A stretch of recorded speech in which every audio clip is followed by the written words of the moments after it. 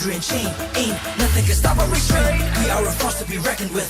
Destiny, kingdom, and might. Battle like Atlas, winning with madness. Count us to practice, status is matchless. We are the heroes here to slay. Never back down, never restrain.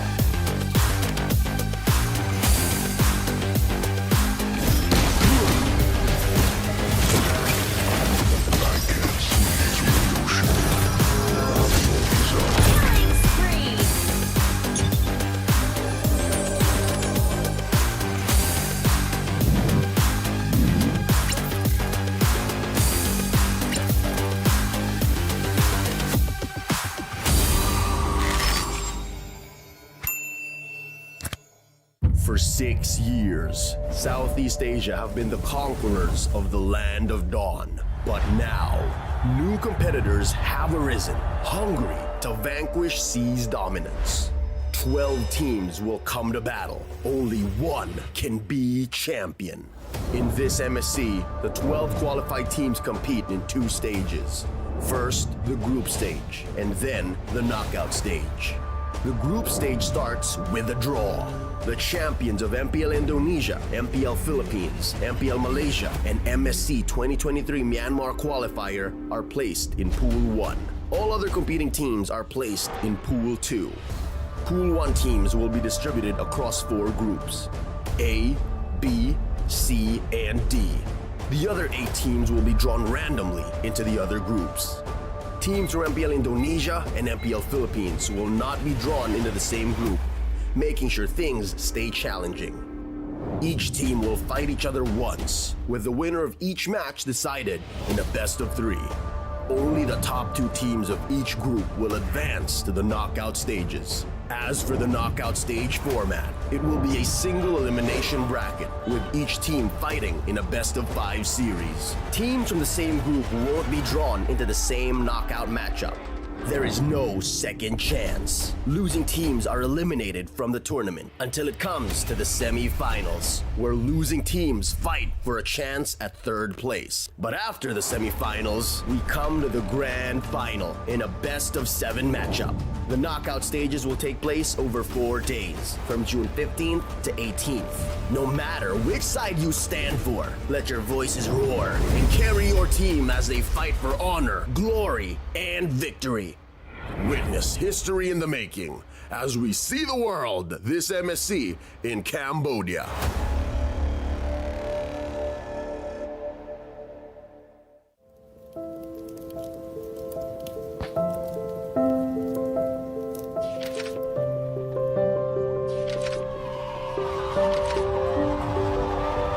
Selamat datang tuan-tuan dan puan-puan di kejuaraan dunia Mobile Legends Back M4. Big difference sebab dekat M4 nampak macam diorang ada identity crisis. They're not sure how they want to play the game. They're not sure who's going to be the carry, what kind of rotation that we're going to use. Contohnya macam Momo cover lebih daripada 1 role, Ciku juga lebih daripada 2 role sekalipun di cover. Jadi ini membuatkan pasukan tu terlalu, boleh saya katakan sedikit berselaru, hilang identiti. Lapun digugurkan ketika ini. Sedih, ya. Kecewa, ya. Tapi apa lagi yang perlukan? Apa lagi yang kita kurang sebenarnya untuk membawa jalur gemilang ke Grand Final di peringkat yang lebih tinggi? But for this season, like you said, they're very focused. Chiku, you only play gold lane. Chiku, you only think about how we're going to win. And everyone else is going to provide the coverage for Chiku guys. So for this season is definitely different, where they're very focused on their own style of play, which is the langgar playstyle, but now it's almost like the lawan balik kind of langgar, where you're trying to make the opponent fight you, and then you win the fight eventually. Bila player dengan coach Filipin masuk ni, dia lain sikit daripada kebiasaan kita orang buat lah. Selalu dia lebih kepada disiplin. At first, it's hard because of the language. There are those times that I cannot understand them and they cannot understand me. But me and Jim figured it out, like, okay, Jim, I will tell you the instructions, then you translate it to them. So that's what happened. That's why our work get easier because of it. Kemasukan Coach BF saya rasa dia lebih ke arah disiplin lah. Sebab kita orang ni tak ada disiplin sangat. So bila dah ada dia ni, kita orang lebih ke arah disiplin. And ingatlah motif kita nak main dan tujuan kita main sebab apa.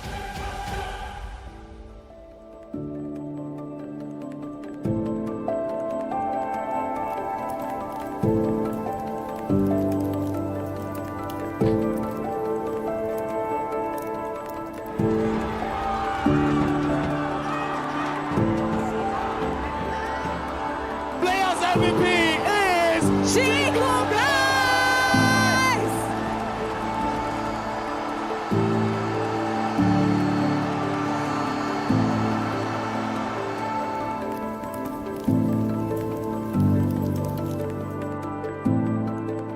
So I've known Chiku before he entered TODAK. So I've known him for a while now, and I feel like he really did not change much. And yes, he is comfortable on camera, but he's more comfortable in stream. So maybe the viewers online are not as intimidating as the viewers in person. Apa perbezaannya yang you telah dapat di diri you sendiri? Perbezaan, dulu saya single, sekarang saya dah kahwin.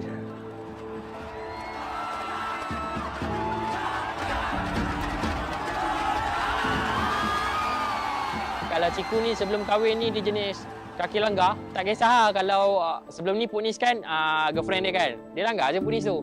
Sekarang ni dah kahwin tu dia macam, okay ni wife aku kena jaga dia tak langgar dah. Itu Ciku lah. I think he's an absolute legend. I think that he really pushes the agenda and he really knows how to test the limits, or at the very least very situationally aware of what he's capable of on a particular marksman. Although the meta has shifted and Chiku has definitely changed roles, he has to evolve with the times. I feel that Chiku is still at an age where he's adaptable, but age is eventually going to catch up to him at some point, and we just don't know when. Kalau bagi saya, selagi saya rasa saya boleh main, walaupun tak macam orang lain kan, macam kalau main macam fasian kan. Tapi bagi saya benda tu tak penting, dia lebih ke arah on point lah. So selagi saya boleh on point kan benda-benda yang penting, selagi tu saya akan main lah. Kalau dah sampai masa memang tak boleh, stop lah.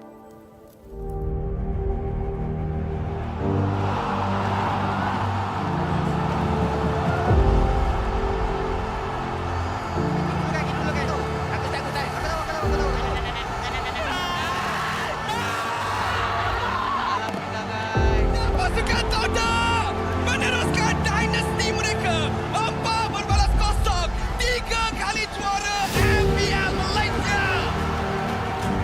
Untuk season ni ramai orang yang toksik, ramai orang yang maki, kata suruh keluar TODAK, Moon dengan Ciku suruh keluar TODAK apa semua. But in the end of the day, kita orang mesti dapat buat lah. So bersyukur saya sangat kepada Allah SWT yang memberi kita orang kawan-kawan yang macam family macam ni. So alhamdulillah sangat-sangat lah.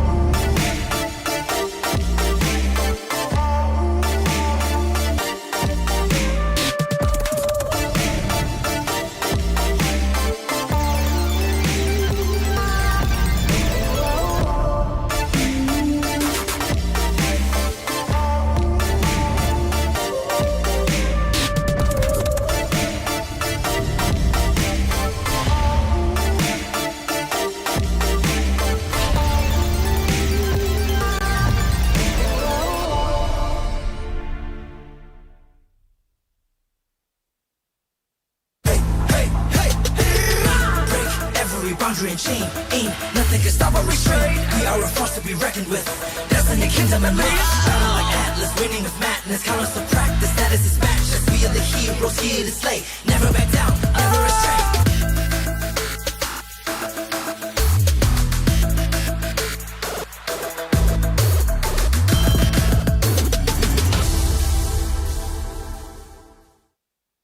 Hey guys, Rose here from MPL Malaysia.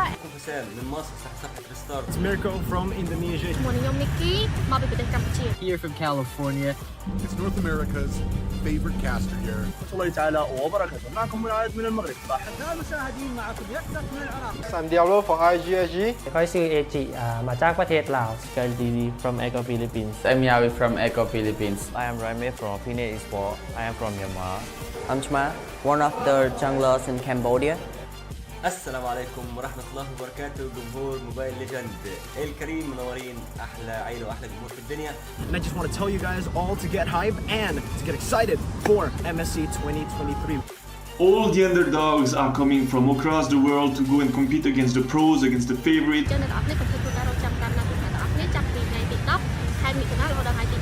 With that being said, hashtag see the world and hashtag roar for MSC. Roar for MSC. And for TODAK, buat betul-betul and langgar semua betul-betul. Alright? Hashtag roar for MSC. Hashtag see the world. Roar for MSC and see the world. Hashtag roar for MSC. Hashtag see the world. GG RSG. Roar for MSC and see the world. And Shark, I know you're hungry for first place. Outplay them, outclass them, outstyle them. Let's go get them, boys. Türkiye şampiyonasını güzel bir şekilde kazandık. Umarım MSC'de güzel şeyler yapacağız. See the world, roll for MSC. Don't forget to watch us in MSC. I hope you support us on MSC. See the world and roar for MSC. It's time to roar for MSC and hashtag see the world.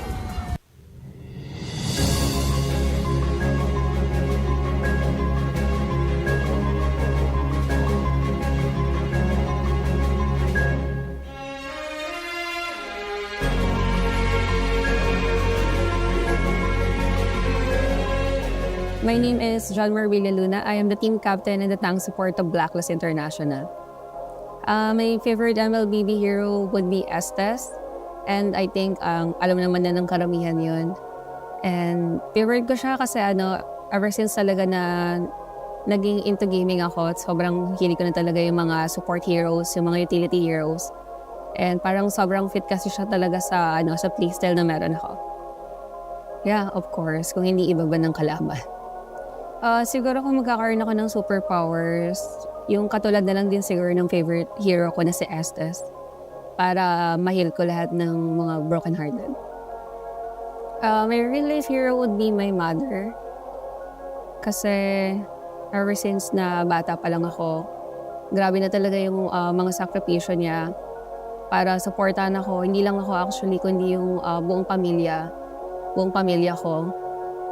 Talagang ginagawa niya lahat para mabigay yung mga pangangailangan namin pang araw-araw.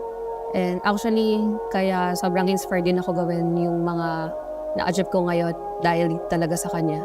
Kasi marami siyang value na naituro sa akin na ayun yung ina-apply ko ngayon. Biggest rival in MSC. For me, pili ko lahat naman biggest rival kasi this is Battle of Champions Kumbaga Battle of the Best. Pero kung merong isang team siguro, it would be Echo. Kasi ilang beses na kami nilang dinurog So parang magandang mabawian sila sa Grand Finals. And siguro para magawa namin yun, kailangan talaga namin hindi lang basta doblehan, kundi triplehan yung ginagawa namin pagpa-practice. Sila na sumusuporta sa Blacklist International, sa Blacklist Agents, sa viewers pa. Maraming salamat sa walang sawang suporta nyo. And sana patuloy nyo pa rin kami suportahan yan kahit anong mangyari. And maraming salamat.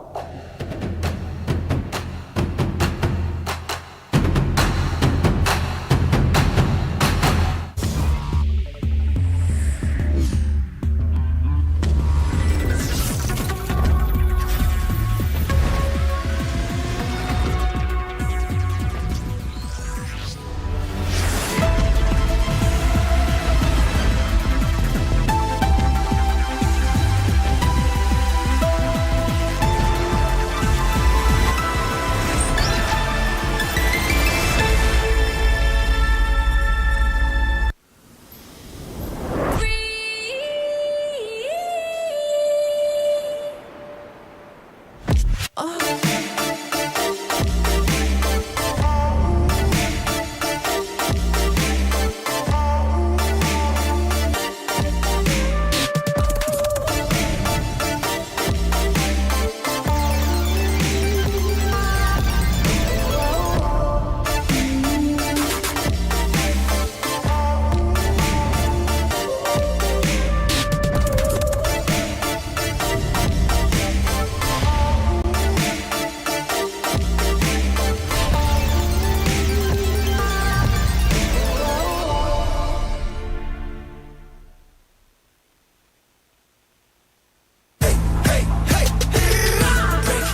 boundary and chain, ain't nothing can stop or restrain. We are a force to be reckoned with. Destiny, kingdom, and MENA. Battle like Atlas, winning with madness. Count us to practice, status is matchless. We are the heroes here to slay. Never back down, never restrain.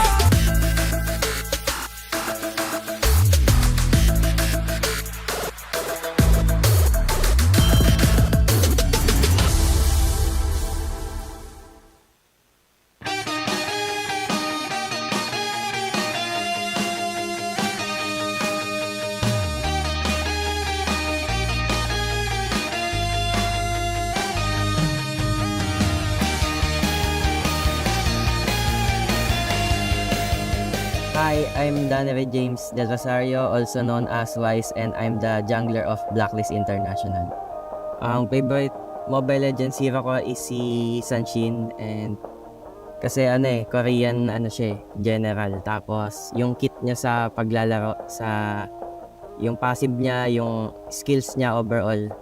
Tingin ko medyo 50-50 yung paggamit ko sa kanya sa MSC 2023 kasi yung meta ngayon hindi masyadong pabor kay YSS, so mahirap siya ipasok sa sa game, lalo pagka ang kalaban mo is mga pro player din and yung mga best of the best tulad ng mga champion and sa mga first runner up. Medyo mahirap siya.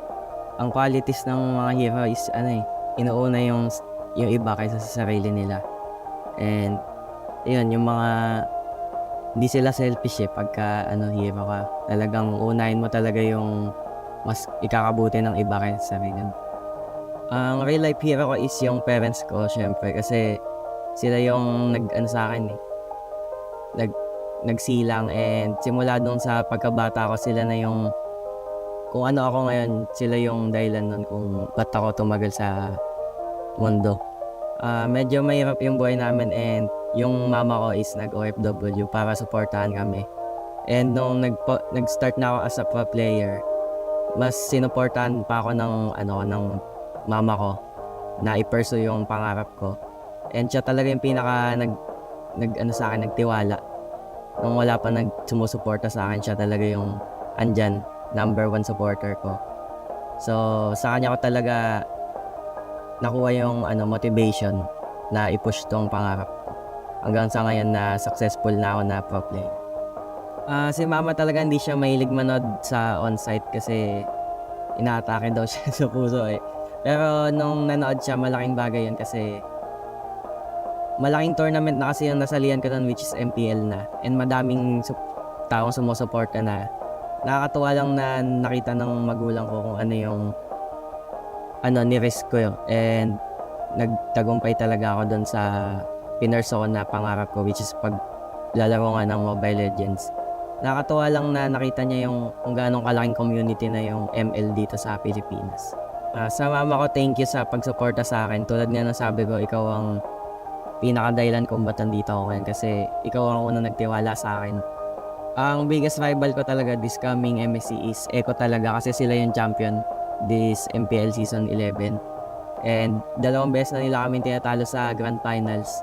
Pero lahat naman tinitingin ko as rival sa MSC kasi yung makakasali sa MSC is champion din ng mga region nila. Pero tignan natin kung this time makakabawi kami ngayon sa Echo. Sa Echo, sana tayo pa rin magtapat sa Grand Finals, and this time tignan namin kung kaya na namin talaga kayong talunin. Thank you sa mga sumusuporta sa amin simula nung umpisa, sa mga agents, sa BY Spam, sa Kawais at sa Ma'am Shoes. Thank you sa sumusuporta sa amin. Sana suportahan nyo pa rin kami sa MSC, and sana makuha natin yung champion.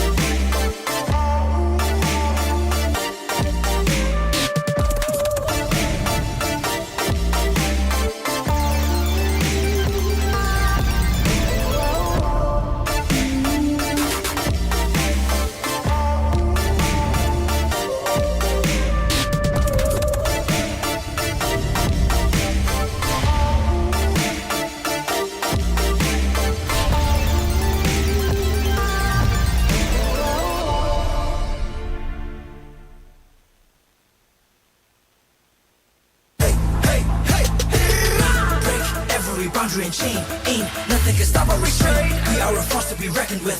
Destiny, kingdom, and might. Battle like Atlas, winning with madness. Countless of practice, status is matchless. We are the heroes here to slay. Never back down, never astray.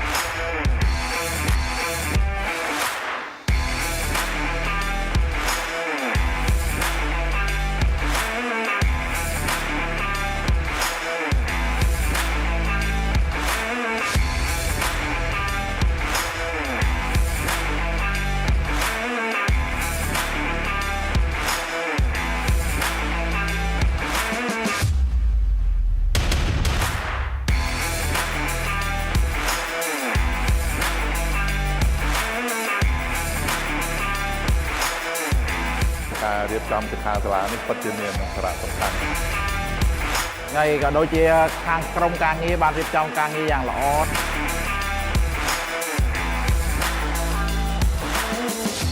នៅពីមុនក៏ខ្ញុំអត់សូវច្បាស់ដែរតែដល់ពេលគាត់និយាយថាបើយើងចង់ខ្លាចជា personal player យើងត្រូវ set target មិនអីមិនមានអាជីពជាច្រើនដែលយើងអាចធ្វើការទាក់ទងជាមួយ e-sport ហ្នឹងខ្ញុំចាក់អារម្មណ៍លើ content creator បងចូលចិត្តខាង create video ខាងកាត់តអញ្ចឹងបងលឺស្រីដែរតែលេង game អញ្ចឹងយាប៉ាម៉ាក៏អត់សូវ support មកនេះប៉ុន្តែបើយើងមានគោលដៅច្បាស់លាស់ហើយយើងប្រាប់ប៉ាម៉ាយើងពួកគាត់នឹងអាចផ្ដល់កម្លាំងចិត្តឲ្យយើងអាចនឹងទៅមុខបានខ្ញុំបាន inspire ខ្លាំងទាក់ទងមួយចំណេះដឹងកីឡាអេឡិចត្រូនិកខ្មែរយើងនឹងអភិវឌ្ឍច្រើនជាងហ្នឹងនឹងមានអ្នកជាច្រើនទៀតដែលគាត់បានស្គាល់ប្រទេសទៀតបង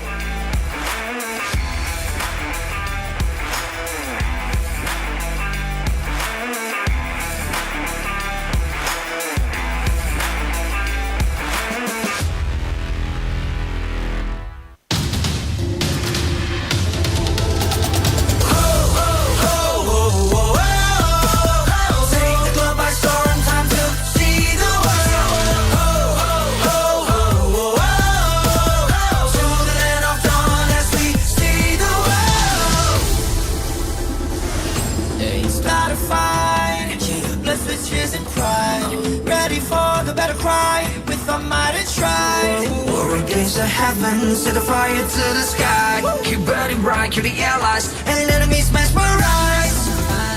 Strive for domination. Feel the pressure rising.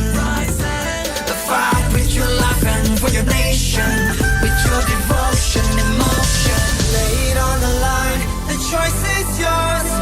Offense or defense, let the courage roar. Reaching for your heart, it's up to soar. Now or never, climb and rise. We will strive for more. Take the globe by storm, time to see the world. To the land of dawn as we see the world. We're fighting to build a legacy in this battleground for kings. We're here to show the world that we're the chosen one that brings the heat, the passion, the heart, the soul, and the fury. Show it all, let the world see we are legends. Stepping on the ground, no time to waste. Striving to conquer, face the foes with grace. Be the challenger, it's time to soar. Now or never, climb and rise. We will start for more.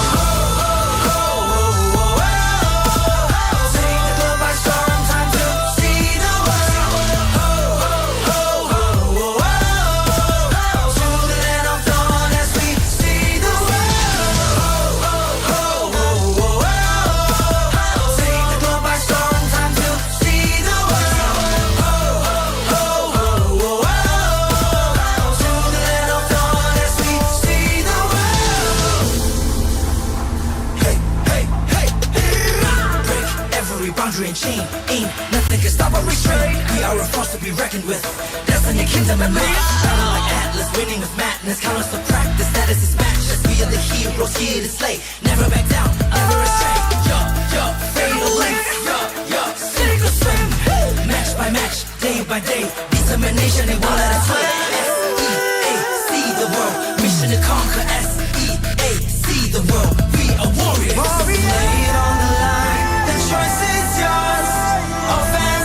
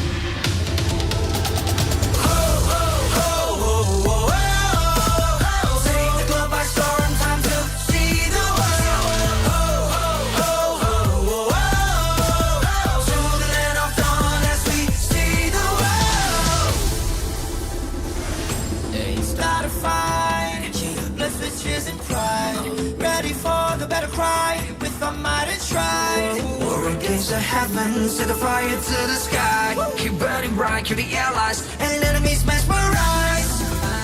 Strive for domination. Feel the pressure rising. Fight with your life and for your nation. With your devotion, emotion. Lay it on the line, the choice is yours. Offense or defense, let the courage roar. Reaching for new heights, it's up to soar. Now or never, time to rise. We will strive for more. Take the globe by storm, time to see the world. To the land of dawn as we see the world. We're fighting to build a legacy in this battleground for kings. We're here to show the world that we're the chosen one that brings the heat, the passion, the heart, the soul, and the fury. Show it all, let the world see we are legends. Stepping on the ground, no time to waste. Striving to conquer, face the foes with grace. Be the challenger, it's time to soar. Now or never, climb the rise. We will strive for more. Take the globe by storm, time to see the world. To the land of dawn as we see the world. Take the globe by storm, time to see the world. To the land of dawn as we see the world. Hey, hey, hey, hey. Break every boundary and chain. Ain't nothing can stop or restrain. We are a force to be reckoned with. Destiny, kingdom, and man. Battle like Atlas, winning with madness. Count us to practice, that is his match. Yes, we are the heroes here to slay. Never back down, never astray. Fatal length. Sink or swim. Match by match, day by day. Determination, they won't let us win. S-E-A, see the world. Mission to conquer. S-E-A, see the world. We are warriors. Lay it on the line. The choice is yours. Offense or defense, let the courage roar. Reaching for new heights, it's time to soar. Now or never, climb the rise. We will strive for more. Take the globe by storm, time to see the world. To the land of dawn as we see the world.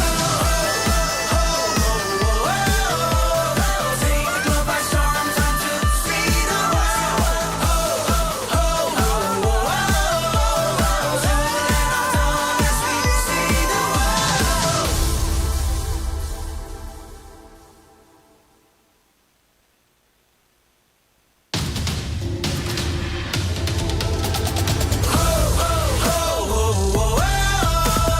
Take the globe by storm, time to see the world. To the land of dawn as we see the world. It's not a fight, blessed with tears and pride. Ready for the battle cry with our might and stride. War against the heavens, set the fire to the sky. Keep burning bright, kill the allies and enemies mesmerized. Strive for domination. Feel the pressure rising. Fight with your life and for your nation. With your devotion, emotion. Lay it on the line, the choice is yours. Offense or defense, let the courage roar. Reaching for new heights, it's up to soar. Now or never, climb the rise. We will strive for more. Take the globe by storm, time to see the world. To the land of dawn as we see the world. We're fighting to build a legacy in this battleground for kings.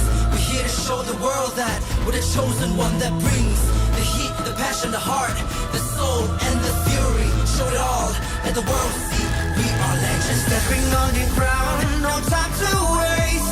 Striving to conquer, face the foes with grace. Be the challenger, it's time to soar. Now or never, climb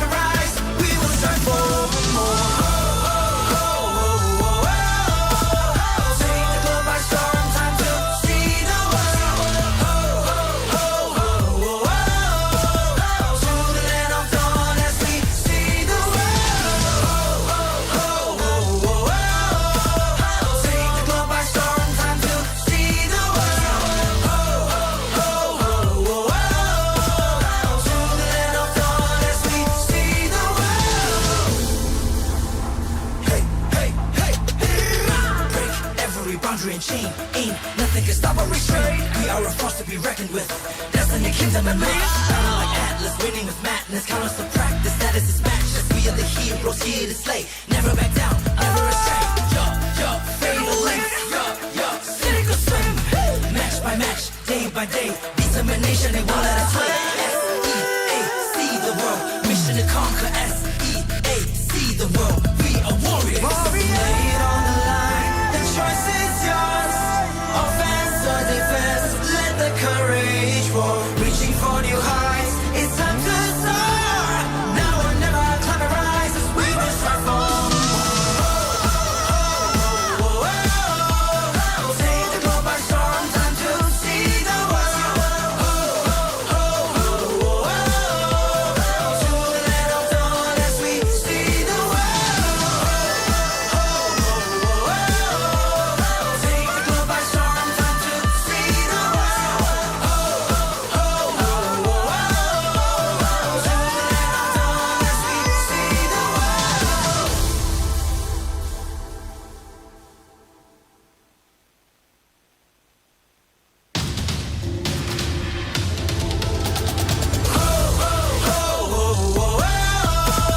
Take the globe by storm, time to see the world. To the land of dawn as we see the world. It's not a fight, blessed with tears and pride. Ready for the battle cry, with our might and stride. War against the heavens, set the fire to the sky. Keep burning bright, kill the allies, and enemies mesmerized. Strive for domination. Feel the pressure rising. Fight with your life and for your nation. With your devotion, emotion. Lay it on the line. The choice is yours. Offense or defense. Let the courage roar. Reaching for new heights. It's time to soar. Now or never. Climb and rise. We will strive for more. Take the globe by storm. Time to see the world. To the land of dawn as we see the world. We're fighting to build a legacy in this battleground for kings. We're here to show the world that we're the chosen one that brings the heat, the passion, the heart, the soul, and the fury. Show it all, let the world see we are legends. Stepping on the ground, no time to waste. Striving to conquer, face the foes, break grace, be the challenger. It's time to soar. Now or never, climb and rise. We will strive for more. Take the globe by storm, time to see the world. To the land of dawn as we see the world. Take the globe by storm, time to see the world. To the land of dawn as we see the world. Hey, hey, hey, hey. Break every boundary and chain. Ain't nothing can stop or restrain. We are a force to be reckoned with. Destiny, kingdom, and might. Battle like Atlas, winning with madness. Count us to practice, that is his matchless. We are the heroes here to slay. Never back down, never astray. Fatal links. Cynical swim. Match by match, day by day.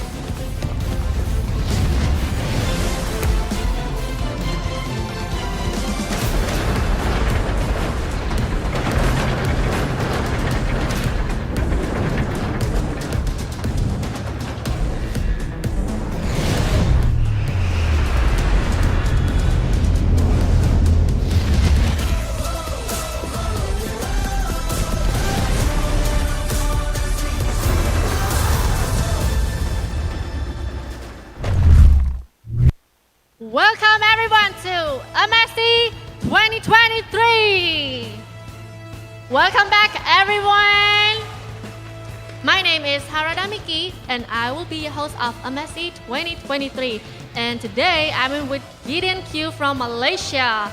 Welcome to Phnom Penh, Cambodia. Thank you, Mickey. I'm really glad to be here. I've been impressed with the friendliness and the cheerfulness of the local crowd here in Cambodia. You guys make me feel at home. Really?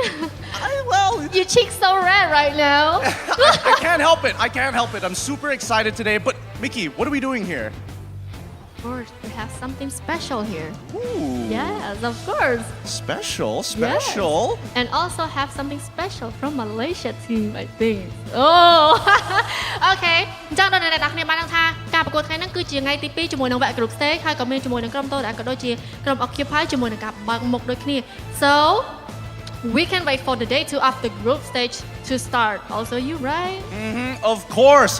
That's right. We have another 3 series happening today where we will finally see Southeast Asian teams face off and clash against other regions from outside of the Sea region.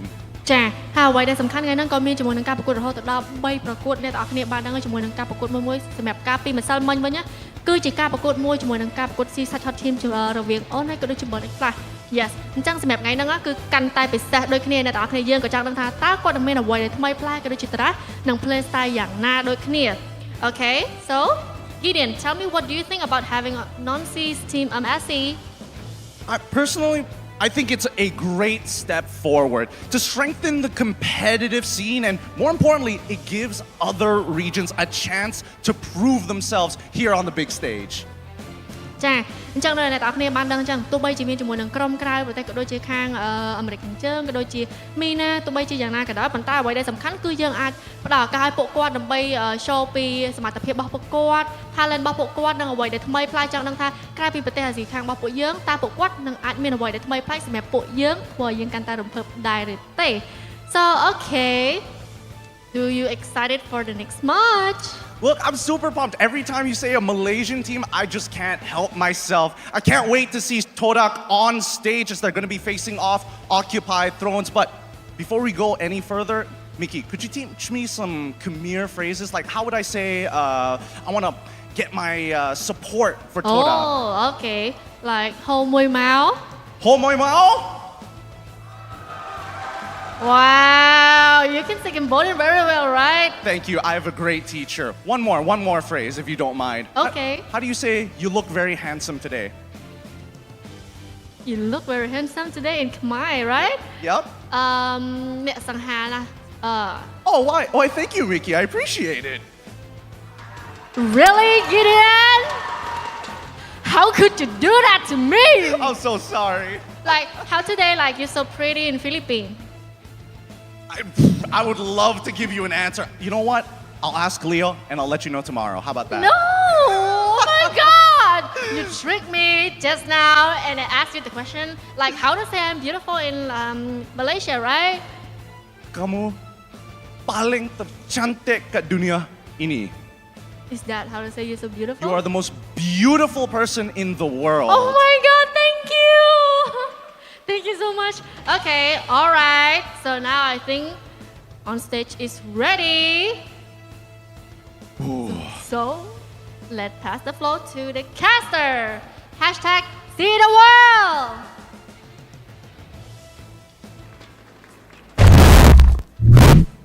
Thank you, Harada, Mickey, and ladies and gentlemen, welcome back to day 2 of MSC 2023. Today on the caster desk, once again, it's me, Eterna, alongside Mirko as well as Lafel, where we are moments away of witnessing 2 new teams here clash. Can I just say, you know, honestly, on stage, Harada, Mickey, and Gideon Q, they're doing great. Amy's in front, and she's like giving the side eyes, like, wait, what's going on? What's going on? Shout out to Amy. She's like right here. Is she okay? You okay, She's okay? Amy? You're okay? Amy's great. Amy's okay, and we're okay. But going back, right, we are going to see the first match of today. The Malaysian Swordfishes going head-to-head with the Egyptian Drakes. Now, sorry, Mirko, I'm going to pass you again. what's with that? What was with that eye? What was that eye? What was that eye? I mean, like, even we Malaysian, we don't say swordfishes that much. We're just like, Why? What's wrong with it's Malaysian not as swordfishes? catchy. It's just like, you know, TODAK langgar. You know, it's more our flavor, you know? All right. TODAK langgar then. Boom. But you know, before we get into the next match, we are going to thank our sponsors first, because MSC 2023 is powered by Moonton, supported by ROG, the official gaming phone, and Secret Lab, our official chair partner. Thank you to our lovely sponsors, because MSC would not be possible without your support. Absolutely, and MSC 2023 is coming full swing right now. From June 5th all the way to June 18th, purchase the MSC Pass to get all new skin, the Atlas Rune Sentinel, and you can complete the pass daily to obtain lots of MSC coins and exchange them for returned MSC skins, like you probably know the Jawhead skin, the Space Explorer, Leomord's Triumph Eagle skin, and Claude's Earth's Mightiest. Other rich rewards await you too, and LaFell's gonna bring it to you. You know what? Aside from these, you can also participate in a lot of events like MSC Support Chess and Champion Guest. What are you waiting for? Join MSC 2023 event, and now hashtag see the world, hashtag Mobile Legends Bang Bang, hashtag MSC 2023. Yeah, don't forget those hashtags, okay, guys? If you want to upload anything you want, you know, don't forget those hashtags. Put it in so we can also enjoy the content that you create as well. But, you know, I kind of forgot what happened yesterday. What, really? But Already? Yeah, I have a really bad memory, so I think we're going to take a look at the daily recap video. Ladies and gentlemen, let's get to it.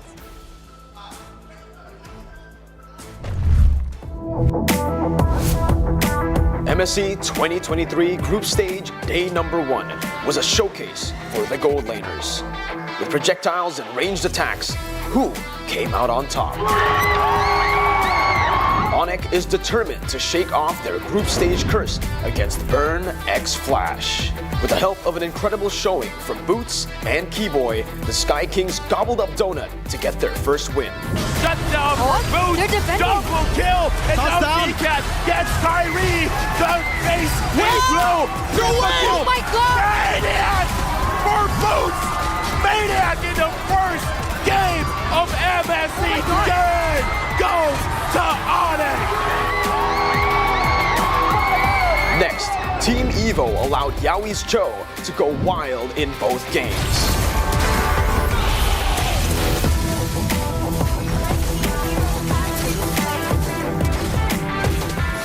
With that, the Orcas, the M4 World Champions, are on course to their goal of topping Group A. It was a fierce back and forth between the White Tigers against the Rising Phoenixes. It's still matter! He flickered forward! But ultimately, with the help of Taz, Brands, the Indonesian King of Marksmen, was able to secure the victory for EVO's Legends. EVO's Legends have reverse swept Phoenix! We saw plenty of amazing gold laners showcasing their skills during day number 1 of MSC 2023. For day 2, which other roles will continue to shine? It's time to hashtag see the world.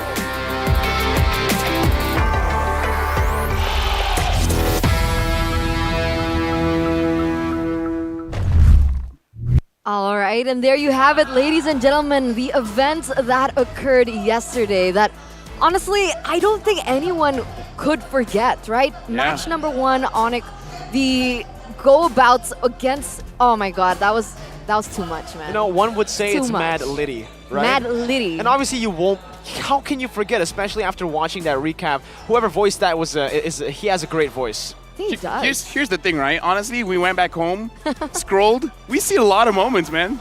A lot. Which a lot of particular bombastic, moments? Mr. Bombastic.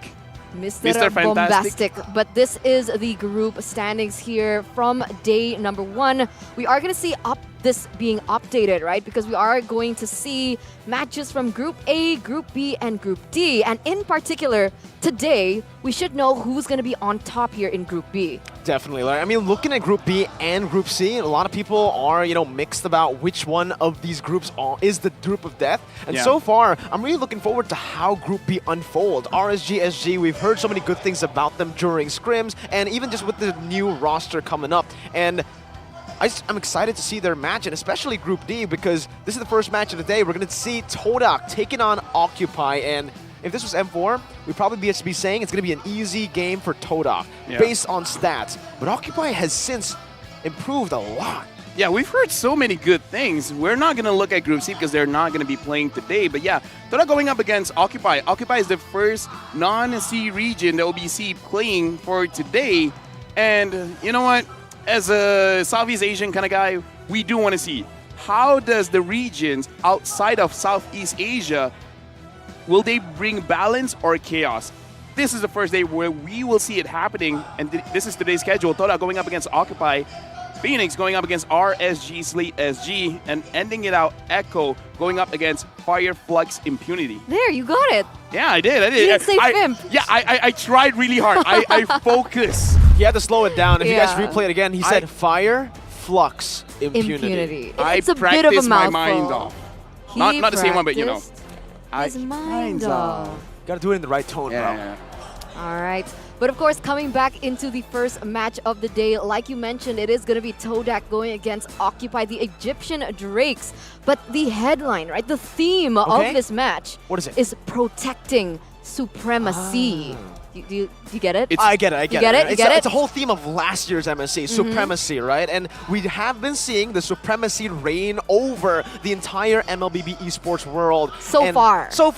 It's time for it to change, though, and MENA has a shot to try to upset the odds. And so far in MSC 2023, we've seen a lot of crazy upsets almost happening. So we're at the edge right now that I just want to see it happen. Because if we're going to talk about changes, right? Having an MSC being won by non-MSC region, that's going to be big. It is going to be big for sure. But we do have to take a look at this for just a bit, right? Occupy is a team that is comprised of very tall members. Okay, yeah, they are tall. I was about to say they are definitely tall. a team. They are tall. They are a team, but they're also very intelligent, right? Medical studies. Exactly. Engineering. Alpha as well. Wow. Yeah, this is like, dude. They're overqualified. Yeah, I can't do any of this. Brains for bronze. Brains for bronze. And honestly, it also just shows you how much they've improved. Because from what I know, Occupy Thrones back at M4, it wasn't the full team. They actually had a few substitute members because a few of their members couldn't actually fly out. Now, with a new roster, we're going to have to see how they perform on stage up against a very well-known team who's been in every international M series. Not gonna lie, I'm actually surprised. I'm hearing the crowd cheer. But yeah, TODAK, basically they are the face of Malaysia. Every single international event, even SEA Games where we have a lot of different members from different teams, there are TODAK representatives. Doing the M1, started off very strong, having third place. After that, they've been struggling. Now we have to see whether for this MSC, will this be the start of a new TODAK where they can start to get a better placing in international tournaments. For sure, but even then, we already see a development, right? I mean, do you see MSC 2021 and then MSC 2022? Yeah, they placed a little bit higher. It went goes lower? back M4. It went backwards? No, it's like third and then fifth, six, and then 9, 12. It's kind of like their gold graph in game. Okay, SEA Games. Yeah, SEA Games got good. SEA Games. Silver. SEA Games, right? Silver, medal. I was involved, so that was great. What's the SEA Games? I don't remember anything. Yeah, of course. Yeah, I don't think any Indonesians really want to remember the SEA Games, but sure, we already see some sort of development coming in from all these respective regions. And honestly, I'm excited to see what exactly is the performance that TODAK has in store for us today. But before that, I think we need to welcome them onto the stage first. Most definitely, man. Once again, both these teams are going to be making their way up on the stage. Firstly, we're going to start with the first team walking up all the way, having a lot of experience, but we start with the Marshals. To officiate this match, we have our Marshals to facilitate the game, providing fair play and esports integrity. Now it's time. The Malaysian swordfishes are determined to swim across the river of Nile. TODAK Langgar! Will TODAK continue its unorthodox approach to the game? Will there be any non-meta heroes used by TODAK? This is the first time Malaysia only has one representative. We'll see how they do. Revamped, rebranded, and recomposed, the MENA representatives are ready to rumble from Egypt. Team Occupy! If TODAK is a Chiku-centric team, OP is a Leo-centric team. The team dynamic is going to be led by the big brother as all the rest follow him behind. Looking at the teams again, we're going to introduce the coaches from both of the teams, starting as well with TODAK here, bringing up the analyst as well. We have Coach Moy with Ashi as the analyst and Coach Ola, the analyst, alongside our head marshal to referee this match. Looking at this lineup, TODAK, there's a slight nerve because their analyst couldn't come because he has his own family issues. So now it is going to be a test for Moy as the head coach for this MSC. But having Ashi by his side, Ashi has been reliable since day one. I feel it's going to be all good. And now we're going to take a look at the official team lineup here for TODAK. It's Chiku, Rival, Momo, Moon, and Yums. And one of my main questions here, Lafel, is are things going to swap out once again? No. Are things going to get flexible, or is this just going to be flat? The only flexible thing is the heroes. But in terms of the roles, they said no. Not anymore. Not anymore. Chico is like, I don't even care if you give me a tank. I'm just going to play the goal lead. I will never go to any other roles after this. So it's already a very, very different TODAK that's stepping on stage. You mentioned backstage that it is a very stable TODAK. Maybe the most stable that we've ever seen from TODAK. And we're going to see if they are going to stick to that stability here in terms of the draft as well. Because you mentioned they're very flexible. They've actually done a lot in the gold lane. They brought the Layla even in MPL MY. And team lineup here from the side of Occupy. It's going to be Speedy, Leo, Alpho, Smile, and Maro. And honestly, well, the one thing that I remember about Occupy, okay, there are several, but one of the main highlights for me in particular was Maro, honestly. Yeah, I think Maro was the He's very aggressive. shining light in that Occupy team that we watched at M4, that we witnessed at M4. On the Franco, maybe not so much the Kadita, but all the initiation picks, he's able to make it work for his team, and he acts as the prime enabler that gets Leo ahead, Leo-centric. Looking at both teams is definitely going to be a lot in terms of what's going to happen around mid, because again, Maro is actually very, very strong in terms of engagement, because again, he's a very, very aggressive roamer. And looking at TODAK, even though it's a very Chiku-centric style. Wait, what? I don't remember doing this. No. Someone changed it. Someone changed No, I did not vote for this. Same.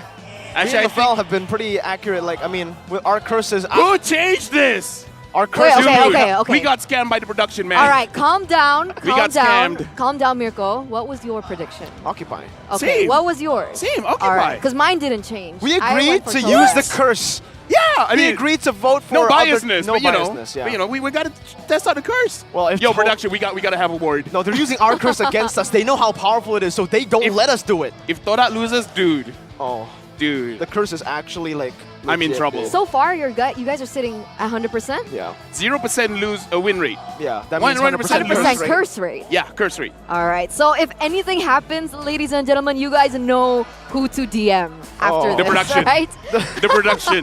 Not us, man. All right, back to Occupy, right? They're from Middle East, North Africa, MENA, right? But one of the main things that I really wanted to highlight again is Speedy, right? He was a rookie, but last time at MPL MENA Spring 2023, he was actually the F MVP. So there's a lot of, other than Maro, right? There are a lot of players that we can actually highlight here. Which But is of very course- different. Very different already from Yeah. TODAK. And now we got to look at the ROG challenge segment. We got to see how they use the ROG phone. How do they use it, Eterna? Pre-recorded footage of a selected player with ROG phone. That's what we're looking at right now. But Asus Republic of Gamers, or ROG, is the official gaming phone partner of MSC 2023.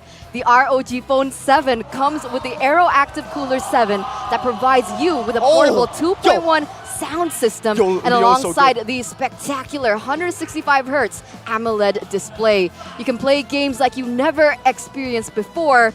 So you guys need to check this out right now and utilize the ROG Phone 7 to do that. Bro, who let Leo cook? What? I don't remember his Fanny being that good. Dude, it's the ROG effect, man. Oh, it's you're right. This is what happens, man. Like, if you feel that you're not good, it's not that you're not good. You just got to change phones. And if you're still not good, then we talk. No. Then you upgrade your ROG phone, Yes, right? It was the ROG 6 maybe, now it's ROG 7. Exactly. You know what? Clever boy. Clever boy. Clever It was 120 Wonder hertz Boy earl- Miracle. Yes, and clever Wonder Man, Lafel. Thank you very much. I- Wonder Wonder- Lady Eterna. Thank you. You can't say woman, we say lady. Yeah. Why? Why not? All right. Which one you prefer? Right now, I prefer the ROG 7 because, again, looking at how he played, I think I gotta get that one because I don't play Penny like that. Honestly, I think it's super smooth. It's very smooth. You're very smooth. Thank you. What are these compliments on the desk today? I like it though. I like the vibes. But going back, right, we're looking at TODAK here. What can we expect from TODAK, right? Because this team is one of the most unexpected teams. Like, we don't know what to expect, what kind of heroes that they're going to pick out, what kind of roles they're going to just bring up to the Funnily enough, for me, the thing that I'm expecting is for Chiku to lose lane but still win gold. That's a whole picture. For me, it's you said a lot of expect. I think the best way to head on to a TODAK game is to not expect anything. Right? We try to expect their picks, then they go for something weird. We try to predict something weird, and then they go for something normal. So you know what? Just let the fact that signature heroes, you see Almia in the signature heroes. That's it. That shows everything. That's your explanation. What to expect? Don't expect. Recognized for his ability to obtain impressive farm, no matter winning or losing his lane. Like I said, regarded as one of the top 3 gold laners present at MSC 2023. Now, here's the thing. It's kind of weird that Chiku, guys, it's very Chiku-centric, TODAK, but that doesn't necessarily mean they will put a lot of resources onto Chiku. In fact, if we're going to see weird drafts, we just got to ask, how does this actually give profit toward Chiku? But speaking about that as well, we're going into the drafting phase. I'm definitely looking at the mid because if Maro can shut down the mid, then I got to say, man, TODAK won't have a lot of room to move around. Then we'll see here, Lafel, Mirko. What do both of these teams have to say in the drafting phase of the first game? Ladies and gentlemen, let's get straight into it here. I'm wondering who's going to be on the blue side, who's going to be on the red side. Oh, they already got a first pick. There you go. Very quick bans and picks coming through right now from the side of TODAK. The Farsa, I'm guessing Joy, Occupy? Wanwan is Occupy is the one that got the Novaria. ban, but it seems like there is a swap here. It should be, wait, let me check. Occupy on the right? Yeah, Left, sorry. Occupy on the left, right? Yeah. Because we have Alpha Maro, or is it the opposite? No, I feel Occupy got Novaria as well as Carrie and Lancelot. Okay. And TODAK was the one that got the Eve as well as the Arliss. Yes. Okay, looking at it again, we just have to talk a little bit about the Novaria. It's sitting at a 100% win rate, and it's only been picked once. Other than that, it's always been banned out. So, we had this discussion yesterday. I'll have this discussion again. I'll take that discussion right now and ask you, Lafel. With Sans playing it, do you think it is just a busted hero? I do think it's a busted hero for a lot of different things because the utility it provides is great. But the other thing that not a lot of people are talking about is the fact that it's so difficult to catch this Novaria. One of the more consistent ways you want to kill her is to use something like a Hayabusa, an Amon, maybe even a Gushin that just bursts very, very quickly before she can enter the wall. And I kind of feel like that is a very difficult thing for them to do. And the damage from the Novaria, it's one of those things where you don't think it hurts that much, but after you die and you check the replay, it's like, yo, what? 80% damage just from the Novaria? Yeah, So, yeah. Her damage is definitely underwhelming at first and overwhelming later on, but I was thinking that Novaria seems a little similar to Xavier in that sense, right? He has a lot of damage before, especially before the nerf happened onto him, but you can counter these kinds of heroes with something that can dive into the back line. That is ridiculous, by the way, the stats we're seeing on screen. Fun 100%. fact, Speedy's carry, Melissa, and Brody are at 100% win rate. So it really shows you how dominant they were in the MPL MENA to qualify for MSC. They didn't just win, they took over. Here's the thing, man, because we've seen this fun fact for other players like Sanford with the Yuzong usually is like one hero. He has 3 heroes with 100%. And he That's picked a the lot. carry instantly, right? He's confident in it. It shows that, sure, he has the stats to back him up, but the confidence to play it on stage in his first ever international event as a rookie, going up against the second best gold laner rated internally. Right now, honestly, looking at the draft, as a Malaysian, here's one of those things that Momo doesn't talk a lot. He's one of those guys that just plays the game. He's quiet. He doesn't show a lot of emotion. But even he said, guys, why do you guys keep giving me the Arlet?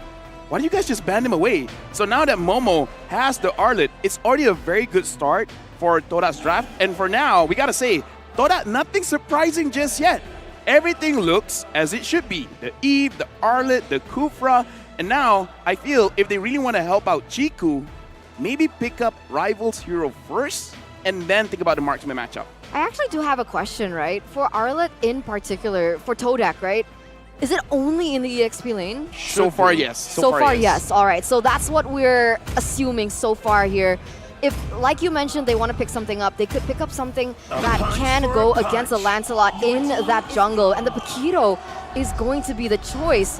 When was the last time we saw the Paquito being played on an international stage? But when's the last time we Glue seen the and Minotaur? When's the last time we saw a Minotaur? I mean, we talked about this already in the patch notes, right? Yeah. The only thing really capping the Minotaur was that Rage. And with the adjustment onto the Rage, now you don't even need Rage to go for that brilliant Minion's Fury. And looking at TODAK, yeah, they picked up the Paquito. My question is, what's this Paquito going to be? Is it going to be the Tanquito that we saw in Indonesia with the Demon Slayer emblem? Or is it going to be full damage, knowing that Rival might want to get some damage or might want to get some cheeky ganks on the Novaria? I'm not so sure full or not, but I'm kind of feeling this is a Hunter Strike Malefic Roar Paquito. After that, we'll see whether he will go for the Blade of Despair or he will go a little bit more defensive. Something about that Paquito, though, the damage Paquito is you need to get that snow. There you go, Okay, ladies you know and gentlemen. what? That's Gold a lane lane. Paquito. Gold lane Paquito. Gold lane Arlet. Gold lane Arlet. All right, you know I'll what? do you one better. What? Chiku, gold lane Arlet. Yeah. Wow. All right. Here's the thing, right? See, that's why you said assume. There you go. And here's the thing. They won't change the roles. The hero, sure. Like, I will use tank, I will use fighter in the gold lane as long as I'm still in the gold lane. We're all good. I love it. I love it. They want to snowball. They want to snowball hard. This is exactly what I was expecting stepping into a TODAK match, and I'm sure that Occupy aren't really ready for it. But we gotta talk about this, right? If Arlet is in fact in the gold lane, how is that going to fare against carry? Oh, early game? You can expect the Arlet to completely bully this carry. The only way you can get him down is if you gank him and shut him down from the start. And here we go. Ladies and gentlemen, the game number 1 for our first match of the day of MSC 2023 Group Stage Day number 2. Into the land of Dawn we go. All right, let's confirm it right now. Yes, it is Chiku, guys, on this Arlet. Wow. And Momo. And here's the thing, right? I kind of feel it because everyone is looking, Arlet is like, okay, this is definitely Momo. It's Momo's hero. I think Chiku guys like, you know what? You're taking a little bit too much of the spotlight. All right, give it to me. I'll show them what I can do. They went for the unbending will here, LaFell. So he is going for damage. Maybe like one defense item, something like a Guardian Helmet. And then after that, yeah, I kind of feel like early game, he's really going for that damage. And we can see Maro here. He's not going to be too aggressive moving around. He's just like, I just got to make sure that Speedy gets his farm. Yeah, that's all they need to do at this point, right? Because like you mentioned here, Chiku is going to be able to bully him, and Maro knows this. But that actually gives TODAK a little bit of an edge when it comes down to that mid lane rotation. Here we go. Right now, a little bit worried Chiku guys might not be able to get the last hit. Okay, he still gets it. Oh, he doesn't get the cannon though. But still, as long as he gets it, because at that point, I thought that they were freezing it a little bit too well, that Chiku would actually miss that gold minion. So the fact that he still got it, I would say it's still pretty good. But the thing is, Smile on this Novaria, usually with the Novaria, you will always get those faster ganks. We got to see how safe Chiku or Momo will be in the side lane. Yeah, so far things are actually looking a little bit passive, right? I think Occupy also, they want to wait for that level 4 power spec to hit onto Maro in particular. There's a lot of heroes that he can hinder with his ultimate, so I think we're waiting on that for just a little longer. But yeah, so far, nothing too fancy just yet. Actually very interesting here because TODAK, they really are Chiku-centric. Just now we saw that Chiku went in range to grab some experience from the jungle, sharing it with Rival, making sure that everyone gets level 4 for this turtle fight. We'll see, TODAK, will they actually contest this? They wanna, it does seem so. But Yums, nope, he just uses the Tyrant's Revenge away, giving Leo the first objective for Frey. Occupy strikes first, and this is what I'm worried about for TODAK. the fact that, you know, they aren't going to be outscaled here by Speedy. If he is given this much space to play the game, now Minion Fury into the mid lane, forcing a flicker very early on. Luckily for TODAK, Smile does not connect, but it's going to be the final slash. We're going to back onto the Tyrant's Rage into the real world manipulation. And it's a good trade over. TODAK with the first blood. Now Finch Poise over. Smile's going to be targeted down. He does not have the flicker ready, and he will surely fall to the blades of Rival. Yeah, that backfired for Occupy real fast, real quick. The counter engage setup coming in from TODAK was actually able to give them a little bit of an edge there in that mid side, but you can see here Leo already trading back. You saw that beforehand. Oh, wait a minute, Rival? Okay. Yeah, but this does show the stability of TODAK for now, because it does look like what they want to do is this, they just want to get the farm first and then engage. Looking at the way they're playing the game, it's just all about getting Speedy to a comfortable position, right? Even Smile is taking a few hits in the early game where TODAK have been able to completely punish. Smile is very hard to catch on a Navaria, but you need to be very careful because that's what the Ling was picked up for. Whoa! Wow, even more. Smile again, just as I say it, it happens. Smile's gonna get caught by Yums on that Tyrant's Revenge, 0-2-0. I don't know about the scaling on this Navaria now. I'm actually quite... I want to ask a question, right? Steel leg plates on Smile. Is that normal for Navaria? Actually, not really, because you kind of want to rush getting that, getting those first two items first. It really depends. Some do want that Enchanted Talisman. I personally prefer having the Clock of Destiny so that you scale very well come mid to late game. So, yeah, very not normal, honestly. Yeah, it's unique, right? It's unique, We see yes. the Elegant Gem, obviously, for the mana and the cooldown, but it's paired with the steel leg plate, so I think she's looking for more sustainability in these team fights. But now both of these teams are going to be rotating on this next objective, and Chiku guys already starting it up. Already going all in, forcing them into Fury very early on as the real world inflation comes down and Chico's going to be able to sustain back up as Speedy tries to deal some more damage. That's the phantom execution and even the retribution from Leo securing it up. TODAK only sent 3 members over there. A good sidestep from Yum will get him to safety, but Rival's taking that purple buff. He's looking for something on the map as Momo just goes for a little bit of a trade down below in the bottom side river. TODAK still unable to find these neutral objectives. For that one, it was very questionable. What was the call? Because we see 3 members of TODAK going for the turtle fight, but obviously Rival really needs that purple, so he's not going to be doing anything until he gets it. So maybe a little bit of miscommunication there, because if you want to play around the turtle and Rival doesn't want to scare the turtle, perhaps it's better for him to actually go on Occupy's jungle. But now, Leo... Oh, he answers aggression with more aggression. He actually just uses the Phantom Execution on to Moon.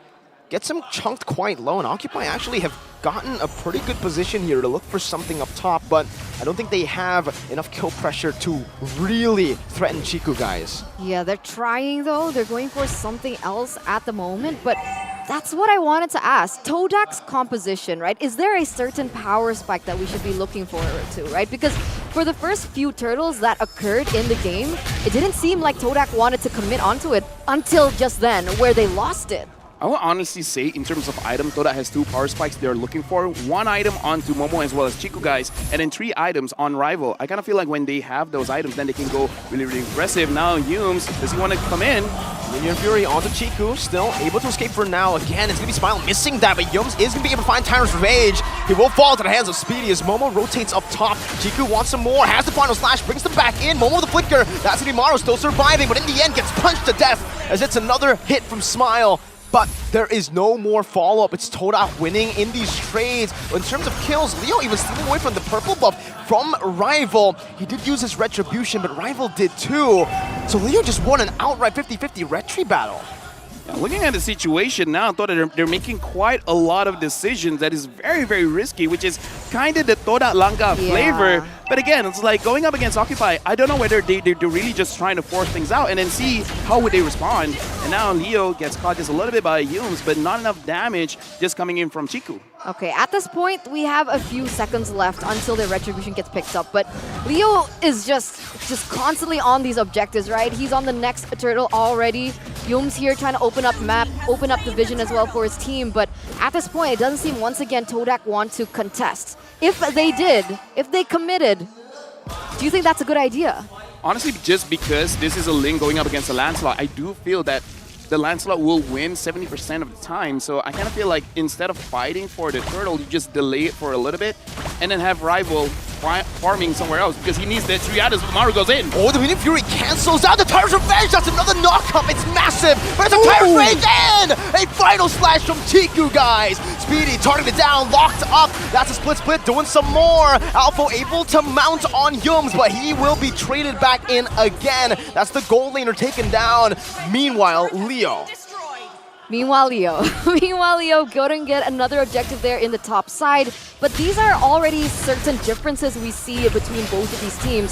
So far, Occupy, they have been able to translate that onto turrets, onto objectives, finding something, you know, just more not abstract like TODAK, whereas TODAK, they're going in for fights, but there's not necessarily something that they get in advantage towards them. Right now, looking at the replay, TODAK, they played the fight very, very well, but I think it's because of their composition, having a lot of tanky front lines. But also, we can definitely see Leo has very good decision-making, where he's like, I could possibly go in this team fight and maybe get a kill, but if we're talking about money, it's probably better just to get the turret and better map control. So I like the decision coming in from Leo. He could have came in for the fight, but he's like, nah, something more valuable is here on the map. Yeah, TODAK's trading back though, right? You can see that Rival was able to get a turret in that bottom side. Momo here being a little cheeky, trying to push that top side as well. He doesn't necessarily get it because it was cleared on time, but oh, wow.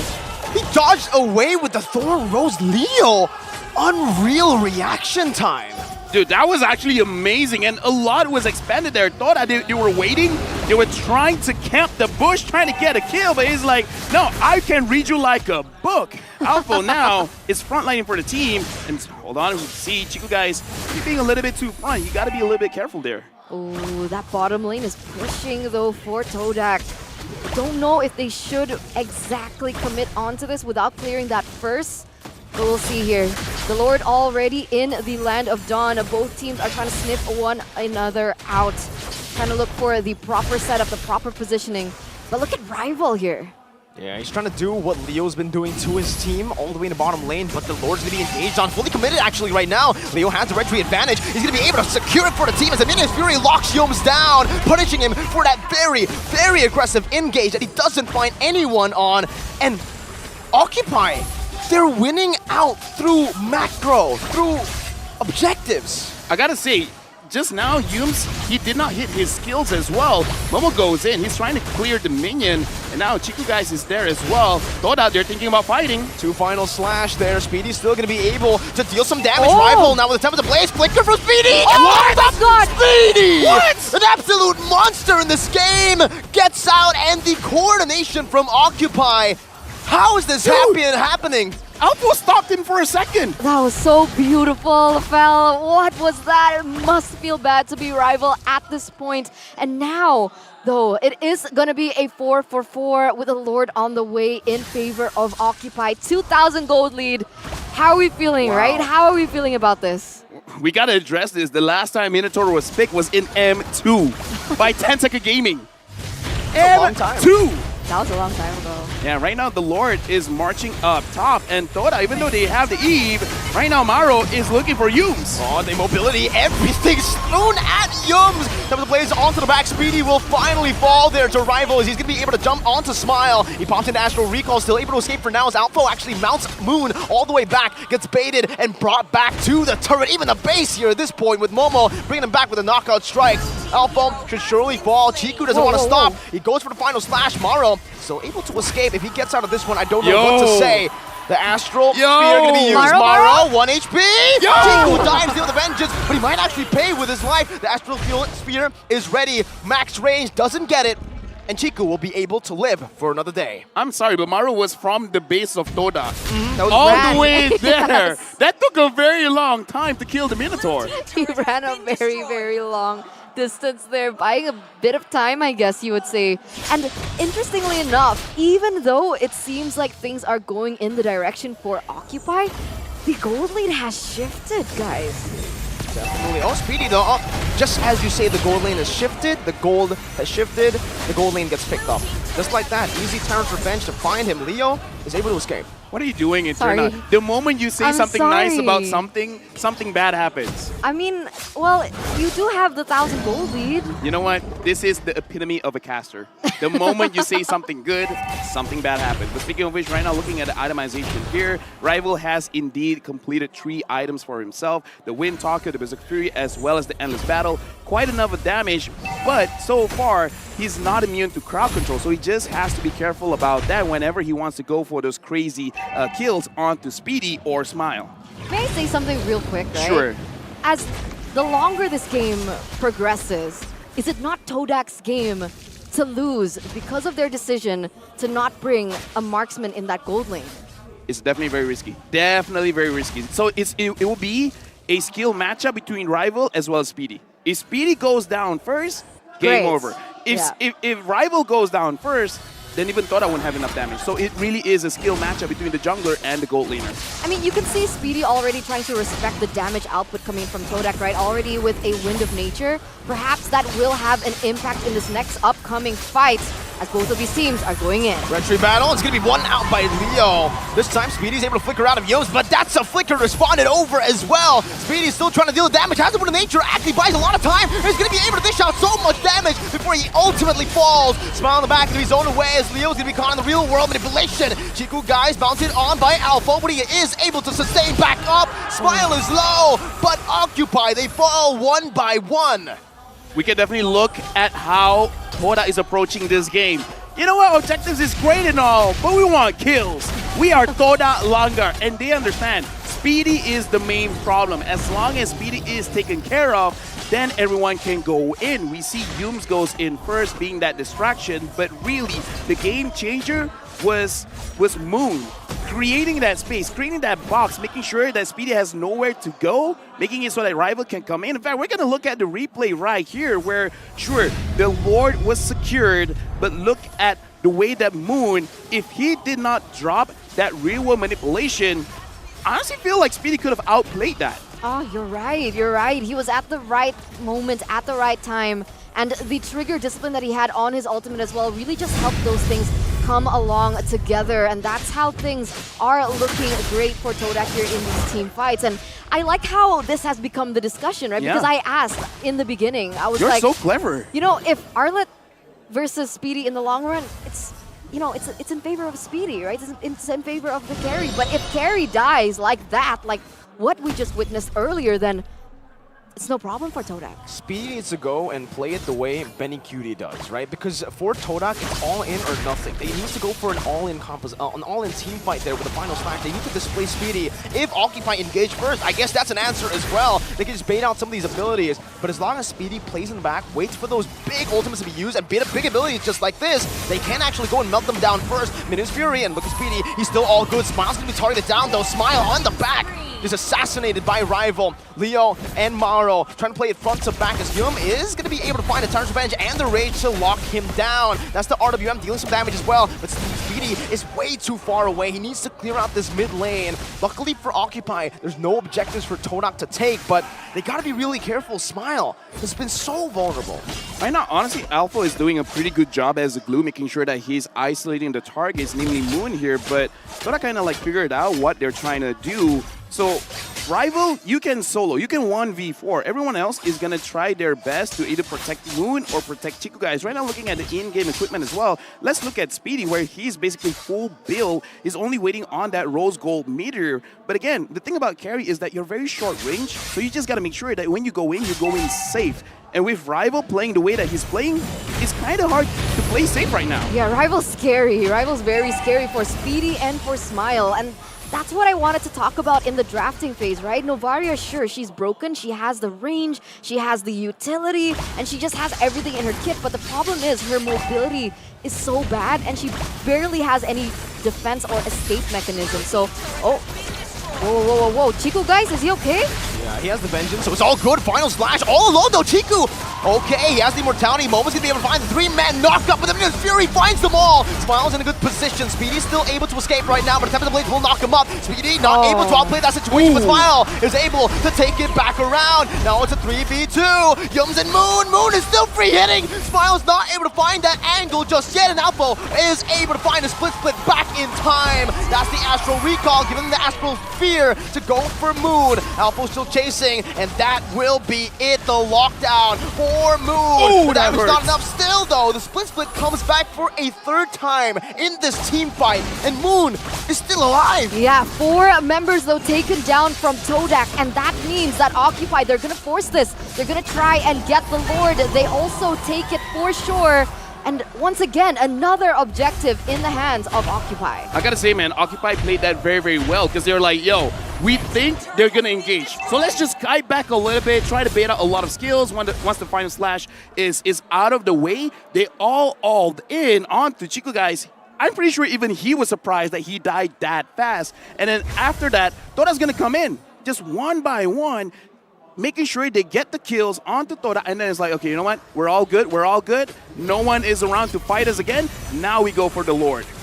Uh-oh. Seems like they just want to commit down below as well. TODAK can't really defend this at this point. They need to rotate up top as Alpha is able to mount Momo, but there's no more follow-up. Smile, this time in the late game, he's completely scaled up, and this Astral Recall will be on a very short cooldown that he can use to completely bully TODAK. Momo trying to defend all alone, but the beast turret should fall here. Just in a bit.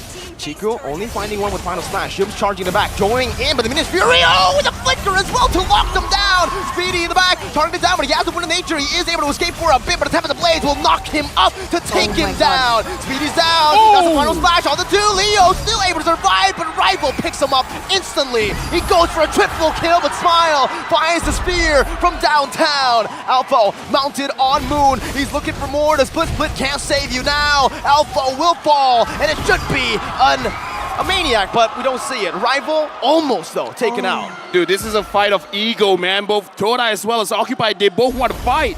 It's like, we don't care what's going to happen, win or lose. We're just going to go in. We're just going to see who can out-damage who. And TODAK in that skirmish, they won just because Yums, for a few times, but this one in particular is amazing because he engaged directly on to Leo, and then look at Rival. No one is there to stop him, and Moon, with a very good real-world manipulation, actually stopping their movements. That was great. This is one of those situations where TODAK, they were able to actually stagger their crowd control very, very well, giving them a big advantage in that fight. Yeah, and luckily enough for Rival, he's on the emblem of killing spree, right? So he was able to sustain through whatever messy team fight, what we saw earlier, without getting taken down first, and just immediately take back the domination in that situation. So TODAK now has the gold lead, but 20 minutes in, most of these players should already be at full items. Speedy needs to be really careful in his team fights, and I feel like he's just not being careful enough. He needs Boots to tell him, be careful, bro. Yeah. Someone's looking at you. And get right someone now, from a different team. Exactly. Speedy, he's been caught so many times, and even in the positions where he is in the back, it's always in range of the real-world manipulation. It honestly just feels like Speedy isn't aware of the spacing he needs in between these fights, going up against an assassin and a long-range mage. At this point, it's almost not his fault because, again, look at how TODAK is kind of like forcing everyone to come after him because Alpha, your job, go after Moon. And then Maru, your job is to protect Speedy. But the moment the third hit of the Minuan Fury comes in, Rival's going to jump up as well, iframe all of that crowd control, and then come back in. So I kind of feel like it's up to the rest of the team as well to protect him, but it's easier said than done. Oh, look at Rival, man. Oh, I just think like the Ling is so disgusting for certain reasons, right? You think you have the map pressure, you think you've set up properly for the objective, and then Rival just comes in with the Ling and takes that pressure away. And so Leo is going to be forced to handle that for the moment, and that's information for TODAK as well. So really brain a game right now. They're looking for an advantage. Alpha, this might be dangerous, man. Is he going to mount? No, he's not. He's not. He buys so much time, though. He has the vision. Occupy now know where TODAK are, but whoa, Mono still goes for it. Yums is able to find a rage, and in the back, Smile Rival. completely targeted free. Winter Truncheon popped in early. Leo's not going to be able to save him this time. He buys the immortality, but Smile, he gets out with a flicker. Real world manipulation locks him down. Speedy's still able to free hit for now, but he's not in range to free hit. And TODAK just get a free trade, despite Alpha already revealing to his team everyone's position. This is what happens when TODAK already got their items, and I like that they understand they can't go for a 50-50. Going up against Leo? No. That's not what you should be doing. You should be going for the fights. You should be going in for the kills. And now Rival looks like he's very comfortable. He's like, yeah, you know what, guys? Just give me time, and I'll deal with the rest. Man, yeah, Rival has just been so annoying to Occupy. Moon as well, honestly. True, Yeah. but like the follow-up from Moon is annoying, right? And this is what I wanted to see, the in-game equipment here in the 22nd minute. What stands out? What stands out to me is the fact that everyone has like, what, 12,000 gold ahead. So now we're going to see a lot of item swapping after this. The Novaria, I kind of feel like for a better roam boots, instead of going for the dire hit, I kind of feel like in this situation, just have encouragement so that you have extra damage on Speedy, where encouragement gives you more attack physical stats as well as attack speed. Even though, yes, for now, it looks like Speedy should be around capped on his attack speed, but maybe that extra damage could really help the team out. I think even the poke here, they need to utilize it. They haven't been able to utilize it here in Alpha. Oh, good cancel with the split there, baiting out the real world manipulation and the Tyrant's Rage, as that's the Evolved Lord. He's going to be able to charge down in the mid lane. Chiku finds the final slash, but Meridian Fury knocks 3 of them up. Disengaging properly for Occupy right now. Phantom Execution clearing out this mid wave, but there is still another wave in the bottom lane and that top lane. Alpha engaged on. That's the CC coming in. Final slash, bringing back. Has the immortality right now. That's also Leo jumping in to try to give his XP laner a bit more space to survive. 3 base turrets down. TODAK are looking for more, but they might have to just back up and play for the next Lord. Yeah, they don't have the resources to do so, but Moon already has her ultimate here. Not really sure if they want to commit with that. Looks like they are going to go back up, but look at him charging. Honestly, right now is actually a very bad spot for TODAK because Rival, he's always been flanking. But once Occupy is in the base, where are you going to flank? You can't actually come from their own base, so this is actually a very good spot for Occupy. If TODAK wants to force this, Speedy is just like, I could dash 1 step back and I'll be full health within seconds. So TODAK, they got to make sure that they actually bait Occupy out, and this is one of those weaknesses when you don't have a marksman. You can't poke them out with physical damage. Sure, magic damage hurts, but at this point in the game, physical damage is kind of more valuable. Minion Fury already used up earlier though. That's a 2-man knockup, but there's no more follow-up. Double man stun from Chiku. So looking to find a splash, but he's not going to be able to find a range right now. Speedy's going to be in the back, targeted down. He doesn't have anything else. He uses Wind of Nature. They step too far off of the base, and Smile's not able to find the Astral Spheres on. Leo loses his immortality, buys a bit of Truncheon, is able to pop it right before he dies, buying some more time. But in the back, the team is getting melted down by Moon, poked down, and brought back to the team by Chiku with the final slash. Alpha has the immortality. The base is wide open. Rival's going to go for the turret lock right now. Smile tries his best to defend. Winter Truncheon, the jungle. But it does not matter. TODAK, with their clashes, with their skirmishes, they take game number 1.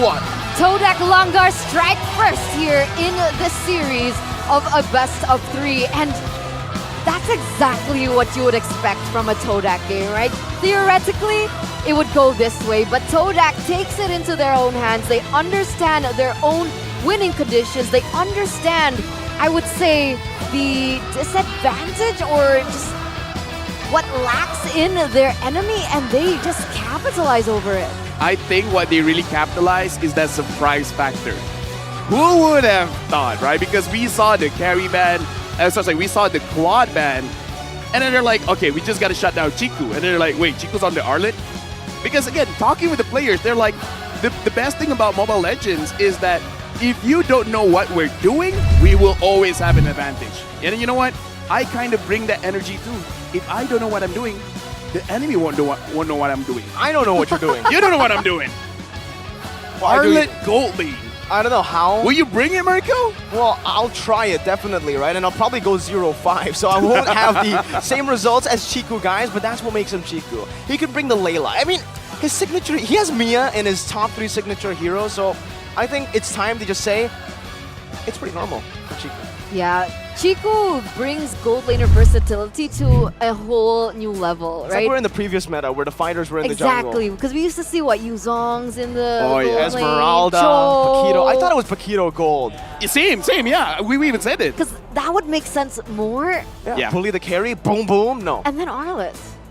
Yeah, here's the thing. Again, I kind of feel like at first they're like, yeah, this is Paquito jungle. And they're like, what if? What if we put Arlet?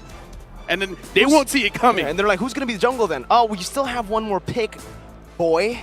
Let's pick a Ling. This is why, in a way, I kind of love TODAK, because as players and casters, we have like this banter, and they will just type on their phones like, guess what, we're drafting. And I'm like, you know what? And then they pick something normal. And then they pick something normal. But either way, we got to talk about Occupy as well. They impressed me, really did impress me, especially Leo. And actually, I'm not too impressed with Maro's performance. I mean, we've been hyping Maro up. We've been saying that, you know, he was the shining light for Occupy back in M4, but in this game, it really felt Of course.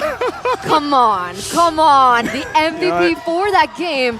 It's Chiku, guys, on the Arlet. And I don't think that's the items, by the way. I was just about to say, this sure. looks kind of sus.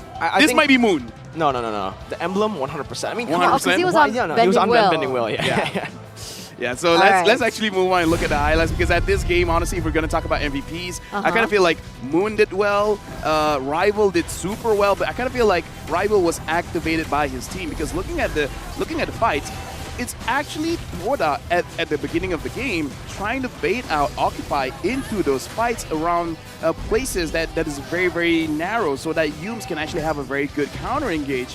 But then after that, just because of how this is one of those situations where Alpha really changed the situation for Occupy. And I do agree with what Mirko is saying, that Maro on this Minotaur wasn't that great.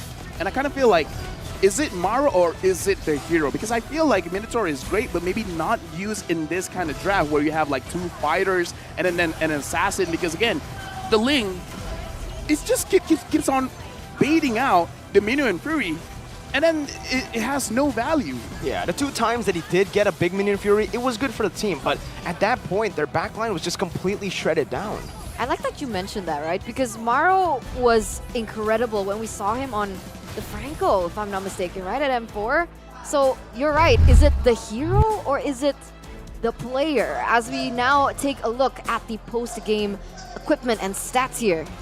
Looking at the items here, because I kind of feel like in terms of damage, they do have a lot of damage. But Leo in this game, I almost want to see him build one more damage item, because I kind of feel like Moon was able to get away with a lot because Alpha went straight on to him. But still, it kind of doesn't matter, just because when you pop the real world manipulation, and at the end of the game, Blood Wings was built by the Eve, making it so that, yeah, you can come on to me, but I'll survive all of your shots. So maybe just a little bit more damage could have helped out a lot. And you guys using the gold lane Arlet actually built defensively, not offensively. And looking at Momo, he did build the Hunter Strike as well as the Malefic Roar as we thought as a jungler, but he's going to add on the Bloodless Axe as well to make sure that he can survive a little bit more. And for Moon, I do feel one of the more impactful items is definitely the Ice Queen Wand as well as the Blood Wings, making sure that no one can run away from the real world manipulation and he can survive a lot of hits. I just want to say that's an aggressive Eve. That's a very aggressive Eve.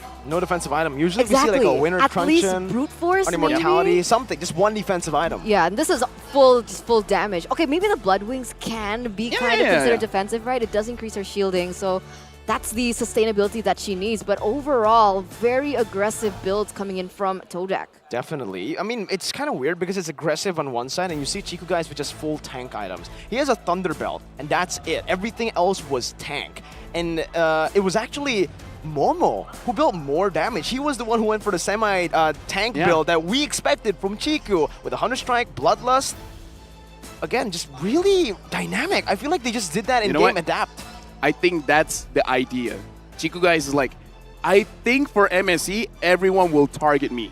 Let me Wait use a the tank. second. Rival gold per minute, 908. You had 20k gold, I believe, at one point of the game. Yeah, he did, because there's 25 minutes. And yeah, he was a monster on this Ling. Not only was he You're getting... a monster. Thank you. Inagui. I wouldn't want to be a monster in a bad way.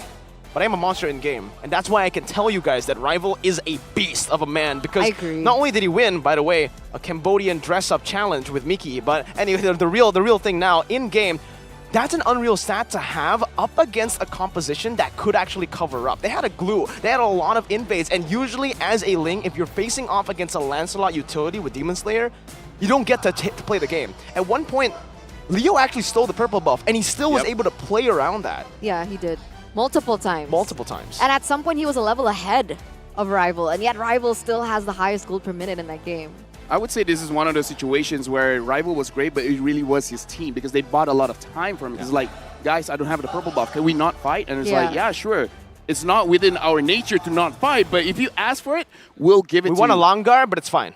We'll hold back. But again, I also want to bring up, Moon did so well in that game. He only died once. He did the most damage. He had the most assists. And the fact that the real world manipulation, he always positioned it at a way where the moment you walk just a little bit, you'll hit the edges of it. Yeah. Making sure that there's no way for you to outplay that.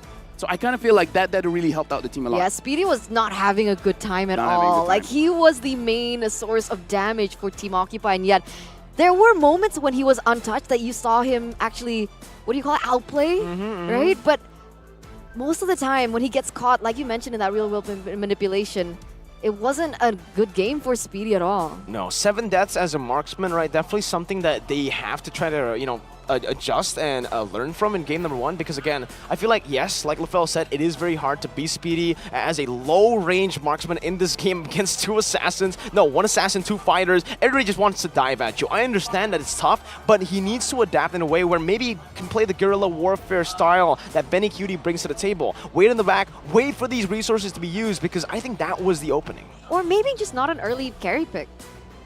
Yeah, No. but Also, we got to that was not his fault, though. We got to talk about TODAK baiting out the Franco as well. I kind of feel like they're just like, okay, as long as no one can stop Rival, that should be good. So taking the Minotaur, because again, Minotaur is good for engage. For disengage, you can kind of outplay that as well. So I kind of feel like the Minotaur pick is a good pick, just not against a Ling. I agree. And, if they Maybe have even a carry, Akai, maybe even honestly Kaja and Franco, right? The 2 picks that they I mean, Franco was banned, but yeah, Kaja, Akai, that'd be great. Banned. Banned? Banned. Damn. Yep. Yeah, that's why. That's why it was really hard for them, I guess. I mean, looking at it, right, the Franco was banned in the second phase. So the Franco was still up for grabs in the first phase. That's what we're talking about here. And usually, again, if you go for the carry, that's why TODAK instantly banned out the Franco. Franco carry is a disgusting combination that a lot of teams have used in the past, and even to this day. Just because again, the carry has a lot of damage. The only problem is doing it safely. Having a suppressed hero always makes sure that you win the 2v1s no matter what.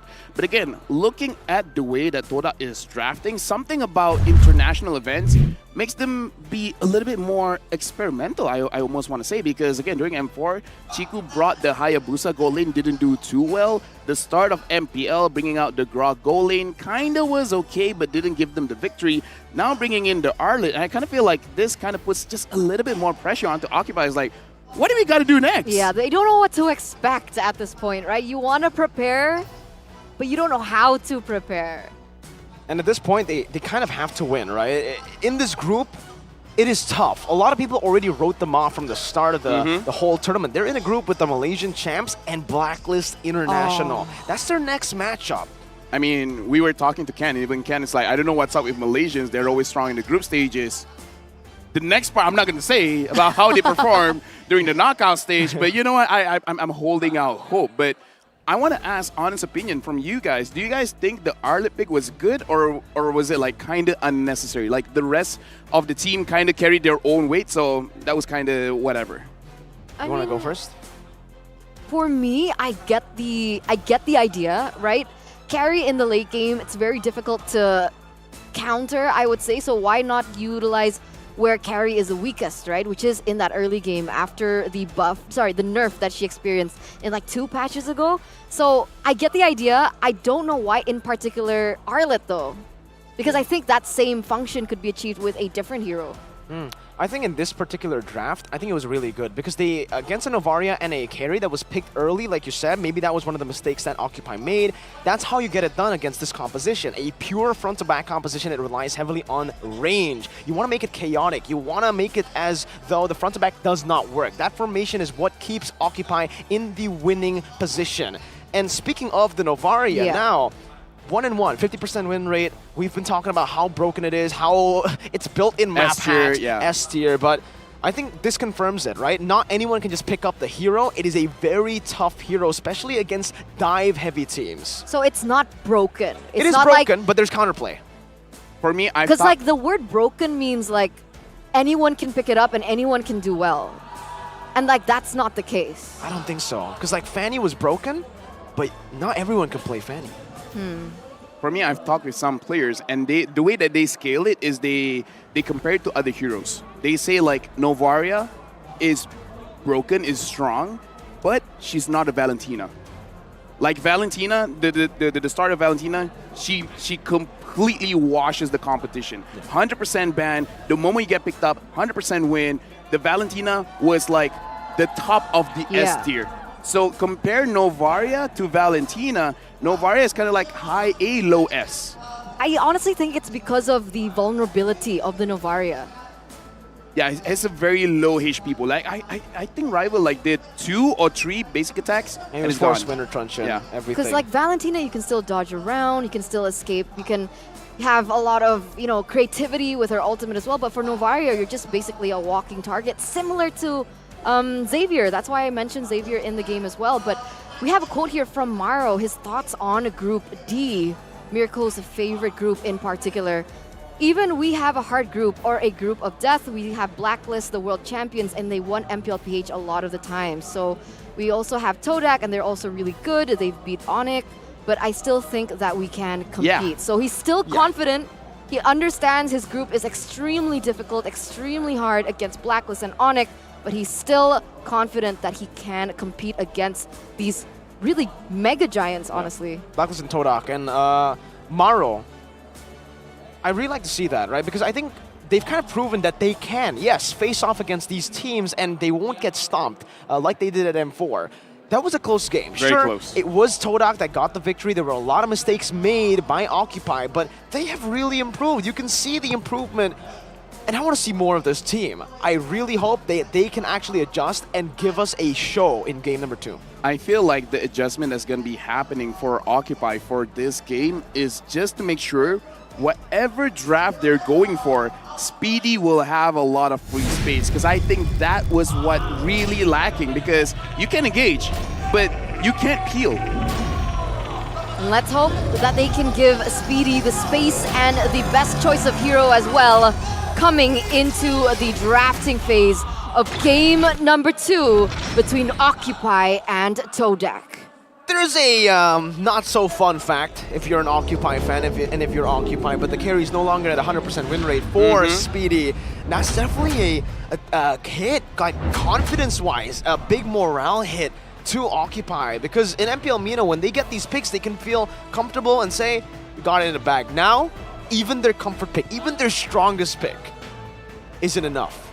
I kind of feel like Eve has to be paid attention as well, because I really do believe that Moon was the bane of the existence of Speedy as well. So I feel like the bans is going to be very, very interesting. And I'm looking at here, it looks like for Toda, they banned out the Akai, the Kufra, and looking at Occupy, they banned out the 1-1 as well as the Novaria. They don't want this Novaria to be on the hands of Moon. Wait, so this time, exactly. So this time they've actually opted to swap sides. So now TODAK has the first pick instead of Occupy. I want to see how this changes that first pick, right? But TODAK here, they still have one more ban to go for. Do you think they're going to commit onto a Valentina ban once again? I just think whatever they can let go, as long as they can get an Arlit first pick. Because I kind of feel like that's what they're really going for, because we saw what happened in game number 1. Yeah, you can flex. Like, usually we don't say that. Usually we don't say it. Usually we don't say Arlit go lane. But for this one, it could happen. Kaja gets banned, and right now Joy is banned as well. The Arlit is open, but as well as the Eve. The Eve could be a good pick as long as you're careful of a Kadita counter pick. Now it's interesting, right? Because for Occupy too, they can just trade in a few heroes. Their second pick, which TODAK was able to do earlier. Yves or Arlet, which one is more prio for a team like TODAK? For me, it's Arlet, but I can see a argument for Yves. Valen is good as well, but I kind of feel like Moon really shines when he has a hero that he can control his own distance. Because with Valentina, sometimes you have to go in, and it really depends on the ult that you have. So I kind of feel like just to be a little bit safe, better for Moon's playstyle, the Valentina is good, but maybe just a little bit risky. All right, so high ground is the priority yeah. for Moon, right? So we'll see. Oh God, it's a Lancelot. All right, so I was talking maybe jungle. to exactly. Maybe no way. No way can come on. Lancelot be Flex. But I was talking to one of the other Indonesian casters, right? Gani, he's also an English caster, and he mentioned that he feels that the Lancelot is broken in this meta. Honestly, Milo from Malaysia is saying the same thing. I think everybody's saying the same thing. Even Anti-Mage has said this many times in his streams that the Lancelot is so good at doing everything, especially with the gold adjustment. Now he's even better. Now he can actually go War Axe, Thunderbelt, and even Despair, Blade of Despair. Yeah. Yesterday we did see that. So Valentina becomes the option right now. The response from Occupy. If you want to go for the Arlet pick as well, no, the Fredrin up against the Lance. So far we've seen this matchup a few times, and the Lance has had a better time. Yeah, right now, honestly, because they picked up the Valentina, it is still a good situation for Moon to pick up the Eve, or if he wants the Farsa, if he really wants to deny any kind of crazy crazy steals of the ultimate with IMU, maybe even a little, or just like prolong it, because even though people are like, yeah, the Valentina can steal away the real world manipulation, but I'm kind of feeling like it almost doesn't matter. The claw has been picked up, so at least not a gold lane Lancelot. God, if it was like a gold lane Lancelot, come on, TODAK, right? Okay. The Claude has been picked up, so like you mentioned, it does give more room for the Yves pick, which is exactly what they go for here. Occupy now have a chance to figure out how they're going to deal with this, right? Do they want to go for a gold lane here before it gets banned out and Speedy gets limited? I think now is a good time to go for the carry, right? Earlier we said not a lot of or peel. Leslie. Now Fredrin Leslie works, but against the Lance, that's going to be tough, that dive. Chiku guys, the ultimate flex, since joining TODAK in 2019, Chiku guys has played every single role and used a total of 56 unique heroes. Even the Layla in MPL. Even Hanabi. Hanabi in MPL. This guy. I mean, I think he's really showing to Moonton is like, you can make me a part of your marketing team. Whenever you're highlighting a new hero, I can show people how to use this hero. You know, my question is, Chiku's not using a Koyot today. Oh yeah, no, he's kind of like stayed away from that. So he's not stressed. He's chill, right? He's getting healthier he's getting healthier after getting married. Okay, congratulations, Chiku then. But back here, we see the Brody is going to be the choice here for Occupy. So no carry this time, but Brody. I think the Brody up against the Claude, great matchup. Now up against the Lancelot, very good too. But I think Brody struggles more against Eve than any of the other choices that we mentioned earlier, and that's something that they need to be very, very careful of. I guess what they're trying to say is we have an XP laner prepared that can actually disrupt the Eve and can provide some space for the Brody, because if that happens, then the Brody is going to have a really, really good time in the back, just dealing damage onto the Claude and winning this lane. I think winning the lane is going to be much easier here for Occupy than it was in game one. Looking at both teams, they're both, for now, lacking EXP laners. Sure, the Fredrin can be flexed around. I'm looking at heroes like the Lapu Lapu, like the Yuzon, because I kind of feel like for both teams, they can really utilize the hero very well. Looking at the draft, having the Claude and the Eve, having the Brody. But for now, TODAK, they're kind of smelling that this Fredrin might not be in the jungle. Why do I get the feeling that that's the case as well? I'm not really sure, right? I don't think that it could be. I just feel like right now Occupy, with how much dive they have, maybe they need something with Engage as well, right? Something with CC. That's something that they're lacking still for that roaming position perhaps. But I don't know if that's Maro's style. Does he like those hard engaged Atlas type of heroes? Yeah, he does. I mean, not fully. I think he still prefers just the pick style heroes like the Franco, but I think that's his second most comfortable role, right? He doesn't like the mages like the Kadita and just the supportive ones. He likes the Kufra, Akai, Kaja, and those are actually all the 3 heroes that was banned out. So you can see the proper respect already given over from TODAK to Occupy. Franco is still up for grabs, and just as I say it, they... Caster curse. See, it's this. They understand. TODAK understand as well. M4, Maro was the guy who shined, and these are his 4 picks that he usually is able to utilize. Right now, the glue is open still, and Alpha did well. It's just that it wasn't enough. But this time, there's... I don't know, is the glue still a pretty safe pick here, or they just want to pivot off something else, not showing their hand where this Fredrin is going, EXP or jungle? But at this point, Roamers, does he, I don't know. Lolita? Lolita would be good. The Cho would be pretty good as well. They picked up the Brody. They banned out the Franco and Kaja. I'm thinking Cho, but who knows? I'm thinking Fanny. We saw Leo on the Fanny right. a few times. There's a lot of lockdown heroes already out of the game, and TODAK, the front-to-back composition is certainly going to struggle here up against a dive, and never mind, Fredrin's going jungle. Is the Dyrov going to come up here?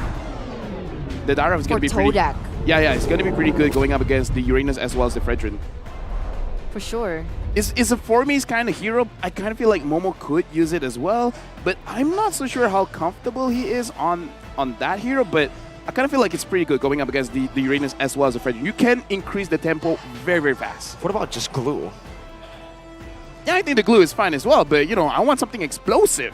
If you expect something from TODAK, you will not get it. All right, we'll see. Expect the unexpected. So Dairoth or glue? Glue and Dairoth. It's probably going to be Esmeralda or something. Lapu? Yeah, Lalapu is probably the safest one. Probably the safest one. I'm just naming all the EXP laners, but there See? you go, Use Cho. No. Oh, you see? Yuzong. We said everything and they said This is one of the more normal drafts for them. Yeah, we're trying to expect like, oh, it's going to be crazy. Oh, Mincit. Oh, that's a good pick. Mincitar lost yesterday, right? It did, but That's a Cho, good pick. Lance, Yuzong, Claude. Wait, Everybody is going to get canceled out of this dash if they're able to find a good King's Calling. I mean, that's what we thought yesterday. Was it the Evos match? It was Evo's Fenix. Evo's Fenix, but the Mincitar didn't really do well. Nope. Because he was in a losing matchup against Yuzong. And Uh-oh. right now... And now it's Yuzong and Mincitar again. And right now we're going into the game because what we saw just now... Wait, no. It's Mincitar Rome. Yeah, it's Mincitar Rome. So no, yeah. I wasn't gonna interrupt you guys because Sorry. the Uranus is there, but either way, going into this game, what I learned looking at the draft, sometimes you can't call it. Nothing is absolute. A lot of things can happen because even if you have a great draft, if you keep on making mistakes, then you're just gonna give the game over to your opponent. Well, here you go. We expected TODAK to go for the crazy, and they showed us the most normal draft that we've ever seen from TODAK. Ladies and gentlemen, welcome to game number 2, where TODAK has the chance to take it 2-0, and Occupy will have to force this one out to force a 3rd game in the series. Yeah, one more life that they have to be able to win out the series. So a lot of pressure on Occupy in particular. And these are the lanes that they have actually opted for, and Smile already there in the top side. For now, it looks like so that they're not using the mid going to EXP rotation. Looks like in this kind of game, they just want to make sure that everything is going well. And you guys had to use the Purify level 1. So level 1 Purify. That's a kick though. Jikundo, Maro, not going to use the Flicker. Actually going to try to turn it around and actually wins out of the trade right now. Speedy is taking Yums very low. A few more shots should do it, but Yums just backs off. Chico with the Battle Mirror Image is trying to go for the Cannon Mini right now, but he has to be very careful not to get chunked down too low. Meanwhile, up top, Alpha is winning this. It's like M2 or Uranus Yuzong. Yeah. It's been such a long time, but you know, nostalgia, man. We're going to take a look at the in-game equipment real soon, but before that, I just wanted to explain that Maro now is on a pick-off hero. So maybe this suits him better. Maybe this is exactly what it takes for him to, you know, pop off here in this game, and we'll see if Mincitar is Maro's style or not. Right now, you guys, again, he's just getting pressured quite a lot here in the gold lane. And Speedy goes in for Chiku, guys. Oh, well played. Stun, though. Gonna come in very, very soon. He gets stunned, and Speedy finds first blood. Chiku too greedy to go for some minions there and ends up getting punished heavily. He's going to lose a whole Cannon in Maro. Finds another hook. Okay, I want to ask another question. I know I'm asking a lot of questions, but it's because you're LaFell. We love questions. And you love TODAK, right? Okay, but I think I can't. I can't right now because Momo here. getting caught. Good dodge on the Fraser's Wrath. Good Petrify as well. Leo just zoned away instantly. Rival, still going for the turtle right now. Alpha, if he steals this, he is a god, but he doesn't get it right there. Speedy, good rotation in the mid lane. That's a King's Calling as well. And the turtle part memory. Alpha, that was cheeky, man. He tried to steal it away from his gold lane. That's another kill here for the side of Occupy. 2-0 here in the first 2 minutes. But back to my point there, Chiku, that's how he plays though, right? There's a lot of ways, there's a lot of times where TODAK just completely ignores Chiku, and this is TODAK playstyle, right? Here's the thing. When he sees a minion, he forgot he has a HP bar. That's kind of the way that he plays. He really prioritizes the farm over his own health. Sounds like me. Yeah, he does. Yeah, that's why before this he had to use the way. Oh, the Koyo. Yeah. He prioritizes everything else. But right now, look at this. Maru gets caught. Yep, picked off by the way of the dragon, and Moon is going to be the one who TODAK give the kill onto, giving him a bit more resources to play with. But isn't the saying like Chiku's not afraid of death, death is afraid of Chiku? Yep, that is the case, and that's why he doesn't look at his HP bar that much. Speedy is down here. Yumes, looking at this, he does not have his ult just yet. Momo up top alone. Is this a good dive? 3-man Petrify, able to lock him down. Okay, but Momo's still alive right now, and it's actually an outplay! Momo's still just waiting there. He finally falls, but I think it's worth it. No, he loses a whole wave, but and some gold. Moon is here in Yumes as well, though. I don't know about this. They stayed a bit too long. Oh, that's a flicker. Good Black Dragon form from Smile. Clutch there. But yeah, it wasn't worth it. Yeah, but that's why I asked the question. Was that a good dive? Because the minions weren't there. They're gonna take the full shot of the turret. So I was like, okay, I mean, like, I see what you're trying to do, but even if Momo misses the wave, it also kind of doesn't matter. Yeah, they're putting a lot of emphasis there in that top lane. Very interesting here from Occupy, but look at this. Rival already trying to steal that out. Does he get it? Wait, he retreat that. Both of them retreat that. Wait, what? Now King's Calling, locking Yumes down. And that's a turn from memory to pick up the kill. It's a killing spree for Speedy. And Alpha in the top lane is doing pretty well on this Uranus. A good pickup against the Yu Zhong. Yeah, I'm pretty surprised that both of these junglers actually used their retribution there. I think Rival got it. I think Rival got it, yeah. Yeah, they both used retribution though, so they really didn't prior the turtle at all. But Occupy still were able to get it because of the pick. Okay, 1,000 gold lead now for Occupy. They are leading quite a bit, but I gotta say, I mean, that's the beauty of having a Brody on your team, right? Earlier on, you already have that much base damage. A little bit way more than Chiku does in that early game, but look at that hook. Oh, this lockdown is disgusting. Torn apart memory to the back. Oh, Yumes is still able to survive. Smile's actually going to be picked off. TODAK playing with their limits, literally. Here's the thing, man, because Yumes, I know he's trying to bait it out, and he really believes in Moon being able to deal that damage, and now Momo gets caught as well. I'm going to have to say, Maro is on point right now. Momo jumping back in. Turn apart memory should be able to lock him down, but it does not lock him down fast enough. They get chunked so low, and the shutdown comes through. Now it's for Rival. Wait, the Dragon bringing Maro back. The taunt doesn't save him. Leo needs to get out, and TODAK are punishing Occupy for going for these picks. They're not stopping. Wait, they're not stopping. They want to go for more. That's the Thorn Rose. Leo's one.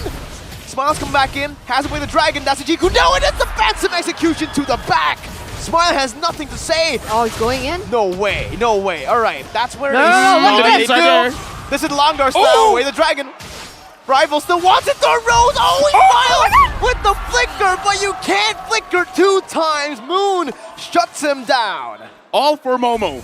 All for Momo. This is why Momo is like, I can sacrifice myself. You guys got this, right? I mean, my HP is not that important. So this is the way of TODAK as well. They're willing to sacrifice a lot just to get something a little bit more. Yeah, that was so flex though by TODAK, right? Now they're going to pick up another objective. That top side is going to fall. And this is a little bit different to what we saw in game number 1, right? It was Occupy who was leading in terms of those objectives, those side lane turrets that were already taken down. But now TODAK, even though they're going very aggressively in that kind of style, they are still keeping their eyes on the objectives.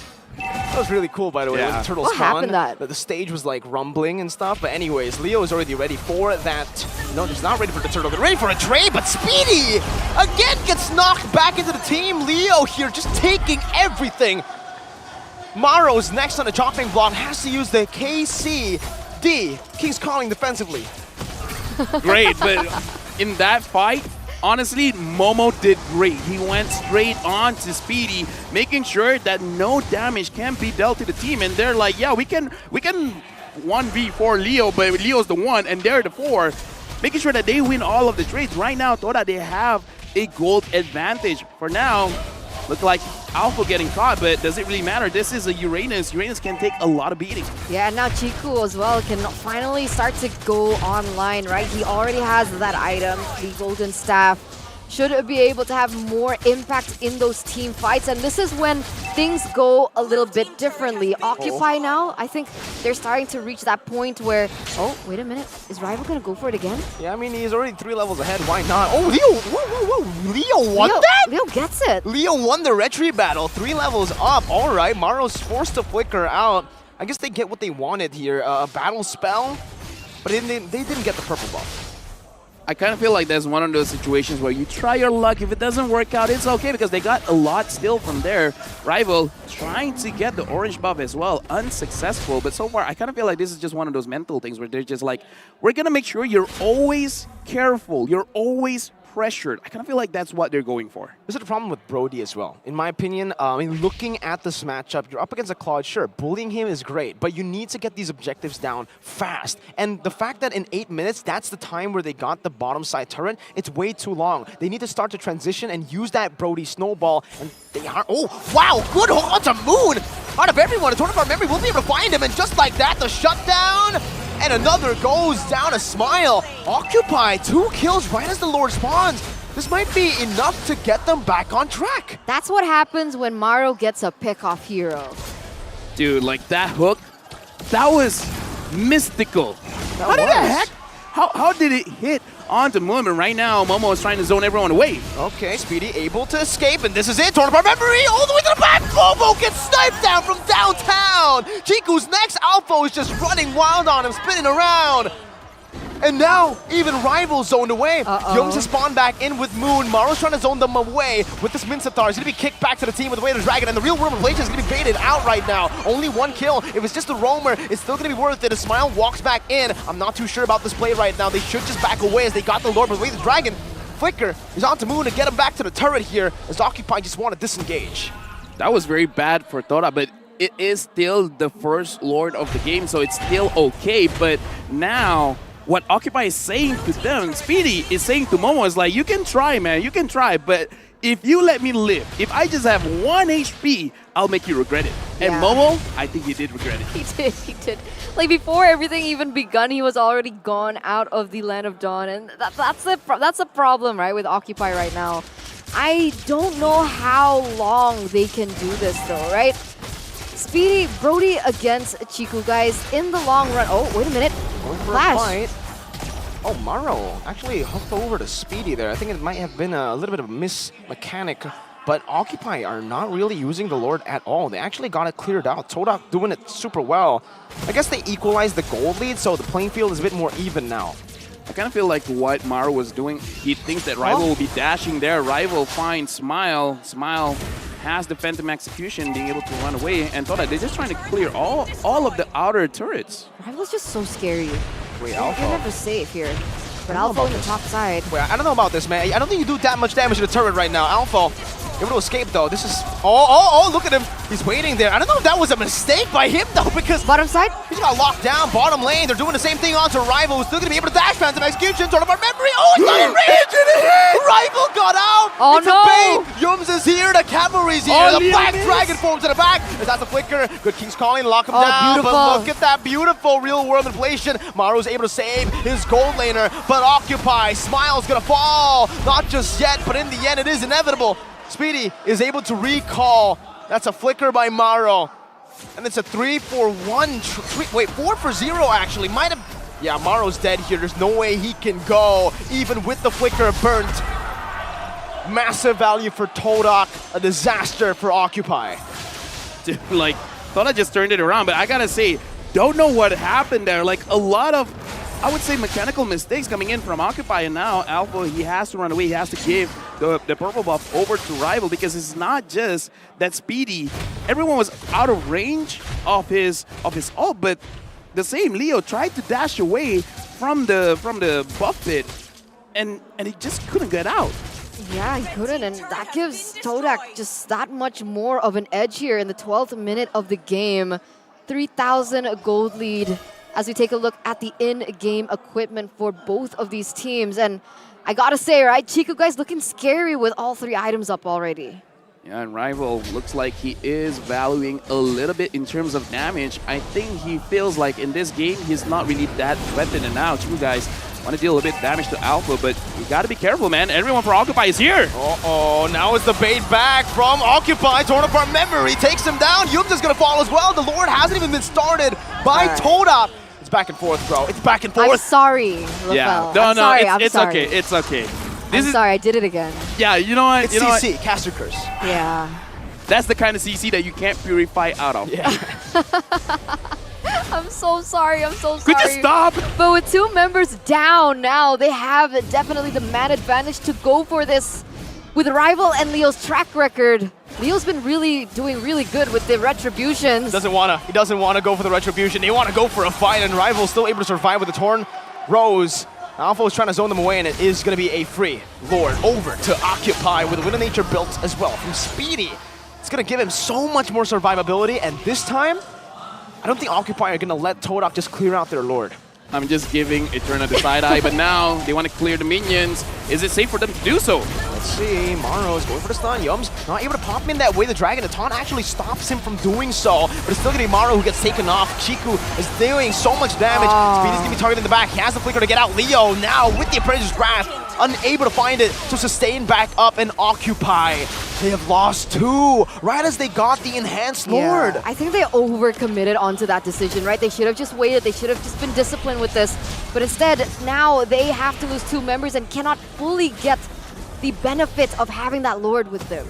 Right now, looking at the situation, Occupy, we can definitely see that they are starting to know the movements of TODAK because they're starting to catch all of these cheeky movements coming in, trying to go for the side lane pushes and such. So Chiku guys as well as you got to be a little bit more careful because now it looks like Occupy, they're starting to know what they're going to do before they even do it. But the same thing can be said about TODAK. Once Occupy gets some kind of victory, gets some kind of advantage, they seem to know it's like, okay, they're going to push their luck and then we're just going to bite them back. We'll see what they do here, right? Occupy now back on the defense once again. Rival here trying to look for a steal. I like how Leo puts it. Grand Theft buff. Grand Theft Orange or Grand Theft Purple. Yeah. I love it, but that's what they're trying to do so far. Oh, the caster Leo. Yeah. Okay. You confused Leo me there. Cast Do I have to say Leo? Leo? Looking at the items now, I'm just going to move on where now that Chiku guys has the Malefic Roar, I would say everyone here is more or less fully built. Everyone has the damage. Everyone has a way to save themselves from trouble. The Lord is gonna spawn in over a minute. I kind of feel like this is the moment where both teams trying to establish some kind of map control because since both Maro as well as Yums, they can catch someone off. Moon has to be careful. Maro is there. Moon learns his lesson. He does. He really does. Oh, Rival. Oh, that's a very aggressive passive execution. It's all just to distract, though. Look at Yums in the back. Jikundo, and as the King's calling a bit late to the party, and that's Speedy caught all the way in the middle. He's still able to survive there, but he will fall to Rival right now, and Occupy have lost 2 of their best. Oh, finds a 3-man hook under the turret to bring it back again. It's going to be another trade here. Only Immortality's down for the side of TODAK. Rival and Yums super low. Alpha trying to run him down right now as he keeps on going at it. Smiles doing some damage as well. Oh, that's a double kill, but Chiku comes back at it, finds a shutdown, and goes straight for the base. Alpha, I don't think he's going to be able to survive. I don't think he's going to be able to defend this one. The minions are going to be able to crash down. Chiku is right there, and it is going to be GG as the way the Dragon locks him down. TODAK 2-0. Starting off well here, TODAK in the group stages gets a 2-0, even though for both games, Occupy really made them sweat, making sure that if you make a mistake, we're going to capitalize on it, but still, TODAK comes up on top. Yeah, TODAK just lungers through the group stage as they usually do. 2-0 clean against the representatives from MENA. Now, with this result, 2-0, Occupy next against Blacklist. Ooh. It's not looking too good for them here Challenging. It's in gonna be MSC challenging. 2023. It's definitely going to be challenging here, right? I mean, especially after looking at the way they play. They're a very systematic team. They usually want to go for a clean front to back. Against Blacklist, you really want to front to back. TODAK got fans. TODAK does have fans. They have a lot of fans in the building right now. Everybody just cheering for TODAK. And so far, the headline's still going to be Supremacy. The C teams have yet to fall to a region outside of C. Yeah. Not yet. Not yet. Not yet. We haven't seen We still NA have play. OP, brah. TK. TK? Turkey. Oh. TK. Why you have to short form everything? Because Come he on. did it in game. No. What did you say? CCD? No. What did you say? KCD. King's calling defensively. Yeah, so we're abbreviating things now. That's Why is the everyone meta, being guys. creative? Everyone's being so creative. Because of TODAK. They forced us. Yeah. They're like, Arlet Gold? All right, we got to top that somehow. And then second game, fully normal. Yeah. Completely normal, and yet they were still able to win. Same Wow.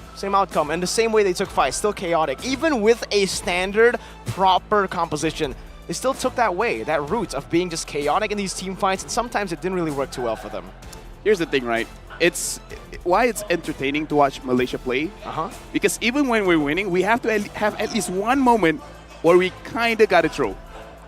Just to make it more interesting, you know, a little bit more dramatic. Because if it's so one-sided, man, it's kind of like, why are even people watching? So they're like, okay, guys, we're winning a little bit too much. Chiku, could you like, try to get a 1v1, and then it turns out to be a 1v4 and a 2v4. So what happens when they lose? The opposing side has to throw one time. Okay. The opposing side, say going up against Echo or Blacklist or anyone, right. If they're winning hard, let TODAK win one team fight and then just move like normal.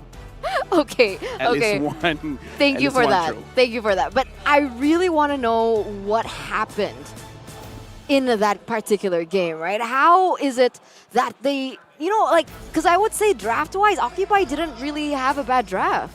I would say neither had a bad draft. I would say in this game it's just that the thing about the good thing having Chiku in your team is he gives you that confidence to move forward because he always reminds the team whether they have enough damage or not. So whenever they go for those skirmishes, it's most probably that Chiku gave the green light. It's like, guys, why are you guys acting scared? Right. Scared. All right. Why are you acting scared? You know, just go for it, man. Is this Chiku again? This or is why they are Rival acting this time? scared. There you go. Rival. Man, I wanted to highlight this player like ever since game 1, right? He has been such an amazing jungler. MVP definitely well deserved. If he's on the Ling, he's on the land, so I'm excited to see what else he has in his arsenal because he's so humble, he's so cute, he's so down to earth. He gives that vibe. You wanna know why? Now he's getting back to his roots because Rival is an assassin player. But because of the meta, everyone keeps forcing him to use the tank junglers, the Minotaur, the Kaja, the Akais, the Fredrin. And he's like, it's a good hero, we want to win, but even look at his itemization. If he has an opportunity, if he has the green light from his team, guys, can I go damage? Please, just let me go damage. Half. You know, it's enough. This is like a 50-50 kind of thing. Compromise.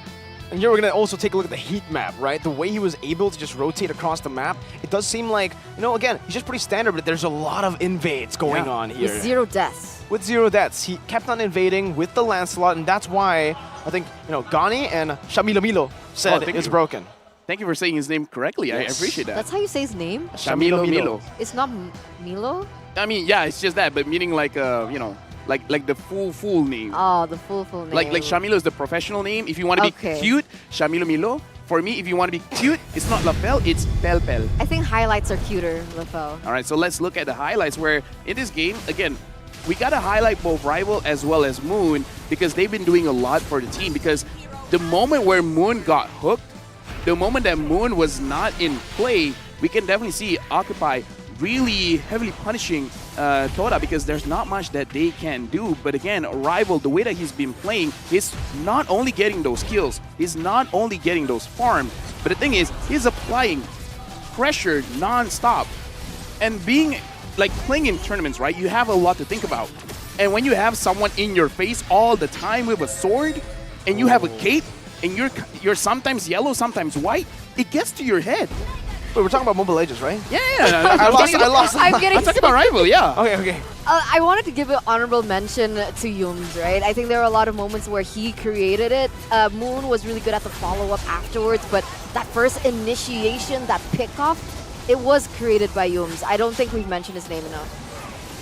And there you go. That was one of the moments that really changed the game. He was able to get to the back line. And this is the crazy amount of communication coming in from TODAK. The moment someone says goes in, they don't say no. They don't say why. They just say, how fast you want me to get there? They don't even say anything. They just go in, right? Whenever someone makes a call, especially Chiku. Talking is overrated. Talking is overrated. And TODAK, they have that telepathy. Yeah, telepathy. With Malaysian slang. But either way, looking at the itemization over here, really the one to highlight is both Chiku guys as well as Rival. Chiku guys actually farmed out very, very fast, but still Rival because of his constant pressure in the jungle. And this does show the changes in the jungle because looking at the goal here, 14,000 over to 13,000, because usually Chiku guys will always have the gold advantage throughout the game, but here Rival is making a case for himself. I found that interesting. Sorry, because I was thinking about it and then I was like, oh wait, that makes sense. There was only one dominance for Uranus, and then Moon had to build NOD for the Uranus. And I really want to talk about just Speedy here. His build in this game, he actually, usually for a lot of Brodies, they want to go for the Blade of Heptases. Sometimes you go for Fury Hammer BOD. Yeah. I think he was in a position where he was super ahead that he could have gone for the Fury Hammer into the BOD to get that snowball going a bit faster.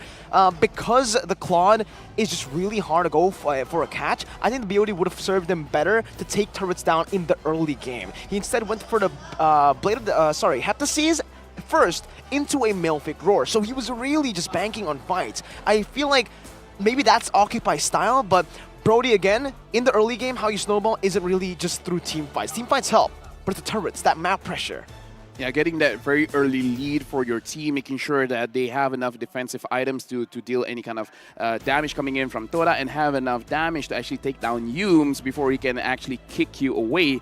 Looking at the ace, it's Chiku. Looking at the one that has the most gold, it is Rival. The rich guy. The rich guy. Looking at this game, I kind of feel like TODAK is looking very good, but we can't just put Occupy to the side.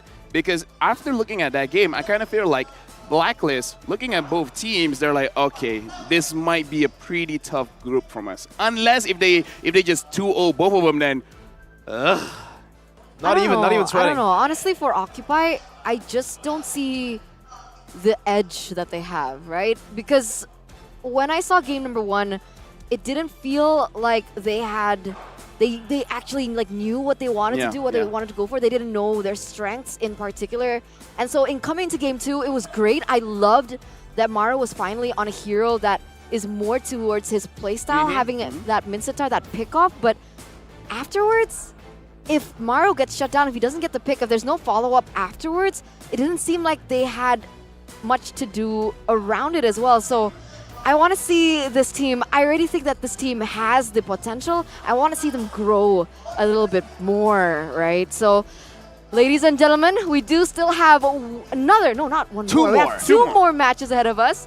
We are going to go for a short break before we go for that, though. So, we'll see you in 5.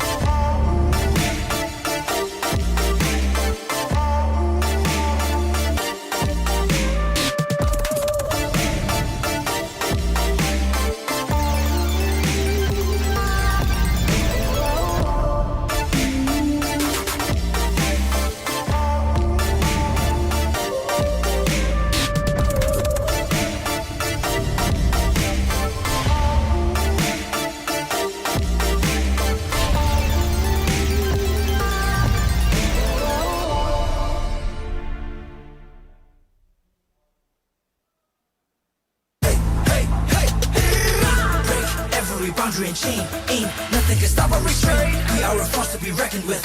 Destiny, kingdom, and MENA. Battle like Atlas, winning with madness. Count us to practice, status is matchless. We are the heroes here to slay. Never back down, never astray.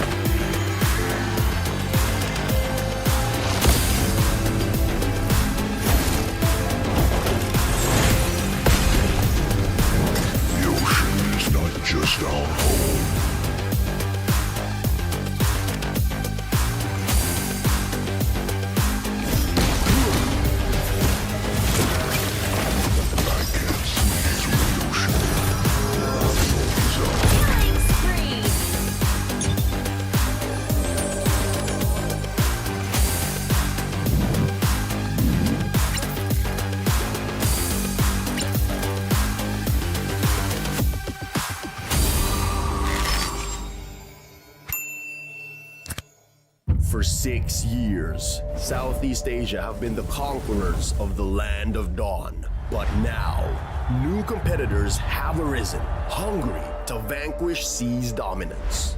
12 teams will come to battle. Only one can be champion.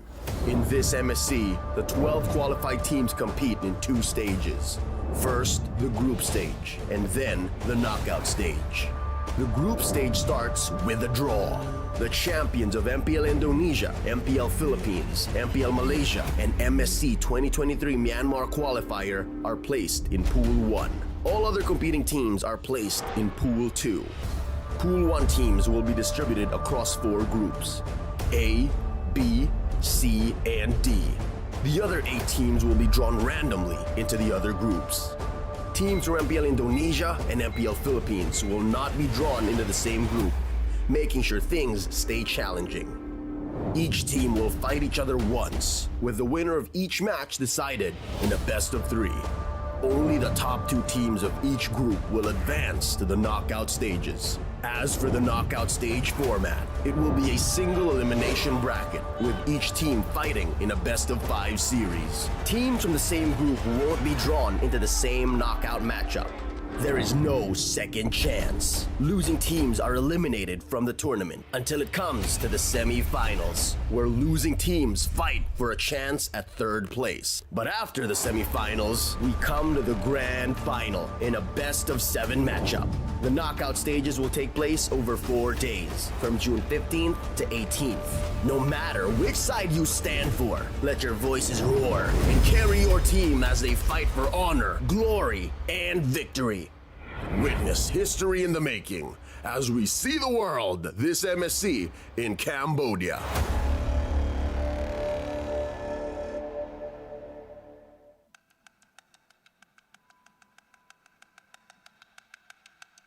They flew out hot after their grand finals performance in MPL Philippines Season 10, and here we're seeing the rivalry of a century. The age of the Orcas is now!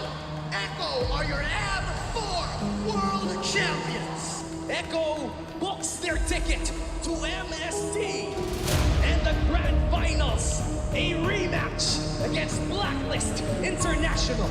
A rematch, Blacklist International and Echo taking the rivalry form from Season 10, taking the rivalry continued in M4. Now here we are in the Grand Finals of Season 11. This is destiny moving in a way na parang kailangan pa nila mag-meet. Yung M4 World Championship, nakita natin kung ano yung naging resulta doon, nanalo yung Echo. And parang binigyan ng tadhana ng panahon na makabawi yung Blacklist or yung Echo para ma-ensure na sila talaga ang pinakamalakas na Filipino team.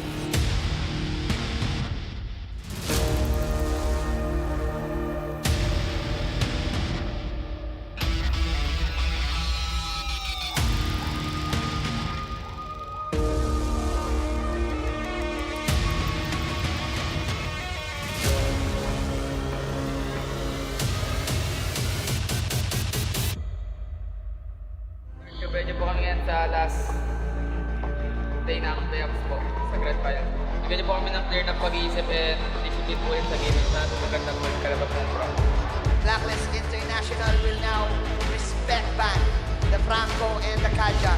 Hanap nila blue eh, no? Binibigay, oo nga, Dragon ni Sanford for the third pick. After kasi ng Season 10 Grand Finals, marami ang nagsabi na kaya din nanalo ang Blacklist kasi parang naubusan ng echo sa kanilang mga binaong strat. Ngayon parang ang dami. Parang malulunod siya tayo eh. Oo. It's going to be Hanik. Okay. Balir. Post 5. Hindi ganun kaganda ang ultimate ng isang Balir. So, masasabi natin medyo useless siya para sa Valentina. Hindi sila kumuha ng na ganun kaganda yung ultimate. And at the same time, parang ma-force yung Valentina na real-world manipulation lagi kukunin ko. Can Blacklist International do the reverse? Pero ngayon siya atay na pasobra dahil nakukulit siya ni Edward dito. A beautiful switch onto the mid lane. Pero si Cortez hindi ata papayag na walang kapalit. Pero nabitin ng bahagya yung maaari niyang tawiran doon sa mga minions mula sa mid lane. Nakutad ba siya? Makikita ba siya ni Carl? Abot ata. King Wise. Walang retry. Nagawan sila dito ng orange buff. Kaso nga lang siya ay may ipin sa tatlo. Wise dito, may pansalba nga ba si Oh My Venus sa Blazer's Wrath. Sakto yung bitaw. Kaso nga lang hindi umabot yung altar. And Oh My Venus trying to zone everyone. Pero look at Sanji. Numarap. Eto na, pasok King Wise. Ulit si Yawi. Si Yawi nga talaga maging target nila. Hindi na nga ito makatakas pa tungkol sa real world manipulation. Kaso nga lang natuhod sila dito. Ng execution. Owl and Oh My Venus will go down. Pero si Edward naman naghanap ng pwedeng hulihin. Naghanap siya ng pwedeng sa punutan. Pero pwede naman sila umuli pa ng isa. At mukhang makukuha nga talaga. Kaso nga lang si Carl. Sobrang unat. Sobrang sakit. Sobrang dulas. Lahat na ibigay mo sa kanya. And sasabayan pa. Saban force the force. Pero andun din yung pagtulak ni Yawi upang mapigilan niya yung pagtakas ni The Queen. Sinabi na ni Wolf, every time na may dragon, may follow-up na dalawa na hindi mo alam kung skill. Ganon din naman yung Eve Ultimate. Diyan na naman yung dragon ni Sanford. Talagang magpupush away dito sa members ng Blacklist International. Pero si Edward na nakapwesto, so meron silang info. Maaari silang umabol, kaso nga lang sobrang tapos ni Carl. Aray, lang niyang wala talaga mag-burst down sa kanya, kaya sobrang tapos nila kung pumasok. Wise goes down. Nagkakaroon ng magandang pwesto si Sanji, pati na rin si Yawi. Subok lumaban ng Blacklist International, pero hindi the dragon ni Sanford. Mahabulin talaga yung the backline, pero masyado atang maagang na-pop yung altar. Kaya naman sila ay mapapunish bigla. Wise is down. Wala na yung red holder, pero ma-release na naman yung Lord. Ang pasok dito. Wala para matutulak naman si Yawi. Tapos may paapoy-apoy pa. May palagkit-lagkit pa. Pero si The Queen na magsisave sa kanya. My goodness, go easy. The young goat. Blacklist International, they want the retaliation play. Dito na nagalit ang mga agents.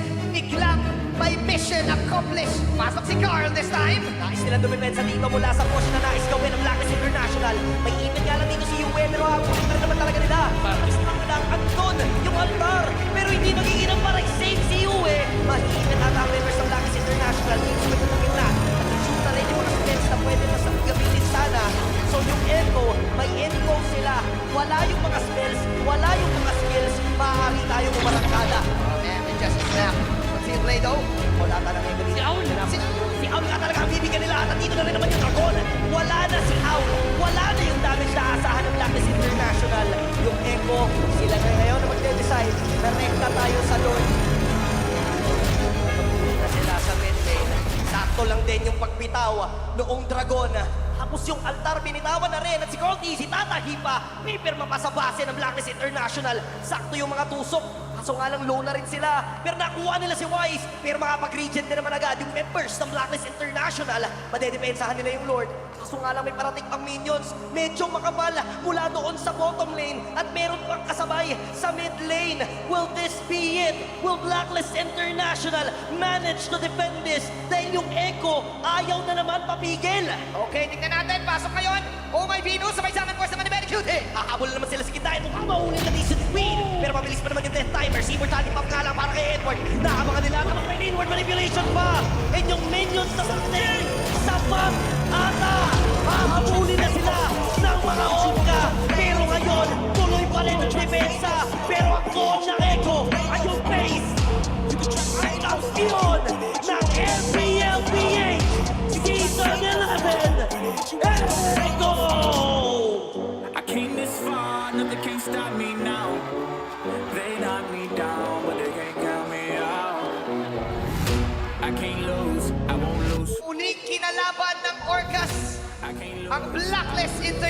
battle. I'ma keep winning. But the better team I'ma keep winning. came up on top. I'ma keep winning, winning. You can try to save yourself, but you wanna go play yourself. You can try to save yourself, but you wanna go play yourself. I'ma keep. You can try to save yourself, but you wanna go play yourself. You can try to save yourself, but you wanna go play yourself. Yeah, you gon' need 100 men, 100 scopes, 100 cans, just for you to watch what I'm doing under the sun again. God-given gift, MC's doing the running man. If you want me to get it poppin', may cost 100 pence. Yeah, what I supply is always in the man. The throne is mine, take that. It ain't a high five, got the upper hand. I'm too real, can't fake that. Who you know putting fear in them like this? You a vampire, still suck when you bite this. They didn't think I could do it, I had to demonstrate how the flow is so heavenly, keeping demons straight. Who they fooling? I showed them the jig is up again. When I asked them who is the best, they get to stuttering. Tell them I'ma keep winning, winning. I'ma keep winning, winning. I'ma keep winning, winning. You can try to save yourself, keep winning, but you wanna go play yourself.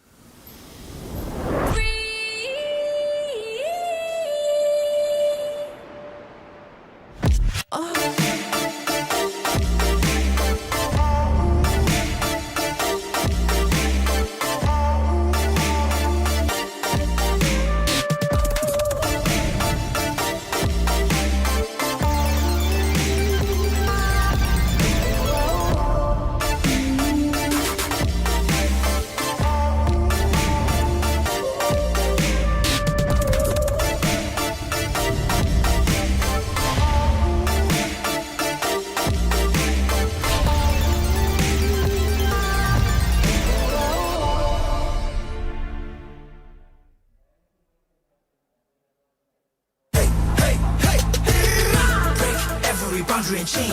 Ain't nothing can stop or restrain. We are a force to be reckoned with. Destiny, kingdom, and MENA. Battle like Atlas, winning with madness. Count us to practice, status is matchless. We are the heroes here to slay. Never back down, never restrain.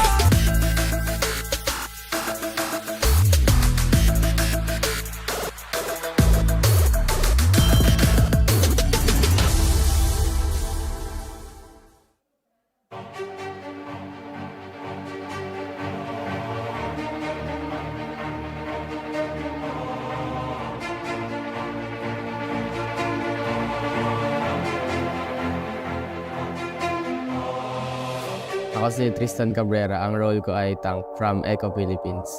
Ang favorite MLBB hero ay si Chu. Ginagamit ko siya kasi sobrang ligalig niya sa mapa, tapos ang dami niyang skill, tapos naka-micro siya. Tapos ang dami niyang pwedeng gawin sa mga bush, sa mga hero. Tapos yun, magagamit ko siya sa MSC basta hindi siya maban. Yes, may possible na gamitin ko siya, lalo na favorite hero ko siya. So wait nyo na lang. Favorite hero ko si Chu kasi ang dami niya nagagawa, lalo na yung first skill niya, naka-micro, tapos yung madali siya maka-pick up yung sipa niya, lalo na pag hindi naka-purify. So, pag nasipa, auto-huli, tapos pag may backup pa ng kakampi yun, sure patay. Yung real life hero ko siguro yung mother ko, si mama, kasi simula pa lang dati sobrang supportive niya na. Simula pa nung nag-basketball pa lang ako, lagi siyang nanonood ng mga games ko, ganun. Tapos nung nag-ML ako, nung una, syempre, against sila. Tapos nung naging supportive na siya, pupunta rin siya doon kahit di niya naiintindihan yung game. Tapos nanonood lang siya. Tapos, ayun, ang dami niya. Dahil pag-interact din siya sa mga fans namin, yun.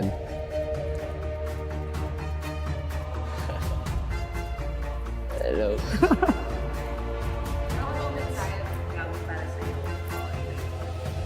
Mensahe ko kay mama, thank you so much sa pagiging supportive simula sa pagbabasketball ko pa tapos ngayon sa ML. Love you. Walang anak. I am Marily Cabrera. I'm Yawi's mom. And what you don't know about Yawi is that he is a very generous person, loyal sa friend, at mapagmahal syempre na anak, at kapatid. Pinaka-proud ako sa kanya, sa mga nangyari sa kanya. Yung recently na naabot nila M4 and itong MPL PH Championship na nakuha nila this season 11. This is one of his dreams talaga.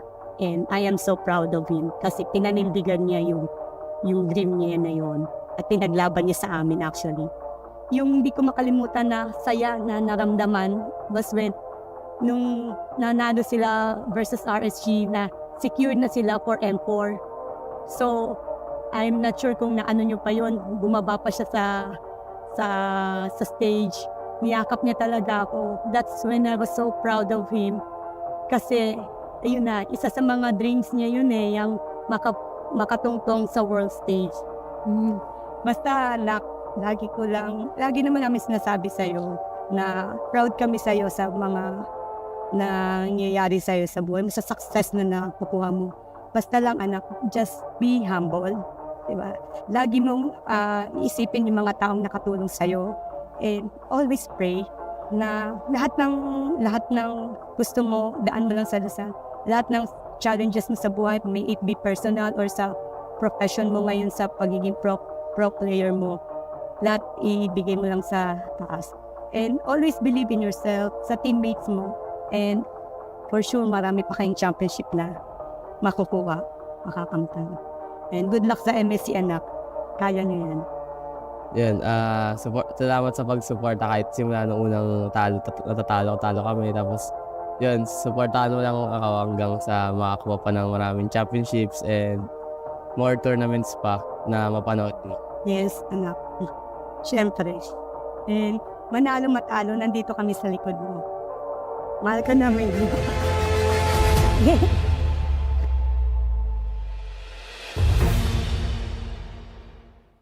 Hey guys, Rose here from MPL Malaysia. It's Mirko from Indonesia. Morning, I'm Mickey. Mabi Bedeh Kampuchea. Here from California. It's North America's favorite caster here. الله تعالى وبركاته. معكم منعاد من المغرب. أحباء المشاهدين معكم يكتب من العراق. I'm Diablo for RSG. ค่อยชื่อเอจิมาจากประเทศลาว Scarlini from Eco Philippines. I'm Yawi from Eco Philippines. I am Raime from Fenix Esports. I am from Myanmar. I'm Chma, one of the junglers in Cambodia. السلام عليكم ورحمة الله وبركاته جمهور موبايل ليجند الكريم منورين أحلى عيلة وأحلى جمهور في الدنيا. And I just want to tell you guys all to get hype and to get excited for MSC 2023. All the underdogs are coming from across the world to go and compete against the pros, against the favorites.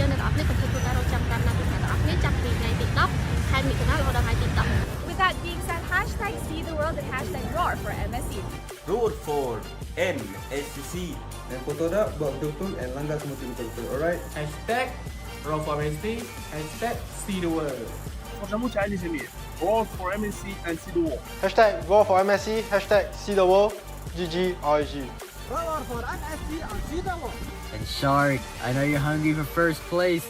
Outplay them, outclass them, outstyle them. Let's go get them, boys. Türkiye şampiyonasını güzel bir şekilde kazandık. Umarım MSC'de güzel şeyler yapacağız. See the world, roll for MSC. Don't forget to watch us in MSC. I hope you support us on MSC. See the world and roar for MSC. It's time to roar for MSC and hashtag see the world.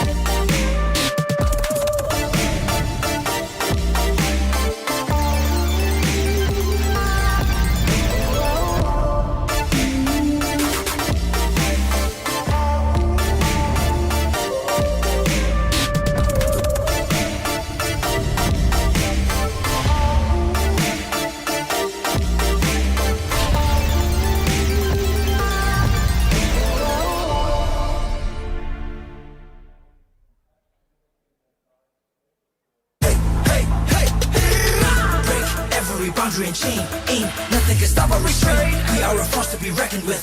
Destiny, kingdom, and might. Battle like Atlas, winning with madness. Count us to practice, status is matchless. We are the heroes here to slay. Never back down, never restrain.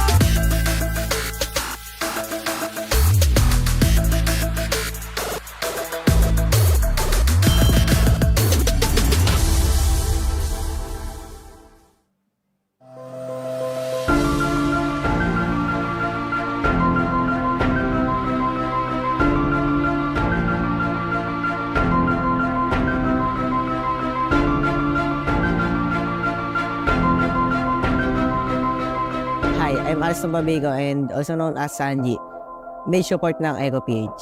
Ang favorite ko pong hero sa MLBB ay si Selena kasi po siya po talaga yung nagustuhan ko nung pagkapasok ko nung ML. Parang pinanood ko lang yung mga highlights na gumagamit sa kanya.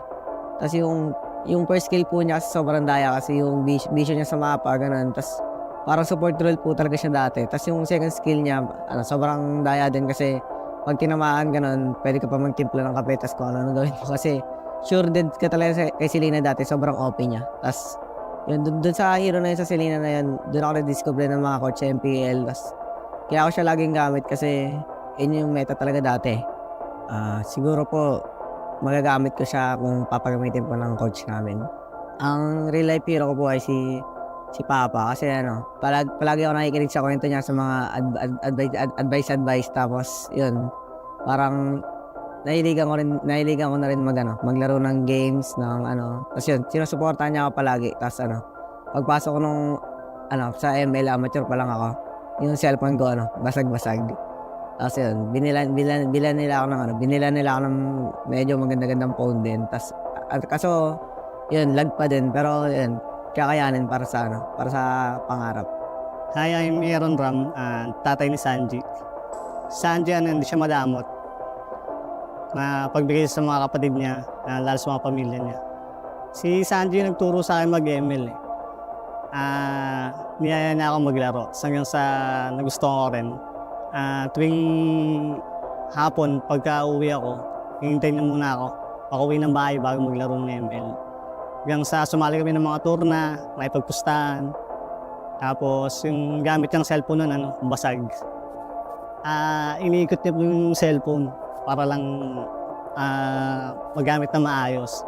Nung napunta siya ng PPG, tinagaan niya talaga yung pag-grind sa ML, torna, sali talaga ng tournament, practice araw-araw. Hindi siya madali, pero yun nga, sa pagsisikap niya, nagawa niya maging pro player. Sa darating na MSC, gawin lang nila yung pinapractice sila sa scrim nila, makinig sa coaches, tsaka sa management, tsaka yun, good luck. Sana makuha niyo yung championship. Ang message ko lang kay Papa ko, thank you kasi nabuhay ako sa mundo. Tsaka binuhay niya ako, tapos sobrang na-inspire talaga ako sa mga kwento niya. Sa mga lahat ng fans namin dyan, mahal na mahal namin kayo, and salamat sa pag-support sa amin sa Echo. Tapos iniimbitahan ko rin kayo manood sa MSC 2023. Good luck sa amin sa mga kalaban namin sa MSC.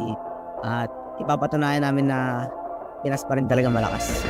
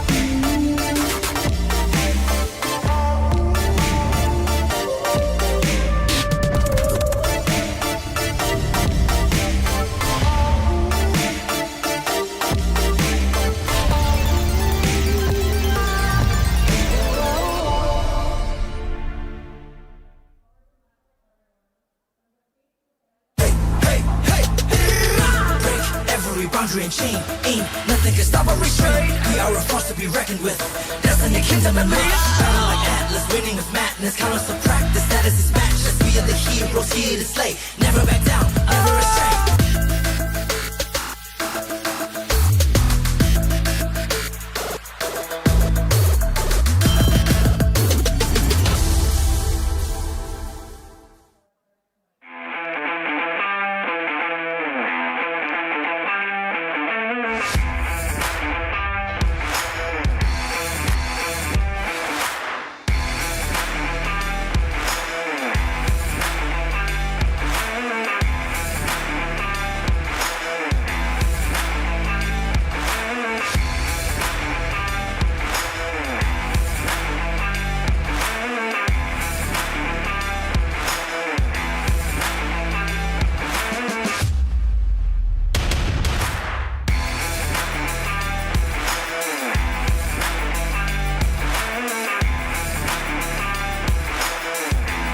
ការរៀបចំសិក្ខាសាលានេះពិតជាមានសារៈសំខាន់ ហើយក៏ដូចជាខាងក្រុមការងារបានរៀបចំការងារយ៉ាងល្អ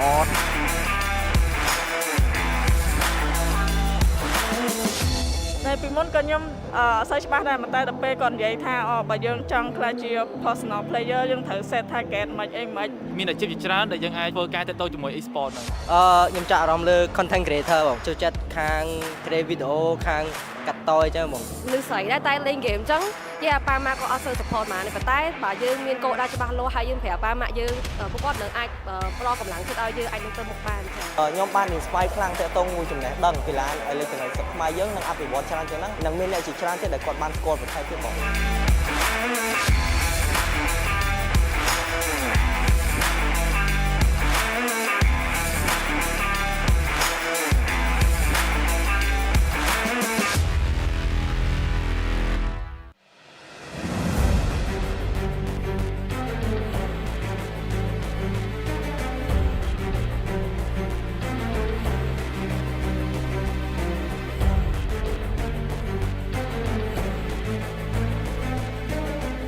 Hi, ako nga po pala si Sanford Marin Vinuya, also known as Sanford.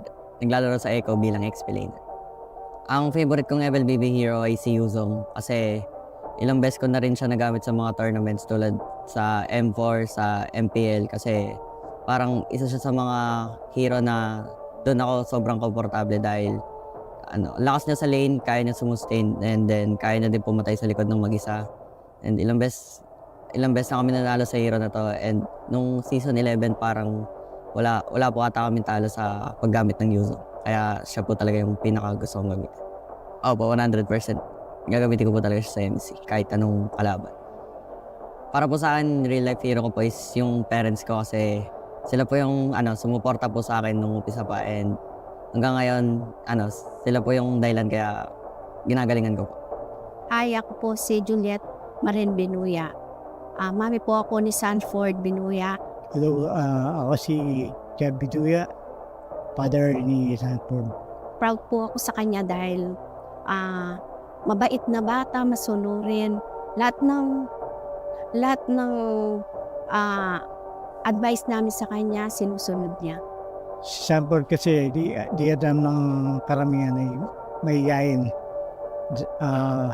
Tulad nung tuwing nasa labas kami, siya nagtatago sa mga fans na. Nung una, si Sanford, nag-a-archie lang yan nasa bahay dahil nga pandemic. Akala ko kung ano yung ginagawa niya. And then, nakikipaglaro sa mga pro player. Tapos, nung isang araw, nag-top global nga siya. Tinawagan ako ni Dogi. Nakukunin nga siya sa NXP. Ayaw man namin, pero nakita ko siya. Gusto niya talagang makapasok sa larangan NL. Actually, yung sa akin naman, talagang tutol ako sa kanya. Dahil unang-una, mapapabayaan niya yung pag-aaral.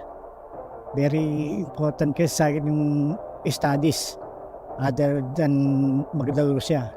Bali, parang nagkamali akong nang inala dahil pinakita niya sa akin kung paano siya maglaro sa FPL.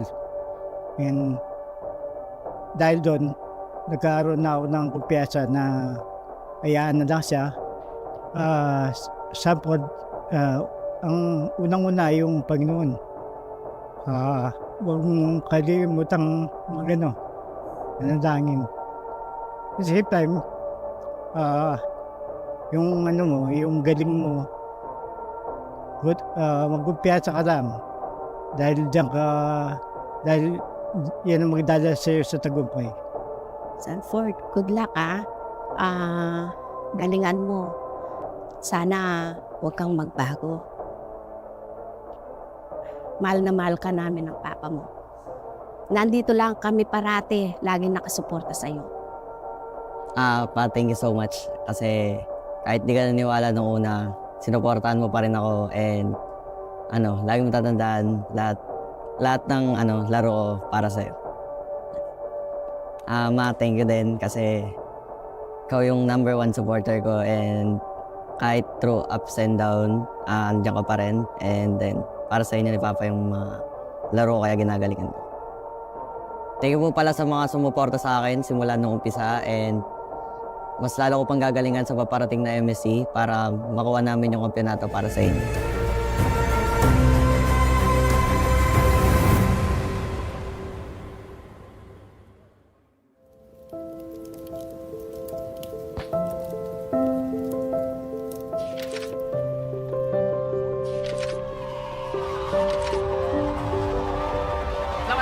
Tuan-tuan dan puan-puan di kejuaraan dunia Mobile Legends Black M4.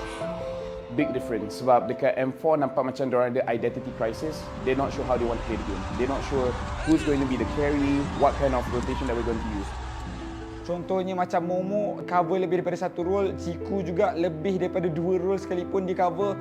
Jadi ini membuatkan pasukan tu terlalu, boleh saya katakan sedikit berselaru, hilang identiti. Lapan digugurkan ketika ini. Sedih, ya. Kecewa, ya. Tapi apa lagi yang perlukan? Apa lagi yang kita kurang sebenarnya untuk membawa jalur gemilang ke Grand Final di peringkat yang lebih tinggi? But for this season, like you said, they're very focused. Ciku, you only play gold lane. Ciku, you only think about how we're going to win. And everyone else is going to provide the coverage for Ciku guys. So for this season, it's definitely different where they're very focused on their own style of play, which is the Langga playstyle, but now it's almost like the lawan balik kind of Langga where you're trying to make the opponent fight you and then you win the fight eventually. Bila player dengan coach Filipin masuk ni, dia lain sikit daripada kebiasaan kita orang buat lah. Selalu dia lebih kepada disiplin. At first, it's hard because of the language. There are those times that I cannot understand them and they cannot understand me.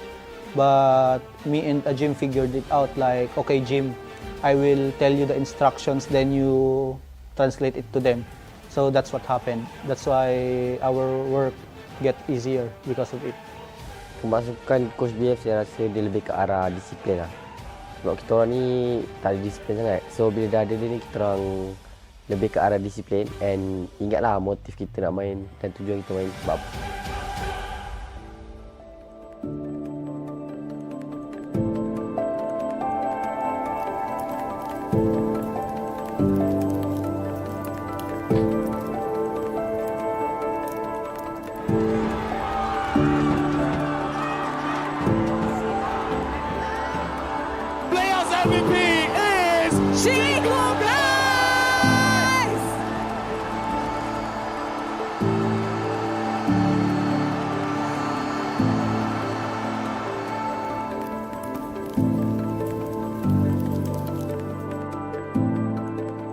So I've known Chiku before he entered TODAK. So I've known him for a while now, and I feel like he really did not change much. And yes, he is comfortable on camera, but he's more comfortable in stream. So maybe the viewers online are not as intimidating as the viewers in person. Perbezaannya yang you telah dapat di diri you sendiri? Perbezaan? Dulu saya single, sekarang saya dah kahwin.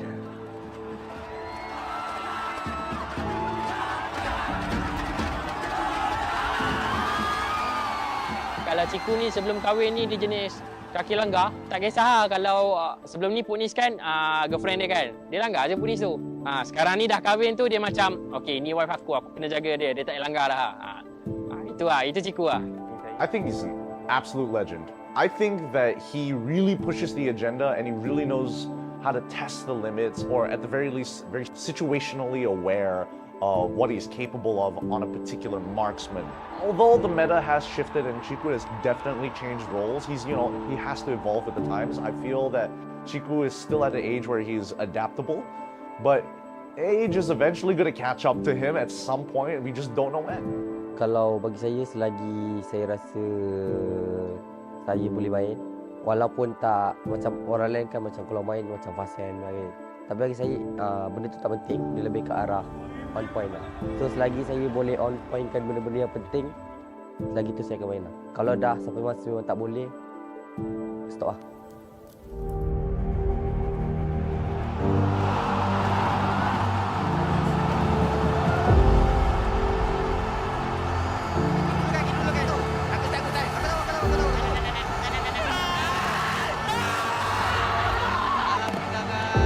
Pasukan TODAK meneruskan dinasti mereka. 4 berbalas kosong, 3 kali juara MPL Malaysia. Untuk season ni ramai orang yang toksik, ramai orang yang maki, kata suruh keluar TODAK, Moon dengan Ciku suruh keluar TODAK apa semua. But in the end of the day, kita orang sendiri dapat buat lah. So bersyukur saya sangat kepada Allah SWT yang memberi kita orang kawan-kawan yang macam family macam ni. So alhamdulillah sangat-sangat lah.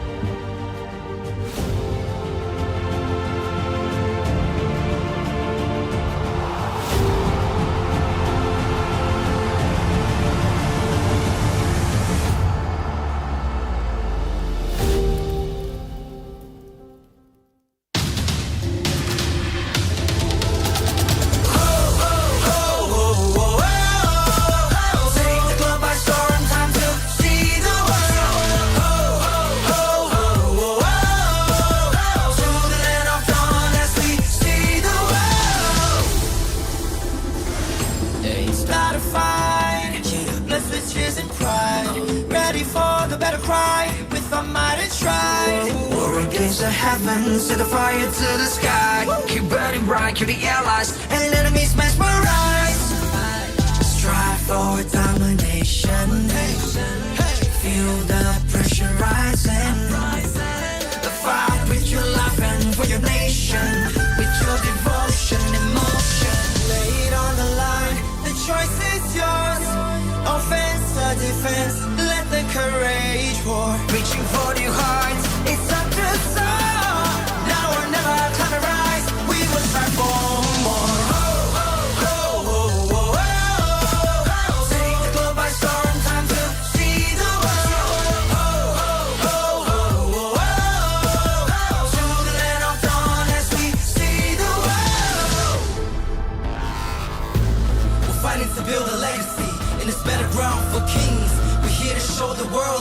We're the chosen one that brings the heat, the passion, the heart, the soul, and the fury. Show it all, let the world see.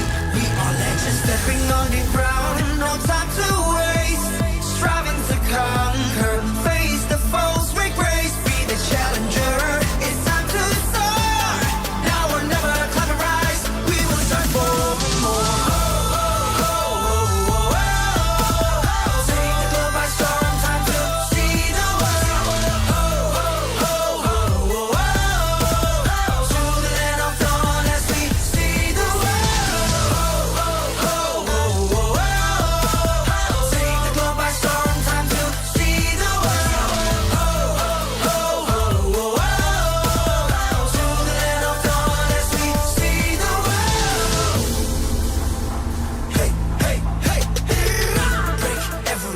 Chain. Ain't nothing can stop or restrain. We are a force to be reckoned with.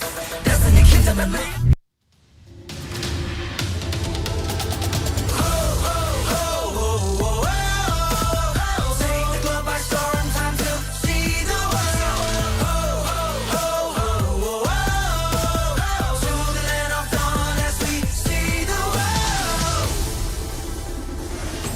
It's not a fight, blessed with tears and pride.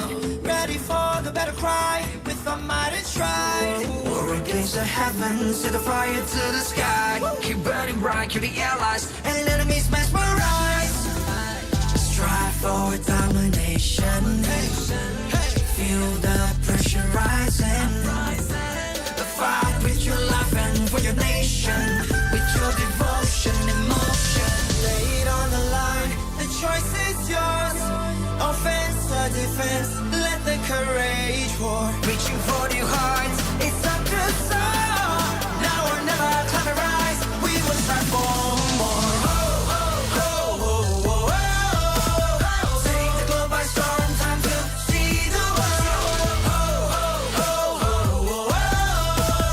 To the land of dawn as we see the world.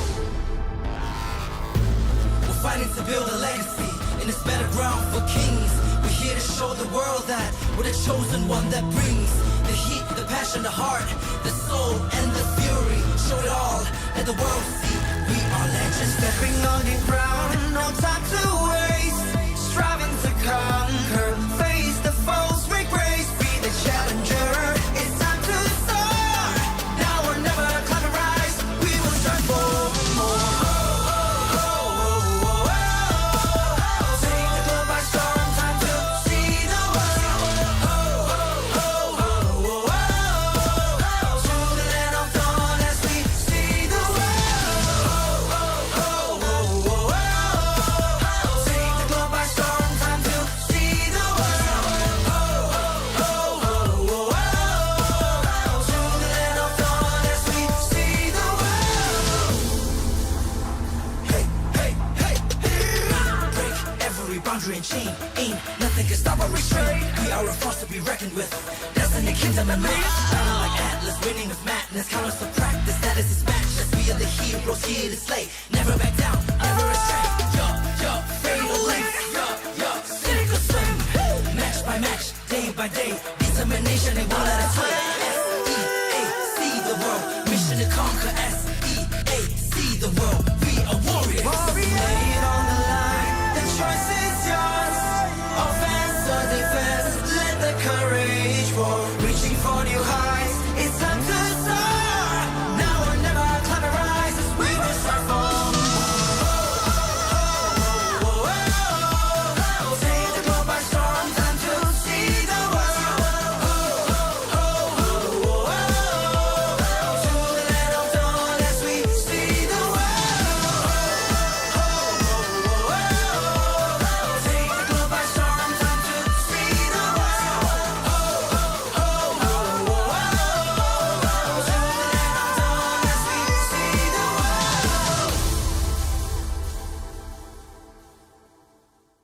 world.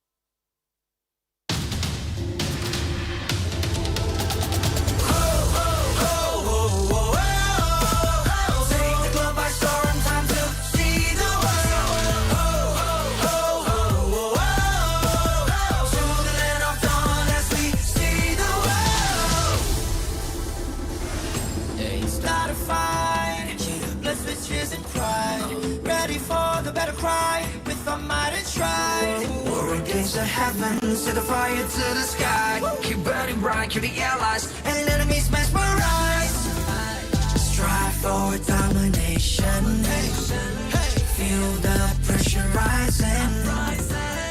Fight with your life and for your nation. With your devotion, emotion. Lay it on the line, the choice is yours.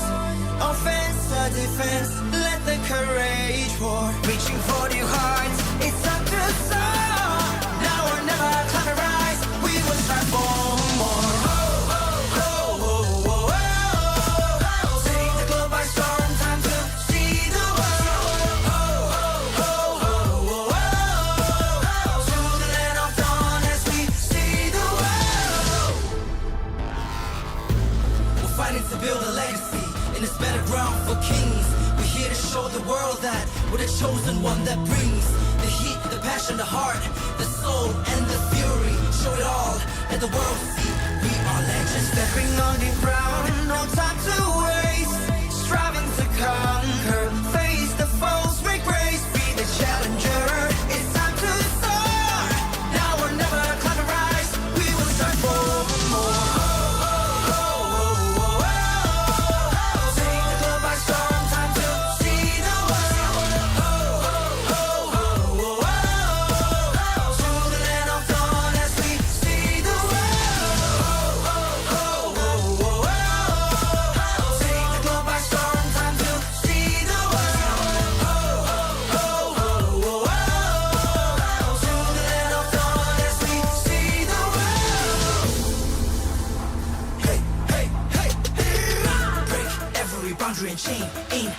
can stop or restrain. We are a force to be reckoned with. Destiny, kingdom, and MENA. Battle like Atlas, winning with madness. Count us to practice, status is matchless. We are the heroes here to slay. Never back down, never restrain. Fatal links. Sink or swim. Match by match, day by day. Determination, they won't let us sway. S-E-A-C the world. Mission to conquer. S-E-A-C the world. We are warriors. Lay it on the line. The choice is yours. Offense or defense. Let the courage roar. Reaching for new heights. It's time to soar. Now or never, climb and rise. As we will strive for more. Take the globe by storm. Time to see the world. To the land of dawn as we see the world. Take the globe by storm. Time to see the world. To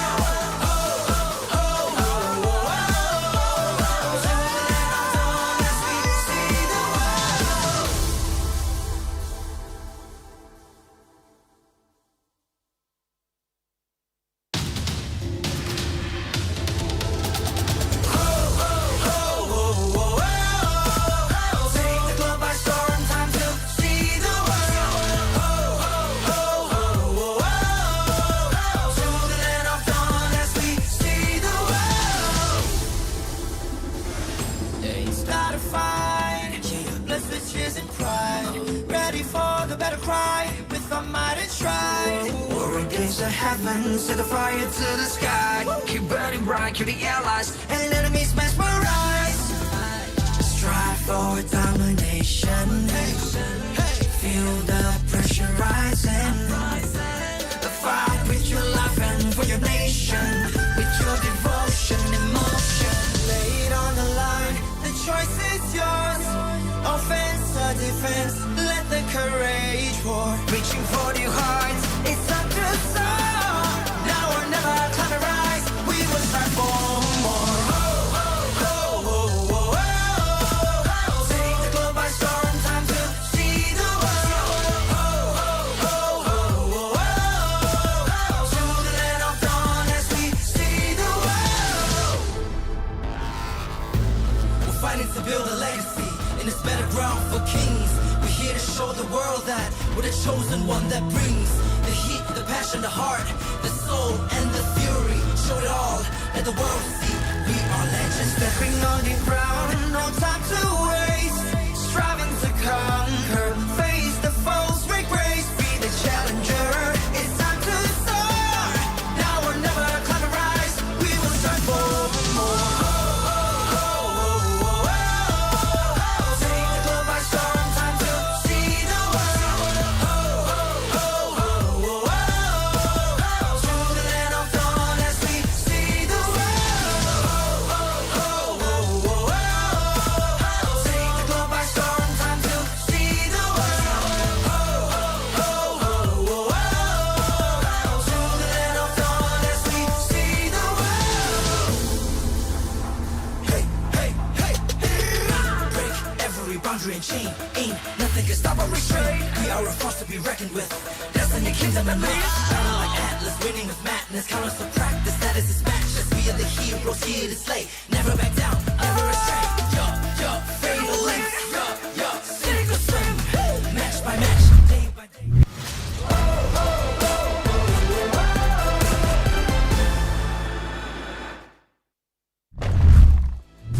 Ladies and gentlemen, boys and girls, welcome back to another action-packed series here at MSC 2023.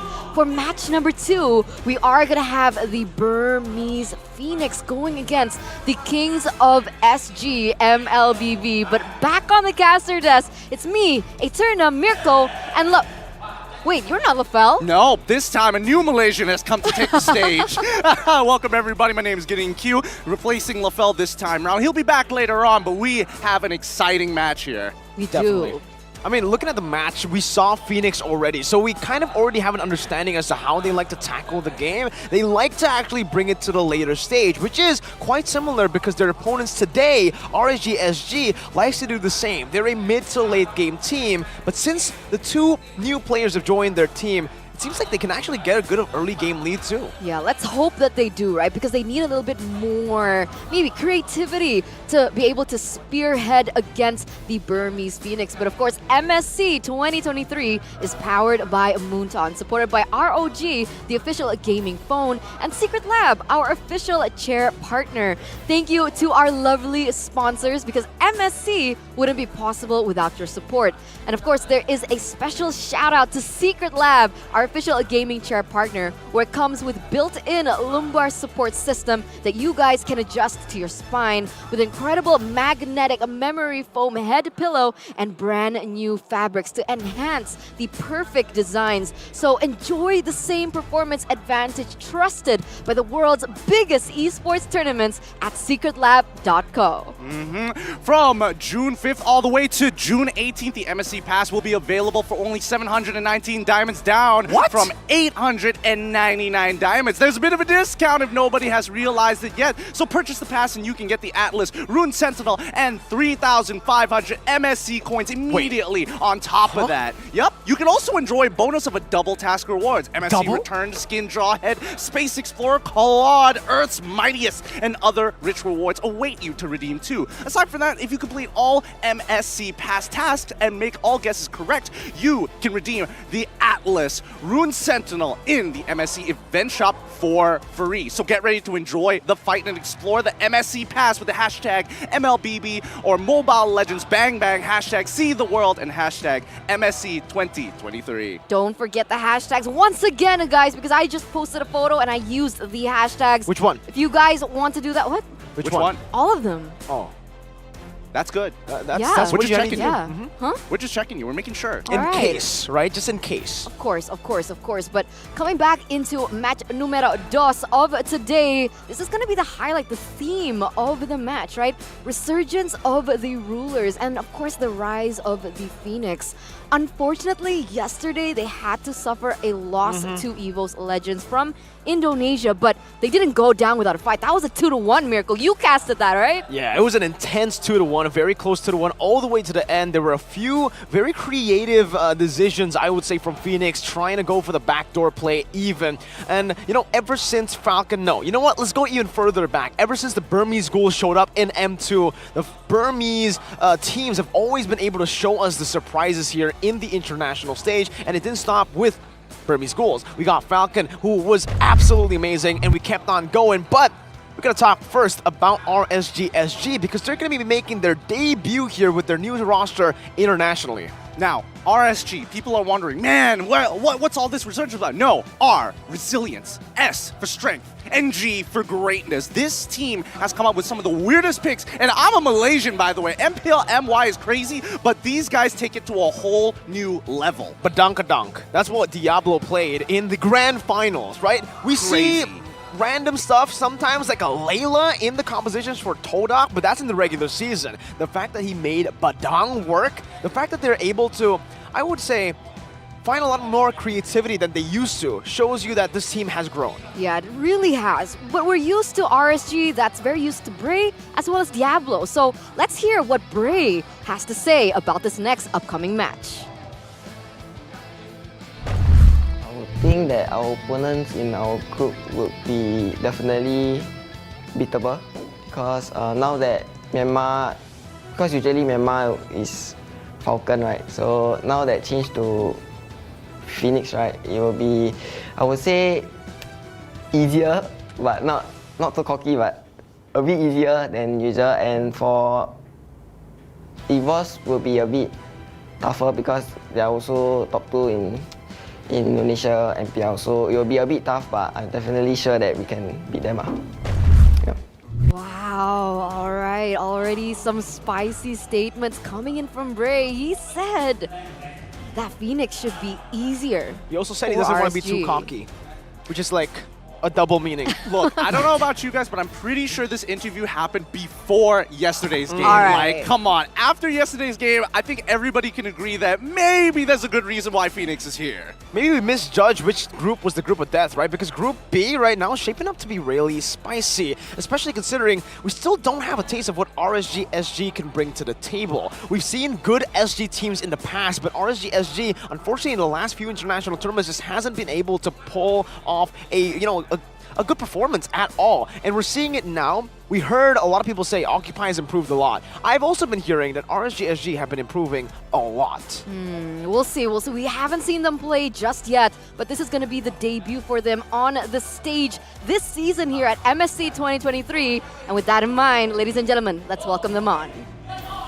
Well, here it is, ladies and gentlemen. First, onto the stage, we're going to be welcoming our marshals to officiate this match. They're here to ensure fair play and esports integrity. Rith, Shadow, John, and Alex will ensure that fair play will continue on the stage. But ladies and gentlemen, it's time. Give it up for the first team walking up on the stage, consisting of a super dynamic roster. The new face of Myanmar MLBB is here to slay Fenix Esports! Fenix Esports, known as the Burmese Phoenix. They are coming down, they are coming to the stage with much more hunger as they try to continue their legacy. Oh, hold up. The champions of Singapore are making their way up on the stage. The rulers that just completed their 3-peat. Here comes RSG Slate Singapore! Will 3 nationalities in RSG SG create a unique synergy with Coach Kuja, Singaporean players, and Indonesian imports? This team has it all. This team surely has it all, but of course, Mirko. We're also going to be welcoming the coaches from both of these lineups, Fenix and also RSG SG. We have Coach Nyo Chao and Hatet Luin U and also Coach Kuja here for RSG SG. We'll see if their dynamic drafts can be implemented in this matchup. It's super impressive with how they've been performing overall, both teams at the top of their game here, and hopefully we're going to see a full best of 3. Remember, this is Fenix's last chance to make it to the knockout rounds. Now, that's why I find this very interesting. You mentioned the group stages, you mentioned these particular groups, and I feel like this group is the most balanced, the one that has the most possibility of ending in a 3-way tie. But this is the official team lineup here from Fenix. Benny, Fayan, Royal Milk, Mock, and Jax. So, still the same mid-roamer duo. Simple and PX7 still unheard of. Well, unfortunately, we are not seeing some of the side players coming out from Fenix. They are sticking with the main lineup here. It's going to be Benny, Fayan, Royal Milk, Mock, and as well as Jex. We saw this yesterday, and I think, this might be one of the rosters that are feeling a little bit more consistent. I don't know how their scrims have been going, but we got to talk about Fayan. What a Lance got against Kyrie yesterday.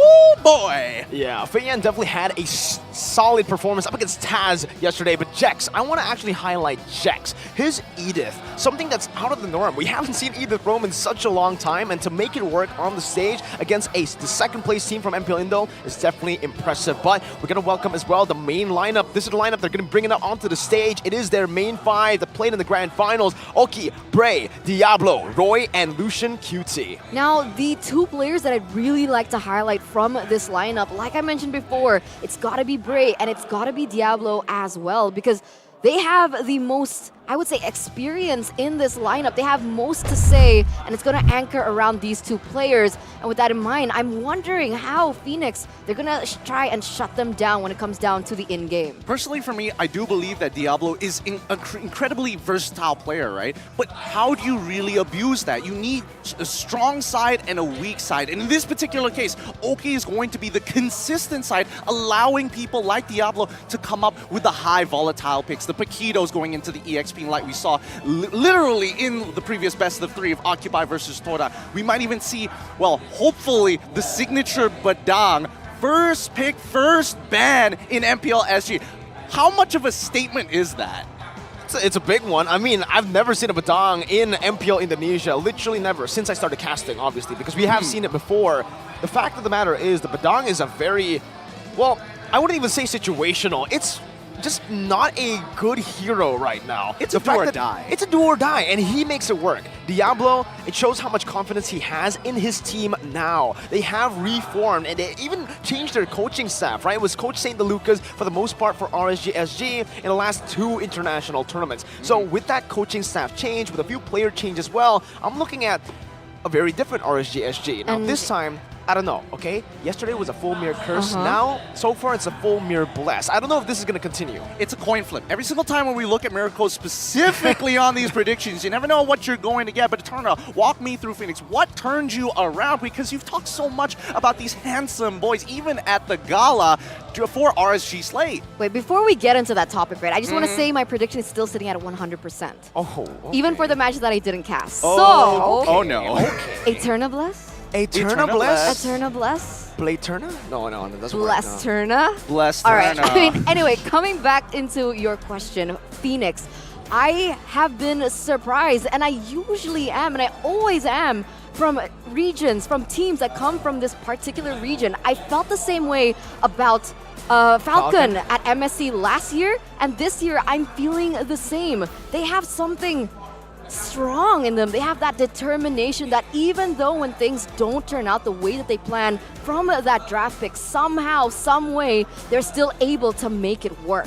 They have that hunger, that determination, and yeah, they really do. I actually got in the call with Ken, Falcon player, yesterday to talk about Fenix because he wanted to get on and just talk about how Fenix performed. He said that, man, this team, he didn't expect much from them because it's their first ever international performance offline on a stage, but he was really impressed mainly by Jax and Benny. These two are not playing the way they usually play because they are actually outshining the rest of the members that he thinks were supposed to be the star players. That's exactly what I wanted to actually bring up here, because a lot of teams, and especially newer teams who come to the international stage, definitely have this pressure that's building up. As soon as you get to these lands with a crowd of this size, with the level of gameplay, there's such high expectations that people don't really feel. Yeah, confidence, right? And there's confidence coming from Oki as well, right? In my opinion, in the past, RSGSG has always finished top 8, but with the addition of me and Lucian Cutie, we always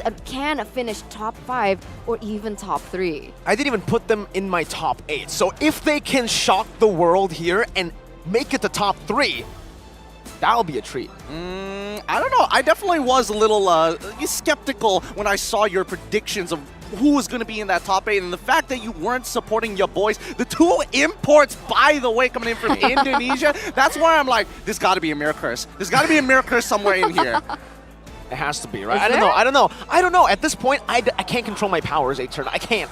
Okay, we'll see. We'll see in this next match, right? How the predictions pan out. But yes, between both of these teams, we actually mentioned about playstyle, right? Coming into the late game, what do you think that RSG Slate can actually do to be aggressive from even that early point? I think it relies heavily on mid control, right? Because Bray and their trio mid in general has been absolutely amazing in MPL SG. How they get the ball moving is through that mid trio snowball. They are the ones who actually dictate where to go. They don't have a particular unique style of play where they only go to goal, only go to XP. It's very dynamic in that sense. So it really is reliant on that trio mid getting ahead. Well, here's the thing. When we look at MPL SG, and honestly, the region of Singapore in general, they like to play standard games. They like to play a little slow. They follow protocols. They know the movements, the motions in a game like MLBB. As we get into the draft, hopefully we get to see some of these interesting picks, but I think the scariest part is when they were faced off with their opponents in MPL SG, the grand finals. The only team who could challenge them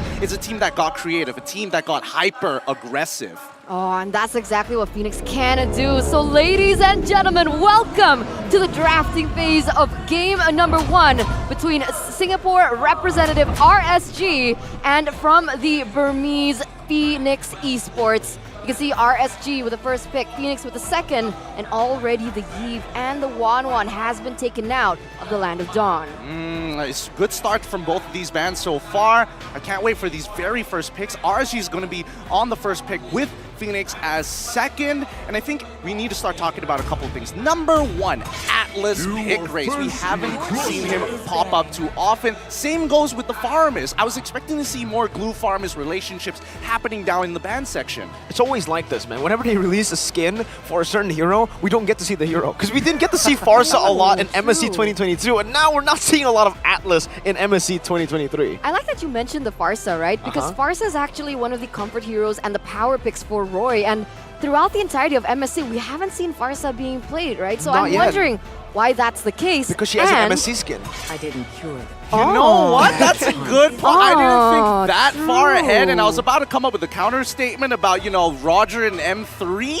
But hey, look, I think that's a pretty good argument here. Now, looking at the bans once again, we see the Glue, we also see the Valentina, and I think I'm just as surprised as Eterna, right? Knowing that Grok is going to be generally the go-to counter for the Farsa, and the fact that it's been globally banned here, why isn't Farsa seeing more play? And my logic is because the EXP lane has now become a lot more volatile, with many more options, and especially with teams with both Fenix and as well as RSG. Roamers and EXP laners must work together in these artillery mage battles. We'll see. The Joy here, gonna be the choice of ban from RSG Singapore. And now Fenix, they're in a tough position right now, right? The Novaria is still open for grabs for them to take, as well as something like, I would say, the Lancelot, but they are going to go for the Arlet ban this time around. Okay, Novaria still up for grabs, like you mentioned. Thing is, 50% win rate up on stage in MSC 2023, so maybe not as broken as we had previously expected it to be in the pro play. Thing is, do RSG really want to go for the Novaria here? It fits their play, it fits the way they, tackle games. So it makes sense to go for it, but it might be a bit too risky knowing Fenix have a pretty good jungler who can go and dive into that back with Royal Milk. It's a good starter. I think when I look at this and I look at the different openings that we've seen so far in the past couple of tournaments, most teams are going to be like, yes, we need to go for the Valentina. But when you start taking out those starters, now you really have to think a little bit ahead. Novaria has been picked up for the side of RSG, and this gives us a little bit of an idea of where their head is at. They're looking to play for vision. They're looking to play for information. And I'm curious to see who the Novaria is going to be played by, right? Because so far Novaria has been in mid, it has been in roam, it really depends on the team. But for RSG, it does look like it's more, I would say, Roy's style, right? But there you go, the Farsa shows up finally here at MSC, and it's going to be paired up with the Lancelot. But now my problem is, I really love the Farsa, I really love the damage output that she can have, I really love her high ground as well, but I think she is super vulnerable to heroes like the Yuzong that can dive into the backline, and even something like the Ling, which I'm pretty sure that they can play. Absolutely. I think Beret, he is a great assassin player. He's good at general tank junglers. He's quite the all-rounded jungler, right? The all-in-one package that's really propelled RSG forward. I think the Yuzong is definitely a very good shout here, especially for the side of RSG. It's a very clear counter. Makaja is open and it will get locked in, plus the Beatrix. So not only does RSG not really too bothered about the options unless Fenix hard bans EXP laners, which I don't see happening just yet. It's a good takeaway as well, honestly. If you look at RSG SG, knowing Fenix and how they played yesterday against EVO's Legends, they heavily prioritize this Beatrix pick in the first phase. They always want to go for the Beatrix pick. Right now, the perfect instigator, Lucian QD has a 100% win rate with Kaja, 7 games, Lolita and Kufra. So this man is an absolute unit once he gets those comfort heroes. And with the Kaja paired up with a Beatrix, this is some good burst damage. You can pick off anyone and get them out of there quick. It all relies on the Beatrix having a good time though, so you can expect RSG SG to maybe go for some gold lane bans. I definitely think gold lane bans are probably going to be the way to go for RSG. We do see the Yuzong get banned out for the side of Fenix, but even if they do ban out the Lapu Lapu, there's still quite a number of weird options to expect from Diablo. Paquito, probably not going to be the best against the Farsa, but definitely has a couple of moments, especially with Flicker. Maybe I would also argue, oh man, I hopefully don't jinx this because the Caster's Curse has been quite strong throughout the tournament so far. I do hope to see the Badang here. It doesn't seem that bad. Maybe not just for the iframes from the Lancelot, but at the very least, you have a hard target. Why are they banning it for the side from RSG? Why are they banning Lapu for themselves? All right, here's another crazy option, right? Sure, he's great at the Badang, he's known for the Badang, but there's one more hero that he's also known for. Khalid.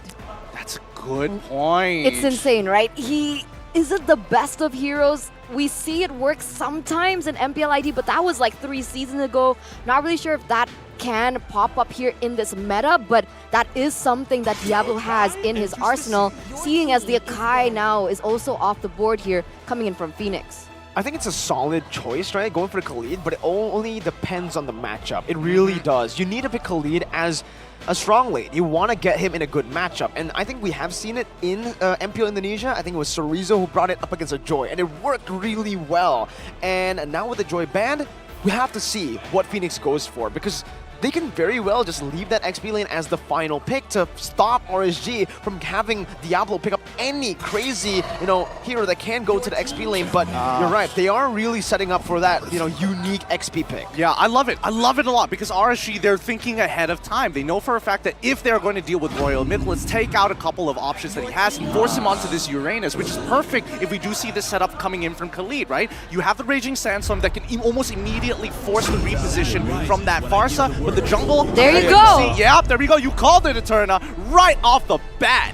Man, I did not expect this. So they're gonna go for the Fredrin, the Khalid, and now Fenix, they're gonna hit it off with a carry. What do we think about this, Gideon? I think carry's going to be a little short range. I do think that she's going to struggle a little bit overall, especially when it's going to be up against a Beatrix. The siege composition coming in from the side of RSG looks kind of good. I'm siding a little bit more towards RSG, but I will say, Fenix, they've got a lot of outplay potential. Yeah. I don't know what's up in Singapore, but it's 49% to RSG, so more Singaporeans voted for Fenix. Yeah, it's not even a 50-50. It's a 49 to their own team. What's going on here? I don't know, Singaporeans, where the support? What's their hashtag? Is it hashtag Sport Pride? No? No, that's What Indo is it? Pride. No. There's no equivalent from like Indo Pride? I know Malaysia Boleh. Okay, what's Singapore's? SG Loud, SG Proud. All right, it can work. Could definitely work, but I guess it shows that they're very realistic, right? They understand that the performances from the SG teams haven't been too convincing in the previous international tournaments, but it's time right now for RSG SG to turn the tide and to answer to the doubters. Ladies and gentlemen, welcome to Land of Dawn for game number 1 of match number 2. Interesting series that we're going to have here, ladies and gentlemen. And face value, right now we see that the Diablo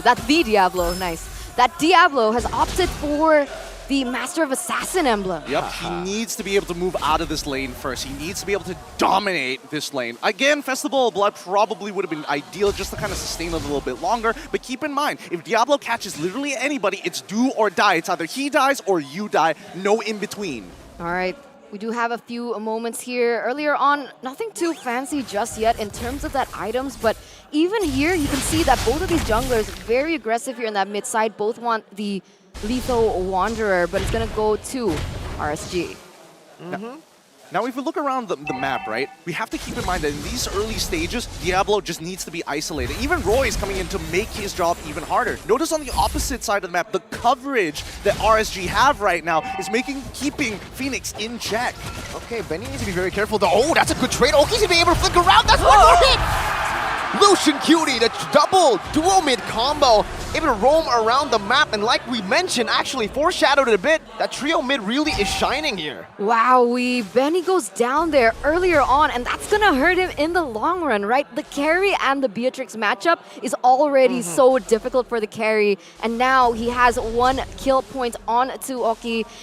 It's not the most ideal here for Fenix in the early stage of the game. It really isn't, but on the opposite side, at least Diablo recognizes that this could be potentially dangerous, so he's just waiting to get near level 4. Okay, he's waiting for it, but the airstrike does come down, but Diablo is able to just surf out of there right now as Feiyan is on the turtle. Diablo's going to be first to help him out, jumping in now on the damage, and Bray with a brilliant retribution secures it for his team. The taunt coming down, and also the Raging Sandstorm. Say goodbye to Jex. He's going to be out as well. RSG, complete control. Well played. You know, they're counting the resources that Fenix actually dedicate. The fact that the Feather Airstrike was actually used on that top side rather than just controlling the area of the turtle, making it a little difficult for them for the reclamation. Oh, Feiyan still got that in the end. But look at bot side. The amount of pressure just farming this gold plating. Man, RSG, they're being very aggressive here in the early game, and that's incredible. that development in their gameplay that we're seeing, and it's giving Fenix a little bit of a hard time. However, they still need to be careful because we saw Fenix struggle in the early game to that mid game, and they know they can stay patient. They can still stay disciplined enough to come back in the game. So RSG, they really need to think about this as well. Yeah, the next interaction here, we know for a fact that Fenix can scale, right? With the Farson and the carry, that's going to be more than enough. Royal Milk, right now, he's not going to have a fun time. But later on, it's going to be quite the struggle, right? Because the only people who can really deal with him is literally just Oki. Everybody else has to hit him multiple times, and half the time it's just wasted damage. And if we take a look at the winning lanes, right, the way RSG SG have drafted for themselves, it makes sense as to why they actually have this early game lead. It's all about how they utilize this early game lead to snowball and to take control of the mid game. Because Fenix can very well just come back with one good team fight. I think one of their strengths right now is they're able to open up the map really well. So they're kind of already neutralizing that pick-off threat that Jax can put on them. That's why I'm thinking, wait, hold on. Just as I say it, man, the caster curse absolutely on par. Wow. But RSG, man, I don't know what to say. They're just clean with it. That response was almost instantaneous, and guess what? The only one at threat was the roamer, so it was all good. Yeah, I mean, RSG's timings right now are so very good. Instantly, they try to capitalize on that top No side. retry. No retry, even better. This is so cold, so calculated from RSG. It's beautiful, and now they're actually at a disadvantage here.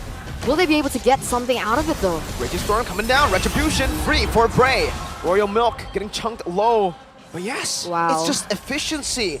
It's Singaporean efficiency. The timing, it's been insane. They're able to just time it so perfectly. They get another objective there in the bottom side, and they're just winning it out on all fronts. It's crazy to think that Singapore, a small island on the south side of Malaysia, thinking that, like, wow, they're a small region, there's nothing to worry about. But give them space, give them a lot of land to work with, and they'll control the entire map and turn it into their own. It's super dangerous. And Fenix right now, if they're looking for a way to kind of spearhead and trying to push them back, I think they have to look at Bray. Okay, well, Bray is getting looked at right now, getting targeted down, but he's able to actually escape, and the Divine Judgment locks Jax down for a bit. Oki unable to take him out. Brilliant. Abstract sphere there coming down, but it's not enough to take Jax down just yet. Quite curious, the rotations right here, Gideon, because I feel like being on the far side, you have that extra mobility with the wings by wings, but they haven't been able to translate that through the mid and through their rotations to be able to dominate and, you know, just be able to set the tempo. And it's actually RSG doing that. I mean, let's not forget that even though Wings by Wings can fly over walls, and yes, it's a relatively short cooldown, Roy basically has the same thing with the Astral Recall. And even better, he can look to start opening the map and trading while they're in the middle of that rotation. So there is a slight advantage, assuming that Roy is able to hit those skill shots. But let's keep in mind, at the end of the day, this is a siege composition. It's a composition designed to take down structures as best they can. And with Roy opening up the map without putting anybody at risk, it becomes an even better decision, efficient decision. There's no better word than efficient. There really is no better word than efficient right now to put into words how RSG is taking or tackling this game. They've actually been able to take down the bottom lane turret as well, and like I said earlier, that range advantage is really giving them such a good time to prevent Jax from doing anything on the map. They've neutralized what made Fenix such a threat yesterday, and now with the Flicker, Divine Judgment, he also enables Passion onto Royal Milk. It should still be fine. Oki's now caught though, he flickers out of there, that's gonna be the puncture, and the Thorn Rose, dealing out some bit of damage. Oki's gonna fall, but Diablo now comes down with a Flicker to find the kill back onto Fei Yan. 1 for 1. They don't have a jungler. Fenix, what do? It seems like they still want to stay along the side of the turtle, but they will be forced out of it right now. With no retry, they will not be able to contest. The setup from RSG just has been so impeccable, right? Oki going in for that snipe, trying to just force Jax to recall in the moment where they're going for a 5v5, trying to make things a little bit more unbalanced for Fenix. It was timed perfectly, and you can feel Fenix getting a little bit maybe they're getting a little bit, heated about it. And so they go in, they lose Fei Yan in the process, and all that is just once again in favor of RSG. I mean, they're starting to get desperate, right? Because it feels like, man, everything we do, we get punished for it. So we got to figure out a way to force a mistake out of RSG. Oh, Jax. They're going in again. Jax not given the time at all. For the airstrike worthy pop, but Bray just takes everything in. Divine Judgment locks him down, and Bray picks up the kill. Wow, this is just Again, cool, calm, and calculated, but all battle spells are on cooldown as of yet for the side of RSG. But without big ultimates coming out from Fenix, we see a lot of the issues start to show, and especially coming in from Jax, it's really hard for him to open up the map. Royal Milk, I would assume, is going to be okay, but when that wave starts crashing down, I don't see any support. Good luck, Royal Milk. It's either you give this up or try your best. Try your best. That's the route he's taking right now, right? I mean, he's not even going to try to actually defend that turret. He knows it's a lost cause, and he knows that the single target damage coming from RSG is a bit too much to deal with. Diablo, such a menace on this Khalid, that oppressiveness in lane, and all the way here as well. And this is just unfair, right? Fenix are severely outranged. You gotta give props to the draft from RSG. Yeah, just look at where Roy is just launching these projectiles from the Astral Recall, right? The way that he's checking these brushes are it's very methodical, right? One by one. Check the river brush, and next stop, you go deeper into the enemy jungle. Wow, but look at this, Bray. Abraser, the flawless Abraser. Shout out to our script writers, man. Wow, 100% win rate on the Frederick, and he's played it, what was that, 11 times, 10 times? 11 times. I mean, That's they're a lot. champions. These guys are champions. Everybody's going to have some hero that has 100% win rate. I'm just surprised that there's so many. It's not just one unique pick. It's usually 3. I would argue some may even have 4. Yeah, and right now, they're certainly utilizing these picks really well. Oh my god. That ultimate actually got everyone. 5-man, and Diablo on the back with the Raging Storm finds Benny. It didn't take him down, but that's all they need to get them out of there. Fenix can no longer contest for the turtle or a lord right now. Diablo gonna be caught on the onward, is able to flicker out with a Princess Wrath and a snipe from downtown from Oki.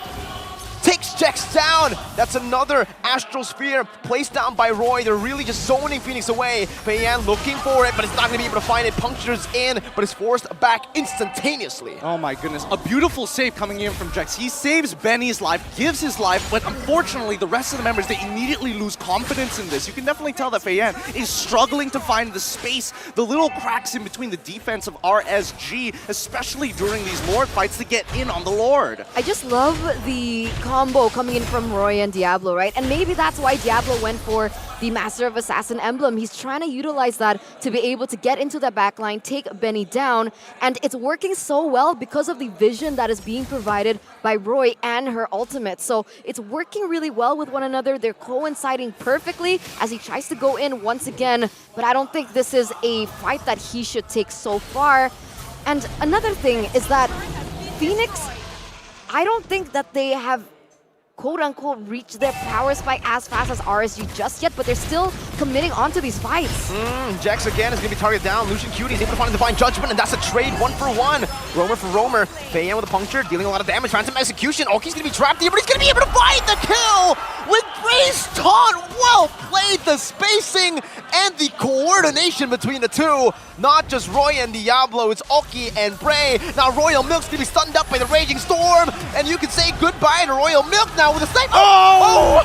Clean movement, but unfortunately, yeah, Roy's skill 1, I don't think you can dodge that one. No, there's just too many. There's too many projectiles coming at him. And this is why Edith is really struggling right now, because she can't be the one opening up the map. And when Royal Milk decides, you know what, I gotta do this job, the rest of the team starts a fight without him, so out of position, no way to frontline for the team. It's a struggle because RSG has so many different angles to hit the backline with. Oh, good Earth Shadow with a flicker comboed in. That's Oki, who's going to be taken down. The shutdown goes to the hands of the Farsa. Mock's going to have a good time now to try to scale up because he's the only member right now who has 0 deaths on Fenix. And yet still, RSG has a 4,000 gold lead. And one of the main things that I saw earlier on before Oki went down is the fact that Diablo went for the Malefic Roar. So much damage already on the Khalid. He also went for the Dominance Ice just to make sure that he's doing his job as an EXP laner, but this could be a potential play. They're airstrike, they're committing a lot in the back line though. What's going on, Bray? All alone, this might just be bad here, but Lucian Cutie finds Benny! And the Raging Storm follows through. Diablo is massive. That's a double kill. Mock is going to be caught low by the Astral Sphere. Now, Royal Milk is completely isolated from the team. He has the Consecration, he has the Immortality, but what's that going to do? It's only going to buy time. Fenix lose 3 for nothing. And 10 seconds to the Lord. Yeah, I don't know about Roy, but it feels like with the new ROG, he's got a lot more vision vision than normal, right? Other phones are not going to give you that level of depth. My God, how did he notice it all the way on the opposite side, especially when Mok was about to basically walk out of vision? Oh, so good. Perfectly timed right now. They're gonna get the Lord uncontested here, taking it away from Fenix in the 12th minute of the game. And once again, Bray gonna do the Grand Theft Orange. Oh, that was a purple, but... Oh, man. Okay, I'll do it again. Let me do it again. All right, we redo. Grand Theft Purple. She did it! She did it! First take. Awesome. Nobody realized the previous one. Let's all forget about that collectively. Now, from this point onwards, right, I'm expecting to see at least some form of scaling from Fenix, right? I'm expecting Benny to be, well, currently it's 36K gold in total, so that means about 2.5 items in comparison to RSG, who's hit their next item power spike. Expect to see one of these inhibitor fall, but if this fight goes badly, it could be over. Oh, he finds my Mok God. again! Roy has a magnet placed on Mok right now. He is a sitting duck. Oki also doing some damage now, trying to siege down this bottom lane. Bray is doing a good job at zoning them away as Diablo does the same thing. But the airstrike comes down, hits 3 of them, but the damage is certainly just not enough right now to be anything that they can really... Oh, that was so close. I thought Benny... if it hit Benny, I think he might actually... Yeah, I think he might be he's done. I don't think he'll die. I think he'll get put to about 10% after the burn, but we'll see. He hit look 2 at of Mok. them. He hit 2 of them. Oh God, oh God. We need to get another stat of how many times these players from Fenix, especially when they're up against a Novaria, takes an early recall. Because my goodness, they've seen the fountain so many times. Good dodge. Very good dodge from Feiyan. Oh, Jackson the flicker as well on the onward, but that's only on to Lucian QT. Oki's going to be able to free hit right now with the Nibiru's passion, but Bray is there, is standing in the front, acting in the front liner. Stun coming in with the Raging Storm. Oh my goodness, Roy almost found a massive Astral Spear in the back. Now Feiyan trying to do some damage with Thorn Rose, but Oki has the Hod's Claws. He's healing back up. Roy is massive, and he finds another hit onto Mok, forcing him back and giving RSG such an open space to siege the space turret down. Admittedly, I will say that Roy is just completely ignoring the frontliners, right? Even though it is lined up, even the frontliners don't want to take it. They're moving out of the way. I don't know, but Mok is, he's having it rough. He hasn't died a single time, but at the very least, he's going back to base consistently. Let's take a look at the player head-to-head here from Oki and Benny. Oh, oh my God! They're playing Speed Shooter right now. Oh my goodness gracious! Oh my lord!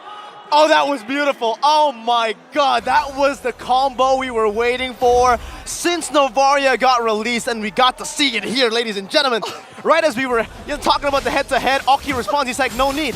Take that off the screen. Oh, replay. We gotta see that Give again, us a replay. right? Give us a replay. Meteor and Snipe coincidingly going head-to-head with one another. Okay, that was so much damage, and we're gonna get it here in slow-mo.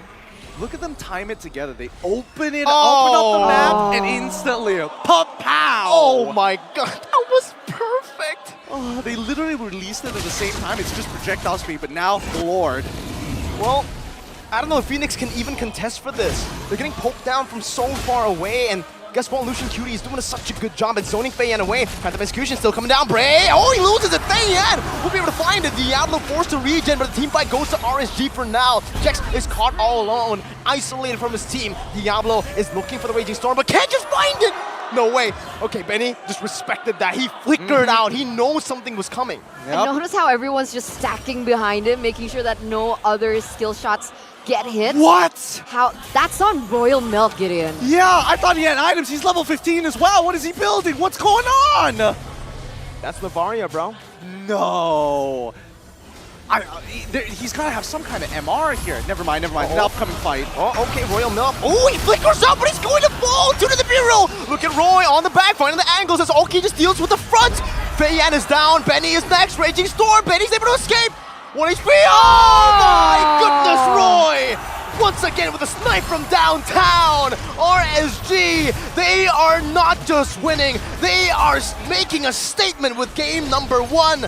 Now it's going to be the mini-waves. They're waiting for it. Phoenix are desperately trying to cling on to just the clear that they have, but Mach is continuously just getting bursted down. 20 seconds on Fei Yan. Will they be able to do it? Royal Milk trying to do what he can right now. Divinus Rage will lock him down with Divine Judgment. Mach in the back, going to be targeted down by Diablo, who is ultimately going to fall, but with 3 mini-waves crashing down, Singapore have risen. Kings of SG MLBB strike first in this best of 3 against their Burmese respectives. But wow, what a game by RSG Slate. Even from that early game, they were already very oppressive when it came down to those rotations. They hit their power spike, and things just went so badly for Fenix after. That was a disgusting game. I know we were like, okay, some of these matches are going to be a wash, Echo versus Evo, but this one I think takes the cake. Not even an opportunity to come back. And when you think, when Fei Yan takes that Lord, yes, this could be it. No, RSG do not let them escape freely. They take heads on spikes before they get back to their base. If we're judging it just based on game number 1, RSG is the best team in this group. Evo struggled against Fenix. This was a one-sided stomp. This is, I don't know what to say anymore, right? Like, I'm trying to figure out a way, how do you analyze that? Maybe just don't get hit by a skill shot, right? Like, what can I say about this? Just dodge, bro. Just dodge, bro. And like, again, those spheres, they don't hit easily. No. It's not an easy skill to hit, and yet I want to know like his percentage rate on how many times he got that compared, and plus in combo with those snipes that landed as well from the Beatrix. That was a sight to behold, and that is damage. A new combo perhaps coming forward in MSC. It's one of those I think things. it's time to just give it time to rest, right? It's like, oh Yeah. my god. I'm just thinking about that play again. It's just like, that was beautiful. That was absolutely a beautiful play. Roy with the snipe and the combo in together. I think that's the best Navaria we've seen so far, right?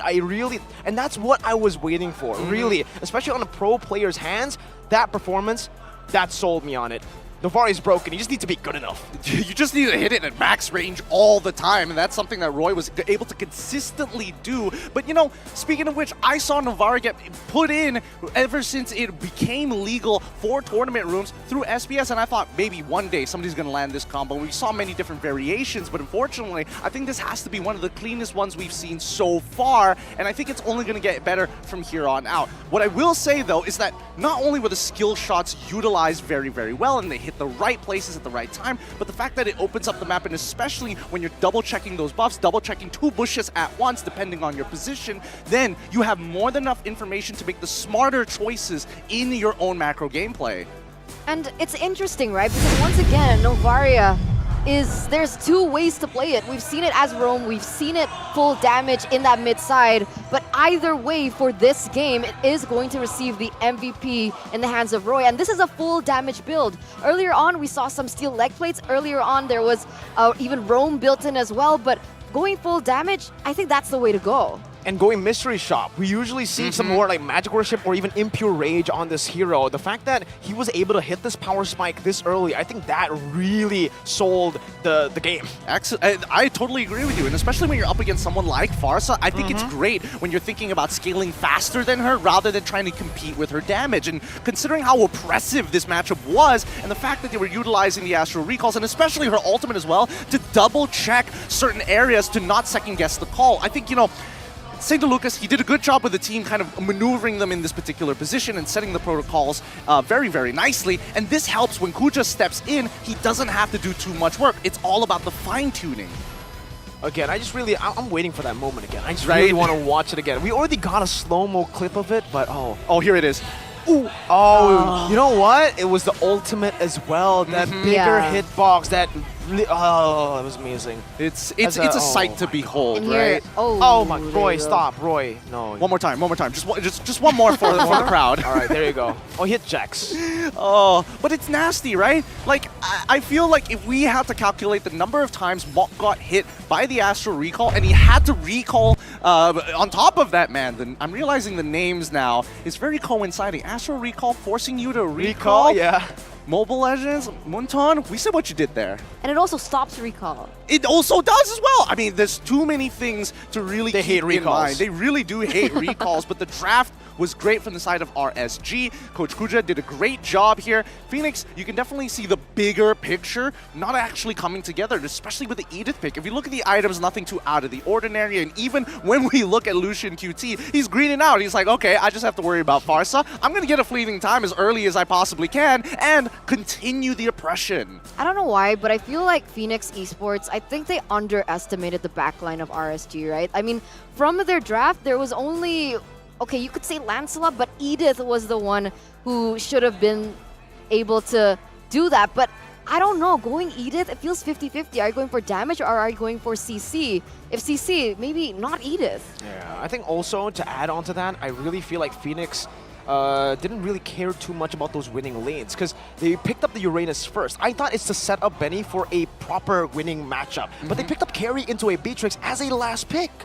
Yep, I totally agree with you there. I think when it comes down to identifying what is your strong and weak side, it became very difficult considering that RSG was kind of splitting up their forces and making sure that all the movements were either known or were stopped before it even began. And I think that's the great thing about Novaria, right? Getting that information allows you to do that, but also Diablo on this Khalid pick wins out his lane no problem, makes it not only difficult for Mox to actually pop that feathered airstrike comfortably, but more importantly, just the quick follow-up of people who've been caught. Benny, for an example, Jex, even if he gets hit by the Divine Judgment, at least you don't have to just rely on Oki to finish off the kill.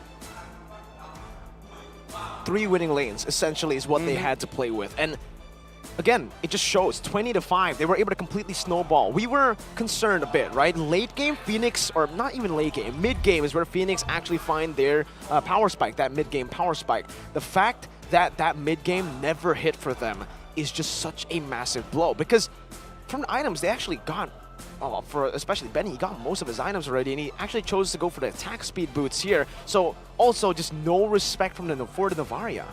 Well, I mean, we did see the Athena shields, right? But when you see Novaria already at 6 items at that point, and on top of the fact that it's consistent damage that comes out every 6 seconds, expect to get hit by it from far away, you lose out on the value of the continuous magic damage. In those situations, you might even consider that the Twilight armor might be more cost efficient than the Athena shield in these certain positions. Because again, let's keep in mind, it's not just the magic damage you have to worry about, it's even Oki's snipe as well, which was doubling up the damage. Okay. With that in mind, right, we are going to take to Mickey right now. So in a moment, we're going to take to the interview. So ladies and gentlemen, we'll see you after the interview.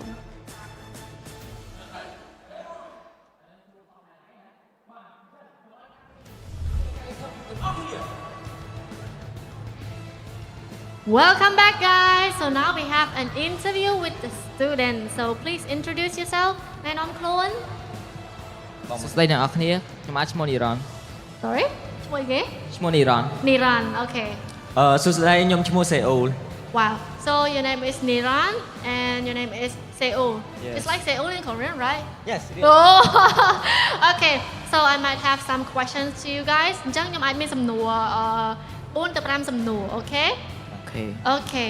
So the first one, which school do you go to? What course are you studying right now? រៀននៅសាលាណា សួស្តីអ្នកនរគ្នាខ្ញុំឈ្មោះនីរ៉នខ្ញុំរៀននៅសាលា NTTI ហើយជំនាញរបស់ខ្ញុំគឺអគ្គិសនីឆ្នាំទី Okay.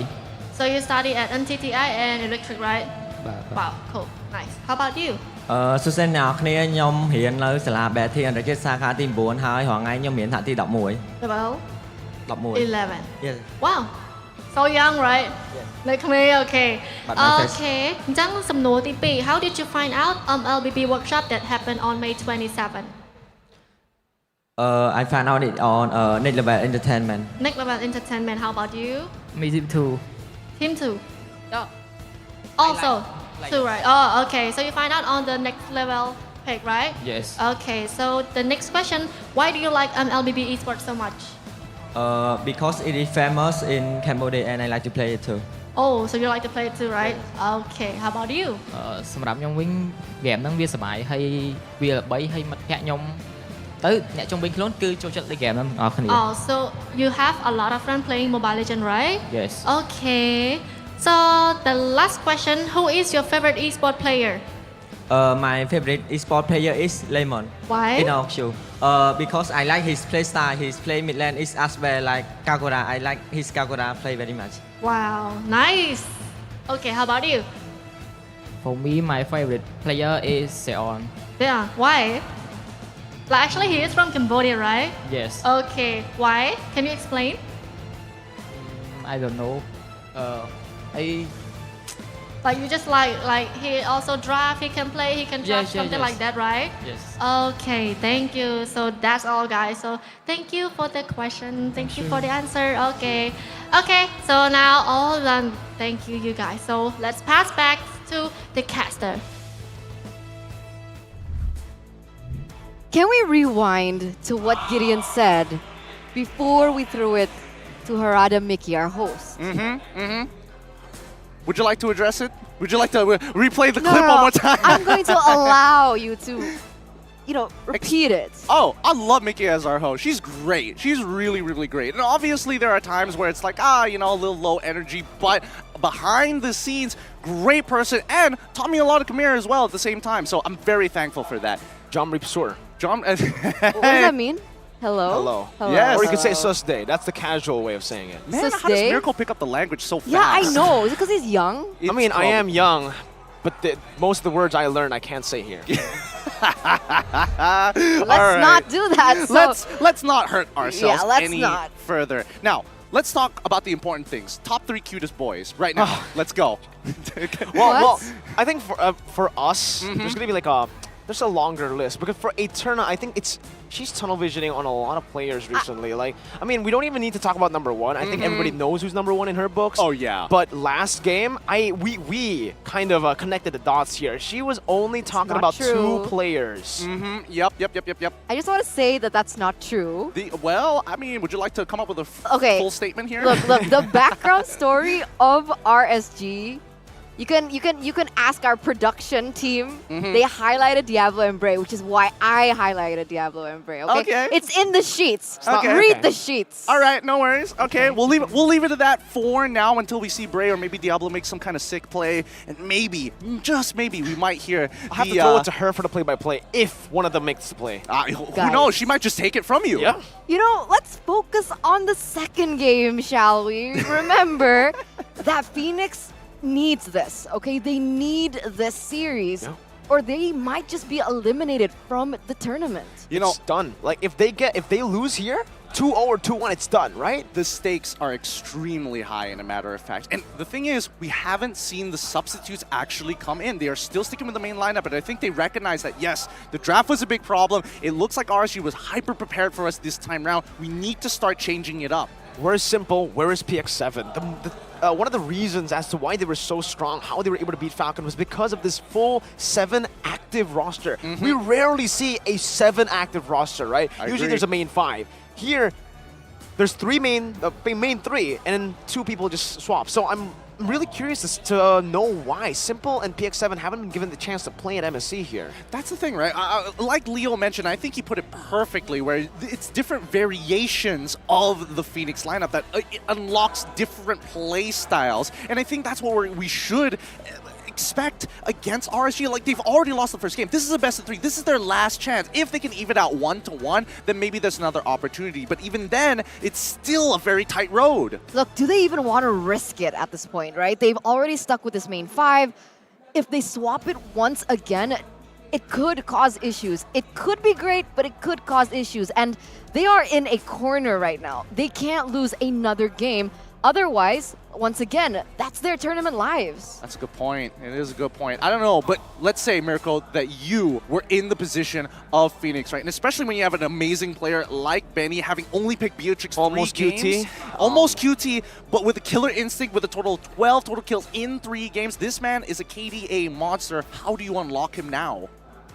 You gotta get him into a winning matchup. I think that's one of the key elements as to how you make this work, right? Benny, I think, was a standout for me in the game against EVOS Legends yesterday. His spacing, his positioning was always on point, even when he was in a losing matchup. And even here, I would say it's mostly true. In this game, he was caught up because of Roy and We don't need to talk about that Yeah, again. We've mentioned that way too many times. But yeah, he was in the right position. He was just getting shot by from different angles that he didn't even know where it came from. I wouldn't know. So again, set him up for greatness, put him in a winning matchup.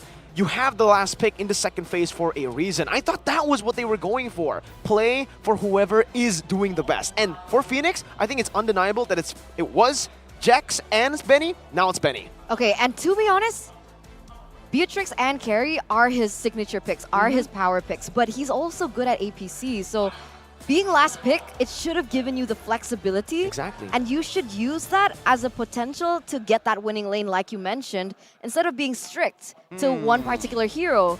And it's confusing as to why they went for the carry, seeing as he does have the hero pool to explore different heroes. In that game particularly, I don't think it was viable to go for another magic damage because they already had a Pharsa, Uranus, and Edith, right? It was just a Lancelot and it wasn't building full damage, full physical damage, so it wouldn't have been really balanced there, easy to counter.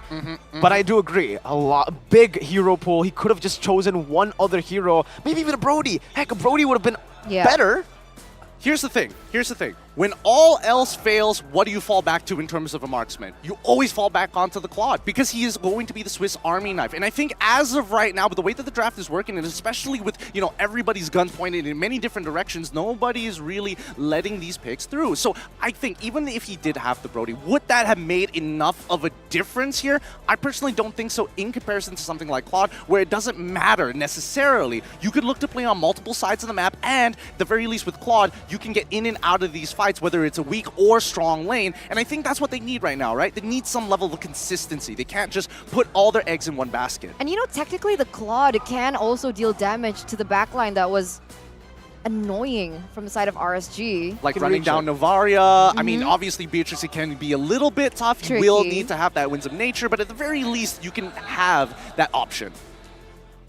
A lot of solutions to the problem, right? I mean, a lot of opinions, potentially, but the thing is, I think RSG just played way better. Now, Singapore hasn't really been a powerhouse in terms of, you know, power rankings in the last few international tournaments, but I think now that was a statement. That was a cold statement from RSG SG. They're here not to just participate, they're here for the trophy. They're here to be contenders because Fenix, #1 Myanmar. Myanmar is considered to be the 3rd, 4th best region in the world right now after M4. Yep. It's interesting to see how things are shaking up here at the Land of Dun, especially with the evolutions of these teams. I'm more surprised. Well, I want to hold my statement back just a little bit because #1, RSG in particular, it could be a Malaysia situation where we're good in groups, we're terrible in knockouts. It might be the same case here because let's keep in mind, how many times are you going to be able to be hyper prepared for a draft? This was cold and calculated from Coach Kuja. Props off to him, but how many times do you think it's really going to work in these best of 3 scenarios? This is going to be the limit test here in game #2 for RSG. And if they go further than that, if they even make it to a best of 5, how much do they have in their arsenal to really take it away? And we'll see what exactly are the changes coming in from Fenix here for the next upcoming battle against RSG. One more life to go until their tournament lives are at risk. So ladies and gentlemen, let's welcome you to the drafting phase of game #2 between Fenix as well as RSG SG. Seems like there's going to be a swap here as Fenix with the first pick, RSG with the second, and they go for the Valentina and the Wanwan. This is a great idea. I mean, starting things off to make sure to change it up, just go on to the opposite side, get that first pick in as soon as possible, and at least we get to identify what RSG has prepared for second pick. Man, I wish I could say colors, but I have to say first and second because the color coordination is just not there today. I'm trying to think again of like a solution here. What do they want to go for? They swapped sides, but again, their first pick, it's been Lancelot. Even yesterday against EVO's Legends, it was the Yves actually. So it was Lancelot or Yves. Now, RSG SG banned the Yves in the first phase last game. I think they should just do the same thing again. I think the Yves gave Mok so much stability in the... Oh, it's PX7 and Simple. Yeah. Oh, what? Yeah. There you go. They swapped. Production didn't give us a heads up. They wanted to surprise us right here, right now. No, they were like waiting. Let's wait till the casters notice. Let's see how long it takes. They'll never see this one coming. The fact that they're banning out Navarro, there is going to be a lot of respect, but let's keep in mind, the Valentina is gone, so banning out the Yves is going to jump up in priority. The Farmers has been kind of left out of the pool for a majority of these games because Artillery Mages absolutely shred through that temp HP, and also because of the buffs and nerfs, mainly nerfs for the Farmers. Unfortunately, we come to the last couple of seconds. There we go. The Yves gets banned out. Fenix, let's see this start. Are you going to give Feiyan the Lancelot once again? They might want to do that again, no? What other options do they have? They can go for the Fredrin right now. I mean, the Fredrin works here. I would say it works because RSG SG play a very mean Fredrin, and they can actually flex it to both sides as well. Very good flex pick. So with Fenix here, I think the main win condition has to be around PX7 and Simple. Again, it comes down to the main trio mid now because. Okay, well, Arlet, something that I completely forgot about here in game number 2 because it was banned out in game number 1. Yep. But difference here for Fenix. When they played with Mok and also with Jax, they go for duo mage, kind of like the Edith and the Yves. Now with Simple, he's more of that standard roamer. He goes for the initiator picks, goes for the pick-off picks as well, but mainly initiators. Mainly initiators, and this is why Arlet's a little scary, right? We have seen a couple of teams actually do this, putting him in the EXP or even switching up and throwing him into the roam. And yes, he is I would say he was an okay roam. He's basically a stun bot and sticks on you quite easily, especially with the demon marks. But then we come back to RSG side. How do they think about the situation? I'm guessing that Fredrin might come into play here, but instead it's going to be the Lancelot as well as the Kadita. They're expecting Fenix to try and go bold. Oh, I like this too. The instant choice here coming from Fenix is going to be the Faramis, right? So even if they want to go for the wombo combos, this Faramis can cause a lot of miscalculations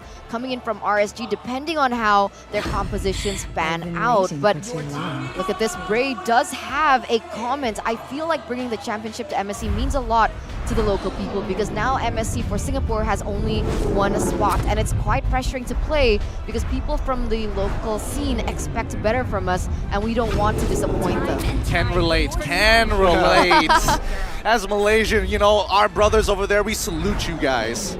Well, with the Beatrix pick here, it certainly is still RSG SG with a better side matchup in the gold lane. Yeah. The Faramis is a very interesting pick with the Arlet as well, because the Arlet is still a good flex pick, but so is the Faramis, technically. I haven't seen Simple play this Faramis role, but it is still a possibility that they might want to go and try. Here's the thing. I don't mind the fact that Faramis is available, considering that Kadita is around, right? Now you can't get one shot. You can walk away with at least a majority of your HP. It's all fun and games, right? But the real question is whether or not it's going into the support. With double flex picks from the side of Fenix, it's going to be a little difficult to predict what the draft is going to be. Hopefully Kuja has done his research well enough, and they're immediately going to start banning out the Fredrin as a starter, because that's something that Fenix is lacking right now. A hard frontline. As much as you want to make sure that, yes, Arlet can technically build into that tank segment, you won't be able to cover every single angle.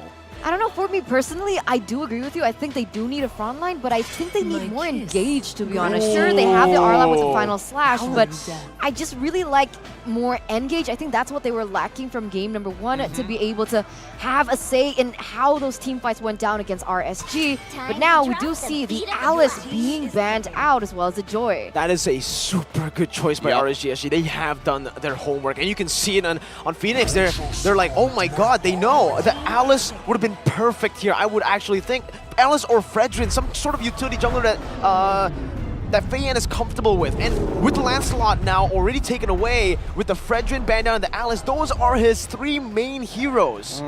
And they're also making sure they're locking in the Kufra, expecting that possibly we might see a Fanny from the side of Fenix as well. They are covering every single angle here. You can tell on the players' faces and even the coaches that, wow, they have done their homework. There's a very different air around RSG side compared to Phoenix. Oh my god, what is he gonna play?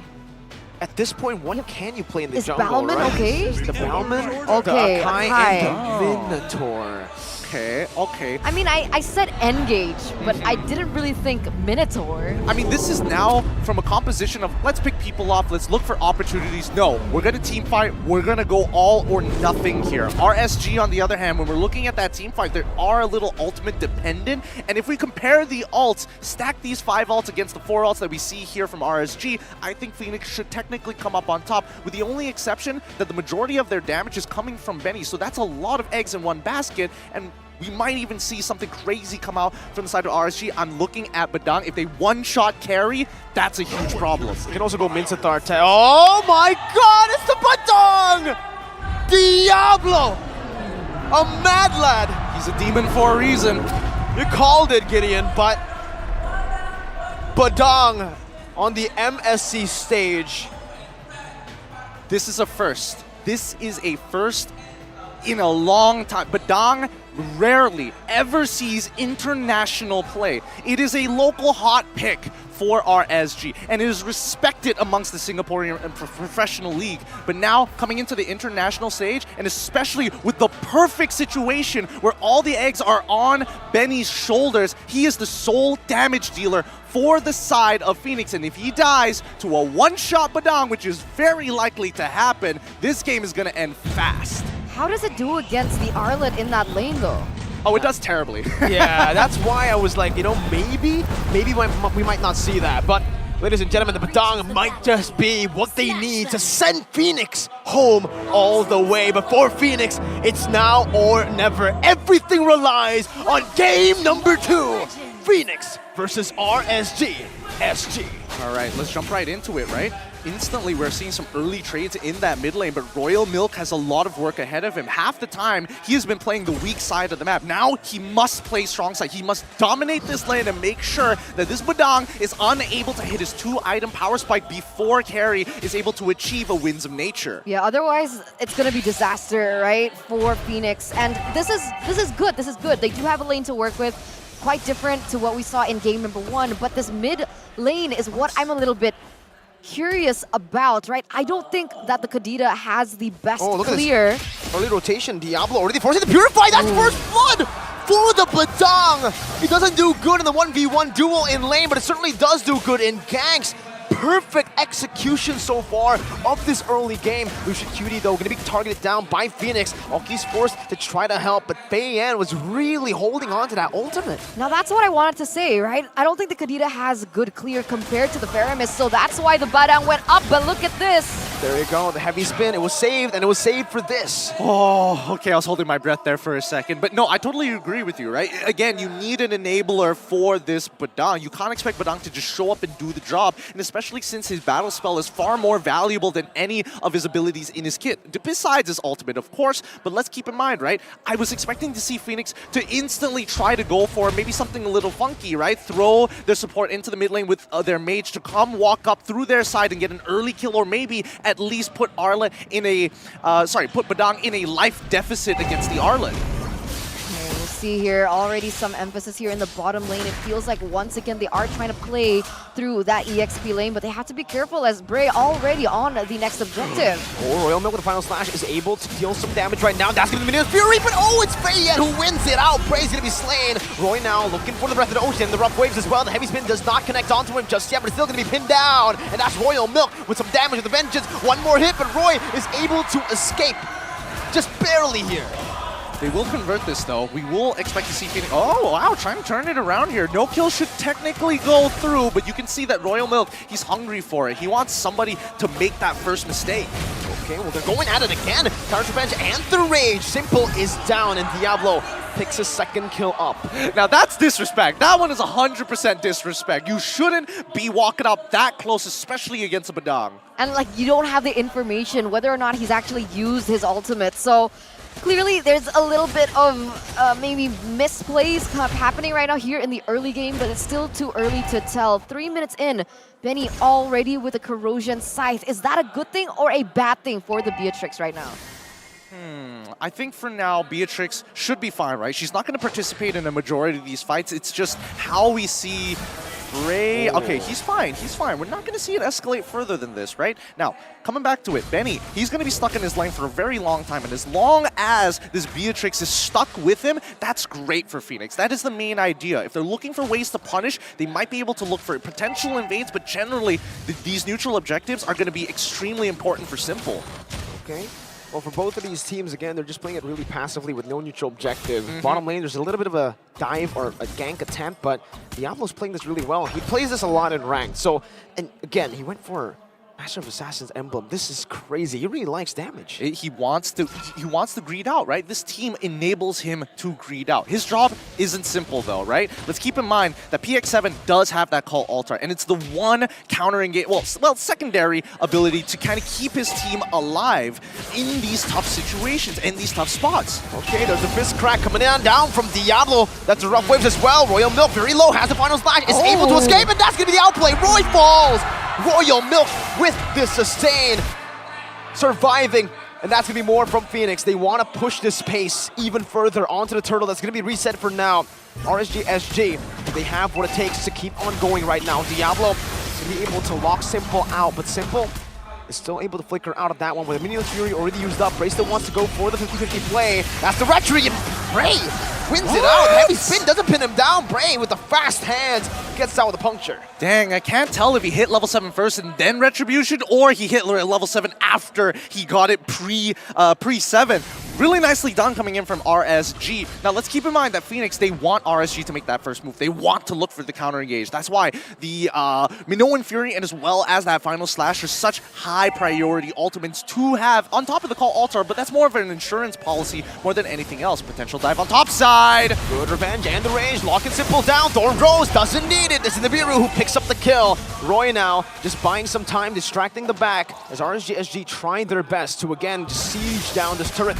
It's a 1v1, Fayan and Bray, just a little bit there, but Oki will be able to complete that BOD, a power spike for this Beatrix. Lucian Cutie forced to use that flicker already because of PX7, bringing it back.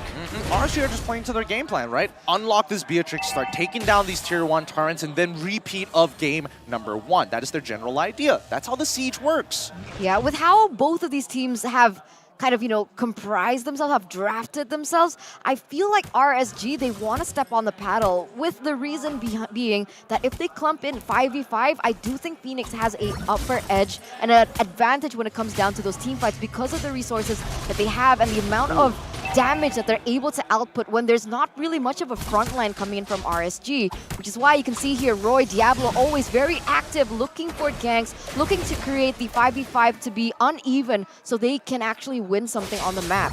Another thing to keep in mind here is the secondary objectives that these teams can actually start playing for, right? Oh no. Wow.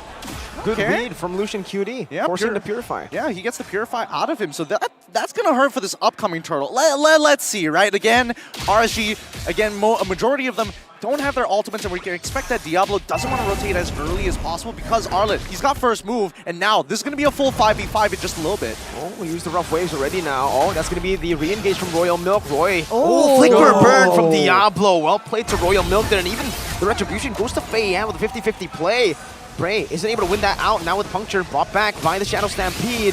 Both teams disengage, and RSG are only sitting at a very, very slight gold lead. That was an interesting play coming in from RSG's side. They knew Arlet was moving out. They wanted to try and punish him off that rotation, and now Lucian QT has been sitting on this top side to ensure that this Beatrix isn't going to get dived. Royal Milk starting to scale up fast, but remember the secondary objectives, right? It's about the junglers who can fight for these neutral objectives, because eventually the Lord is going to be the main win condition for both Fenix as well as RSG. If they can get that level lead on their jungler, therefore, they should have an easier time to actually secure these neutrals.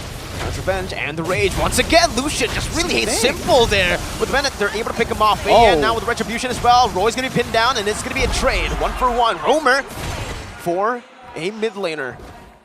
Or both mid laners, actually. No, Roamer mid, yeah. Yeah, right now, okay, he's doing, again, this is the same motions again and again and again. And I think, Phoenix, they need to recognize this. There is some mythology to RSG's madness. Yeah. Royal Milk getting engaged on Diablo. I don't think he's going to be in range to actually do some more. But this dynamic duo is in the bottom lane right now, and honestly, RSG SG still have more map pressure. I mean, it's been 8 minutes of the game. So much has happened already, so much action, but it's still 3-4 and no turrets have been taken down just yet. So I think there needs to be a little bit more emphasis when it comes down to these objectives. Sure, turtles have been taken, but what can they do with it, right? The Beatrix has yet to find a turret either in the top or in the bottom side, and with a 400 gold lead, which is little to nothing, what differences can we see? Well, here's the difference right here. As you mentioned it, they do a quick cheeky lane swap, making sure that Badang is left alone on that top side. So regardless of who decides to show up there, at least they have an opportunity. Look, bottom tier 1 instantly down. Good siege for the side of RSG SG. Still taking it slow. Oh, Simple jumping in. Roy. Oh, he actually went in with the rough waves there. He's going to be slain, but Bandit's Rage will collide onto them right now as Diablo's going to be taken down. 3-man Tyrant's Revenge, but it only connects onto 1 with the Rage. Phantom Execution onto the back. Bray looking for diving all the way with a puncture right now, but he's going to be knocked up by Simple, and the healing really saved Fenix. Fei Yan coming down with a heavy spin. The Thorn Rose isn't enough to take him out. But Bray will certainly fall. Oki is not able to help his jungler. Beautiful play coming in from Fenix. They timed it well. Okay, PX7, he's still alive, but it looks like RSG, even though they did lose a majority of their members, they're still going to press the agenda. They're trying to slow down this lore take as much as possible. Yeah, I don't think they played that right? I don't know what RSG was thinking. They were going in 1 by 1. They were losing bodies left and right, and yet they still tried to commit onto something. But here we go. Oh, that was a close one. Fist Crack and Rough Waves. Good retry by Fei Yan. Timing it well, but look at the top side, right? While all this is happening, just slowing them down for a couple of seconds is more than enough for Oki to actually get the tier 1 on that top side. Now, the next problem that they're going to deal with is the upcoming Lord push. Once that is done, they go back to their old antiques all over again, and then they repeat the process once more. Fenix is going to wait for RSG to attack, and then RSG will have to try and bait something out from Fenix. Okay, Lucian QT is already targeting out. Oh, beautiful Mutant Fury to cancel it out right now. But they are going to engage with the Breath of the Ocean. Finds 2. Heavy spin instantly with the Cult Altar as well, providing the disengage that they need. But Bray, he's dodging away. Oh, the final slash brings him back. Last second. Lucian QT comes down with rage, and it's a fist crack. The combo wombo from RSG SG to turn the tides. Oki has the Renner now going for the snipe. Onto Simple, finds it. Roy just needs to look for 1 more shot, but Simple gets out. That was close. That was very, very close, but you have to admit, both sides played that as good as possible. Fenix, especially with the Call Altar, has an insurance policy, but RSG, even they recognize, okay, we gotta figure out a different way to hurt them, right? What does their insurance policy not cover? I love this. I love that we get an instant replay, right? Because that disengage coming in from Fayan was so well timed to cancel out that coming in from Roy. But that wombo combo coming in from Diablo as well as the Kufra, that was what I was looking at, right? Because I saw Diablo's positioning.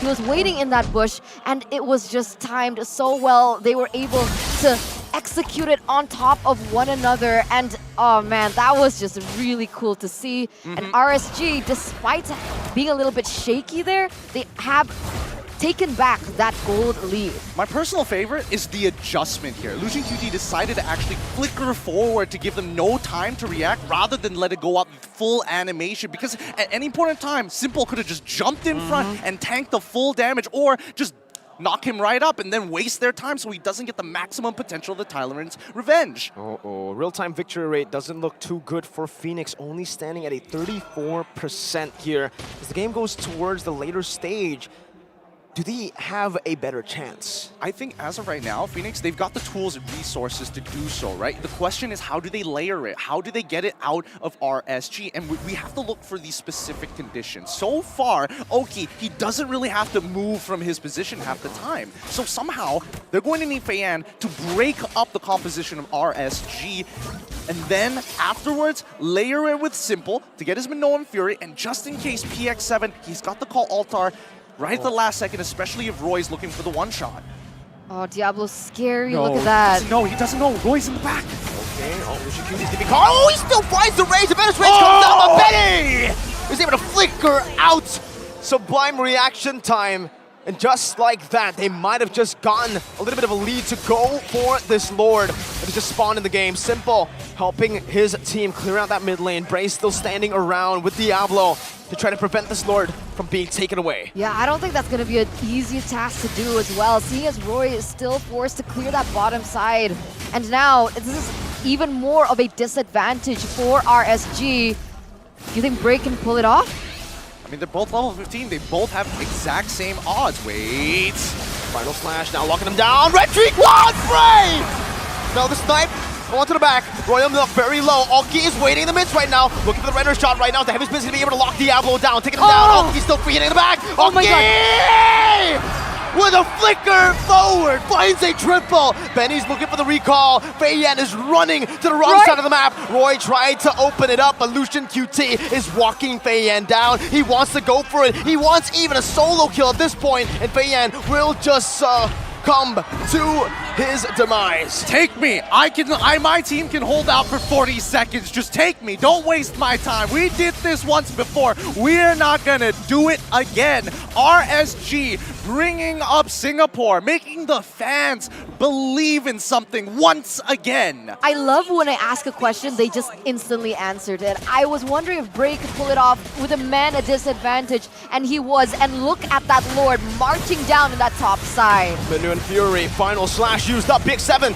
Okay, was able to thread the needle right now with the Cult Altar placed down. Lucian QT still going to be able to launch the Timer's Revenge. Good defense from Fenix right now, able to clear out that Enhanced Lord. But RSG are still knocking on the base, looking for more turrets as they go through one by one into these lanes. Finally, we see the Winds of Nature being purchased by Benny. Now, this could be the time that Fenix finally claps back against RSG. They've got the utility that they've been looking for, and especially when you are playing attack damage, this could be extremely dangerous for Diablo if he tries to go for the one shot. Oh my God. Heavy spin coming down. Diablo able to flicker out. Will he be able to thread the needle? Answer is no. Roy, way too aggressive. Instantly punished for it. Simple. Zoned away with the Mirror's Passion. Bray still able to escape with the Thorn Rose. PX7 bringing him back. Royal Milk with the stun, with the resets, with the Vengeance still going at it. Wants to stick on Bray. Phantom Execution now by Bray.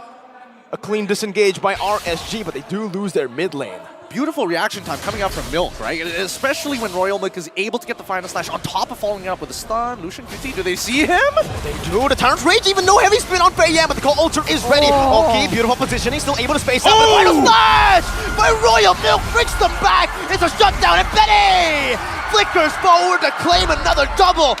What are we witnessing? We're witnessing a turnaround here. Benny is feeling confident. Royal Milk finally gets to play the game. He's no longer playing the weak side. He is the strong side.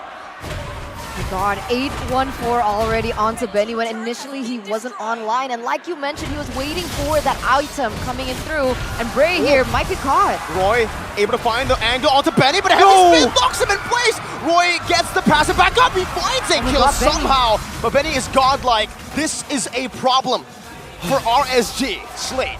At least they didn't lose an inhibitor. I think that would have been the worst possible outcome for RSG Slate. Bray is able to clear up the waves. Kadena is able to pull attention away by threatening Benny. Feiyan is dead, by the way. He's got 23 more seconds, and that's the exact amount of time that Fenix need to buy for him to get back up and make it to the Lord, because RSG, they're going to look to rush this. Yeah, they're going to try and capitalize over this, but remember, Benny, they don't have an answer to him because Roy is down. Let's see the creativity they have. Razor getting chunked low, has the Phantom Execution, is able to escape for now, but that's a resource burnt out. Fenix have used the final slash. Feiyan's back up now. Roy's also back up, and Lucian QT finds a massive pick. Only on the simple now, it's going to be the Fury forward onto the flicker as well, Benny! It's a 1v1 of the gold laners, but the Phantom Execution comes down. Now it's Royal Milk jumping back and forth with the reset. It's going to be Feiyan with a knock-up as well. Oki going to be chain CC'd all the way, but he's still going to be able to sustain with the House Claws. Life stealing all the way. Bray now in the midst of it all, jumping back and forth onto PX7. One more hit will do it. RSG Slate Singapore. They don't need the Lord. They have wiped Fenix out. PX7 all alone, buying the immortality, a miraculous play. That's the only thing they can bank on, but it will not happen. The Burmese have fallen. RSG have knocked them out. Respect all and fear none. That is the motto of RSG Slate, and they have proven against all odds that they are able to win against Fenix Esports. They have the makings of a champion. They have the building blocks of a true Singaporean. They stand tall knowing that they are above everybody else. They know it and they believe it this time. They're walking out of there knowing that they have made history one step at a time. I love it. I love seeing the development coming in from Singapore because we've witnessed so many international tournaments where RSG have actually participated in, and we see the development that we see today. Maybe yesterday you ask us, Singapore is not as competitive perhaps as these other big Titan regions, definitely behind Myanmar, but today they prove us wrong. With that being said, we will be saying farewell to Fenix Esports from Myanmar, our shining stars after quite a performance, and more importantly, bringing it almost all the way against a team like Onyx. But it was RSG that puts them out. What a performance once again. RSG SG have placed themselves back on the map. They are finally back. Singapore is back. So excited. You guys are so excited. We've been taking this damage for a very long time when we were together as one. So it's good to see them coming back to form. And we've been waiting for this. We've been waiting for RSG specifically. They've been a very young team. And now that they're growing and more importantly, they are maturing, they are hitting a different level, a different echelon. Wait, so this, like you mentioned before, so this officially means that Fenix is out. They're out. They're out. They've Two got losses. 2 losses. All round robin, 2 losses.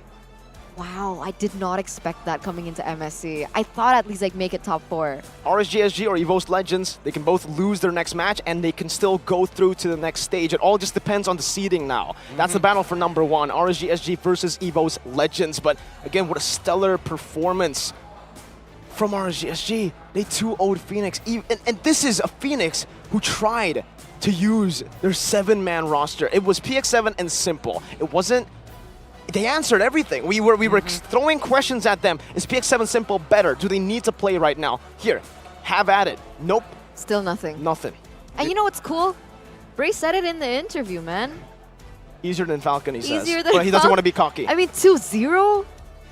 Well, I mean, yeah, you know, he talks the talk and he walks the walk. Right? I don't know about you guys, but I think that personally, Bray is going up in my cutest boy list here at MLBB. But let's look at our MVP, Oki, here coming up big time on this Beatrix. We were questioning how are they going to get through the insurance policies of the Call Altar, and the answer, just have more ultimates, you know? Making sure that you have both Bennett's Rage as well as Nibiru's Passion, both AoE high damage abilities can force out each and every one of them. You got to save your Minotaur, no problem, Bennett's Rage. But the rest of your team will fall down man by man, person by person to Nibiru's Passion.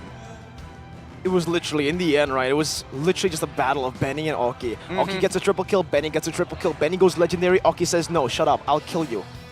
He does. They go in for that 1v1, and then, you know, the Beatrix came out on top. Yeah, so. this emblem right here, I don't think it's correct, but it's fine. It's fine. Well, we'd like to believe that that's what he'd like to, that he took Avarice. Just, you know, he was that confident in lane. That's why he got a 871 GPM. Yeah, man. Again, it's crazy to imagine that RSG not only had to adapt on the fly, right? They understood, yes, there is an insurance policy. We don't know when they're going exactly, how they're going to use it. And more importantly, we are the ones that need to set the tempo, not Fenix. And that's the hardest part. Teams that play defensively usually go on top. But when you have a draft that's already been planned out, let's look at the highlights here. You can see that it's very, very clear that some of these motions just happen to repeat itself time and time again. Looking to kill that Minotaur, take away their engagement, or take away their free team fight capabilities, and then immediately start forcing out the other abilities, right? Bennett's Rage already came out here. Oki is like, I'm totally fine with that. I still have more than enough damage. Switch on over to Nibiru, and now I can start flickering forward. I can start getting really aggressive. You know, I know that, you know, Beatrix was insane, right? Oh but my Lord. That synergy between the Kufra and Diablo, look at that. How do they always find these moments? It's RSG are like a walking beautiful. highlight machine right now. Exactly. What the heck, man? Maybe they should consider going into content creation because all 5 of them are just like making highlights here, continuous highlight. YouTube Shorts, TikTok, TikTok Reels, like just, look at that, look at that. Oh my god. They don't stop, and I can see where the confidence from Oki is coming from. It's not just him, it's the fact that he's got Lucian QT to back him up, the fact that he's got Diablo as a secondary engager, the fact that he has Ray, a consistent jungler, and one of the cuter boys on the team, definitely bringing him to another level. For sure, for sure. You don't want to counter that statement? No, wait, what? She What agrees with me. statement? No, I thought you were Diablo. What? I thought you were a Diablo What do you fangirl. mean? They're both, both of them are like kind of the same echelon at this point. No comment. Let's focus, ladies and gentlemen, to the post-game items, maybe. All right, let's have a look at the post-game items here, and almost immediately, it's so disappointing because Royal Milk was in a position where he could finally play this game, and then he realizes, I don't have the damage. I took Tenacity. I didn't bother taking anything else. I'm pretty sure he had the Thunderbelt at one point and had to sell it off just to make sure that he survives longer. He is going to be a CC bot, and that's all he is going to achieve because the main damage was coming from Benny, and he had to pray and hope that Benny was going to be enough. And unfortunately, at the end, for every time that Benny was either isolated or taken down these 2 times, it was very difficult for him himself to be that sole source of damage. I think he was to be honest, I think he was really comfortable with it. The fact that he only died twice, considering that it's a 70 to 20 kill game, that's pretty nuts. Benny is insane, I'm telling you, right? I mean, give him a good matchup, and even a bad matchup here in lane, he's still able to perform, but man, Oki, not just Oki, the whole team, they made, oh my god. They were all performing so well, especially Lucian QT and Oki, that I completely forgot that they had a Badang. like bro, how do you outshine a Badang? Like, that's a Badang pick in MSC, and I completely forgot about it because of the plays they were making. To be fair, we did see Diablo make that early First play. 2 kills! Yeah, the first 2 kills. But then after that, I think immediately you saw the adjustment from Phoenix. They're like, okay, we need to show some respect. I know we haven't fought against Badang in a very long time, so we're not sure his cooldowns for his ultimate, but we take a step back. If we don't get hit by him, if we don't enable him, we're not going to die. That's the bottom line. Diablo's a Chad, by the way. He doesn't care. He's like, Master Assassin, sure, I'll go for full damage too. How about that? Oh, again, taking 2 categories, 2 times in a row. Oki, gold per minute, as well as a damage dealt. I'm looking over at Miracle. Not top 8 yet? Does this not qualify for it? Not yet. Ooh, not yet. Okay. High standards, Miracle. I like that because that does mean that RSG still has a mountain to climb even after this, right? Let's remember who else is in their group, okay? That's going to be the big test at the end of the day. But if you look at the overall stats, I think, Phoenix, they played it as good as they could possibly get. And I think the only thing that could have been adjusted is the way the abilities kind of layered upon each other. That final slash was very, very important, but Roy kept forcing it out of him. Well, actually, technically, they already secured top 8. Oh, you're right. So yeah, no, I'm never too mind. used to having 4 teams in a group. Exactly. You're correct. No, they are top 8. There you go. It's not even a. No, it's not a. So you're wrong. I am wrong. At the end of the day, I'm very happy that our Singaporean brethren are going to be able to make it a little bit further into MSC, but they still have a mountain to climb. And at least I know they're not going to get knocked out. So the litmus test against ONIC is going to be super exciting. I finally got it. Oh, yes, Evos. Yes, my bad. I finally understood why you said top 8. Why? No, because I minus 12 with 4. And then I was like, oh, that's why. Yeah, I had to make little squiggly lines here to minus it because like I can't count and listen to them at the same time. Do you wait? Hold on, those aren't even numbers. You're counting them in sticks. Yeah, it's sticks. The camera doesn't even want to zoom in for me. They're like, this is embarrassing. She's a caster. That's why she's a caster. That's why we don't do math. We don't do math. But yeah, it's very, very unfortunate for Phoenix, right? This is the first time. Like usually we're seeing, they've been runner-up to Falcon for so long.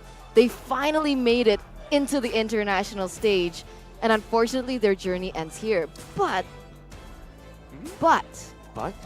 there's always next year. There's always next year. Yes. And for MSC, it doesn't end here. So it doesn't. It doesn't? No. There's one more match? One more match. All right, ladies and gentlemen, let's get into the match right now. I'm kidding. We're going to the break. So me, Eterna, Mirko, as well as Gideon, we're signing out for a bit. See you later.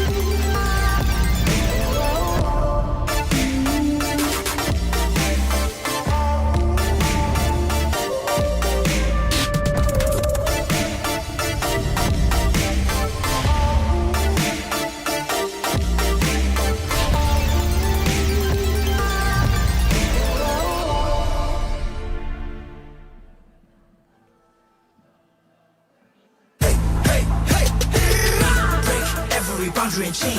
Ain't nothing can stop or restrain. We are a force to be reckoned with. Destiny, kingdom, and MENA. Battle like Atlas, winning with madness. Count us to practice, status is matchless. We are the heroes here to slay. Never back down, never astray.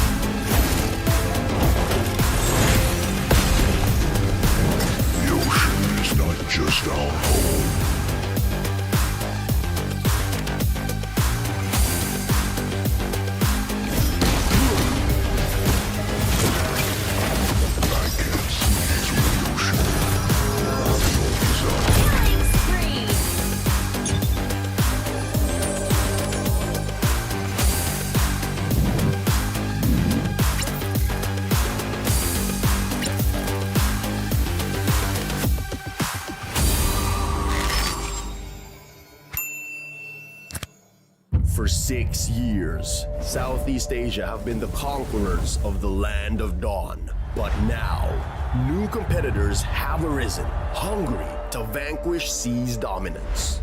12 teams will come to battle. Only one can be champion. In this MSC, the 12 qualified teams compete in 2 stages. First, the group stage, and then the knockout stage. The group stage starts with a draw. The champions of MPL Indonesia, MPL Philippines, MPL Malaysia, and MSC 2023 Myanmar qualifier are placed in Pool 1. All other competing teams are placed in Pool 2. Pool 1 teams will be distributed across 4 groups: A, B, C, and D. The other 8 teams will be drawn randomly into the other groups. Teams from MPL Indonesia and MPL Philippines will not be drawn into the same group, making sure things stay challenging. Each team will fight each other once, with the winner of each match decided in a best of 3.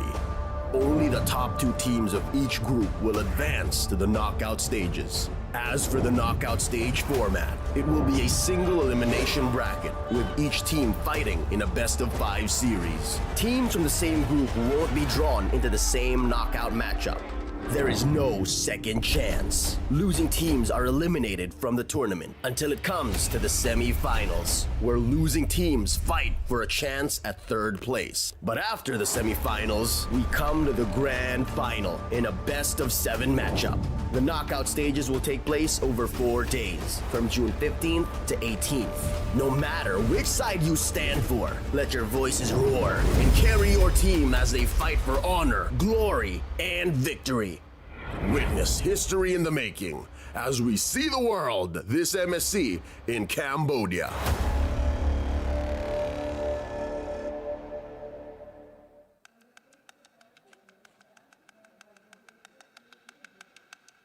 They flew out hot after their grand finals performance in MPL Philippines Season 10, and here we're seeing the rivalry of a century. The age of the Orcas is now!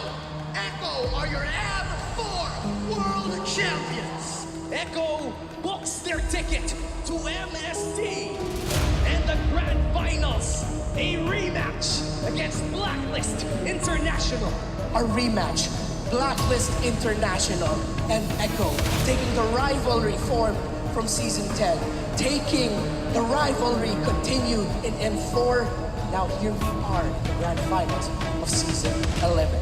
This is destiny moving in a way na parang kailangan pa nila mag-meet. Yung M4 World Championship, nakita natin kung ano yung naging resulta doon, nanalo yung Echo. And parang binigyan ng tadhana ng panahon na makabawi yung Blacklist or yung Echo para ma-ensure na sila talaga ang pinakamalakas na Filipino team.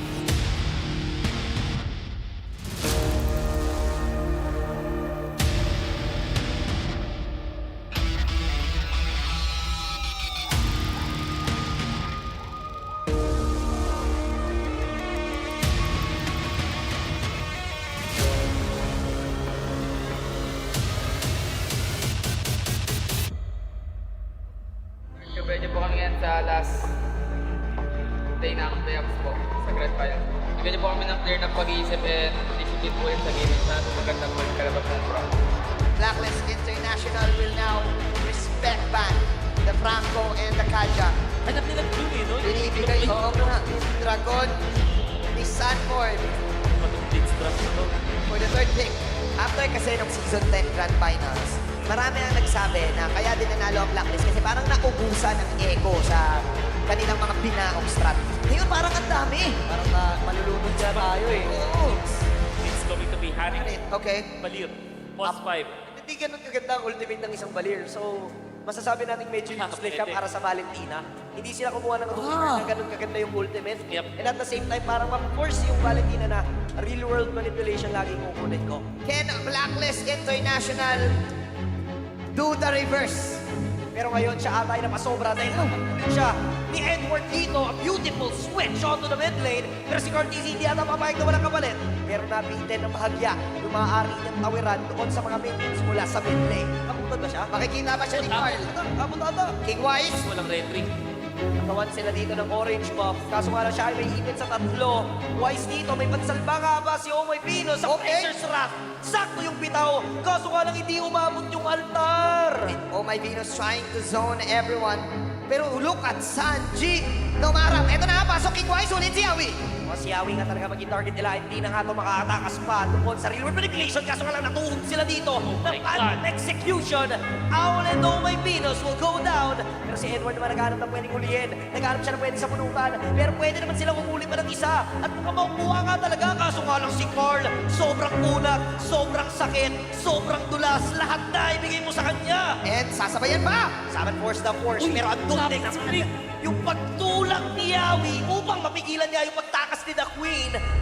Sinabi na ni Wolf, every time na may dragon, may follow-up na dalawa na hindi mo alam kung anong skill. Ganon din naman yung Eve Ultimate. Diyan na naman yung dragon ni Sanford na talagang mag-push away dito sa members ng Blacklist International. Pero si Edward na nakapwesto, so meron silang info. Maaari silang umabol, kaso nga lang sobrang tapang ni Carl. Aray, alam niyang wala talaga mag-burst down sa kanya, kaya sobrang tapang nila kung pumasok. Wise goes down. Nagkakaroon na magandang pwesto si Sanji, pati na rin itong si Yawi. Subok lumaban ng Blacklist International, pero hindi the dragon ni Sanford. Hahabulin talaga yung the backline, pero masyado atang maagang na pop yung altar. Kaya naman sila ay mapapunish bigla. Wise is down. Wala na yung retry holder, pero marireset na naman yung Lord. Awal papasok dito. Kaso ka naman tutulak naman si Yawi. Tapos may paamoy-amoy pa, may palagkit-lagkit pa. Pero si The Queen na magsisave sa kanya. My goodness, go easy. The young goat. Blacklist International, they want the retaliation play. Dito na nagalit ang mga agents. Biglang may mission accomplished. Pasok si Carl this time. Nais nilang dumipensa dito mula sa push na nais gawin ng Blacklist International. May ipin nga lang dito si Yue, pero hakulit pa rin naman talaga nila. Tapos lang andun yung altar. Pero hindi magiging ang parang safe si Yue. Mas-iipin ata ang members ng Blacklist International dito sa magandang gitna. Nag-consume na rin yung mga spells na pwede na gamitin sana. So yung Echo, may Echo sila. Wala yung mga spells, wala yung mga skills. Maaari tayong umarangkada. Oh man, and just a snap. What's in play though? Wala ka ng Echo dito. Si Aul nga talaga ang bibigyan nila. At dito na rin naman yung Dragon. Wala na si Aul. Wala na yung damage na asahan ng Blacklist International. Yung Echo, sila na ngayon na magde-decide. Direkta tayo sa Lord.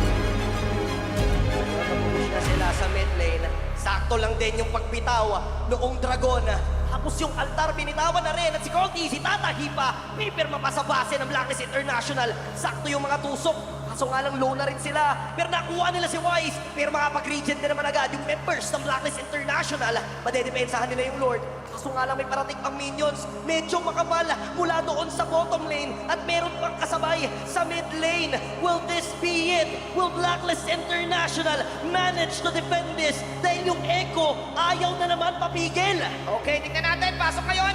Oh my Venus, sabay sa amin quest naman ni Very Cute. Hahabol naman sila sa kitain. Mukhang mahulin na din si The Queen. Pero mabilis pa naman yung death timer. Si Immortality Pump nga lang para kay Edward. Nakabangan nila naman may inward manipulation pa. And yung minions na sapat ata. Hahabulin na sila ng mga Onga. Pero ngayon, tuloy pa rin ang depensa. Pero ang goal ng Echo ay yung base. Ang champion ng LPLPH Season 11. Echo! I came this far, nothing can stop me now. They knock me down, but they can't count me out. I can't lose, I won't lose. Unique kinalaban ng Orcas ang Blacklist International. I'ma keep winning. But the better team I'ma keep winning. came up on top. I'ma keep winning, winning. You can try to save yourself, I'ma keep winning. But you wanna go play yourself. You can try to save yourself, I'ma keep winning. But you wanna go play yourself, I'ma keep. You can try to save yourself, I'ma keep winning. But you wanna go play yourself. You can try to save yourself, I'ma keep winning. But you wanna go play yourself, I'ma keep. Yeah, you gon' need 100 men, 100 scopes, 100 cans just for you to watch what I'm doing under the sun again. God-given gift, MC's doing the running man. If you want me to get it poppin', may cost 100 pence. Yeah, what I supply is always in the man. The throne is mine, take that. It ain't a high five, got the upper hand. I'm too real, can't fake that. Who you know putting fear in them like this? You a vampire, still suck when you bite this. They didn't think I could do it, I had to demonstrate how the flow is so heavenly, keeping demons straight. Who they fooling? I showed them the jig is up again. When I asked them who is the best, they get this to stuttering. Tell them I'ma keep winning, winning. I'ma keep winning, winning. I'ma keep winning, winning. You can try to save yourself, I'ma keep winning. But you wanna go play yourself.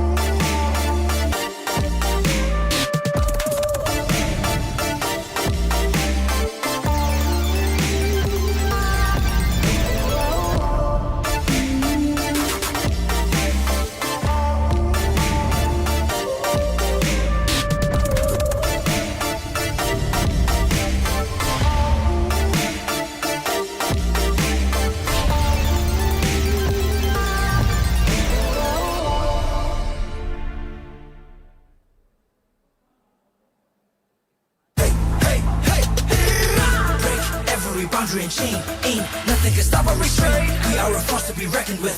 Destiny, kingdom, and might. Battle like Atlas, winning with madness. Count us to practice, status is matchless. We are the heroes here to slay. Never back down, never astray.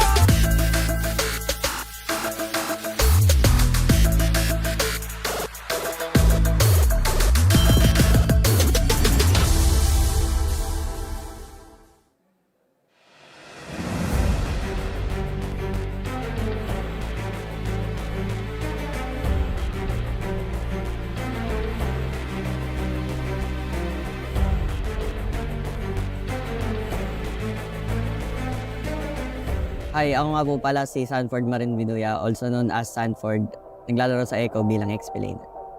Ang favorite kong LBB hero ay si Yuzong kasi ilang beses ko na rin siya nagamit sa mga tournaments tulad sa M4, sa MPL kasi parang isa siya sa mga hero na doon ako sobrang komportable dahil lakas niya sa lane, kaya niya sumustain, and then kaya niya din pumatay sa likod ng mag-isa. And ilang beses na kami nanalo sa hero na to, and nung season 11 parang wala po ata kami talo sa paggamit ng Yuzo. Kaya siya po talaga yung pinaka-gusto kong gamitin. Opo, 100%. Gagamitin ko po talaga siya sa MC, kahit anong kalaban. Para po sa akin, real life hero ko po is yung parents ko kasi sila po yung sumuporta po sa akin nung umpisa pa, and hanggang ngayon, sila po yung dahilan kaya ginagalingan ko po. Hi, ako po si Juliet Marin Binuya. Mami po ako ni Sanford Binuya. Hello, ako si Jeff Binuya, father ni Sanford. Proud po ako sa kanya dahil mabait na bata, masunurin. Lahat ng advice namin sa kanya, sinusunod niya. Sanford kasi di alam ng karamihan ay mahihayin. Tulad nung tuwing nasa labas kami, siya nagtatago sa mga fans na. Nung una, si Sanford, nag-a-archie lang yan nasa bahay dahil nga pandemic. Akala ko kung ano yung ginagawa niya. And then, nakikipaglaro sa mga pro player. Tapos, nung isang araw, nag-top global nga siya. Tinawagan ako ni Dogi. Nakukunin nga siya sa NXP. Ayaw man namin, pero nakita ko siya. Gusto niya talagang makapasok sa larangan NL. Actually, yung sa akin naman, talagang tutol ako sa kanya dahil unang-una, mapapabayaan niya yung pag-aaral. Very important kasi sa akin yung studies other than maglaro siya. Bali, parang nagkamali akong nang inala dahil pinag-ito niya sa akin kung paano siya maglaro sa FPL. And dahil doon, nagkaroon na ako ng kumpiyansa na hayaan na lang siya. Sample, ang unang-una yung Panginoon. Huwag mong kalimutang nanalangin. At the same time, yung galing mo, magkumpiyansa ka lang. Dahil yan ang magdala sa'yo sa tagumpay. Sanford, good luck galingan mo. Sana huwag kang magbago. Mahal na mahal ka namin ng papa mo. Nandito lang kami parate, laging nakasuporta sa'yo. Thank you so much. Kasi kahit di ka naniwala nung una, sinuportahan mo pa rin ako. And lagi mo tatandaan lahat ng laro ko para sa'yo. Thank you din kasi ikaw yung number 1 supporter ko, and kahit through ups and down, andiyan ka pa rin. And then, para sa inyo ni Papa yung mga laro kaya ginagalingan ko. Thank you po pala sa mga sumuporta sa akin simula nung umpisa, and mas lalo ko pang gagalingan sa paparating na MSC para makuha namin yung kampeonato para sa inyo.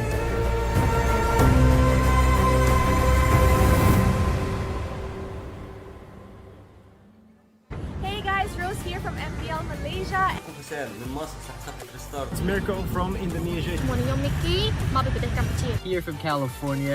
It's North America's favorite caster here. الله تعالى وبركاته. معكم من العدد من المغرب. أحباء المشاهدين معكم يكتب من العراق. I'm Diablo from RSG SG. เขาชื่อเอจิมาจากประเทศลาว Sky TV from Echo Philippines. I'm Yawi from Echo Philippines. I am Raime from Fenix Esports. I am from Myanmar.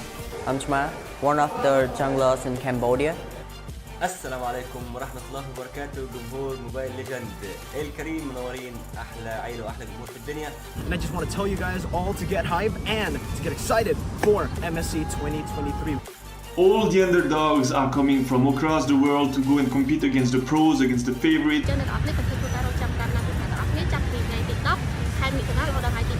With that being said, hashtag see the world and hashtag roar for MSC. Roar for MSC. Dan TODAK buat betul-betul and langgar semua betul-betul, alright? Hashtag roar for MSC. Hashtag see the world. وجموع الجميع. Roar for MSC and see the world. Hashtag roar for MSC. Hashtag see the world. GG RSG. Roar for MSC and see the world. And Shark, I know you're hungry for first place. Outplay them, outclass them, outstyle them. Let's go get them, boys. Türkiye şampiyonasını güzel bir şekilde kazandık. Umarım MSC'de güzel şeyler yapacağız. See the world, roll for MSC. Don't forget to watch us in MSC. I hope you support us on MSC. See the world and roar for MSC. It's time to roar for MSC and hashtag see the world.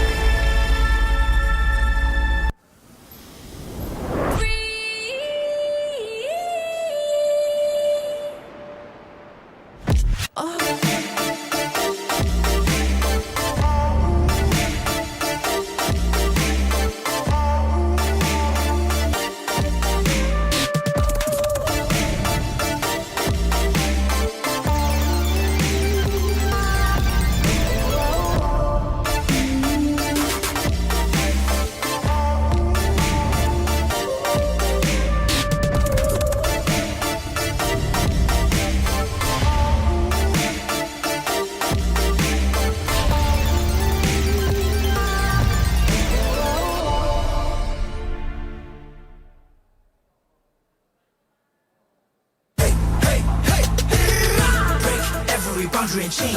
Ain't nothing can stop or restrain. We are a force to be reckoned with.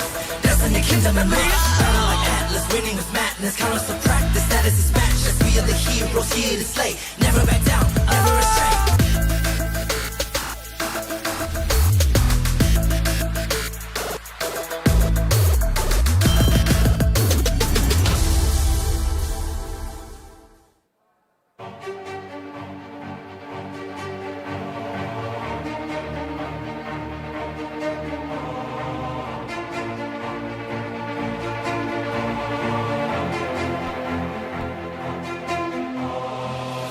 Ako si Tristan Cabrera, ang role ko ay tank from Eco Philippines.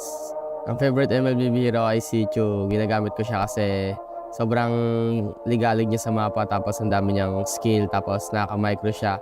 Tapos ang dami niyang pwedeng gawin sa mga bush, sa mga hero. Tapos yun, magagamit ko siya sa MSC basta hindi siya maban. Yes, may possible na gamitin ko siya, lalo na favorite hero ko siya. So wait nyo na lang. Favorite hero ko si Chu kasi ang dami niya nagagawa, lalo na yung first skill niya naka-micro, tapos yung madali siya maka-pick up yung sipa niya, lalo na pag hindi naka-purify. So pag nasipa, auto huli, tapos pag may backup pa ng kakampi yun, sure patay. Yung real life hero ko siguro yung mother ko, si mama, kasi simula pa lang dati sobrang supportive niya na. Simula pa nung nag-basketball pa lang ako, lagi siyang nanonood ng mga games ko, ganun. Tapos nung nag-ML ako, nung una, syempre, against sila. Tapos nung naging supportive na siya, pupunta rin siya doon kahit di niya naiintindihan yung game. Tapos nanonood lang siya. Tapos, ayun, ang dami niya, dahil pag-interact din siya sa mga fans namin, yun.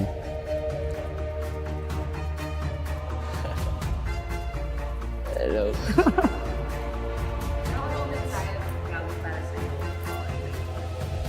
Mensahe ko kay mama, thank you so much sa pagiging supportive simula sa pagbabasketball ko pantas ngayon sa ML. Love you. Walang anong anak.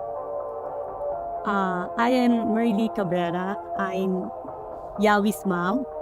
And what you don't know about Yawi is that he is a very generous person, loyal sa friend, at mapagmahal syempre na anak at kapatid.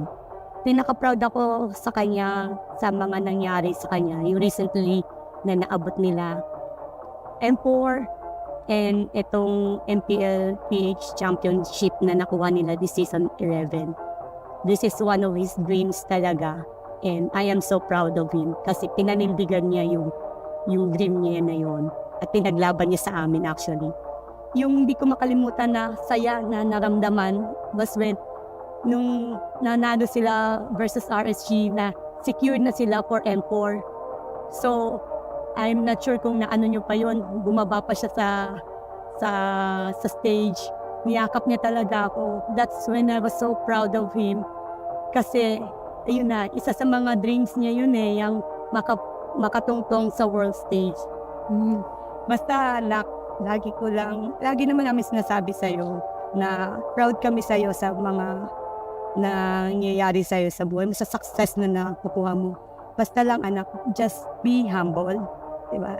Lagi mong isipin yung mga taong nakatulong sa'yo and always pray na lahat ng gusto mo, daan mo lang sa dasal. Lahat ng challenges mo sa buhay, may it be personal or sa profession mo ngayon sa pagiging pro player mo, lahat ibigay mo lang sa taas. And always believe in yourself, sa teammates mo.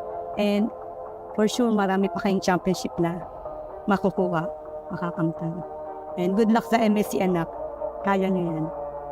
Yan, salamat sa pag-suporta kahit simula nung unang talo kami. Tapos, yun, supportahan mo lang ako hanggang sa makakuha pa ng maraming championships and more tournaments pa na mapanood mo. Yes, anak. Siyempre. And manalo matalo, nandito kami sa likod mo. Mahal ka namin.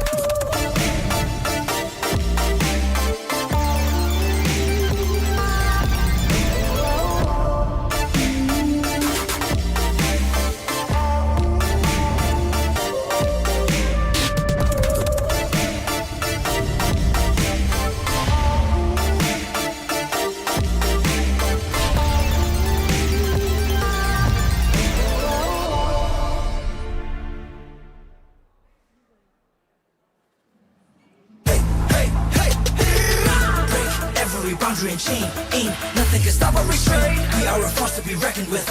Destiny, kingdom, and MENA. Battle like Atlas, winning with madness. Count us to practice, status is matchless. We are the heroes here to slay. Never back down, never astray.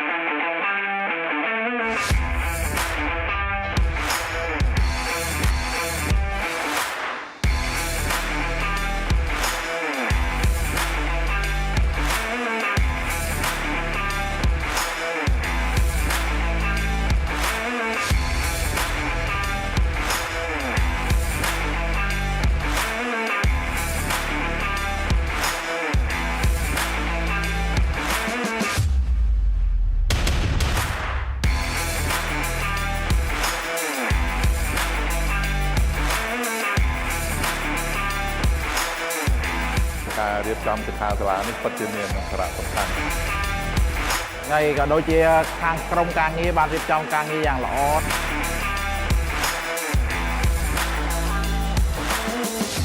នៅពីមុនក៏ខ្ញុំអត់សូវច្បាស់ដែរតែដល់ពេលគាត់និយាយថាបើយើងចង់ក្លាយជា personal player យើងត្រូវ set target មិនអីមិនមានអាជីពជាច្រើនដែលយើងអាចធ្វើការទៅជាមួយ e-sport ហ្នឹងខ្ញុំចាក់អារម្មណ៍លើ content creator បងចូលចិត្តខាង create video ខាងកាត់តអញ្ចឹងបងនឹងស្រីដែរតែលេង game អញ្ចឹងជាប៉ាម៉ាក៏អត់សូវ support មកនេះប៉ុន្តែបើយើងមានគោលដៅច្បាស់លាស់ហើយយើងប្រាប់ប៉ាម៉ាយើងពួកគាត់នឹងអាចប្រកម្លាំងចិត្តឲ្យយើងអាចនឹងទៅមុខបានខ្ញុំបាន inspire ខ្លាំងទាក់ទងមួយចំណេះដឹងកីឡាអេឡិចត្រូនិកខ្មែរយើងនឹងអភិវឌ្ឍច្រើនជាងហ្នឹងនឹងមានអ្នកជាច្រើនទៀតដែលគាត់បានស្គាល់បន្ថែមទៀតបង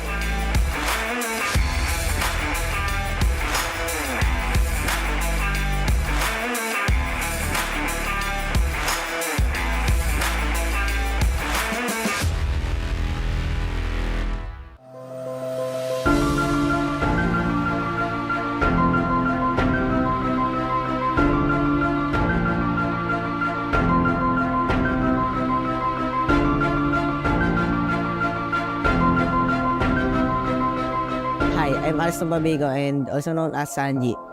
May support ng Echo PH.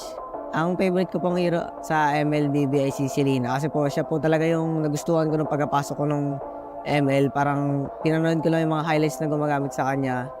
Tapos yung first skill po niya kasi sobrang daya kasi yung vision niya sa mapa, ganun. Tapos parang support role po talaga siya dati. Tapos yung second skill niya, sobrang daya din kasi pag tinamaan ganun, pwede ka pa magtimpla ng kape tapos kung ano gawin mo kasi sure dead ka talaga kay Selena dati, sobrang OP niya. Tapos yun, dun sa hero na yun, sa Selena na yun, dun ako na-discover ng mga coach sa MPL. Tapos kaya ako siya laging gamit kasi yun yung meta talaga dati. Siguro po magagamit ko siya kung papagamitin po ng coach namin. Ang real life hero ko po ay si Papa kasi palagi ako nakikinig sa kwento niya sa mga advice tapos yun parang nahiligan ko na rin maglaro ng games ng tapos yun sinusuportahan niya ako palagi tapos pagpasok ko nung sa ML amateur pa lang ako yung cellphone ko basag-basag tapos yun binilan nila ako ng medyo maganda-gandang phone din tapos kaso yun lag pa din pero yun kakayanin para sa pangarap. Hi, I'm Aaron Ram, tatay ni Sanji. Sanji hindi siya madamot. Na pagbigay sa mga kapatid niya, lalo sa mga pamilya niya. Si Sanji nagturo sa akin mag-ML niyaya niya ako maglaro hanggang sa nagustuhan ko rin. Tuwing hapon, pagka uwi ako, hihintay niya muna ako. Pag-uwi ng bahay bago maglaro ng ML. Hanggang sa sumali kami ng mga turna, may pagpustahan. Tapos yung gamit niyang cellphone nun, basag. Iniikot niya yung cellphone para lang magamit na maayos. Nung napunta siya ng PPG, tinagaan niya talaga yung pag-grind sa ML. Turna, sali talaga ng tournament, practice araw-araw. Hindi siya madali, pero yun nga, sa pagsisikap niya, nagawa niya maging pro player. Sa darating na MSC, gawin lang nila yung pinapractice sila sa scrim nila, makinig sa coaches, tsaka sa management, tsaka yun, good luck. Sana makuha niyo yung championship. Ang message ko lang kay Papa ko, thank you kasi nabuhay ako sa mundo to. Tsaka binuhay niya ako. Tapos, sobrang na-inspire talaga ako sa mga kwento niya. Sa mga lahat ng fans namin dyan, mahal na mahal namin kayo. And salamat sa pag-support sa amin sa Echo. Tapos, iniimbitahan ko rin kayo manood sa MSC 2023. Good luck sa amin sa mga kalaban namin sa MSC. At ipapatunayan namin na Pinas pa rin talaga malakas.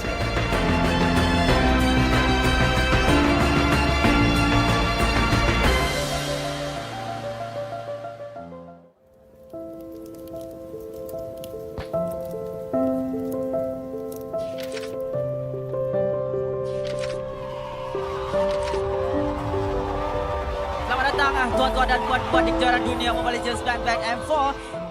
Big difference sebab dekat M4 nampak macam diorang ada identity crisis. They're not sure how they want to play the game. They're not sure who's going to be the carry, what kind of rotation that we're going to use.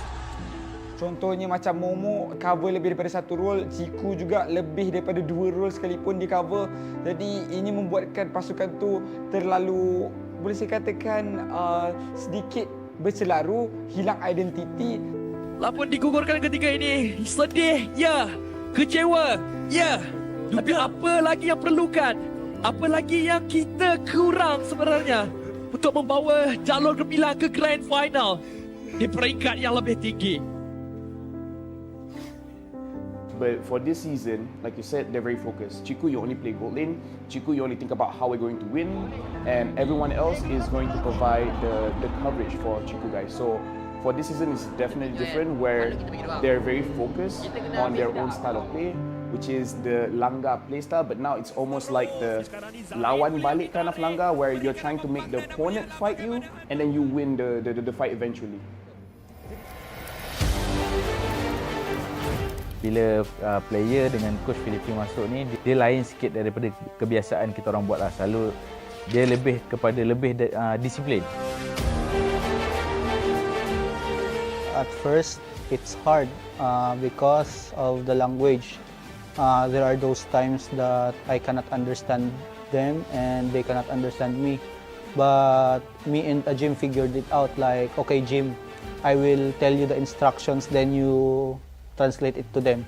So that's what happened. That's why our work get easier because of it. Kemasukan Coach BF saya rasa dia lebih ke arah disiplin lah.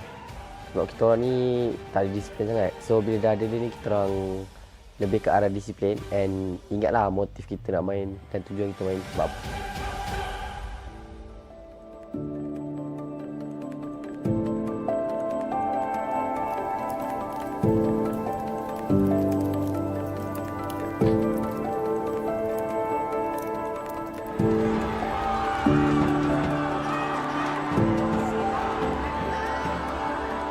MVP is Chico, guys!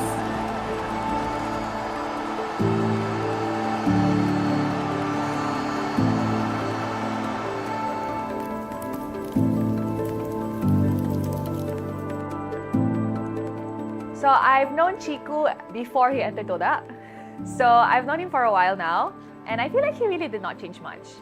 And yes, he is comfortable on camera, but he's more comfortable in stream. So maybe the viewers online are not as intimidating as the viewers in person. Apa perbezaannya yang you telah dapat di diri you sendiri? Perbezaan? Dulu saya single, sekarang saya dah kahwin.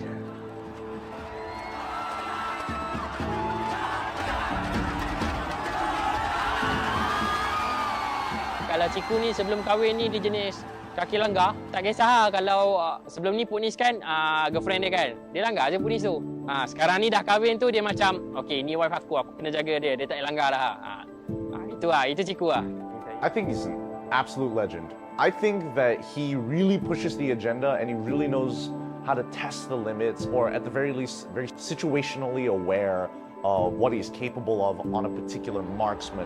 Although the meta has shifted and Chiku has definitely changed roles, he has to evolve with the times. I feel that Chiku is still at the age where he's adaptable, but age is eventually going to catch up to him at some point, and we just don't know when. Kalau bagi saya, selagi saya rasa saya boleh main, walaupun tak macam orang lain kan, macam kalau main macam fast hand, Tapi bagi saya benda tu tak penting, dia lebih ke arah on point lah. So selagi saya boleh on pointkan benda-benda yang penting, selagi tu saya akan main lah. Kalau dah sampai masa memang tak boleh, stop lah.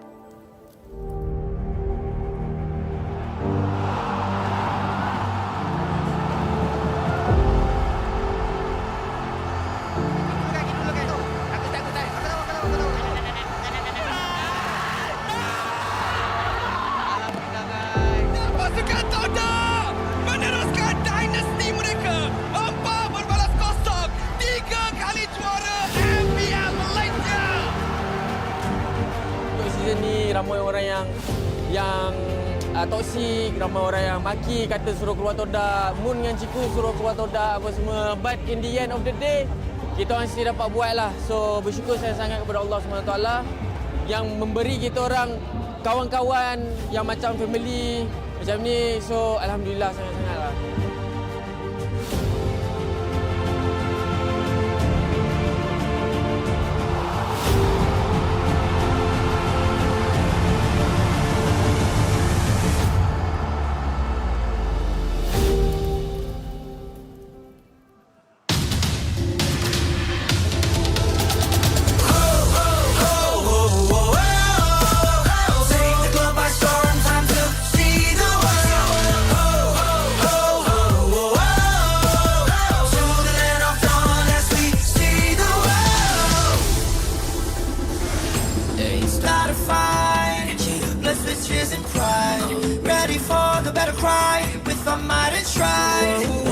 To heaven, set the fire to the sky. Keep burning bright, kill the allies, and enemies mesmerize. Strive for domination. Feel the pressure rising. Fight with your life and for your nation. With your devotion, emotion. Lay it on the line, the choice is yours. Offense or defense, let the courage roar. Reaching for your hearts, it's up to soar. Now or never, climb and rise. We will strive for more. Take the globe by storm, time to see the world. To the land of dawn as we see the world. We're fighting to build a legacy in this battleground for kings. We're here to show the world that we're the chosen one that brings the heat, the passion, the heart, the soul, and the fury. Show it all, let the world see we are legends. Stepping on the ground, no time to waste. Striving to conquer, face the foes, with grace. Be the challenger, it's time to soar. Now or never, climb and rise. We will strive for more. Take the globe by storm, time to see the world. To the land of dawn as we see the world. Take the globe by storm, time to see the world. To the land of dawn as we see the world. Hey, hey, hey, break every boundary and chain. Ain't nothing can stop or restrain. We are a force to be reckoned with. Destiny, kingdom, and MENA. Battle like Atlas, winning with madness. Count us to practice, status is matchless. We are the heroes here to slay. Never back down, never astray. Fatal lengths. Sink or swim. Match by match, day by day. Determination, they won't let us slip. S-E-A-C the world. Mission to conquer. S-E-A-C the world. We are warriors. Lay it on the line. The choice is yours. Offense or defense, let the courage roar. Reaching for new heights, it's time to soar. Now or never, climb and rise. We will strive for more.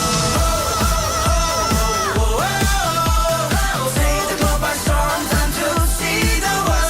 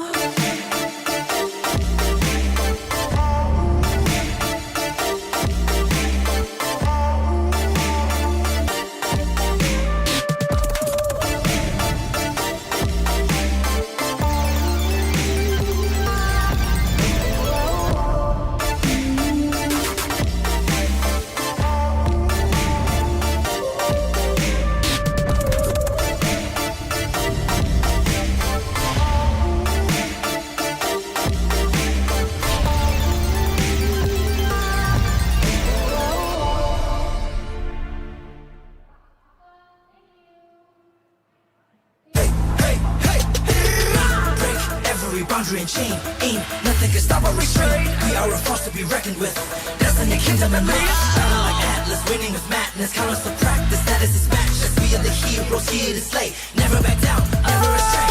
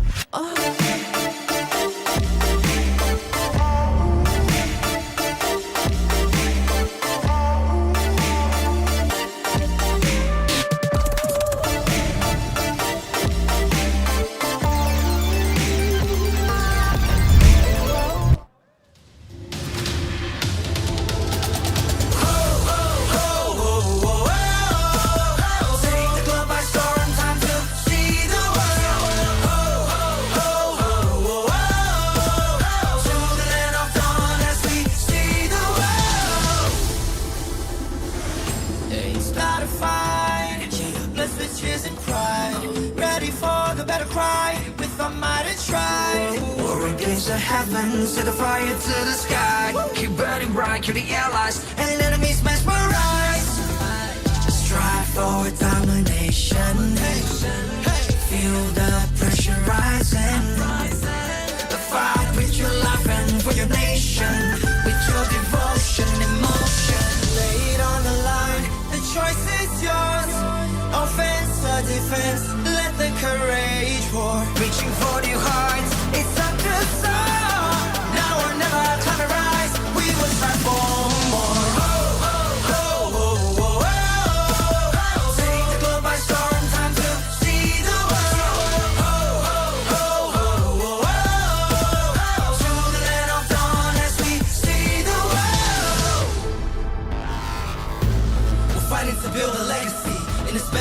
For kings, we're here to show the world that we're the chosen one that brings the heat, the passion, the heart, the soul, and the fury. Show it all, let the world see we are legends. Stepping on the ground, no time to waste. Striving to conquer, face the foes with grace. Be the challenger, it's time to soar.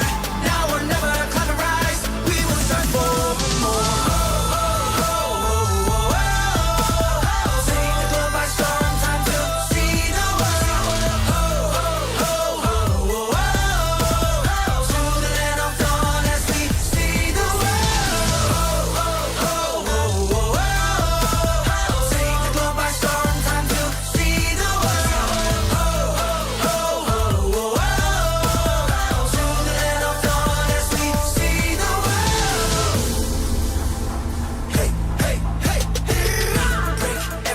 And chain.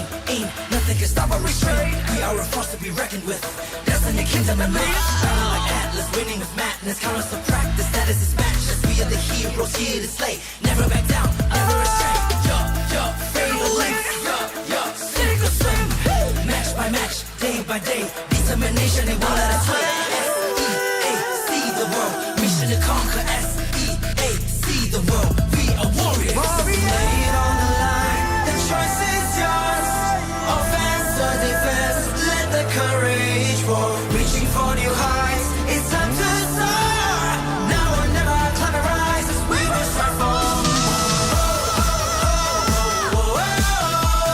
Take the globe by storm, time to see the world.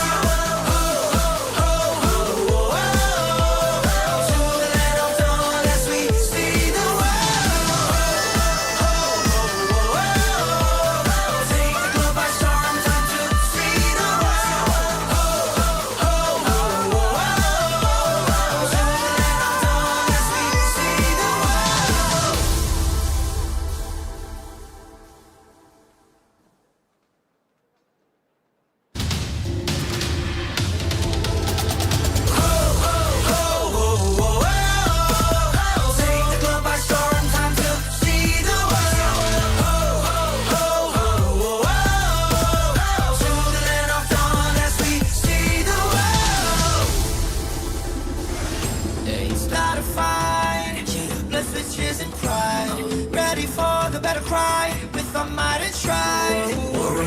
heaven, set the fire to the sky. Keep burning bright, kill the allies, and enemies mesmerized. Strive for domination. Feel the pressure rising. Fight with your life and for your nation, with your devotion, emotion. Lay it on the line, the choice is yours. Offense or defense, let the courage roar. Reaching for new heights, it's up to soar. Now or never, time to rise. We will strive for more. Take the globe by storm, time to see the world. To the land of dawn as we see the world. We're fighting to build a legacy in this battleground for kings. We're here to show the world that we're the chosen one that brings the heat, the passion, the heart, the soul, and the fury. Show it all, let the world see we are legends. Stepping on the ground, no time to waste. Striving to conquer, face the foes with grace. Be the challenger, it's time to soar. Now or never, climb and rise. We will strive for more. Take the globe by storm, time to see the world. To the land of dawn as we see the world. Take the globe by storm, time to see the world. To the land of dawn as we see the world. Hey, hey, hey, hey. Break every boundary and chain. Ain't nothing can stop or restrain. We are a force to be reckoned with. Destiny, kingdom, and MENA. Battle like Atlas, winning with madness. Count us to practice, that is his matchless. We are the heroes here to slay. Never back down, never astray. Fatal length. Sink or swim. Match by match, day by day. Determination, they won't let us win. S-E-A-C the world. Mission to conquer. S-E-A-C the world. We are warriors. Lay it on the line. The choice is yours. Offense or defense, let the courage roar. Reaching for new heights, it's time to soar. Now or never, climb and rise. We will strive for more. Take the globe by storm, time to see the world. To the land of dawn as we see the world. Take the globe by storm, time to see the world. To the land of dawn as we see the world.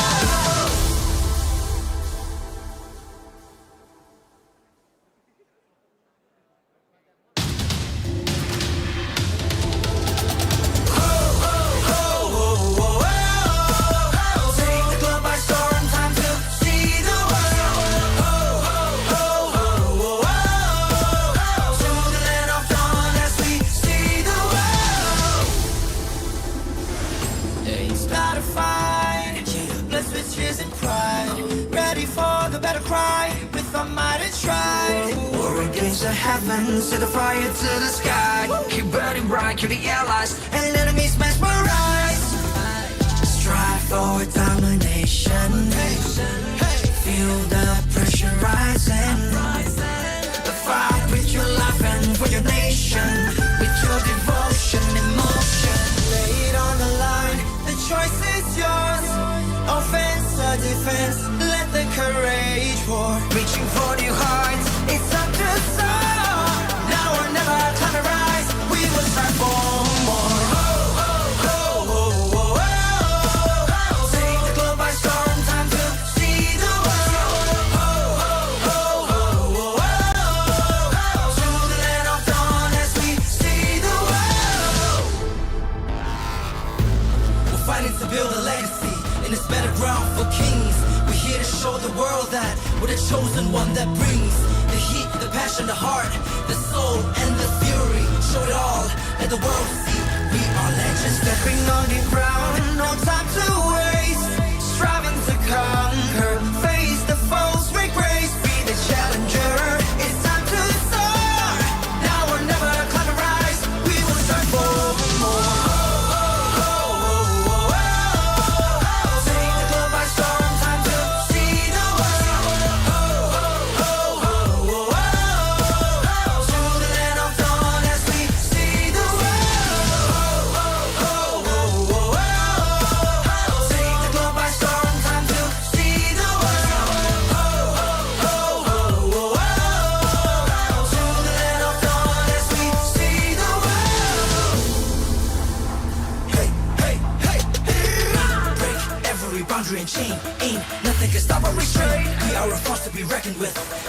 kingdom and MENA. Battle like Atlas, winning with madness. Countless of practice, that is his matchless. We are the heroes here to slay. Never back down, never astray. Fatal links. Sink or swim. Match by match, day by day. Determination, they won't let us win. S-E-A-C the world. Mission to conquer. S-E-A-C the world. We are warriors. Lay it on the line. The choice is yours.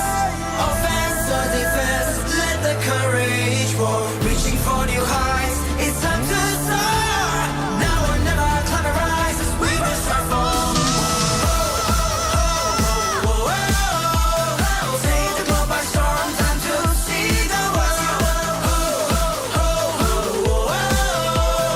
To the land of dawn as we see the world. Take the globe by storm. Time to see the world. To the land of dawn as we see the world.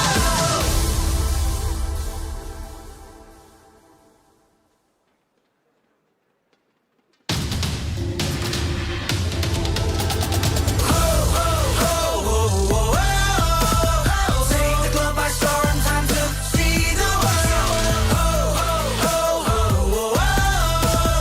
To the land of dawn as we see the world.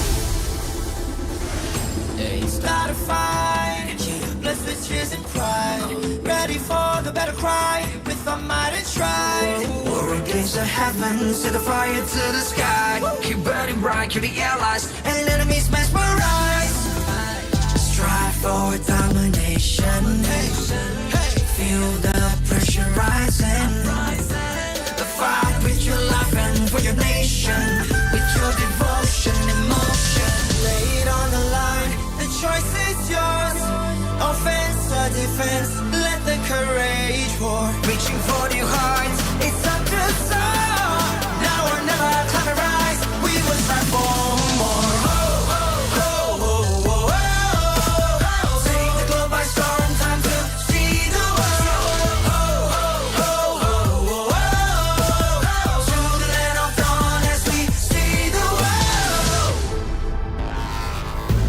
We're fighting to build a legacy in this battleground for kings. We're here to show the world that we're the chosen one that brings the heat, the passion, the heart, the soul, and the fury. Show it all, let the world see we are legends. Stepping on the ground, no time to waste. Striving to conquer, face the foes with grace. Be the challenger, it's time to soar. Now or never, climb and rise. We will strive for more. Take the globe by storm, time to see the world. To the land of dawn as we see the world. Take the globe by storm, time to see the world. To the land of dawn as we see the world. Hey, hey, hey, hey. Break every boundary and chain. Ain't nothing can stop or restrain. We are a force to be reckoned with. Destiny, kingdom, and MENA. Battle like Atlas, winning with madness. Countless of practice, that is his matchless. We are the heroes here to slay. Never back down, never astray. Fatal links. Sink or swim. Match by match, day by day. Determination, they won't let us win. S-E-A-C the world. Mission to conquer. S-E-A-C the world. We are warriors. Lay it on the line. The choice is yours. Offense or defense. Let the courage roar. Reaching for new heights. It's time to soar. Now or never, climb and rise. As we will strive for more.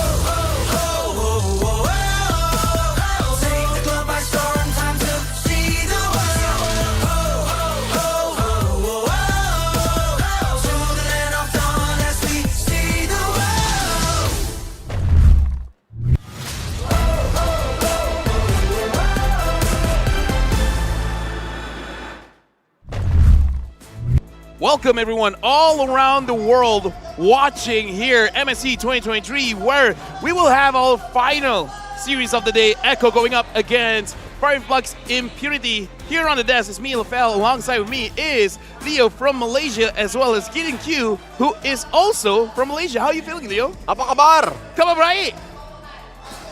He nailed it. Terima kasih. Now, obviously, I'm from the Philippines, and it's great to be here. The champion of MPL Philippines will be facing off against Turkey's best, fresh out of their MTC sweeping victory. It's Flux Impunity, formerly known as Incendio Supremacy. Now, honestly, the more that I think about this Turkish team, the more I get nervous, because the last time we saw them, they knocked the Malaysians out from M4 itself. So if they can take at least a game off of Echo, that's already a step forward. If they take an entire series against Echo, that is a new statement to behold. A lot of things are going on here, but I just gotta say, I gotta shout out to Aces Republic of Gamers, or ROG, because they are the official gaming phone partner of MSC 2023. The RSG Phone 7 comes with the Aeroactive Cooler 7 that provides you with a portable 2.1 sound system, and alongside the spectacular 165Hz AMOLED display, you can play games like you never experienced before. Speaking of experiencing nothing like this before, the start of MSC so far, a lot of 2-0s, and I hope this is a trend that's like, okay, we're gonna leave all the sweeps early so that later on, the knockout stages as well as the grand finals is not a sweep. That has been the case, at least for day 1 and day 2. Yesterday, sweep, all the way. What if today we do the same thing? Sweep, all the way. But would that not spell an upset for this matchup? Because again, you're looking at the world champions. Yeah, it's going to be tough to believe here, but truly the Turkish team turning up the killer instincts is going to be key for both of these teams. Obviously for Echo, and especially for those a part of the Echo system, it's not going to be that much of an issue. We've seen them activate that killer instinct, but from the Turkish squad, you never know what's going to come out of them, especially with the lineup maturing over time. Yeah, looking at this matchup, we'll have a better idea about Group A, because again, looking at the situation, we're all looking at who's going to be the number 1, number 2. For now, everyone is saying that number 1, it has to be Echo. Even if it goes all the way, but overall goes over to Echo, it's going to be looking very good for Flux Impunity to grab that second spot. I think the worst part about all of this, right, even when we're looking at EXP Laner's internal ranking, Alien is catching up real quick, especially at the 7th spot. He doesn't make top 5, especially with the names that we have, but Sanford has always been a standout ever since his accomplishments are close to none so far for an EXP Laner. What's scary, though, is that keep in mind that Flux Impunity did get a little bit of a taste of Echo. Echo having to play their first match yesterday, so that's information. And we saw what RSG can do with information. I bet FIMP can do it exactly the same. Does that not exacerbate one advantage that FIMP has already over Echo? They are basically in everybody's sights. Being number 1 has its costs, right? And here, 40 being number 1 up against Alien at number 7. That's 6 other dudes that also is gunning for 40's place, right? And here's the thing. Knowing that Alien has been here for a while, dare I say even longer than Sanford, they're not just fighting against Sanford, all right? It's, woo! Yeah, we got to talk about KarlTZ here. The GOAT! The best in the world! Ever since M2, man, he's the reason we got the Lancelot skin. Savages. Savages. I don't know. I keep putting on different accents here, but again, KarlTZ is the real GOAT. But here's the thing: we're looking at KarlTZ. We'll be the next one to achieve a Savage in MSC. What do you think about KarlTZ so far? I think, he's always been my GOAT. Since M2, I made that prediction for M4 that Echo was going to take it away, because KarlTZ is part of that squad. And when you have experience plus raw, natural talent, you get greatness. And Echo continues to achieve that with each and every one of their players. I mean, we even see he can actually go for the Bane, and he went for the tanky kind of Bane. He's evolved. And you like that, Leo. I love it. I am a big fan. And here's what's crazy about KarlTZ, right? He just keeps evolving. He just keeps growing. He started off as a prodigy, and now I think no one in the world can contest. He is the GOAT. I kind of feel like that's kind of enough from us, because we talk a lot about this guy. I kind of want to hear what he has to say for himself. So let's look over KarlTZ. Here you go. Mas okay siguro kung pauwi na namin sila agad para mas madali mag-champion. Tingin ko po kaya ko pong kunin ngayon kasi sobrang lakas ng mga kakampi ko. Tapos yung pressure naman parang hindi ko masyadong iniisip yun Parang lalarin lang namin yung laro namin, walang magbabago. Tuloy-tuloy lang. There you heard it, straight from the GOAT's mouth. He's not afraid to send people home. Is that not just business? All about business, just, I don't mind. No hard feelings here. We're the world champions. I gotta do what I gotta do. Here's the thing, people come here to have fun, but as well, everyone here is a professional, like you said, it's all business. No hard feelings. If you're going up against me, I just got to take you down. Again, it's all about being the champion, and it's all about competition. If you want to win, you got to be able to have the heart to make someone lose. Or the fact that you already pretty much earned almost every single title imaginable here in MLBB. I mean, with the accomplishments that TODAK has achieved just for himself alone, not even considering his team, I think, as Leo has mentioned, he's proven himself more than enough, and MSC is just another check off the bucket list. But the real question is whether Flux Impunity is going to be the shepherd's hand that takes down the GOAT. In this kind of situation, man, I don't think I can wait any longer. Looking at the crowd as well, I kind of feel like they want to see the players play. And you can't let the players play without them being on stage. So let's invite both teams on the stage. To officiate the first series of MSC 2023, we have our marshals here to facilitate fair play. They are here to ensure that we get the best esports competition experience we can, and of course, competitive integrity. Making their way on stage first, they are loud, they are proud. Here are your defending M4 World Champions, Echo! A lot of questions have to be asked. Yawi, will he get the chill? TODAK, will he lead Echo to conquer the sea?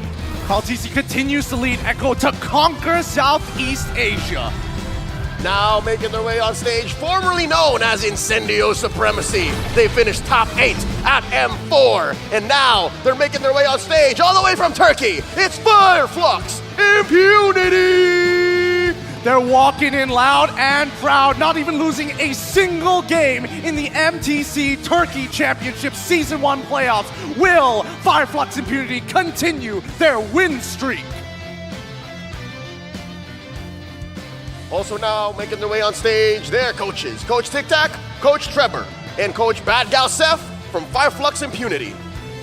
Looking at both teams, the coaches will make a very big impact because, again, looking at how the meta has shaped up for MSC, I would dare say we don't have a staple for now. Every single team have their own flavor, and it is up to the coaches to understand the flavor, and it's up to the players to be able to take the taste and be like, nah, I want something else.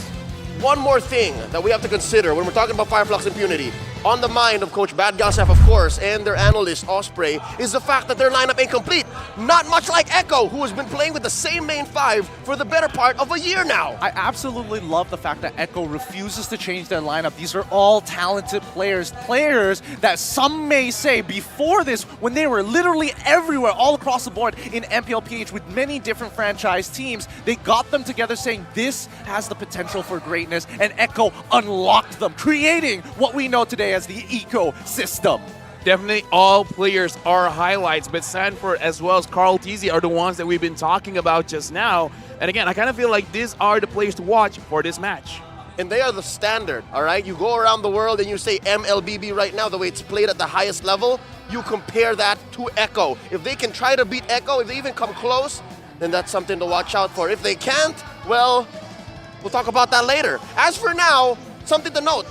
Flux Impunity is missing their marquee mid laner in Rosa. Standing in their place is now going to be Cura. Interestingly enough, they shuffled it up. They shuffled it up. Alien still in the XP. Kazue going into the jungle. Sunshine in the gold lane. And Apex 47 as their roam. Cura is gonna have to fill very big shoes. We loved Rosa in M4. I mean, Rosa made a name for himself, but Cura, this is his time to shine. The fact that he's taking that spot, there's got to be something that Flux Impunity see in him, something either similar to Rosa or an entirely new dynamic. It's very interesting because if we look at nearly all of the team, right? almost every single team from various different regions, everyone is taking a risk here. And I kind of feel like they have the mindset. We try with the same idea over and over again, but we're hitting a plateau. Now we got to evolve. But the same can't be said about Echo. They found their stride. They found their winning formula. They don't need to change. So this is a very big difference between Echo and every single team here in MSC, where they know what is their greatest strengths, what are their weaknesses, and they have moved towards it. While other teams, in a way, they're still gambling a bit with what they're supposed to do. Let's walk through a little bit of MLBB competitive history here. Since Blacklist International has achieved the world title, they've set the standard of supports being Enchanter style, to play as a team, to play a very slow, methodical game until Echo shook things up, showing that playmakers are the ones that reach the top of the heights. When you think there's 100%, Echo shows you that there are more levels, 200%, 250%. Risky plays allow for the ceiling to crack even higher, and that is why when I'm looking at talent predictions, I'm leaning towards Echo. And LaFell, you're the one who says there are no absolutes. What's going on here? No absolutes, man. Here's the thing. I believe in chaos. I want to watch the world burn. At this point, I don't even care about being right. He woke up and chose violence today. I did, yeah. I went to sleep with violence. Dude, I think you just got yourself a My roomie is Mirko, man. You got an automatically approved visa to Turkey. They love you there. Yeah. LaFell, come over. I'm digging it. You know what? I think the world knows, and the world understands that this is a rough matchup for Flux Impunity. They'd be happy to come close. They'd be happy to score one over Echo, right? But the scales are tipped against him. Again, you mentioned how Yaoi has become the new standard. He became the playmaker. He reminded us that, hey, Estes is cool, Matilda is cool, but now y'all haven't seen my show. Now, Apex 47 has to tilt towards one or the other because Apex 47 is good for both, right? We've known he has a good Atlas, he has a solid Estes. There's a Turkish Delight, their own version of the Ube. But what are we going to see? How are we going to see Flux Impunity evolve right before our very eyes to even come close to what Echo has established? I'm going to pull this conversation a little bit because we did talk about there's a slight advantage seeing Echo play first. But here's the thing. I kind of feel like they didn't show much, man. Because, again, Sanford on the Yuzong still 100% ever since MPL Philippines. Yaoi on the show is amazing. So I kind of feel like not a lot has been shown. But still, looking at the situation, not a lot of Yuzong bans. Gideon, do you think Sanford with the Yuzong has to be respected? I think Yuzong on Sanford needs to honestly be dissected a little bit. Why exactly is he getting away with with his current plays, right? Why not? Why isn't he going for a lapu-lapu, something that he is shown to be, especially and honestly has won him a world title in the grand finals of M4? A lot of it comes down to where the meta is at currently, right? If Grok was still available, do you think Sanford would have taken it? I 100% believe that he was especially capable and honestly might have been preparing to bring it for this very tournament. One of the pioneers of the side lane Grok, rocking the what's now called the Master Assassin. He came close to winning a championship in MPL Season 10 with that, but he's just not going to come through. And here we see Kura, previously known as TNZ, repping Turkey. Yeah, he was an esteemed Turkish MLBB player distinguished by an astonishing repertoire of heroes. You know what? I kind of feel like our script writer just took the dictionary see what's the most beautiful way to describe this man here, known for his flashy playstyle, which showcase moments of sheer brilliance. Watch out for his calculated aggression, but the only thing that I gotta ask here, Gideon, do you think he can even be aggressive? Because now, if I'm not mistaken, as we saw just now, Kura is gonna be the mid laner. And we gotta see, going up against Echo, being aggressive, I don't know if it's good or bad. Here's the thing, right? Echo is always going to have to adjust. A lot of this, and especially, I wish this wasn't just a best of 3 because conditioning is going to come into play. And Echo is really, really good at tempering and messing with their opponent's mindset. They reset a lot faster than the majority of the teams here at MSC. When you don't reset after that game number 1, a lot of those lingering habits still show during game number 2. Something which I'm hoping Turkey is able to kind of cover for. Something I'm hoping for as well is for this man's dream to come true, his wish, because I also want to see it. The last time Carl TZ played an alpha, if I'm not mistaken, was in 2021 when he was still playing for Brenny Sports in MPL Philippines Season 7. Very memorable because I wanted that to work. Dude, I feel like if he picked it up right now, it will work. Because again, Alpha is so good against a lot of matchups.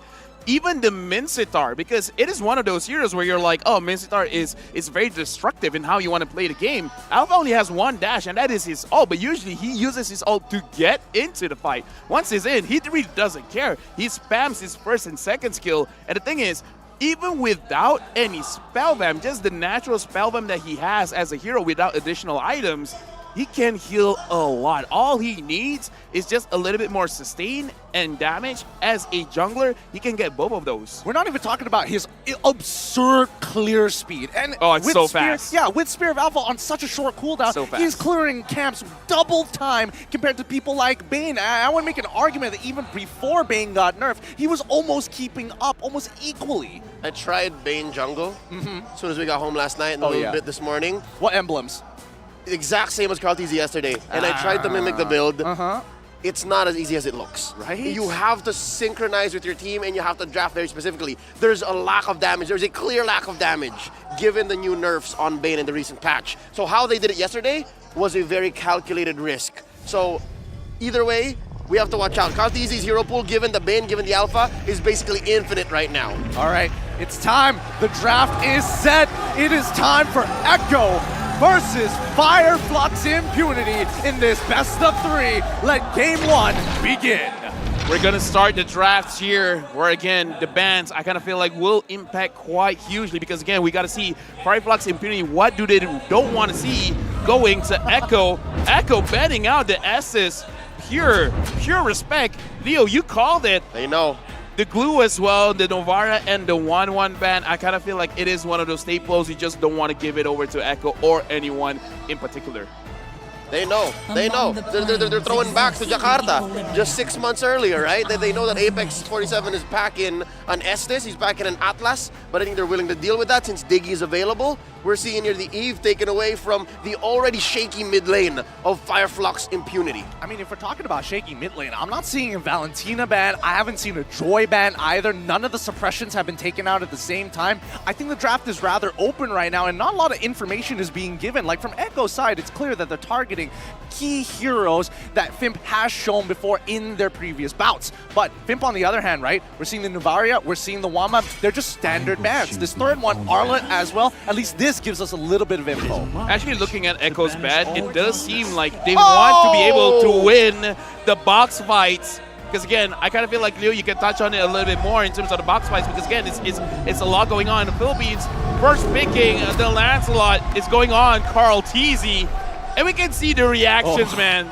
This is crazy. What allows for the box strategy in the Lancelot is it's not necessarily a box the way that a King's Calling is or a real world manipulation. It's more the thread, it's more the duct tape that keeps said box together, right? You're able to cordon down, finish off stragglers out of the box, or even just, again, take objectives. So it is what's stapling the box together.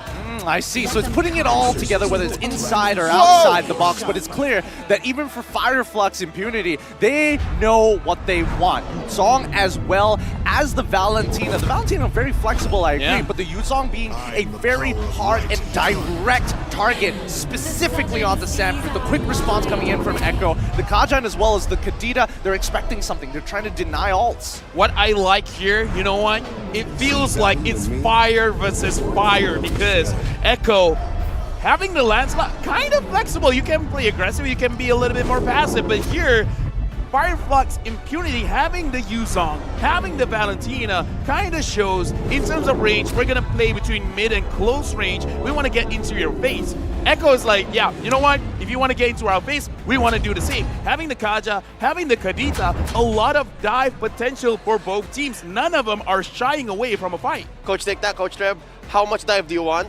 Yes. Yes.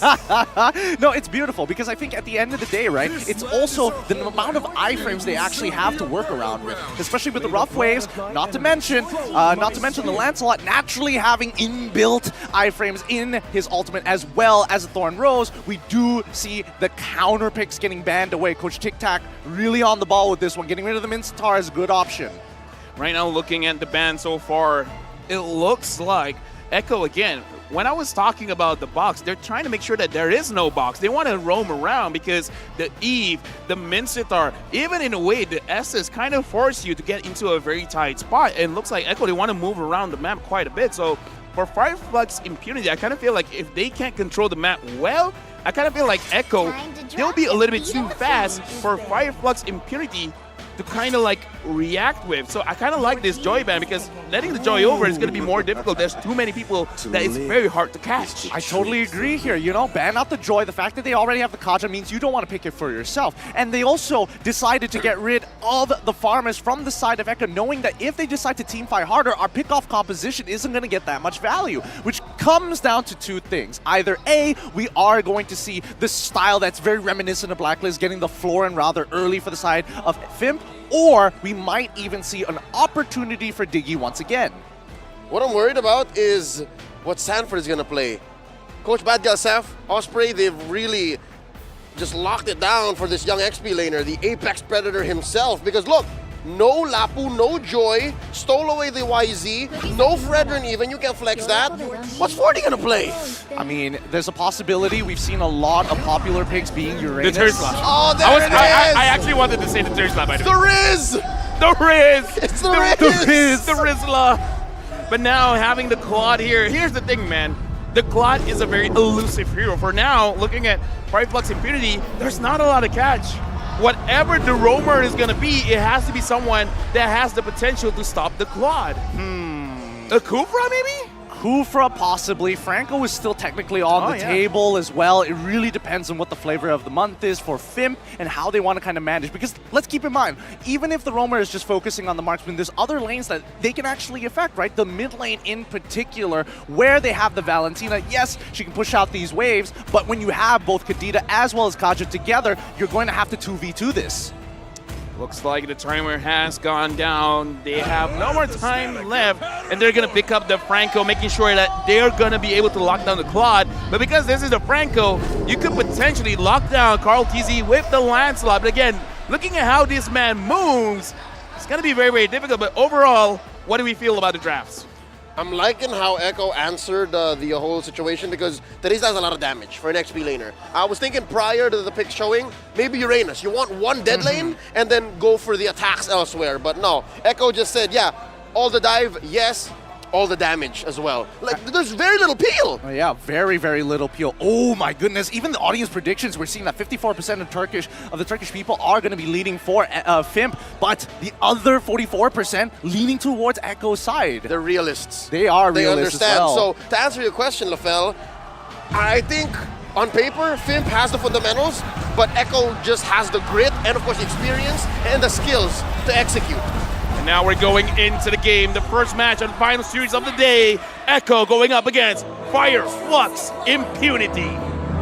All right, let's run it back one more time here. Because when I was looking for Sanford in the draft, he's very true to himself. He wants to fight, he wants to get those kills. I was thinking maybe even a Benedetta might have been a better option for him instead of the Terizla, because at the end of the day, Melissa is going to be able to kind of keep that Terizla back, keep him at a safe distance. Oh.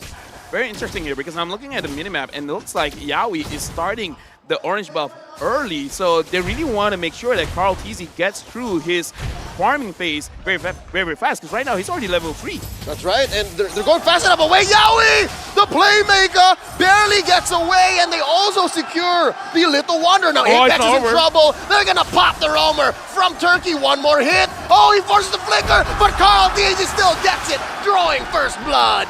Man, those plays, that's just world championship level, man. Like every angle, there's just no way you can get out of that if you're in FIMP's position, right? Like what can Fireflux realistically do? Even if you flicker in the opposite direction, you're still going to die at the end of the day. But it's great to see that Carl TZ, he's not hungry for those kills. It's either they will come to him or somebody else will carry the game. It's just been 1 minute and 30 seconds, but a lot has happened, and one of it is the fact that Carl TZ is on this landslide. It's actually starting with a Steel Lake Place, which usually we see Molten Essence or maybe even like a little bit of damage, but here, Echo, they're actually trying something very, very different going up against Flux Impunity, which is very interesting. My theory is Carl TZ understands that he is the thread. He is what keeps this all together. So if he's able to survive a little longer, then yes, maybe. Because Molten Essence does give you HP, but Steel Leg Plates, that's an ungodly amount of armor for such little gold. Yep, they're going to get on top of the turtle right now, and I think this is where it gets a little interesting. Because at the end of the day, Karl'Tezi isn't the one who's going to initiate. The rest of his team want to get aggressive. Oh, Alien starting off with a Black Dragon form and a penalty zone by Sanford. Turtle goes over to Echo, and they get the shield, they get the damage. Kazuya already down, Alien very low, just a fourth of his health, and they disengage. Right now, starting the game, Echo already with a 1,000 gold lead. Might I remind you, it's only the phase of the game where everyone is getting their level 4 already with a 1,000 gold lead. That's actually quite a lot, and we can have to see the way that they're rotating. Medicune gets caught. There's a hook by Apex, not much of a follow-up. Can't capitalize. Yep. I love the fact that Yaoi is mirroring Apex here, but he's not directly, he's not man-to-man body defense. He's lingering behind him, and he's making sure that even if he does get the catch, there's an instant counter reaction if we do see Fireflux wanting to capitalize on these picks. And even so, at the end of the day, it's going to be about the neutral objectives. That's why we're seeing Karl'Tezi wanting to maintain his level lead against Kizue. Right now, I want to open a conversation. The changes in the jungle, extra 5% gold in the jungle creeps. Right now, you're looking at Karl'Tezi's rotation, even invading Flux Impunity. What do you think about this? So far, I think it's a great idea, right? Maintain this level lead. Give yourself the biggest amount of advantages, because fighting around these neutral objectives might not necessarily be the greatest thing in the world for Echo as soon as this game starts dragging out to the 8-minute mark, arguably even 12-minute mark. And that's going to allow for him to make the most of that early pair of pants, right? Yes, you do pants now, but you can eventually still catch up. You can go farm so fast and push away Kazuya and make it not matter at all. Yeah, with 1.4k gold lead, I kind of feel like a lot of the gold lead is on Karl'Tezi, because even look at the level difference here, level 7 going up against level 6. See? Right now, again, I kind of feel like this is the snowball happening where you're taking away, but Yaoi pulls in. Put the DJ down on Akura, and he could not respond. Quick pick off in mid. Disgustingly good coming in from both Sanji and as well as Yaoi, giving no opportunity to fight back here. Ooh. Now, as much as we say that Karl'Tezi has that gold lead, right, let's keep in mind that Sanji almost very recently, before that kill even happened, got his Clock of Destinies pre-4 minutes. That's an early Clock of Destinies. And then he finishes off the Magic Penetration boots as soon as he gets the kill. I feel like what's crazy here is, like, across the board, everyone from Echo, they have a level advantage. Whatever rotation they've been doing, it's really helping everyone out. And I kind of just believe it's not them getting too big of an advantage. It's all about denying advantage. Sanji goes in. Oh, and just takes out Kura like that. And now Kazuya is in trouble. Apex 47, can he save his jungler? Yes, there's no. Sanford gets a kill. Ah, what an uncanny rotation coming in from Sanford, right? He decides to sacrifice at least 90% of the gold plating just to make this happen on the bottom side of the map. Now, they have a very clear lead here, unless Apex knows. They continue the pressure. Apex still up, not enough damage. Benny says no. Look at topside though. Yuzong, he's finally getting a little bit of gold for himself, but he's basically out of this game. Right now, looking at the situation, I think Sanji is thinking about it. They just want to pull everyone away. Sanji gets pulled. Apex with a hook and a bite down gives the kill over to Sunshine. Benny does get a push in exchange. Alien up top, forced to use a Black Dragon form. I believe he's losing that 1v1. Sanford's still here, and they're just going to try to clear these waves. Yep, Sanford, he's just abusing his level lead. He's rotating faster, clearing faster in a matter of fact, and unfortunately, Alien is just one step behind. Looking at the situation, it does feel like Echo, they're taking the calculated risk, because they're like, okay, right now, Sanji, just show your face. What we really want is the bottom turret. There's always a chance that Sanji will get pulled, but trading a life for an objective, a structure, I think it's always worth it. So I kind of feel like it is more of a calculated risk, where it's like, there is a risk one of us is going to die. That's right. Heroes respawn. It's always good. Hearthstone. Exactly. And now Sanford. Very low. Sunshine goes and used the goal. Wow. But there really wasn't much. Couldn't take down Carl nor Sanford. Couldn't react in time. Could not react in time. Negative synergy. Yeah, I mean, it's negative synergy, but let's not forget that Sanford, technically he shouldn't be here. Like, even for Fireflux, they recognize that, okay, they're going to lane swap right now, but no, all of a sudden Sanford shows up at the top side, and now the fight. Oh no, Kura! And he does help out to get a kill, but Alien is going to fall, and eventually that's 2 for Echo. And here, an attempted steal. Oh, Karl'Tezi does eventually still get it. No, wait! Kazuya secures! I gotta say, I'm still looking at what happened just now at top. I have to look at it back because I kind of feel like it's a very interesting interaction where the go away is actually pushing Carl Teasy towards the wall. So the iron hook, even though it did connect, but it was like, no, you can't move because you're stuck against the wall. So I was like, so all sorts of movement is stopped by go away. Yeah, so that's what I was like, huh, interesting. A little bit of a negative synergy, but it looks cool. It looks awesome. I mean, there's a bunch of these, right? We have seen even during C games that Kufra is able to kind of shorten the distance if he starts buffering the ability. So at least we know the interaction is very dependent on displacement effects. I've learned for you to do that, you need tough boots. And now Yaoi with the conceal is looking to flank. Alien goes in. So far, everyone's just like, okay, let's clear the minion. If we see a path, we're going to go for it. If not, then it's all right. Reset, try to find resources somewhere else. Right now, Fireflux, they're going to have to take a back foot on a lot of these objectives here. Echo is really far ahead. It's 7 minutes, about to turn 8, with a 4.5k lead. And especially at this level of competition, at an international tournament, that is a gigantic lead, especially for their laners, right? Out-leveled, out-gold. Even if you want to go for these one individual plays, it might not necessarily fall in your favor. Look at this, Turkish Delight getting set up. All 5 members here hiding in that bush near the purple buff. Not gonna lead to much, because I think Echo knows. Carl TC did not overextend here. Gonna attempt one. Here's a pull right at the purple buff. Apex 47 popped by Sanji. That's a man down for the Turkish squad. And right now, just with that one loss, Echo is looking like they can push for Oh! DPZ, that's a deep penalty zone, plus a blazing duet. That's already 2 down in that single engagement, plus a push by Echo. Beautiful. Sanford literally waits for the very last second. It looks like he's about to touch the ground before he flickers. I think that's an EXP laner's wet dream. Yes, it was definitely my wet dream for sure. I'm going to be thinking about that tonight. Given the Kadira, it's very wet. Oh, yeah. Woo! I mean, it's some hot stuff here, but let's keep in mind that Echo, every single move that they've made, they force something out of Fimp. Going into the purple buff. Oh, we managed to get Kazue's retribution. Now he can't fight for the neutral objective. We go deeper in. Early rotations coming in from Sanford to guarantee the lead for Benny QT as well as Carl Teasy. And now look at this. All of that early game setup, making sure that this Lord is basically impossible for Fimp to even get close. I gotta say, man, from the early stages of the game up until right now, every single bush, it feels like it's Echo's bush. Every single time you want to check for vision, every single time you have the attention of finding farm, you're gonna get punished. And I think that is that's the biggest difference maker here, because Flux Impunity, every single time they're moving, they're gonna get caught. Yeah, I think Echo here is making the most of this 9k, almost 10k gold lead. They are translating this financial advantage into space. Because again, they have better face checking. They have better vision, given the extra defensive items that they're rocking, compared to Fimp, who has to very safely rely on the hook.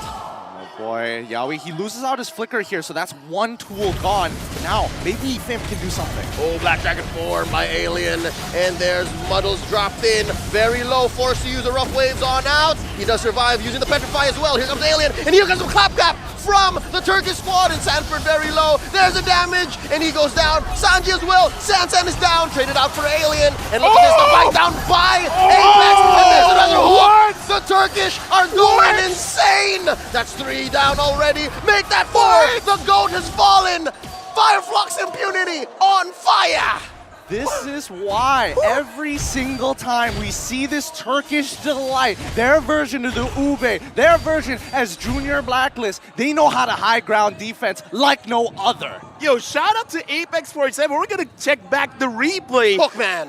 Not just Hookman, man, but he saved the ult for Benny QT, because look at this, Apex 47, the green light, he still has his ult, he's saving it. He's like, wait, there's one member missing. Crossy's winning, but look at his Benny QT, he was shut down, he was suppressed. After that, it's game over, man. He literally said, nothing personal, kid. Flickers behind him just to get the bloody hunt down. And this is just raw preparation from the side of Flux Impunity, right? Great preparation. They know the habits of Echo. I just gotta say, man, just now the goalie was almost like, what, 10K? Now it's 4.4. Cut in half. Cut in half. That's how big that team fight was. I mean, it's huge shutdowns all across the board. Altizi ended up dying there. Sanford ended up dying there. More importantly, Sanji ended up dying there. Dude, look at the Lord advantage. Negative 3.6. Negative 3.6. I mean, sure, they got a lot of push, and that is amazing. Don't get me wrong, but this does show that Flux Impunity now, they're breathing in life a bit. Yep, I think that's step one in maybe a 4 or 5 step process. Grand Theft Purple here committed by Carl Teasy. That's 1 charge, pleading guilty. Given that, 10 seconds away from this Luminous Lord, I think a penetration is in check, given that Fimp have yet to take 1 turret, so they still need to work on their waves. Well, let's keep in mind, the last time we saw Echo actually push it and lose out that high ground fight was all because, well, Yawi, he did have his flicker available, but everybody else, their battle spells were not ready to go, so they couldn't force out the play. And with Yawi not catching somebody with a Divine Judgment means that they had to pull back, but they were confident. That's when we see Flux Impunity start abusing them. Whoa. And now, playing the map on their side, calculating it down to the very last pixel. Well done as they claim more gold and scavenge this game back. Honestly, I like it because I kind of feel like taking the Lord now would be very, very risky, so might as well take a safer objective. And I kind of feel like they want Echo to push in because as we saw just now, they have the potential of countering. They have the potential of actually making or forcing mistakes from Echo. So they want this. Early concealed by Yawi, Lord trampling in, and there's a flicker! But Apex pulls just the same! And Alien survives along the way! A man down for Echo! They still have the Lord, but Fimp already looking great in this defense. That was, I don't know what to say about that. Was that not his cleanest hook? It was the cleanest save. It was one of the cleaner ones, but it looked so it looked like it went right through Yawi, and then he walked right back into it. Don't tell me you feel cheated, man. Oh, no, not just yet. Right. Not until we see the replay in slow-mo. One more time. All right. Just messing with you. But yeah, Leo, like, that was an amazing defense. It was. And yeah, they did lose 2 inhibitors, but in the end, I think Flux Impunity is happy to at least get something along the way. Here's another instant replay. All right, you asked for it. Okay, here we go this time. Let's see my old eyes can catch this in time. So we do see Yawi actually flickering forward. Yeah. Oh! He dashes into the hook right at the end. If he just didn't dash, it would have been totally fine. You have good eyes, by the way. Thank God. Very, very good eyes. This just speaks of how well Apex understands the physics of the Iron Hawk, but now Yawi looking for revenge. Oh, Black Dragon formed by Alien. Not gonna lead to much here. This is not a good engage. Yeah, I mean, nothing to worry about. Still 70 more seconds until the next Lord comes back up. So I think even for Fimp this time, they can just wait it out, get their cooldowns back online, and then look to fight. Because again, no inhibitors, so you can just wait for the waves to push into them. Right now, we're living in the moment, but let's look into the future, right? Like, what are both teams looking for right now? Because it is very clear here that Yawi has been, I would say, the linchpin of getting any of those engages, except for that one moment when Sanford with the flicker crazy engage. But again, it's like they want to engage, they want to start something. Flux Impunity, what are they looking for? Personally, for me, I think a lot of this comes down to the conditioning, right? Flux Impunity, they understand how Echo has been moving, how their general play styles are going to look like. And considering that it is that step-by-step process, all you got to do is figure out what step is Echo on right now. Yawi has tried multiple times, so keep your eyes specifically on Sanji or Sanford. They might look to make one of the bigger plays here for this next fight. And that just translates into the ecosystem, right? You have to understand where you are on the food chain. Yep. And right now, Echo is still on top of the food chain, but slowly but surely, Flux Impunity are crawling back up. And here they understand the dynamics. We still have to stick to the Turkish delight altogether now. And I think the way that Kazo is positioning himself, he might actually want to contest. You wouldn't do this. You wouldn't hide yourselves here if you weren't going to contest. Fimp is walking up here. They know that maybe if somebody overextends, they could get a pick, but they know that they can't take a full 5v5 so deep outside of their base. They might as well just go back, wait until it starts pushing into them. Remember, they still have the Melissa on their side. Their high ground defense, honestly, is not that bad. Yeah, right now, actually looking at the situation, 3 straight Lords in a row.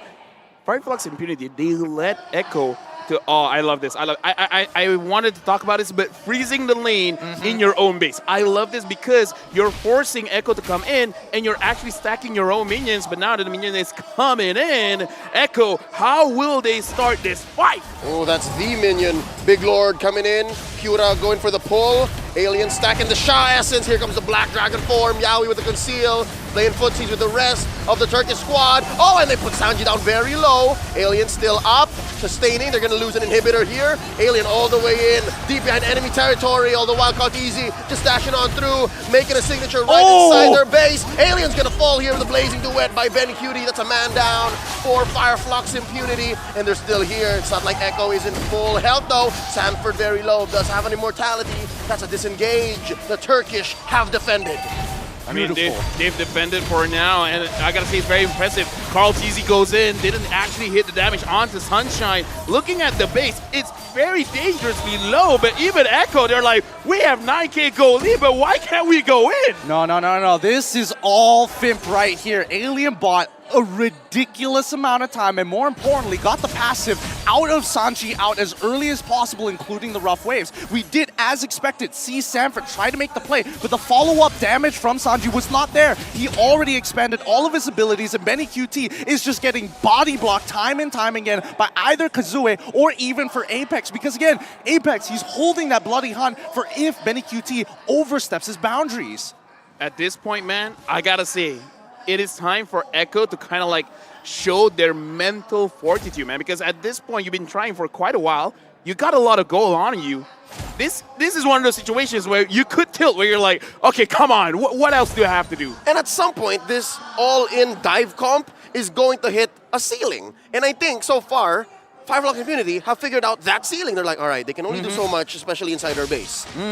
Absolutely, especially when they're playing a traditional front to back, right? You hit the front line, and as soon as you get rid of them, you move in towards that back side. Now, looking at Sunshine's items earlier, he is in a very good position. He can chunk everybody from the side of Echo. He is a problem that Echo needs to answer almost straight away. And if Fimp is able to kind of stagger the abilities, force the resources on different sides of the map, they have a very good opportunity to take a full 5v5 outside of their base. You were talking about positioning, man. Look at the positioning of Sanji right now. Sanji and Yawi, they're waiting. They're waiting for someone to try to get this push and then try to burst them out very, very fast. Speaking of which, oh no, Fim has been letting go of the lore so far. Will they do the same for this one? Oh, well, I think Kaltizi knows. Kaltizi knows that they're going to go for it quick, and that Fimp will know that they will go for it quick, but just the same, the Magic Sentry didn't spot G and Wei. They didn't spot this duo from mid, but look at this. Looking for an engage. Oh, look at this. Look at this. Look at this. Oh, flickering, and the goalie, they punish the playmaker. Yawi is down. I repeat, Yawi is down. Alien does draw a line going in straight, but Echo secures the Lord. Oh. Apex looking at Sanji, and right now, Sanford goes in! Penalty zone for 4! Make that 5! Apex falls! And that's gonna be 1 immortality up. Sanford does pay the price. Apex go down. Benny Cutie and Caldizi deep behind enemy territory. And here down goes Sunshine. Benny Cutie gets 2k! No, that's so unfortunate. Finn played that so well. They got everything out of Echo, but at the very end, that split second of thinking, I could turn this around, cost them the game. Echo takes game 1. Oh, what my goodness. A first game in a best of 3, where again, a lot are eyeing at Echo to win this one. But again, they were sweating. That was a very hard game, and I gotta say, Flux Impunity, if they do the same thing for game number 2, maybe with a different draft, dude, I'm thinking yesterday the third game went all the way. This one is not impossible. It really isn't impossible, man.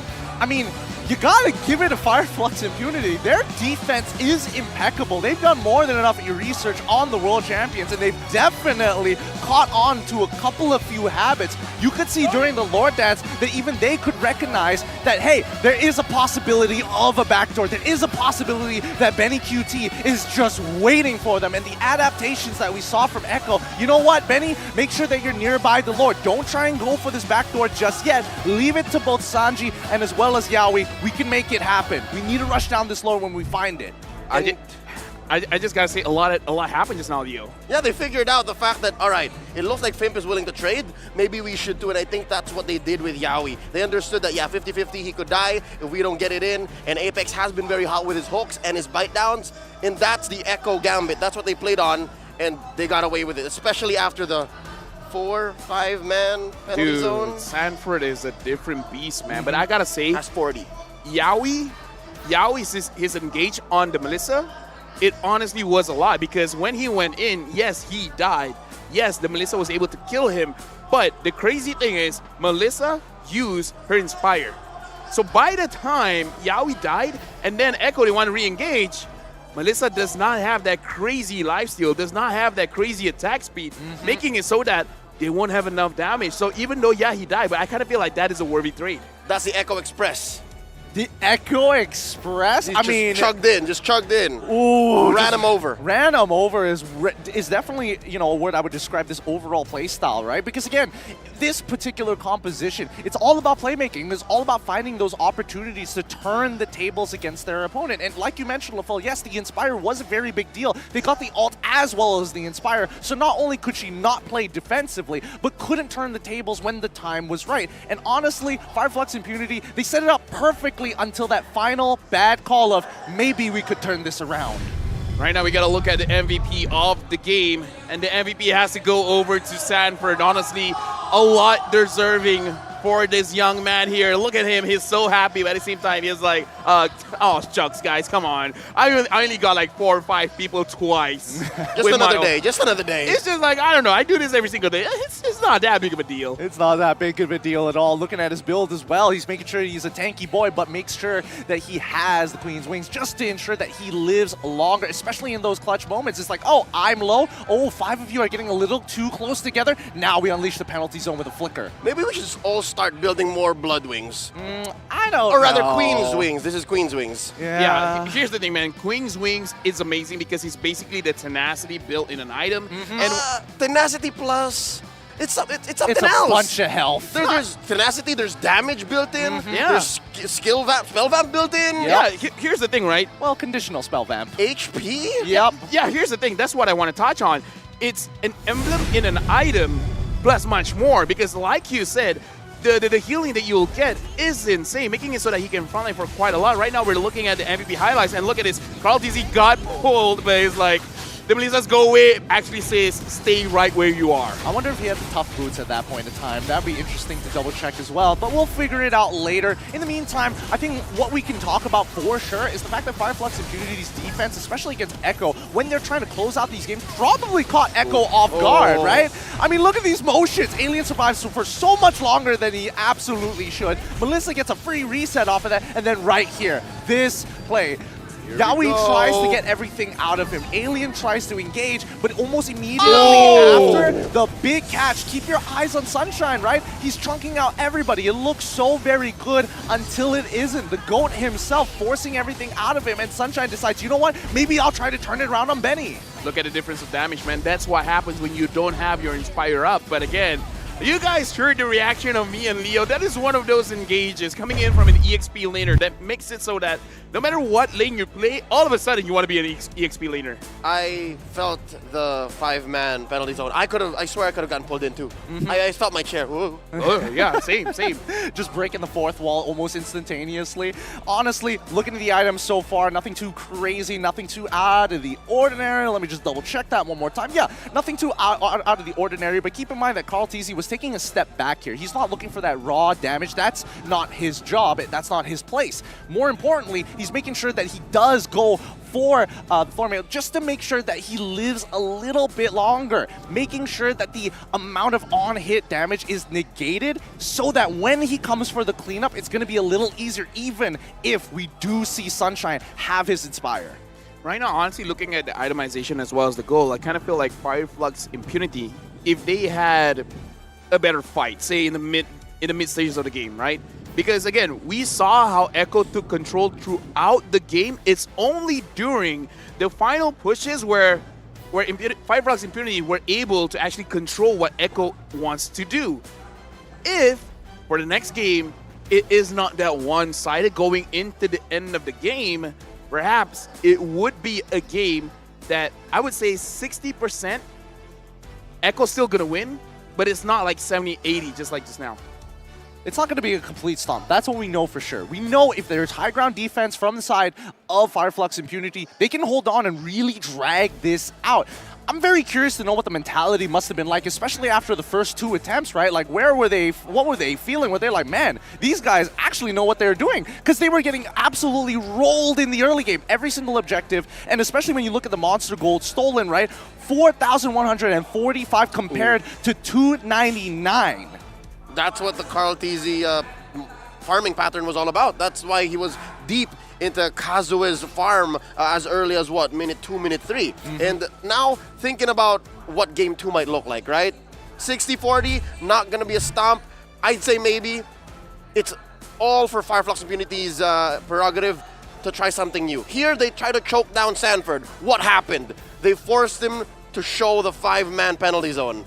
What if they just leave the XP lane alone? What if? I think after the game just now, the coaches are watching the game, right? They got to look at the rotation from the jungler, especially from Carl TZ here, where we saw he started the purple buff, Yaoi started the orange buff. So by the time he came by, he only just had to do a little bit more damage, and he gets both buffs relatively quickly. So I kind of feel like this is also one of those things that it's like small micro plays, but it starts out your own team, everyone being one level ahead. And I think that's a very big thing to consider, that the coaches and behind the scenes for Flux Impunity, they got to talk about this. Either try to do something roughly the same or stop it from happening, because every side laners don't like fighting when you're one level behind. I totally agree with that. And more importantly, so you could see the results actually being achieved so early on. The early kill, the Lethal Wander falling into the hands of Lancelot. Even before we saw Fredrin even make it anywhere close. He's just one step behind each and every time. So hopefully we do see a bit of an adjustment. I will imagine that if I was in Flux Impunity's side, that they'd be looking to say, maybe we need stronger laners, right? Benny QT obviously in this particular matchup took a step back, and Sanford, this was his time with obviously his Sansan connection to make it work. What this says essentially is comfort ain't enough. You have to win. The 50-50 is not a 50-50 when you're playing against Echo. So how do you do that? That's easier said than done when you're playing up against the M4 World Champions, when they can both present the Echo system and the Echo Express. You have to find that sweet spot wherein maybe you're the second or third to the top of the food chain and you're able to, you know, pull a Spider-Man on that Echo Express. I don't know how though, I don't know. It's much easier said than done. We in the MPL Philippines have yet to figure that out.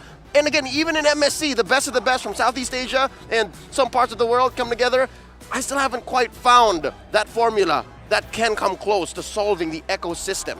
One thing that I really like actually was Sunshine on this Melissa, because we definitely saw glimmers of hope, just because the damage output coming in from this Melissa is actually quite large, especially when Echo, they actually do want to jumble up together-ish after Yaoi gets an engage. So I kind of feel like they have half of the formula done there yet.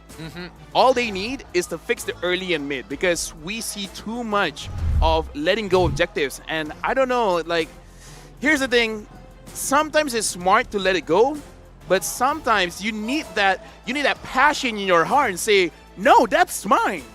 I agree with you, and here's Go why. away. No, I truly agree with you, because this is what I was tired of during M4. I was tired of teams taking the step back saying, we can wait this out. We can sacrifice an objective. Our high ground defense is better than them. We can wait like 40 minutes to make something happen. I'm tired of that, and that's why it was so refreshing to see Echo break out of that system saying, no, we want to express this. We want to play through multiple avenues and not just one. We are expedite. We are perfect, literally perfect. I'm going to put away my thesaurus now.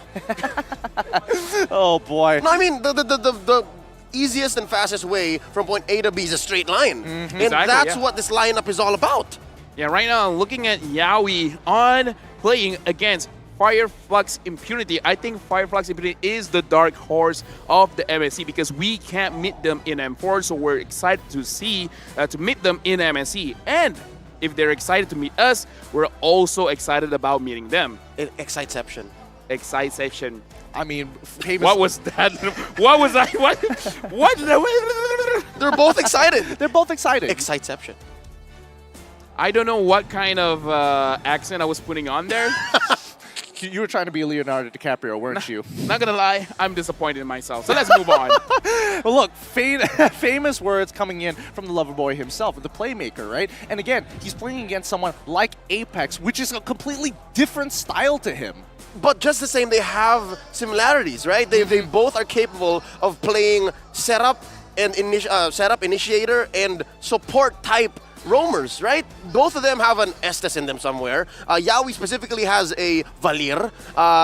You have Apex 47 with his Estes, right? With the Turkish Delight. They both have a mean Atlas. Both can play a Franco for sure, right? So I understand the excitement from both sides, but something that tickles me, I don't know if in a good or a bad way, is there seem to be so many dark horses in MSC. I think we, I'd say de facto lost one already in Fenix earlier today, but so many people say so many things. There's, what, half a dozen dark horses in MSC this year. Yeah, I kind of feel like even on the Zodiac, we have a lot of animals. Yeah, we should be utilizing more of them. I'm not so sure about that one because, again, some of these Zodiacs not so fun to be labeled as. I'm just going to admit that straight off the bat because I'm the year of the rat, so I don't think people want to be like, that's the hoping dark rabbit. Rat. Oh, the hoping rabbit. So that kind of Zodiac. I was somewhere else. I was star signs, bro. Oh, star signs. Okay, that probably should have been. That's horoscopes. There you horoscopes. go. Yeah. You're such a light Scorpio, bro. That actually sounds good. Yo, this team is the light Scorpio. You know what? This team. I don't know why I thought about that. Looking at the horoscope, they're totally a Sagittarius. I'm a Sagittarius. I'm a Sagittarius. Not Yo, that. I don't want to be part of this. I don't want to be Libra. Look, I am. I was gonna say, why do you know this? But you guys have been working for the better part of half a decade, so never mind. Don't worry, you're part of this. Surumpun. Yeah, we're sama-sama. Full Malaysian desk that's talking about zodiacs that.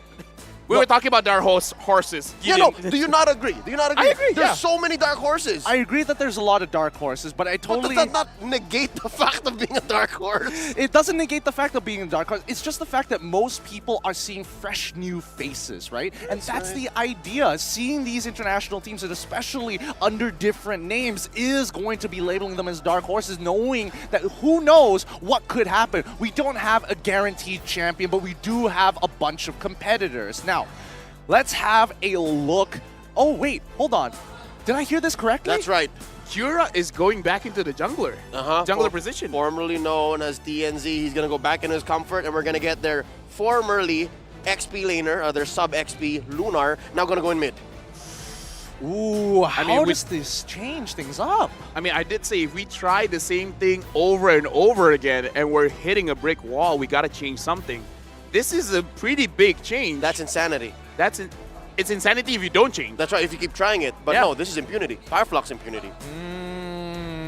Leo, you are on something today. I feel like you and the riders, you'll be passing each other's.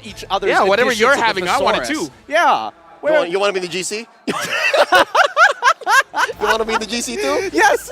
You know, considering what's been coming out today, yes, I do want to be part of that. I feel so out of the loop here. But while the teams get prepared up on stage, I think we need to keep into consideration here that Fimp most likely is going to go for first pick here. I mean, again, in addition to switching it up right, with the lineup. No? No, I mean, aliens say no. Because we are in the same group, so we will not meet in the playoffs. Oh, no, they're not afraid. Not about the switch up. Oh, sorry. I thought Alien answered you, man. I feel bad. Don't worry about it. Because you were asking a question, and the first thing I saw was no. But this is not a good sign. This is not a good sign that fear is not part of the equation. Yes. Despite them being M4 champions, being the best in the best region in the world right now for MLBB, it's great coming in from Alien, one of their veteran players, and saying, no, we're not afraid. No, this is the beauty of it, right? M2, M3, how many times did you hear a team be like, oh my god, I admire this team. I hope to fight against them, but also I'm just going to play really, really scared and let them starstruck. Exactly, starstruck syndrome. I'm sick of that. And it's beautiful to see that here in MSC, everybody has an unreal confidence in themselves to be #1. I mean, you got to go in with a mentality that I am the best.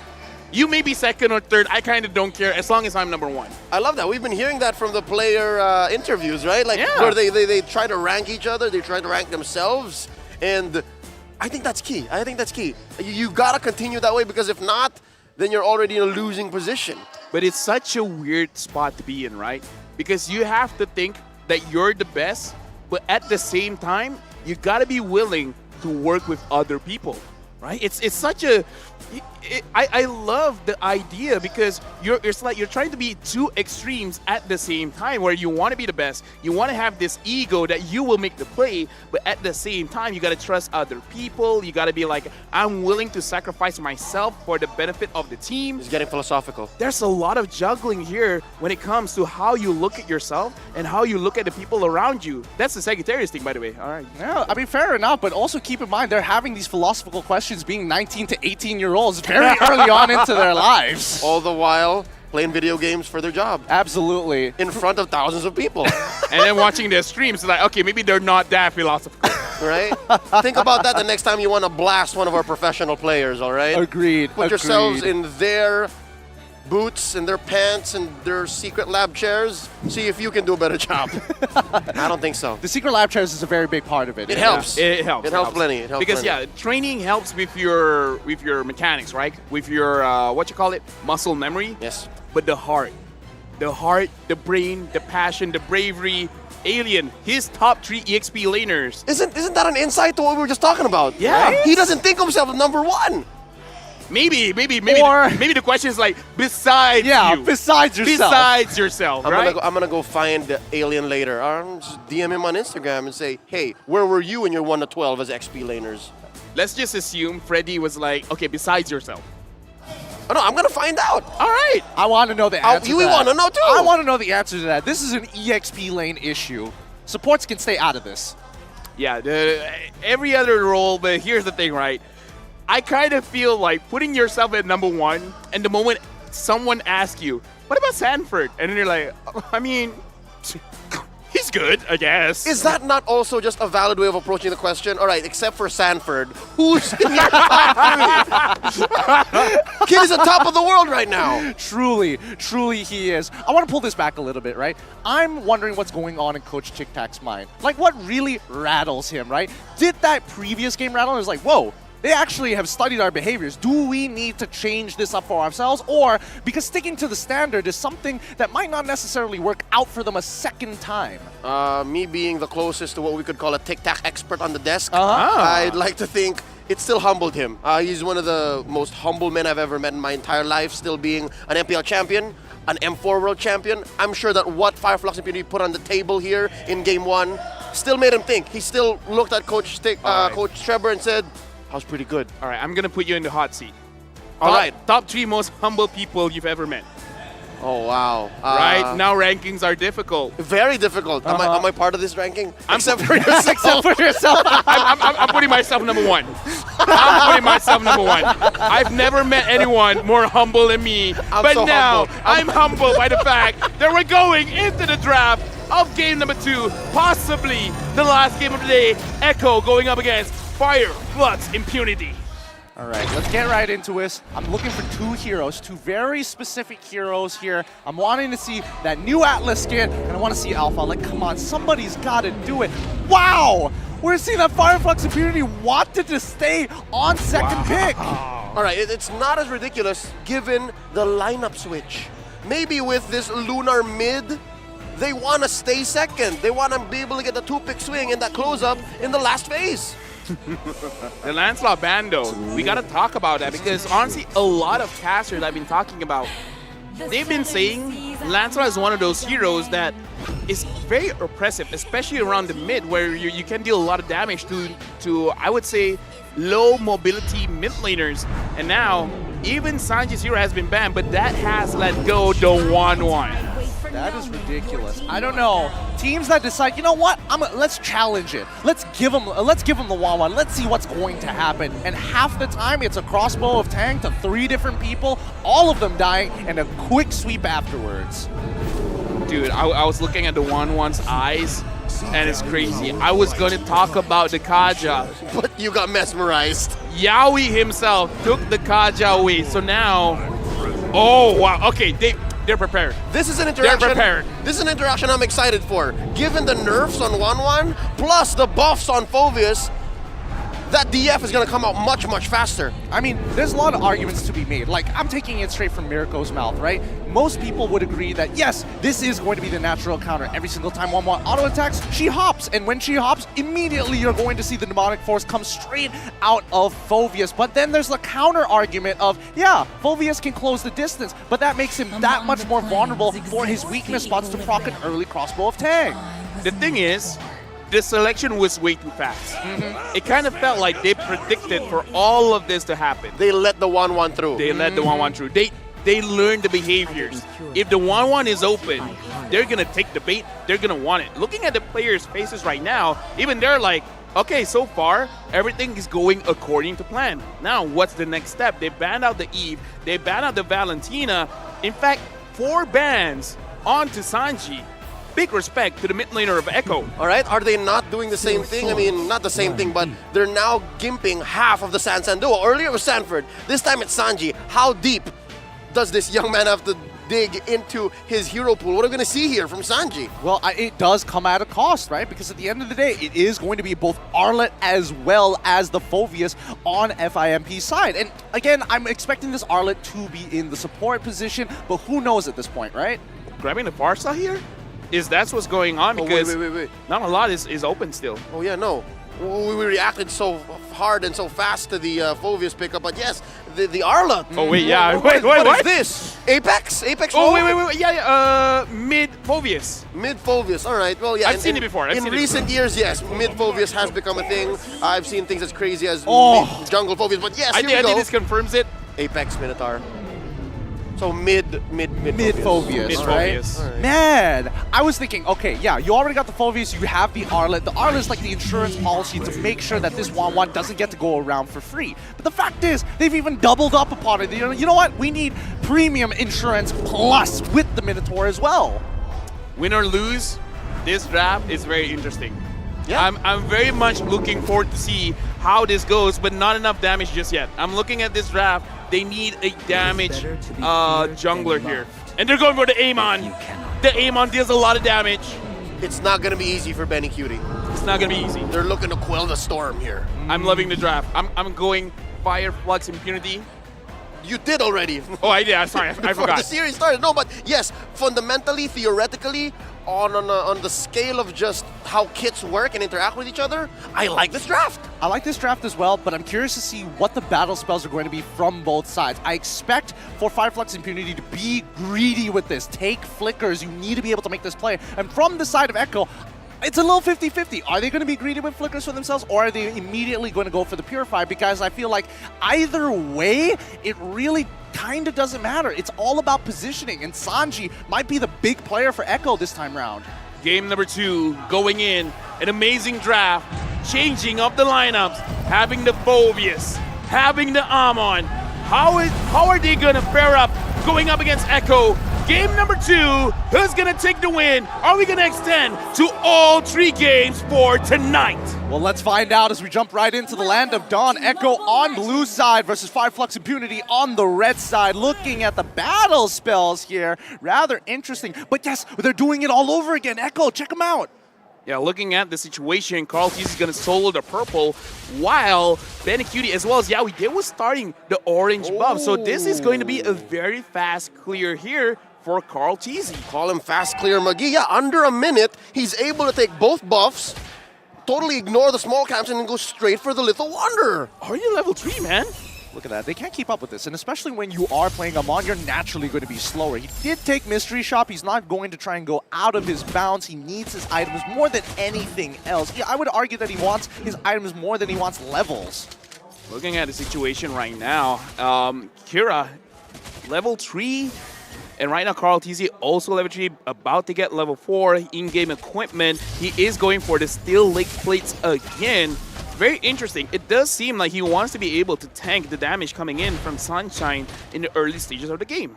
Fair enough, fair enough. Alien, he himself decides to go for the tenacity, making sure that he is just tanky enough to be that bot, that stun bot, right? To stick on to the right targets. But all of it, this composition that we're seeing from Fireflux Impunity is to really punish Benny QT, which begs the question, right? Who's going to take care of Sanji? Whoa!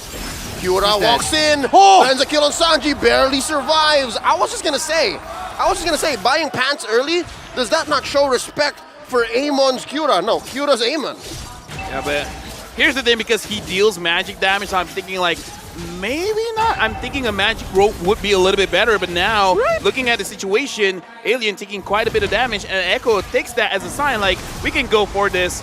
No one's gonna stop us. Look at this preemptive Black Dragon form patrolling this turtle pit.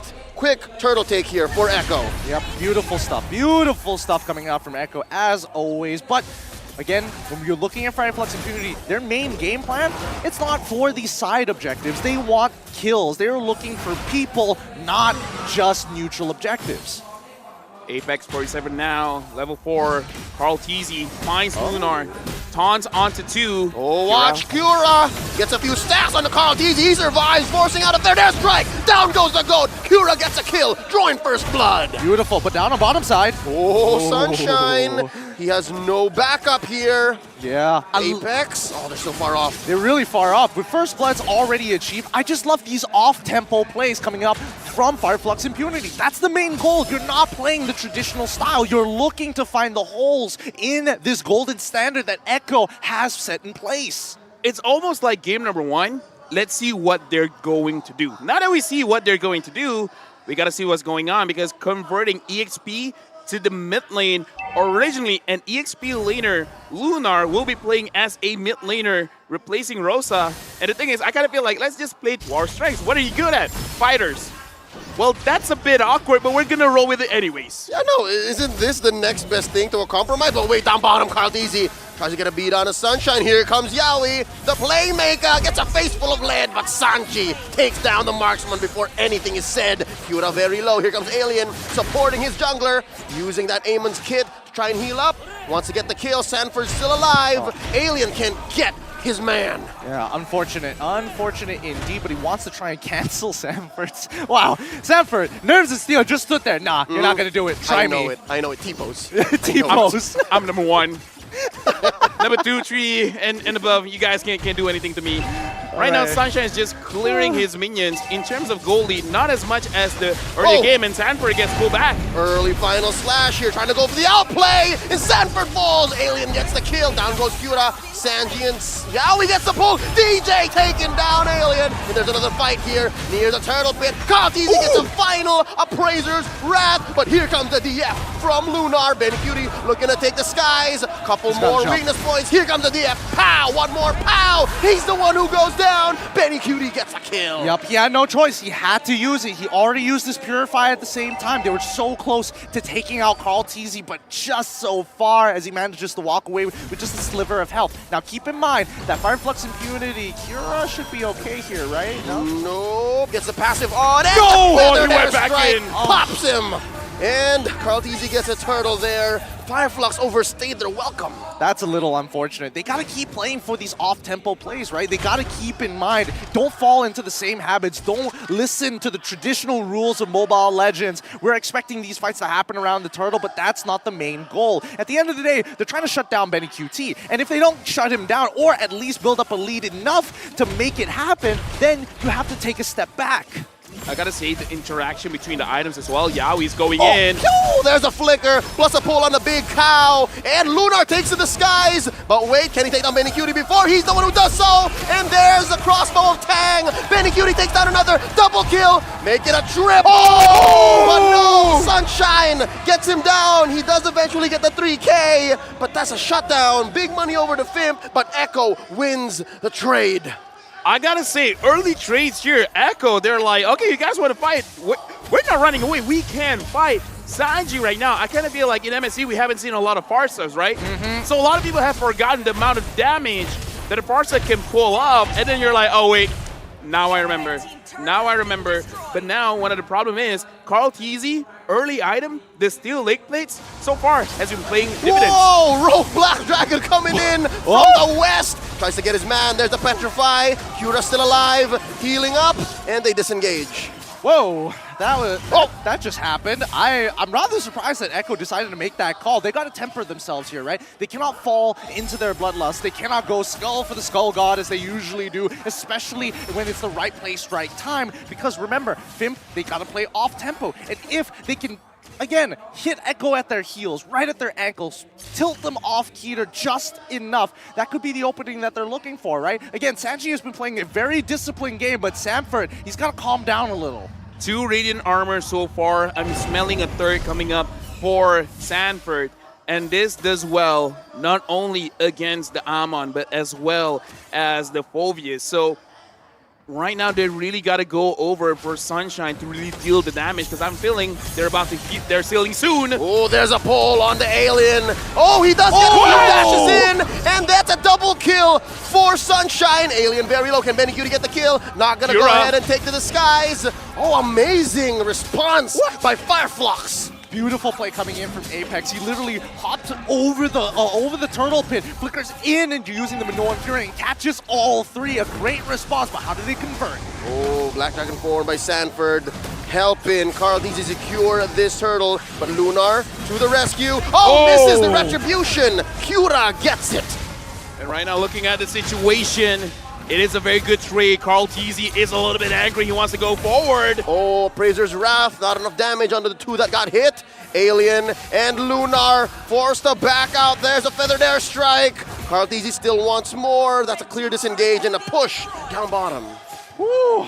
Everything that's been happening so far, it's great to see that this time Flux Impunity are saying, you know what, disrespect the space as much as you can. Make Echo tilt. Make them go for that first move. If Sanford tries to go for that Black Dragon form, we can pull back, because getting in and out of the fight isn't that difficult for our particular composition. Like, personally, I would have imagined that Gushin was going to be the play for Cura instead of the Amon, but the movement speed and the camouflage has helped him out. Oh, there's a pull on the Apex. Can he survive? He does, but only for a second longer. Oh, Benny QT Airlines gets 2K once more. 6-1-0 on this 1-1. Cura is standing by. But the thing is, Sanji, Yawi, Benny Cutie really preventing Flux Impunity from really doing whatever they want. Benny Cutie is taking quite a lot of damage, but we got to look at Yawi every single time an attempt happens onto either Sanji or onto Benny Cutie, it will be denied by Yawi. So they really got to make sure whoever they're targeting for, Yawi cannot be there. The problem is, Yawi's everywhere. He's literally everywhere. He always has his divine judgment in the most convenient of places you would almost feel if you are part of the Turkish squad. But more importantly, I think that at the end of the day, it's all going to come down to that high ground defense, right? Echo, they're building up the lead like we saw previously. Not as much and not as devastating as game number 1, but definitely a lot more even. Right now, Echo, they're pushing up top. And again, Yawi is just everywhere. What are they looking for right now? Because they have 2 ways to engage the fight. The Minotaur as well as the Arlet. But every single time they initiate, something goes wrong. Either Yawi is there, Sanford is there. They got to make sure. Right now, Yawi conceal who he's going to find. Got spotted out. They don't see Apex. Displaced. They don't see Sanford. Sunshine making the most of this. Just wall. No. They don't know. They don't know. This is deep. Oh, Yawi, get over here. Gets the pull on the alien, and here comes Apex. Goes flickers in, and there's the answer. Benny QT goes down. Oh, but straight it up for Sunshine. They're still going. Lunar takes out Carl Deasy. That's a man advantage for Pimp. Double kill for Lunar. Yo, what? DF going in. Yawi gets his immortality still intact, and that's a trade. 3 for 1. Gideon, I could have sworn that was Echo. Yeah. What happened? Suddenly, right now, Flux Impunity, they're the one that won the fight. What happened? Come on. What? We gotta pull out that replay. So many things happened at once. The canceling of the Feathered Airstrike, the kill onto Benny QT. All of it happening at almost the exact same time. Let's pull up the replay one more time and break it down, because first of all, we see the initial capture, but keep your eyes on Benny QT. He gets a little too close and gets caught up in the big play from Apex, and immediately the follow-up from Lunar to get into the middle of that fight, making it basically impossible, like Carl TZ as well as Benny QT almost dying at the same time. This is what we were building up to, right? We were talking about how Flux Impunity, their lineup is amazing at re-engages. Despite Sanford's amazing pincer maneuver, you can't beat the fact that there were 2 or 3 big ticket ults that Fireflux were holding on to. And that's what led to this big win for them. They're now ahead 1,000 gold. Right now, Sanford up top, make sure that he can clear the wave. Sunshine really wants this turret, and it looks like gonna get really close. Carl TZ is there to help Sanford, and looks like for now, he's not able to defend the top turret. The Lord is marching bottom. Whoa. Alien pulls in Carl TZ, but Carl TZ is able to survive, especially having that Radiant Armor, can handle the damage coming in from Amon. Yep, he takes the damage, and more importantly, they get a majority of the outer turrets, and that's the best that Flux Impunity can get. This is their very first Lord, right? It's not that strong, you're not expecting too much from it, but now, how do they turn this around and get aggressive? How do they set up this situation again? Well, Carl TZ is moving forward. Apex 47 taunted, and the thing that I like about the fight is the fact that Kira and Alien, they understand that they could kite out of the way and then engage back in. Their real trouble is Sanji when it comes to damage, because Benecutie, yes, does quite a lot of damage, but I kind of feel like leave that to Kira, he can handle that. The rest, you gotta shut down Sanji. Let's not forget about some of the smaller synergies between the heroes from the side of Fireflux, like Sunshine, especially with Bennett's Rage, with the Minoan Fury, and arguably even with the Final Slash. You think you're out of it? Nope. You get swept back into such a high damage ult. And let's not forget, it doesn't have to be Bennett's Rage. It could be Nibiru's Passion as well. Looking at the items as well, in terms of damage, I think Benecutie is going for that Malefic Roar, because the front line coming in from Flux Impunity is getting just a little bit annoying, because look, actually surprisingly, looking at the Phobius, not really doing any defensive items, going straight on damage. Nope, this is what they want. They want some representation of burst, because again, consider the new buff on a Minotaur, right? The almost Genius Wand-esque effect of his passive, wherein every time he hits someone with a skill, it lowers their physical and magic defense. So I get it, they want both DPS and DOT. Let's not forget about also the fact that he gives adaptive armor or magic resist, depending on the situation. And that's the beauty of it. It allows Lunar to actually get deep into that fight. Let's not forget that CCs, especially if they displace an opponent or arguably even a knockup, procs the demonic force. You already hear the grumblings of the Lord already on the map. It looks like Fireflux Impunity, they're all here except for Kura, which is on the top side of the map, but coming back down. He should be seeing Sanford, but I kind of feel like Sanford's seeing him first. No, they both see each other. Yaoi goes in. Will he get Sunshine? Flickers in, spent, and he's gonna get welcomed in by Apex and Alien. Look at this. Lunar very low, forced to use a Winter Truncheon. That's a pickoff for Echo. That's 5v4 now. I wonder, is there going to be a steal in our near future? Watch Kura, watch Carl TZ, look at the Lord, and that's Kura stealing it away! They take down Benecutie as well, plus a massive Minoan Fury by Apex 47! And now Yaoi, the playmaker, trying to take it down, but he's going to go down as well, alongside Carl TZ. It's just Sanji here! Triple kill for Kura! Say his name! TNG! Oh my god. You guys feel it? You guys feel a third game? The tides are changing. You guys feel it? I'm feeling a third game here. It's coming. We all want it. It's going to happen, and now they're looking to go for the end. Dude, right now, only Sanji is alive. Alien is tanking it. Final slash! Sanji's pulled back. He goes down. Watch the base. Watch the base. Flux Impunity. Take a game from Echo. The world champion suffered their defeat here. Now it's equalized. 1-1. Ladies and gentlemen, we have a series on our hands. Oh my goodness. I'm at a loss for words. What a great play coming out for Flux Impunity. What an amazing attempt from Echo's side. Just one misplay. Just unfortunately, Benny QT using his own inbuilt Purify a little too early. I would almost want to say it is a misplay, sure. But I kind of feel like this is an outplay. It really is. I mean, the draft alone, that is something to marvel at. It's very courageous, man. It's very brave of you to actually go outside of the bounds of the meta. We haven't seen Phobius for a while. We haven't seen Amon for a while. The fact that they're like, these heroes are good. I don't care what the meta says. We can adjust. And again, I love the bravery. I love the adjustment. I love the creativity. But again, this is just game number 2, the equalizer. We're gonna see game number 3. If they can take down Echo, this is a game changer. They needed Kyura in the jungle. They just needed Kyura in the jungle, and I think they found the perfect spot in the ecosystem. They understand that no, we're not prey. We are also predators.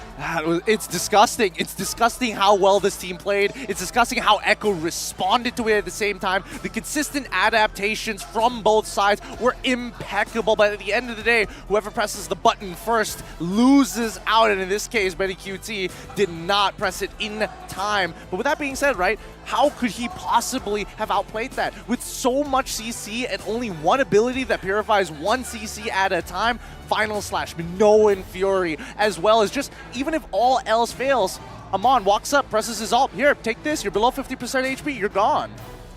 I think we're gonna have to take our time because there's a lot to analyze here. We gotta go step by step, but we're gonna go in backwards because the final engage, Yaoi with the conceal, unable to get Sunshine. And it's not just this game. In the previous game as well, we see that Yaoi tries to catch Sunshine, and Sunshine could see the future. He has the Sharingan. He knows that it's gonna happen. He was able to deny it, and then overall just capitalize over it. I think this is one of those things where you're like, you're starting to show your hand a little bit too much. Is that a problem here? I wouldn't say showing your hand too much. I think this is a lot of just pre-preparation for Echo, right? And we're finally getting to see it for the very first time. The question is, really, who is going to be the MVP of this match? Because a majority of the members from Flux Impunity played out of their minds. Yeah, speaking of playing out of their minds, the MVP for this game, Apex 47, 0-2-1. Ladies and gentlemen, don't look at the KDA. Look at what this man did for his entire team. The team is looking at the MVP and they're like, yo, you know what? MSC, you guys know what's up. If anything, this is the best kind of MVP, where the numbers don't explain it, right? It forces you to watch the game, and folks, if you do watch the game, you're doing it right. Check out what Apex 47 was able to do against the world champions, against Yaoi. He outspaced them, outpositioned them, and caught a majority of Echo in his Minoan Fury more than once. Like I'd say there were 2 or 3 big ticket Minoan Furies here. Might I say, even if it's not the top of the standings, I think Minotaur is back. Yeah, I think Minotaur is back too. The way that he's utilizing the time, the fact that it's 3 hits, and the final hit is going to be that big knockup, and especially since you can fake people out, you can go in on the second beat thinking, oh, I'm going to flicker in early, and everyone's going to think that's going to be the final beat. So they all use their abilities, and guess what? It's too late. They get knocked up, and let's look at it all over again because this was the very beginning of it. Dude, looking at the highlights, it's really not as close as we thought it was because, again, in the early stage of the game, actually, Flux Impunity, they started a lot of the fights, and I kind of like watching how Sunshine is playing the game, but look at Apex 47. Wow. He engages and he disengages. He has the engage, he has the peel, he is the difference maker because he is causing a lot of problems and also a lot of space for his own team. Problems for Echo, space for his own team. I don't want people to think he's giving problems to his own team. Just to clear it out. Here we go. Just clear it up. Watch this. Oh! Dude, but Kyura as well, man. We got to give him a shout out. Yeah. The kills, the retributions, it's amazing. That's right. No, Apex 47 is the perfect example of a setup MVP. He set up everything for Sunshine, everything for Apex, and yeah, again, we're talking about pressing buttons. Lunar, he just had to go DF as soon as those dudes started moving around. Yeah, I'm just surprised that he was able to hit that retribution. There was just so much chaos in there, and especially with the knockup, it actually blocks the Lord's health bar in its entirety. So it's like you're making a little bit of a guess, and you're predicting when exactly you're going to do it. But this game ends at one of the most symmetrical games I've ever seen. Kill score of 13-13, game time of 15-15. Make a wish. Looking at the KDA, can we really say Echo did a lot of mistakes? 6-3-1, Ben Cutie, 5-2-7, Sanji, 1-2-8, Yaoi, Carl TZ, not the greatest, Sanford as well. Wait, first loss? In a while, yeah? In a while, yeah. What Blacklist International could not solve, Flux Impunity did in the group stages of MSC. So the baby the junior blacklist is now stepping up. I don't know, but by hook or by crook, they have done it. I don't know how, but yeah. In all of MPL Philippines Season 11 playoffs, Blacklist and Echo have not met. And then come the grand finals, M4 Deja Vu. But here, in Game 2, This is insane. Truly insane. We gotta watch more MTC these days, man. What exactly built these guys to this point? How did they, more importantly, how did they come up with this? Just gotta say, graphics were a little bit misleading. It's 0, 2, and 11. That makes not much more sense. But yeah, darn it. Again, looking there at, you go. There you go. We were missing one digit. Yeah, you know, 0 to 11 then. Looking at the game, I kind of feel like this is one of those things where MSC, people say it's for Southeast Asia region. Now they're looking at it as like, yo, the next king of Southeast Asia might not necessarily come from Southeast Asia. All right, maybe too soon to tell. Too soon. But this is a great step forward in changing the dynamics of the power rankings in MSC. For now, you guys must be saying this is a bit of an overreaction, but this just shows how big of a deal it is for you to take one game off of the world champions. Because again, it's not the end of the series. Let me remind everyone here. But again, having this one win, it does change. It does shift quite a lot in the atmosphere here in the arena. Yeah. The status quo has changed, definitely. Right? Before this, we were hearing a lot of shouts. We were hearing a lot of the rumbling, especially, game number 1. Carl TZ going to get a signature pick on that Lancelot. Instant rumbling on that stage. This almost dead silence as soon as Fim was able to close out that game, and the roar afterwards. What a turnaround. Pikachu meme face. Pikachu meme face. That's what happened. I love that. At 15-15, Pikachu meme face. Oh, for those who don't know, it's that one. I gotta say, man, for all of you at home, all the folks watching MSC 2023 right now, we're in for a treat. Game number 3, I don't know why, my brain is saying one thing. I think something is whispering to me. What is it? The next game, Echo might explode. They might end it quick. They have to. Again, that's one way to reset. You just show the world that, hey, Game 2 was a show, yes, but back to reality. And I think even for Coach TODAK himself, right? I mentioned this earlier, like how would he feel after? It's like, yes, he's a humble person. Yes, it's like, wow, that was pretty good. After this, all the more. It's like, whoa, hold the phone. We got to talk about this one more time because, again, the research that has been put through, the extensive research in a matter of fact, because that draft happened so quickly. That first phase, boom, boom, boom. Each and every time they knew exactly what they wanted. This has been pre-planned since the very beginning. A conspiracy, in a matter of fact. They practiced this draft yesterday. Might literally be just yesterday. That, and they also practiced it back all the way in Turkey. Because it could happen. Because again, they knew that Echo was going to be in their group for weeks now, right? And speaking of which, I need to manage my guest coins. This changes things. This definitely changes things.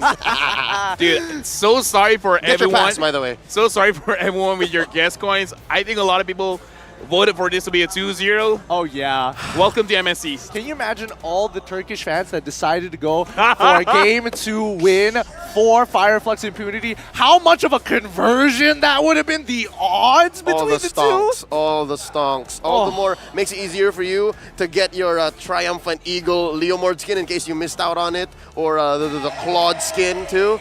I'm excited, man. This spices things up, most def.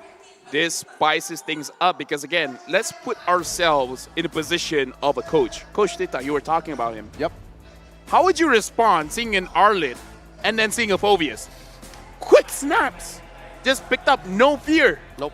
Showing like, yeah, we don't care. So that makes this all the more a conversation to highlight Coach Bad Gal Seth, Coach Osprey, right? This is amazing. From a country that has no MPL, taken down the world champion. It's ridiculous. It truly is ridiculous, and I think here, this is going to be one of the few times Coach TODAK is going to look at the rest of the team and is like, guys, I need you to quiet down, get ready for me to call you when necessary, because we're going to look to counter-draft this. We cannot have these set plays because these guys have figured out the playbook. Yeah, no, and you can see it in the face of Coach Treb as well. Dick, let's do it, all right? We're going to do this right. We got to do this right this time. We are not going to fall into the pit trap. reminding myself again, Birdx Flash going up against Onyx, very close game. EVOS Legends going up against Fenix, very close game. That's right. Now looking at this, Echo, it does give me the impression no team is safe. My personal tagline, there is absolutely no absolutes. And we haven't even seen Blacklist play. Yeah, that's the worst part. We haven't seen other powerhouses come and rumble just yet. Not even outplayed even. That's right. No Blacklist yet, no outplay. And a lot of people have stonks in both of them. I do, personally. Dude, this is... They're both in my top 4 or 5. Oh man, my power ranking. My gas coins. Because again, looking at the situation, this is what I love. And people keep... the thing that I like in terms of the patches, right? I'm hearing less and less complain about the meta. The only thing is like, yo, we want the assassins back into the jungle. But other than that, right? Other than that, this shows how equal things have been. Just because you're at the top, that's the problem about being at the top. You only have one more direction to go, and that's going down. Yeah, but it also does say that maybe some of the teams that we've been kind of like questioning about their standard plays, their unorthodox side, maybe they're just ahead of their time. Oh yeah, perhaps. In a sense, they're here hiding quite a lot, and other teams, now they're like, okay, we got to take this seriously, but let's move the conversation over to game number 3, the final game of the day. We're looking at all the players. They're sitting down and looking at the facial expressions. It's a little bit lighter for Flux Impunity, and now we're looking at Echo, almost the exact opposite. They're like, we haven't been this serious for a while. Yeah. We got to do this. Yeah, look at the pout on 40 and look at Carl TZ slumped over. I'm sure they also can't believe what just happened because, again, that last team fight, the last, I'd say, minute or 2 of Game 2 was like falling in love. It was slow, but also just quick at the same time. Ah, that was a very poetic way of putting it. Fault in our stars. I wish I could take credit. Yeah. I appreciate that. If you just stayed silent, I wouldn't know. No, I would have called him out. I was about to call him out on it until he dropped the John Green in it. And then I was like, okay, fair enough. He beat me to it as always. Master of lore here on our side.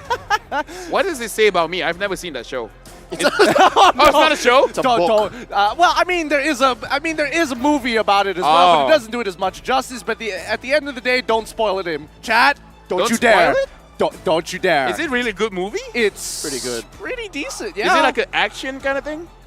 Sure. Yeah. Some might even call it a comedy. Really? I don't know. It's really dark comedy if you think about it. Oh, wow. Okay, now you got me hooked. Okay, great. Go check it out later. Chat, don't you dare spoil it for him. Now, don't tell him. As we come back into this game, right, they're going to be thinking out through and through. Hopefully, the draft is taking a little bit of time here. Hopefully they get set it up faster and get this game going because I'm really excited to see how this is going to go. And every time we look at Flux Impunity, the air is just so different around them. The momentum is on their side. Yeah. And it's funny to associate the Turkish teams with momentum because they play so cool, calm, and collected. It's crazy, right? Their carbon monoxide hits different. Yes. We have to change the atmosphere. Yeah. The carbon monoxide, the poisonous gas. Oh, wait, sorry, the dioxide. Carbon dioxide. Their carbon dioxide hits different. Yes, it's what they breathe out. And here you see Apex 47. Dude, it's 8/27 He's here all smiles. in Phnom Penh, Cambodia. My carbon dioxide is hitting different. Okay, Apex 47. This is his comment on the MSC meta. MSC meta is really great. I don't think it's changed a lot. It's pretty similar to M4, but there's some new heroes which our team utilizes and executes. I don't think we'll face any issues, and we'll manage it. Manage it, he did. They did more than just manage it. Yeah, they really did.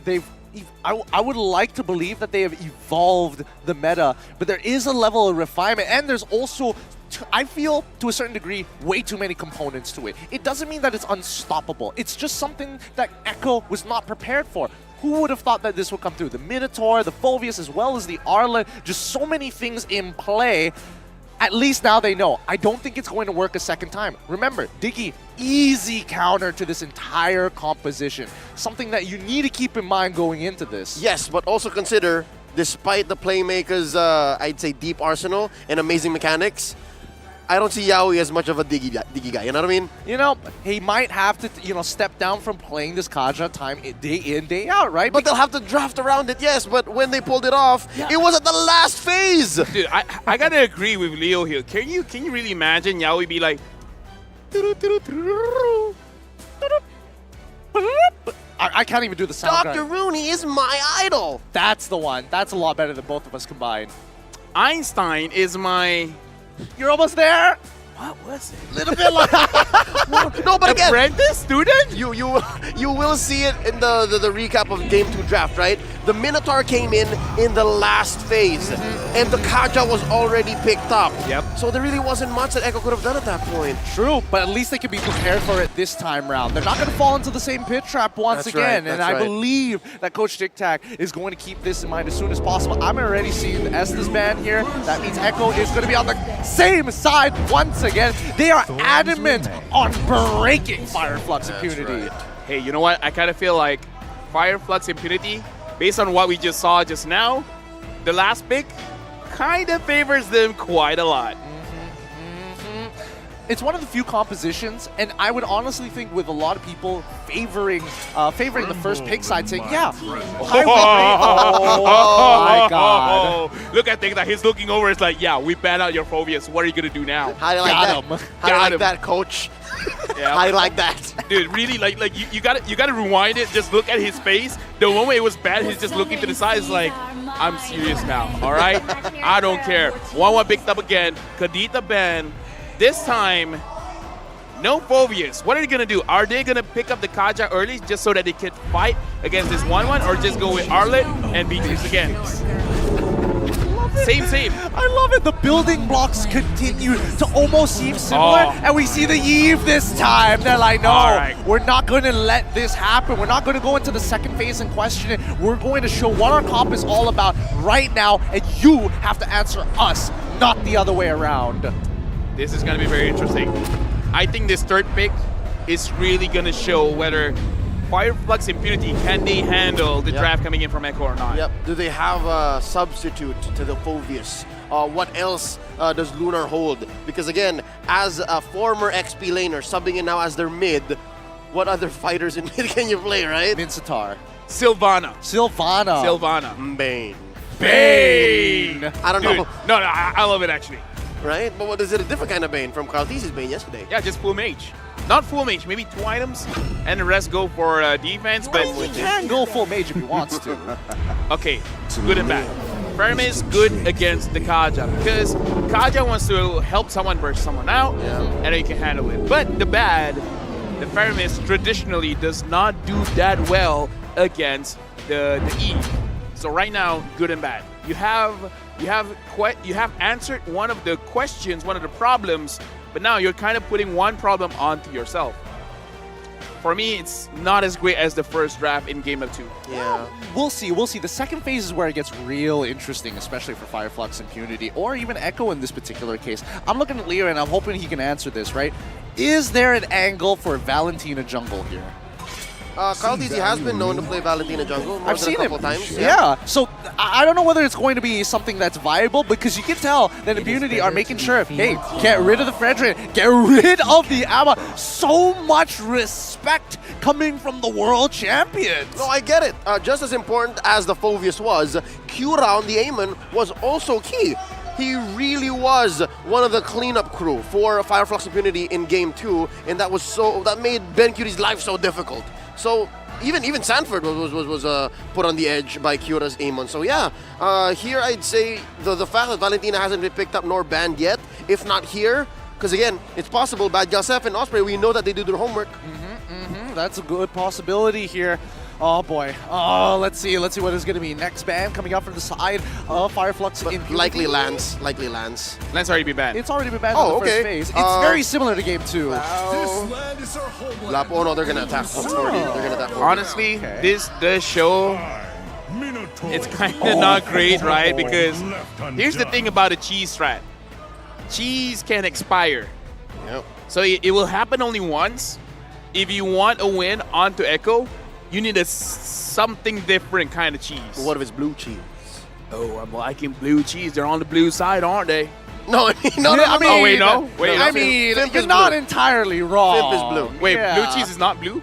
It's not technically blue, but it does work with molds. Oh, okay. Wait, what? Yep. We'll explain it later. Okay. Are we gonna pretend like you didn't have an accent just now? Yep. Well, for now. No, I for now. didn't. We'll address it later. We'll Okay. address it later. All right, move along while we wait for.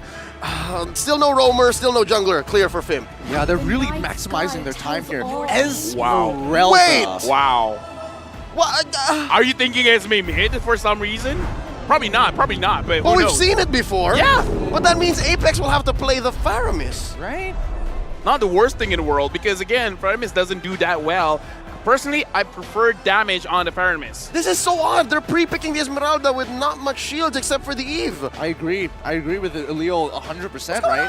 It feels really, really awkward. Like the Esmeralda in this matchup alone, there's so many things that could just blow her out of the water, so why pick it this early on and not save it for the very end? If not, they could have been looking to either secure the mid laner other than the Faramis and put him in the support position or lock in their jungler, which I was hoping to see. So in this case, it's straightforward for Echo. It's like, okay, I'm going to get the Akai. I am also going to get the Yuzong. That's no problem, unless Flux Impunity decide, you know what, we're switching things up.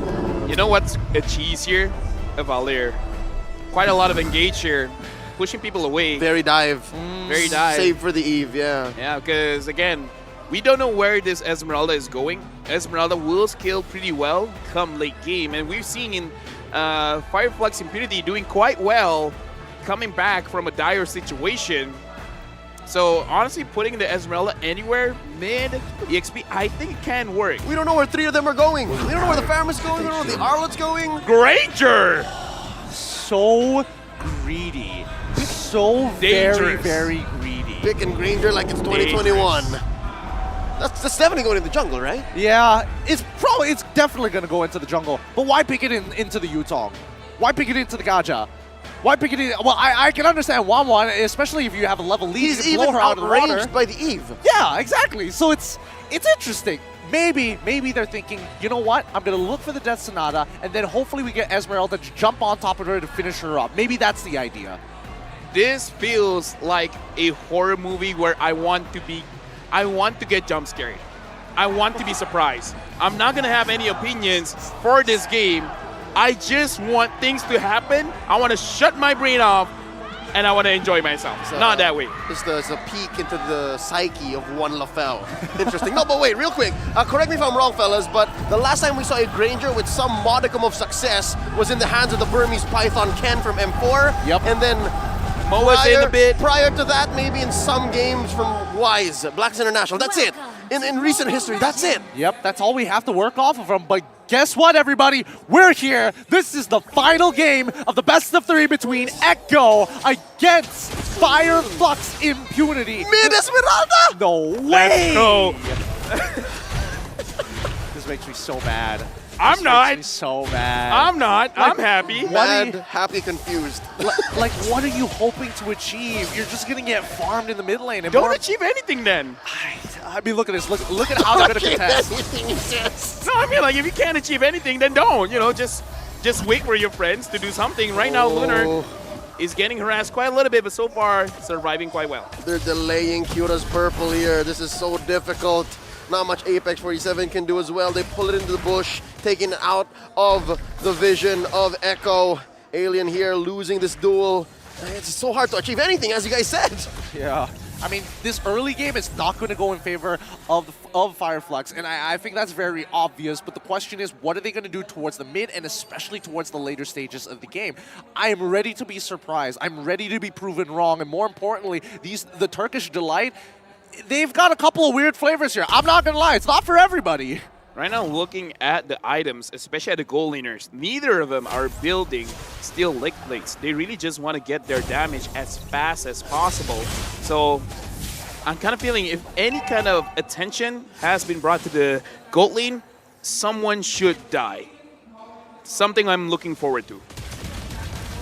I think it's going to be a standard early game here. Both sides not making any mistakes. They're playing very traditional pathing. They're going to make their way down towards the bottom half of the map and maybe make something happen. But even then, level 4 hasn't been achieved by either Lunar or even Apex. Oh, Yaoi here spots Cura trying to commit Grand Theft Purple does get it, and here's the DJ, but not much of a follow-through. Here comes Sanford and Sanji. The flicker on forward. Caudizi gets the turtle, giving some shields over. Cura barely survives. Got first blood by Sanford. That's already one down. Lunar barely gets away. Can Benny Cutie take to the skies? The answer gonna be no. Sunshine does push them away. That'll be just one casualty from Fimp. Right now, I kind of feel like it's still fine because what they want to do is trying to get to the late game, and now they just don't want Lunar to go home. They're sending him home, but in a different way.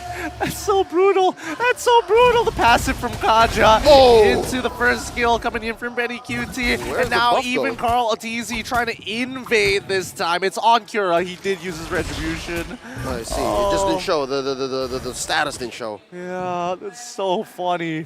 So funny. It's so messy. It really is. It's going to be quite a brawl for a majority of this game. I just...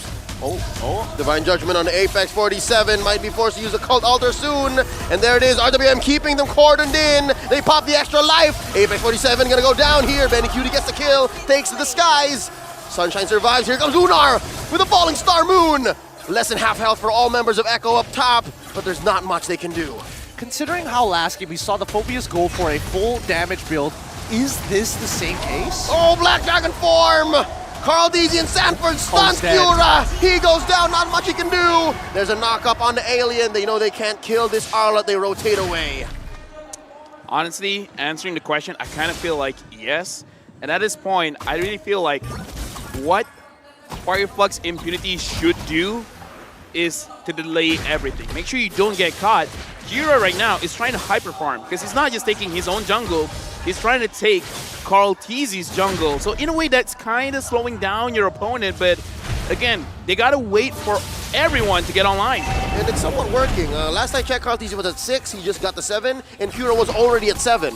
So where's his XP coming from? The jungle, man, like taking it, like you have more on yourself and you're denying Carl Teasy as well. So it is doing double duty here. Gotta play selfish for as long as possible, right? It doesn't matter about getting a turtle for Call Teasy is like, that's great for the rest of your team, but maybe not for yourself because you can see that Cura is just power farming. Now let's look at the items here. We're not gonna get too much. RWM plus the heavy spin. Sunshine is down, folks, but no! It took him a while, does get an ult off. Apex 47 gonna be up next. Double kill for Sanji. Not much Fireflux could have done there, while mid is just barely surviving. Cura and Alien clearing the wave. Looking at a 6-0 with a 2.8k goal lead, it looks really bad. But again, right now, this is what something whispered to me. I think Echo wants to be explosive. I think they want to end this as soon as possible. I think they're mad. You can see it. They're playing dead serious, dead to rights. They look at Fimp and they're like, all right, you want to be treated like equals? Let's do it. Right now, looking at the situation, Betty Cutie now has 2 core items. Looking at Sunshine, not yet. 4,000 and 2,000. That's a big difference for the gold laners, and it's gonna impact them heavily come team fight. And the thing is, Sunshine, he needs 3 items, man. 4 would be a luxury here. Will they even get to that point? Question is, Echo, the last time we saw them play against, playing against Flux Impunity, Game 1 as well as Game 2, they had a really great early game in Game 1, couldn't close it out as cleanly, but eventually got to it. Game number 2 is where we did see a very similar situation here, where it's teetering on the very edge, and yes, 3.2k looks like a lot, considering this is high-tier international play, but we've seen Fireflux actually bounce back from it. Yep, it's capable. It's possible. They're capable of actually shrinking that lead, but now Echo makes a play for down bottom. RWM by Sanji helping clear the waves. Given vision over way deep behind that tier 1 as Carl Teasy attempts Grand Theft Purple. Goes for a heavy spin, pinning Cura down. Where'd the purple buff go? Here comes Sanford from the west, popping that Cult Altar early. Apex 47 forced into a compromised position. Look at all the damage. Down goes Cura. Sanford gets 1. The Apex Predator smells blood. Benny Cutie takes to the skies. Alien goes down. Sunshine as well. 2K for Big Benny. And triple kill as well. Now he's still up. Lunar barely survives, but no! That's a maniac for the Storm! What a clean fight! What an incredible fight from Echo! Dude, was that a second or a third maniac? Second Maniac, I think. No, third maybe? Boots yesterday? Was there more? Right now, again, Maniacs all around here in MSC. No Savages. No Savage yet. No Savage just yet. But again, we got to look at the instant replay. And the thing that I want to bring up, which kind of has nothing to do with this fight, actually, you have a experience advantage on the Granger. So even though they're losing, it looks like they're not losing that hard. But again, with Echo not giving space for Flux Impunity, I don't know what can be done. There's another fight that happened because Sunshine died and Apex died, and then they're pushing this tier 2 up top. I don't know, man. What just happened? I mean, this is the conversion from 5K. They got an extra 2.8 and now turning into a 3K lead. Echo, they got their foot on the gas. They cannot let go just yet. The last time they did, the high ground defense is great. So keep in mind that Sunshine is going to be a priority target here in this battle. Oh no, Carl TZ taking everything away from Cura. This XP lead, this gold lead, whatever Cura is getting over Carl TZ no longer exists. He doesn't have it. And you see that mean thing that Carl TZ did, if I'm not mistaken? He actually left the baby purple. That's going to stop it from spawning. Just to make it very awkward and force maybe even Carl TC to actually walk in to Fireflux's jungle to get so. But now it's compromised, right? The first item power spike has already fallen into the hands of Echo, and they're about to hit their second one. Dude, look at the difference between 1-1 and Beatrix. Oh. The gold. 3,000 and change, almost 4. That's big. That's enormous. That's colossal. Huge. I can't deal with it anymore. The Esmeralda, astronomical. This Esmeralda is just so far behind. How do you expect her to get 4 items against a Yves in the lane? And especially since you're not even taking average. You're not even like going out of your way just to hit supports just for the fun of it and farm up quick. You're just taking damage for the sake of taking damage. It's 9 minutes in, but it kind of feels like 18 minutes because looking at how Echo is pushing, I gotta say, it's 13-0. 13-0. Clean as it gets, not even a turret. Ju-san? Oh wait, I actually don't know the 0 for Japanese, but... I'm surprised you know 13 in Japanese. Yeah, Ju-san. Ju is 10, San is 3. He's nailing it. He's nailing it. But we're buying time just to see how at least Flux Impunity is just going to hold on, right? We've seen this position before. We've seen how Echo does it. This time, can they close out this game before Flux Impunity somehow bounces it back? And this time, I mean, we look at the items of Sunshine, right? He doesn't necessarily have everything he needs to one-shot a wave. He has nothing that he needs because, again, the difference in terms of item is way too big, and the front lines for Flux Impunity is not there. Sunshine just got his BOD. Yep. Kind of feels like a little bit too late. Oh, here comes an RWM. Oh my God. Sunshine put 1/10 of his health. Lord and the rest of Echo just barreling away, taking down that inhibitor up top. And now mid, this wave coming in an early Cult Altar, and Sanford obliges, and there they are coming in. DJ on a Sunshine, spelling disaster for Flux Impunity. Heavy spin by the GOAT, pinning Alien up against the wall. Cura firing away. Alien barely survives. Can they get a kill? Oh, there's Benny Cutie coming in. Sanji gets a monster kill. It's just 3 left. Can they defend? There's this big canyon away.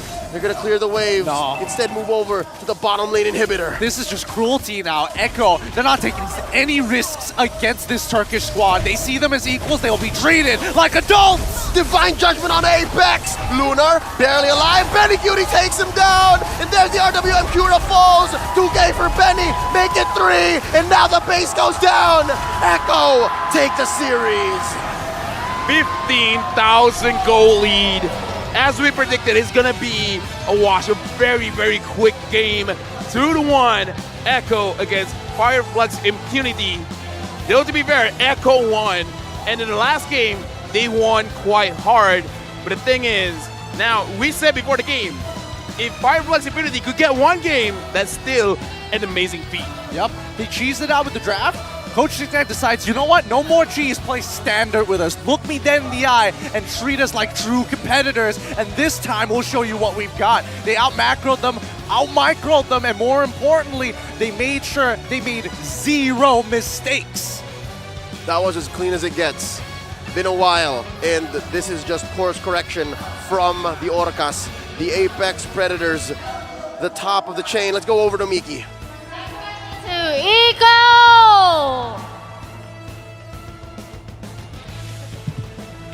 Okay, can you stand here? Hi, okay. So here's the mic for Yavi. Okay. So the first question is to Yavi. How do you feel about your team performance in the group stage? How do you feel about your team performance in the group stage? Sobrang saya po kasi na-apply namin lahat ng pinapractice namin sa scrim and masaya ako ngayon sa performance naming lahat. So Yawi said he's very happy with the performance so far because everything that they put into the scrim, they get to put out in the actual games, and they're very happy with the results. โอเคអញ្ចឹងគាត់ក៏និយាយថាគាត់ជាមួយសប្បាយចិត្តជាមួយនឹងការ performance របស់គាត់ហើយគាត់ក៏សប្បាយចិត្តជាមួយនឹងលទ្ធផលgame របស់គាត់ទោះបីជា2-1មែនប៉ុន្តែដែលសំខាន់ yes គាត់ធ្វើបានសម្រាប់ការប្រកួតមួយនេះផងដែរ So the next question is to Bene QT. Can you pass the mic? Okay, how do you feel now that Eco is the first team that qualified for the knockout stage? Anong feeling nyo na tayo yung first na naka-secure na slot? Masaya po, tsaka nakaka-proud po kasi ayun po, kami po yung nauna. He says that he's just so very happy and proud that we're the first ones to secure a knockout stage slot. ចាអូខេអញ្ចឹងគាត់ក៏មានអារម្មណ៍ថាសប្បាយចិត្តដូចគ្នាហើយគាត់ក៏មានអារម្មណ៍ថារៀង proud ដូចគ្នាទៅលើ team Eco របស់គាត់ហើយគាត់ក៏សប្បាយចិត្តនៅពេលដែលគាត់បាន secure ជាមួយនឹង knockout ដូចគ្នា So the next question is to Carl TZ.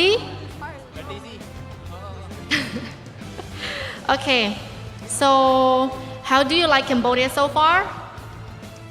How do you like Cambodia so far? Ano po, okay naman po. Pero mababait mga tao, pero yung pagkain di naman masyadong trip. Carl TC says Cambodia is very good for him. Like he likes the people here. It's just that the food, it doesn't appeal to his taste as much. Oh, okay. Oh, do you need that? Oh, wow. So you're a super fan of Eco, right? Wow. Okay, so the next question. So far in the group stage, which team impressed you the most and why? To Carl TZ. Yes. Or all of you can say. Ano po, yung Turkey po kasi Turkey. Ito. Kasi nagawa nila kaming talunin. Nakakabigla yung strat nila na ganun. He says that Flux Impunity would be the one because they are surprised with the tactics and the drafts that they showed today. Really? Yeah. Oh, អញ្ចឹងអ្វីដែលគាត់គិតសម្រាប់ impress របស់គាត់គឺ he. Wow. Okay, so the last question. Any word to your fan? You, of course, Carl TZ. You. Just keep supporting us and thank you for all the love and support. We will do our best until we get the MSC title. Okay. អញ្ចឹងខ្ញុំបាច់បកប្រែអ្នកទាំងអស់គ្នាស្ដាប់យល់ទេថាអត់ទេអរគុណអ្នកទាំងអស់គ្នាដែលបាន support គាត់ហើយសង្ឃឹមថាអ្នកទាំងអស់គ្នានឹងបន្តការគាំទ្រគាត់ហើយគាត់ក៏ try ការ best របស់គាត់នៅក្នុងការប្រកួតដូចគ្នាសូមសម្លេងហៅឲ្យ Eco មួយមក Wow, okay. So thank you everyone. Yes. So now let's pass back to the caster.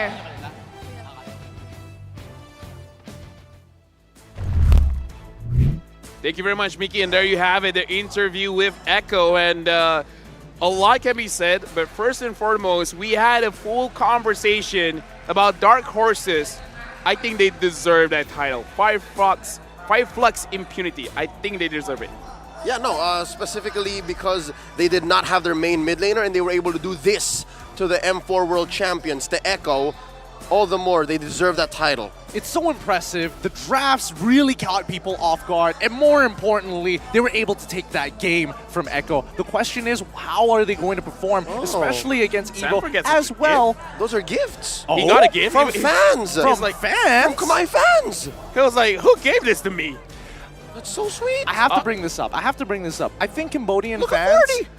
I personally think that Cambodian fans are rather insane. It doesn't matter what team. There's somebody out there that loves a team from the international here up on stage. Good insane. Good insane. Good insane. Good insane, yes. No, even the fans for us casters, you would not believe. Just going around Aeon Mall, Man Chai, I don't expect people to recognize me, right? I look like everybody else. My name in Khmer is not pleasant. So you would know, right? But they still say, Leo, picture. And I'm like, yes, akun bong akun. You know what I mean? Just search out what Leo means in Khmer. Ask a Khmer friend. Ask a Khmer friend. If you don't have a Khmer friend, get one. They're great. They're great. They're awesome. They're so awesome. I'm very glad that MSC is happening here in Cambodia. The Khmer is just so good. You know what? If anyone in the comment section, if any one of you speaks Khmer, you know, just tell them. Just let them know. What does Leo mean? In Khmer, yes. People might not believe. We'll vouch for you. We'll vouch for you. Yes. Whatever you say, it's probably true. No, it is. Proceeds to people just saying random stuff. Yep. All right, it's time for the post game. Let's look at our MVP of this match. Coming in hot this time, it's going to be Benny QT, absolutely crushing the lane, walking away with a GPM, one of the highest ones we've seen so far, at 900 at 27 a minute. That's the Manic Storm. He scored the second, maybe third Maniac of MSC 2023. Dude. The only one in my mind right now was Boots with that one. Yesterday, on the Uranus of all things. Yeah. But again, like, just want to be safe. It could be the second. It could be the third. There might have been another Maniac today. We'll look it up. Because here's the thing, right? A lot of crazy things have happened, and we just forgot. But either ways, this is the MVP. And I want to see later on, because I think Echo won this game without a single death.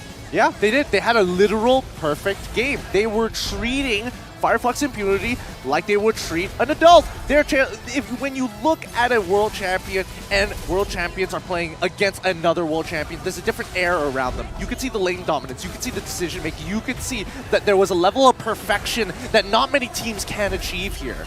Yep, this is the Echo Express of all Echo Expresses. They added another engine to the already very fast and powerful train that is their main five. And just looking at the draft alone, it looks like Coach Bad Yosef, Coach Osprey, they may have run out of options. Like, this is not a good draft. This is not what the meta demands or asks for in 2023. Yeah, you can say there were some great picks, like conceptually, but no, a mid lane Esmeralda, a Granger in the jungle, I don't know what's going on. Honestly, for me, as someone that plays Faramis quite a bit, I really do feel this is a very bad game for Faramis because Apex 47 really could not do anything. He can't frontline, he can't save his teammates because, again, there's a reason people don't pick the Faramis to go up against the Eve. Sure, you could win, but you're really hoping for the rest of your team to pick up the slack. I mean, generally, it comes down to the simple concept of temp HP can't deal with just raw damage or large AoEs. It can hit multiple people, and again, it has been nerfed. I wouldn't say to the ground, but it's definitely not as big as it used to be. So 700 extra temp HP, not a problem. Just a couple of taps from Even and you're basically reset all over again. But with this perfect game coming out from Echo's side, you can tell by even from their builds, they got hella greedy. Carl TZ making sure he's going for the full tank. He's not making that mistake going into any sort of damage or even a Thunderbell. But look at Benny QT. When you see, oh, you know what? I'm going to go for that Scarlet Phantom. You know that he is confident in his play. You know for a fact that he's super far ahead of everybody else. With a couple of crits, even better. Looking at the build again, 0 deaths. This is no mercy. This is no mercy, and this time, especially Sanford, I gotta say, among everyone, I think Sanford was the angriest.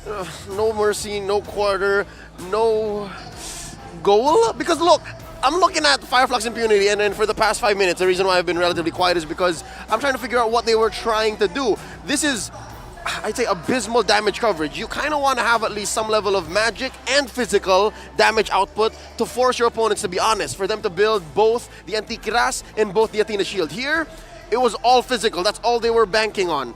Esmeralda deals very little DPS, and even that you want her to be some level of peel. Apex 47, he's the roamer.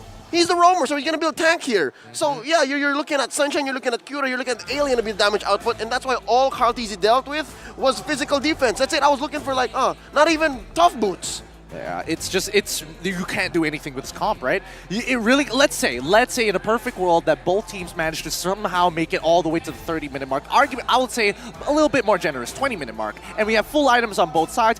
Maybe Flux Impunity could look to do something, right? Then Esmeralda is finally online. The Arlet should be able to tank. Cura, unfortunately, won't be able to scale as hard as Sunshine, but he can still clean up fights, which is important. But at the end of the day, that's impossible to achieve with the lineup that we are seeing from Echo. Day in, day out, they get outscaled. The laning is basically impossible for a majority of their members. And more importantly, without control over the mid lane, Echo gets to move wherever they want, however they want. Yeah, this last page of our post-game analysis doesn't really help paint the picture because of a perfect game, right? Yep. Like, these numbers are totally skewed and totally leaning over to the victors in Echo. So now, I'd like to just present a possibility, right? What if we're judging this comp, and maybe a year from now, much like Tanks a lot, we might be reading it from an angle that only the team understands. Because again, I will have to be the first to admit, I gave Ken of Falcon a lot of slack because of that Tanks a lot, but now it's all the rage. What if this is the same situation with this lineup from Flux Impunity? Possibly. That's actually quite interesting because honestly, if I want to wrap up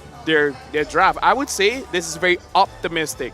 Very optimistic that you won't get punished in the early stage of the game. So I kind of feel like with this kind of draft, if it comes to the point where you do not get punished early, when you can clear the ways relatively safely for you to get to those items, I think those are the changes that has to be done for this to be pretty meta. Honestly, I personally think that Coach Tic Tac, he went into the room, looked at the rest of his boys, they all looked back at him, he took the Filipino flag, turned it around real quick, hurt him real good, went back into the room. Is that how Filipinos do it? Yeah, no. When in a state of war, yes, the red is goes on top. Up. Yeah. Oh, dude, I'm learning a lot today. Pretty cool, right? That's very cool. It's one unique thing about their flag. It's great. Now, let's look at the group stages all over again. We have Group A Echo sitting right on top, but we still have another match of Flux Impunity with Evo to kind of settle who makes it through to the knockouts and who doesn't. Recapping, RSG sitting right on top as they have knocked out Fenix. But that means that we still need to see that matchup between EVOS Legends and as well as RSG. I'm looking forward to it. Group B is amazing. That's amazing, man. Nobody would have expected that being the group of quote-unquote death, as they like to say. I think people would have it in reverse, right? People would have RSG Slate SG at the bottom and Fenix somewhere number 1, number 2. Right? But tomorrow, man, Group C, Group D, more matches. We're going to finally see Outplay play, Blacklist play as well. All right. I was excited to say that there are 2 more teams that we haven't seen play, and tomorrow's going to be a treat. Dude, let's start it off. RSG Slate SG going up against EVOS Legends from Indonesia. There it is. Amazing game. Second game, Onyx, Indonesia going up against Outplay from North America. Amazing. And Blacklist, their debut here in MSC going up against Occupy. For Occupy, the boys from Egypt, it's going to be a reset of all resets. How about it? From today's sweeping loss against TODAK, they have to just erase all that and then come back tomorrow and face the M3 World Champions. Yesterday we hit 1 million, right? That's right. I wonder tomorrow if we're going to break another one. I feel like 2 million? I feel it. 2 million? I'll make a hard prediction. 3 million. Onyx Outplay? Both. Maybe Onyx out, maybe all 3. Because again, all of Indonesia and all of Singapore, plus the agents for match 3. Dude. Think about it. It's definitely a possibility, but more importantly, this means that it's going to be done for us, at the very least, here at the desk. Well, that's it for us here. Thank you very much, Leo. Thank you very much, Gideon. And thank you for your services. But now, we're going to throw it over to Harada Miki to wrap all this up beautifully. Okay, everyone, we have 3 wonderful searches today for Day 2 of MSC 2023 ដោយដែលអ្នកទាំងអស់គ្នាបានដឹងជាមួយនឹងទស្សនាការប្រកួតសម្រាប់ថ្ងៃនេះជាមួយនឹង3ប្រកួតហើយហ្គេមចុងក្រោយឈានរហូតដល់3ហ្គេមអ្នកទាំងអស់គ្នាគឺយូរខ្លាំងមែនតើហើយក៏ដឹងថាពួកគាត់ក៏ខិតខំប្រឹងប្រែងអស់ពីសមត្ថភាពលទ្ធភាព របស់ពួកគាត់ដូចគ្នា On behalf of Moontoon, our sponsor and the production, I would like to thank all the fans that come to the arena as well as those of you who watch it on the broadcast. Thank you so much. We hope that you will continue to tune in for the remaining day after MSC. សង្ឃឹមថាអ្នកទាំងអស់គ្នានឹងធ្វើការតាមដានទស្សនាសម្រាប់ថ្ងៃស្អែកបន្តទៀតជាមួយនឹងការប្រកួត MSC ដូចគ្នា Until then, this is Haradamiki. Thank you and see you tomorrow. Bye.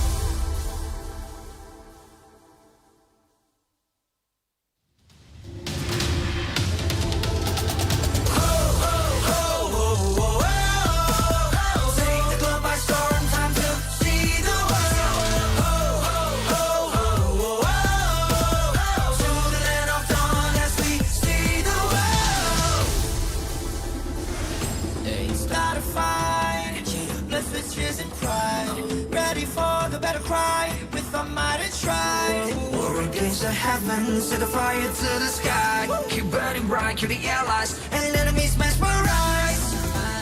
Strive for domination. Feel the pressure rising. Fight with your life and for your nation. With your devotion, emotion. Lay it on the line, the choice is yours. Offense or defense, let the courage roar. Reaching for your heart, it's up to soar.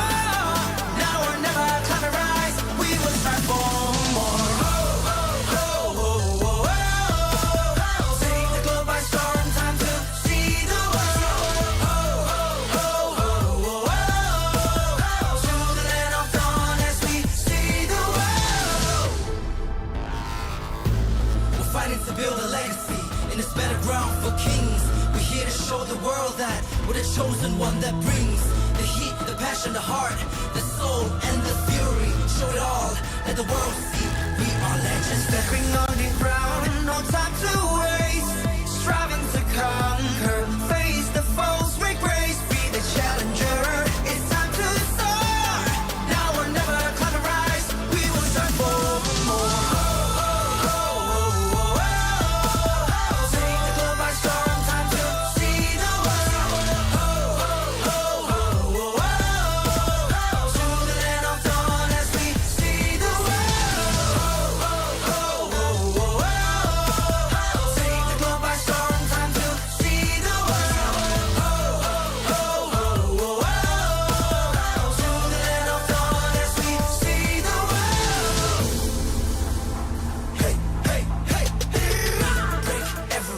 chain. Ain't nothing can stop or restrain. We are a force to be reckoned with. Destiny, kingdom, and might. Battle like Atlas, winning with madness. Count us to practice, that is his matchless. We are the heroes here to slay. Never back down, never restrain. Fatal length. Sink or swim. Match by match, day by day. Determination, they won't let us swim. S-E-A-C the world. Mission to conquer. S-E-A-C the world. We are warriors. Lay it on the line. The choice is yours. Offense or defense. Let the courage roar. Reaching for new heights. It's time to soar. Now or never, climb and rise. We will strive for.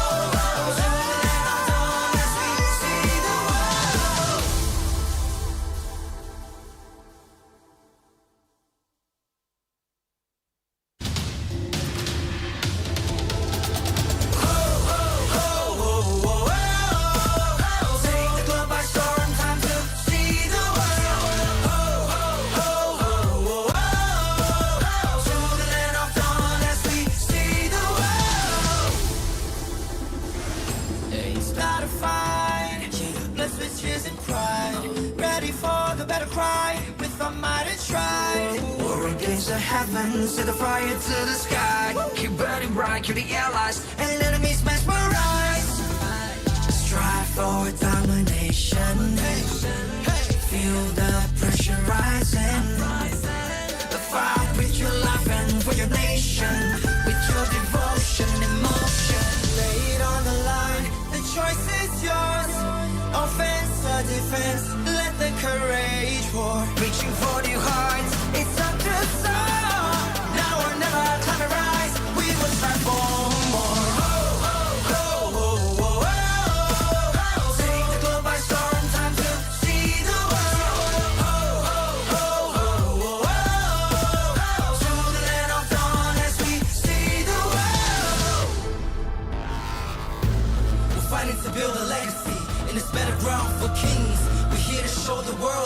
We're the chosen one that brings the heat, the passion, the heart, the soul, and the fury. Show it all, let the world see. We are legends stepping on the ground. No time to waste. Striving to conquer. Face the foes, break grace. Be the challenger. It's time to soar. Now or never, climb and rise. We will strive for more.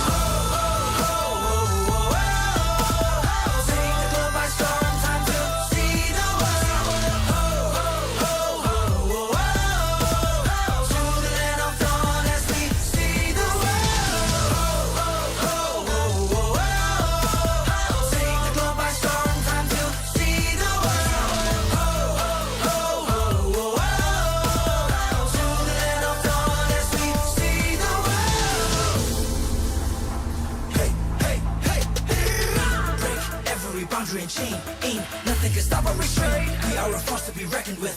Destiny, kingdom, and might.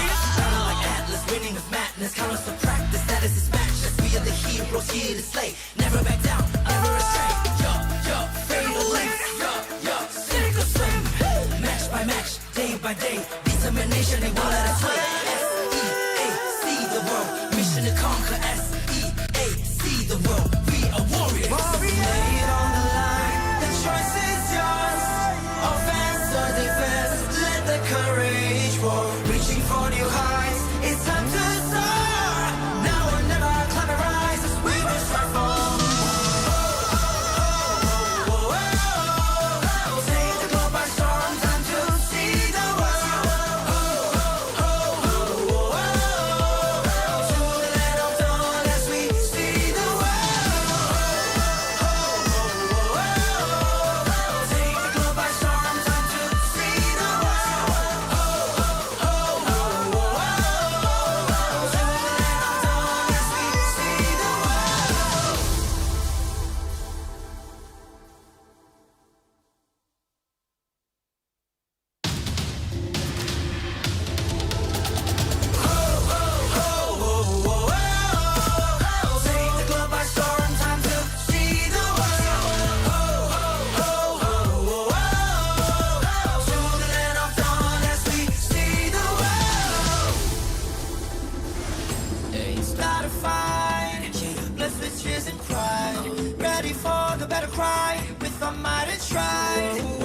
raise the heavens, set the fire to the sky. Keep burning bright, kill the allies, and enemies mesmerized.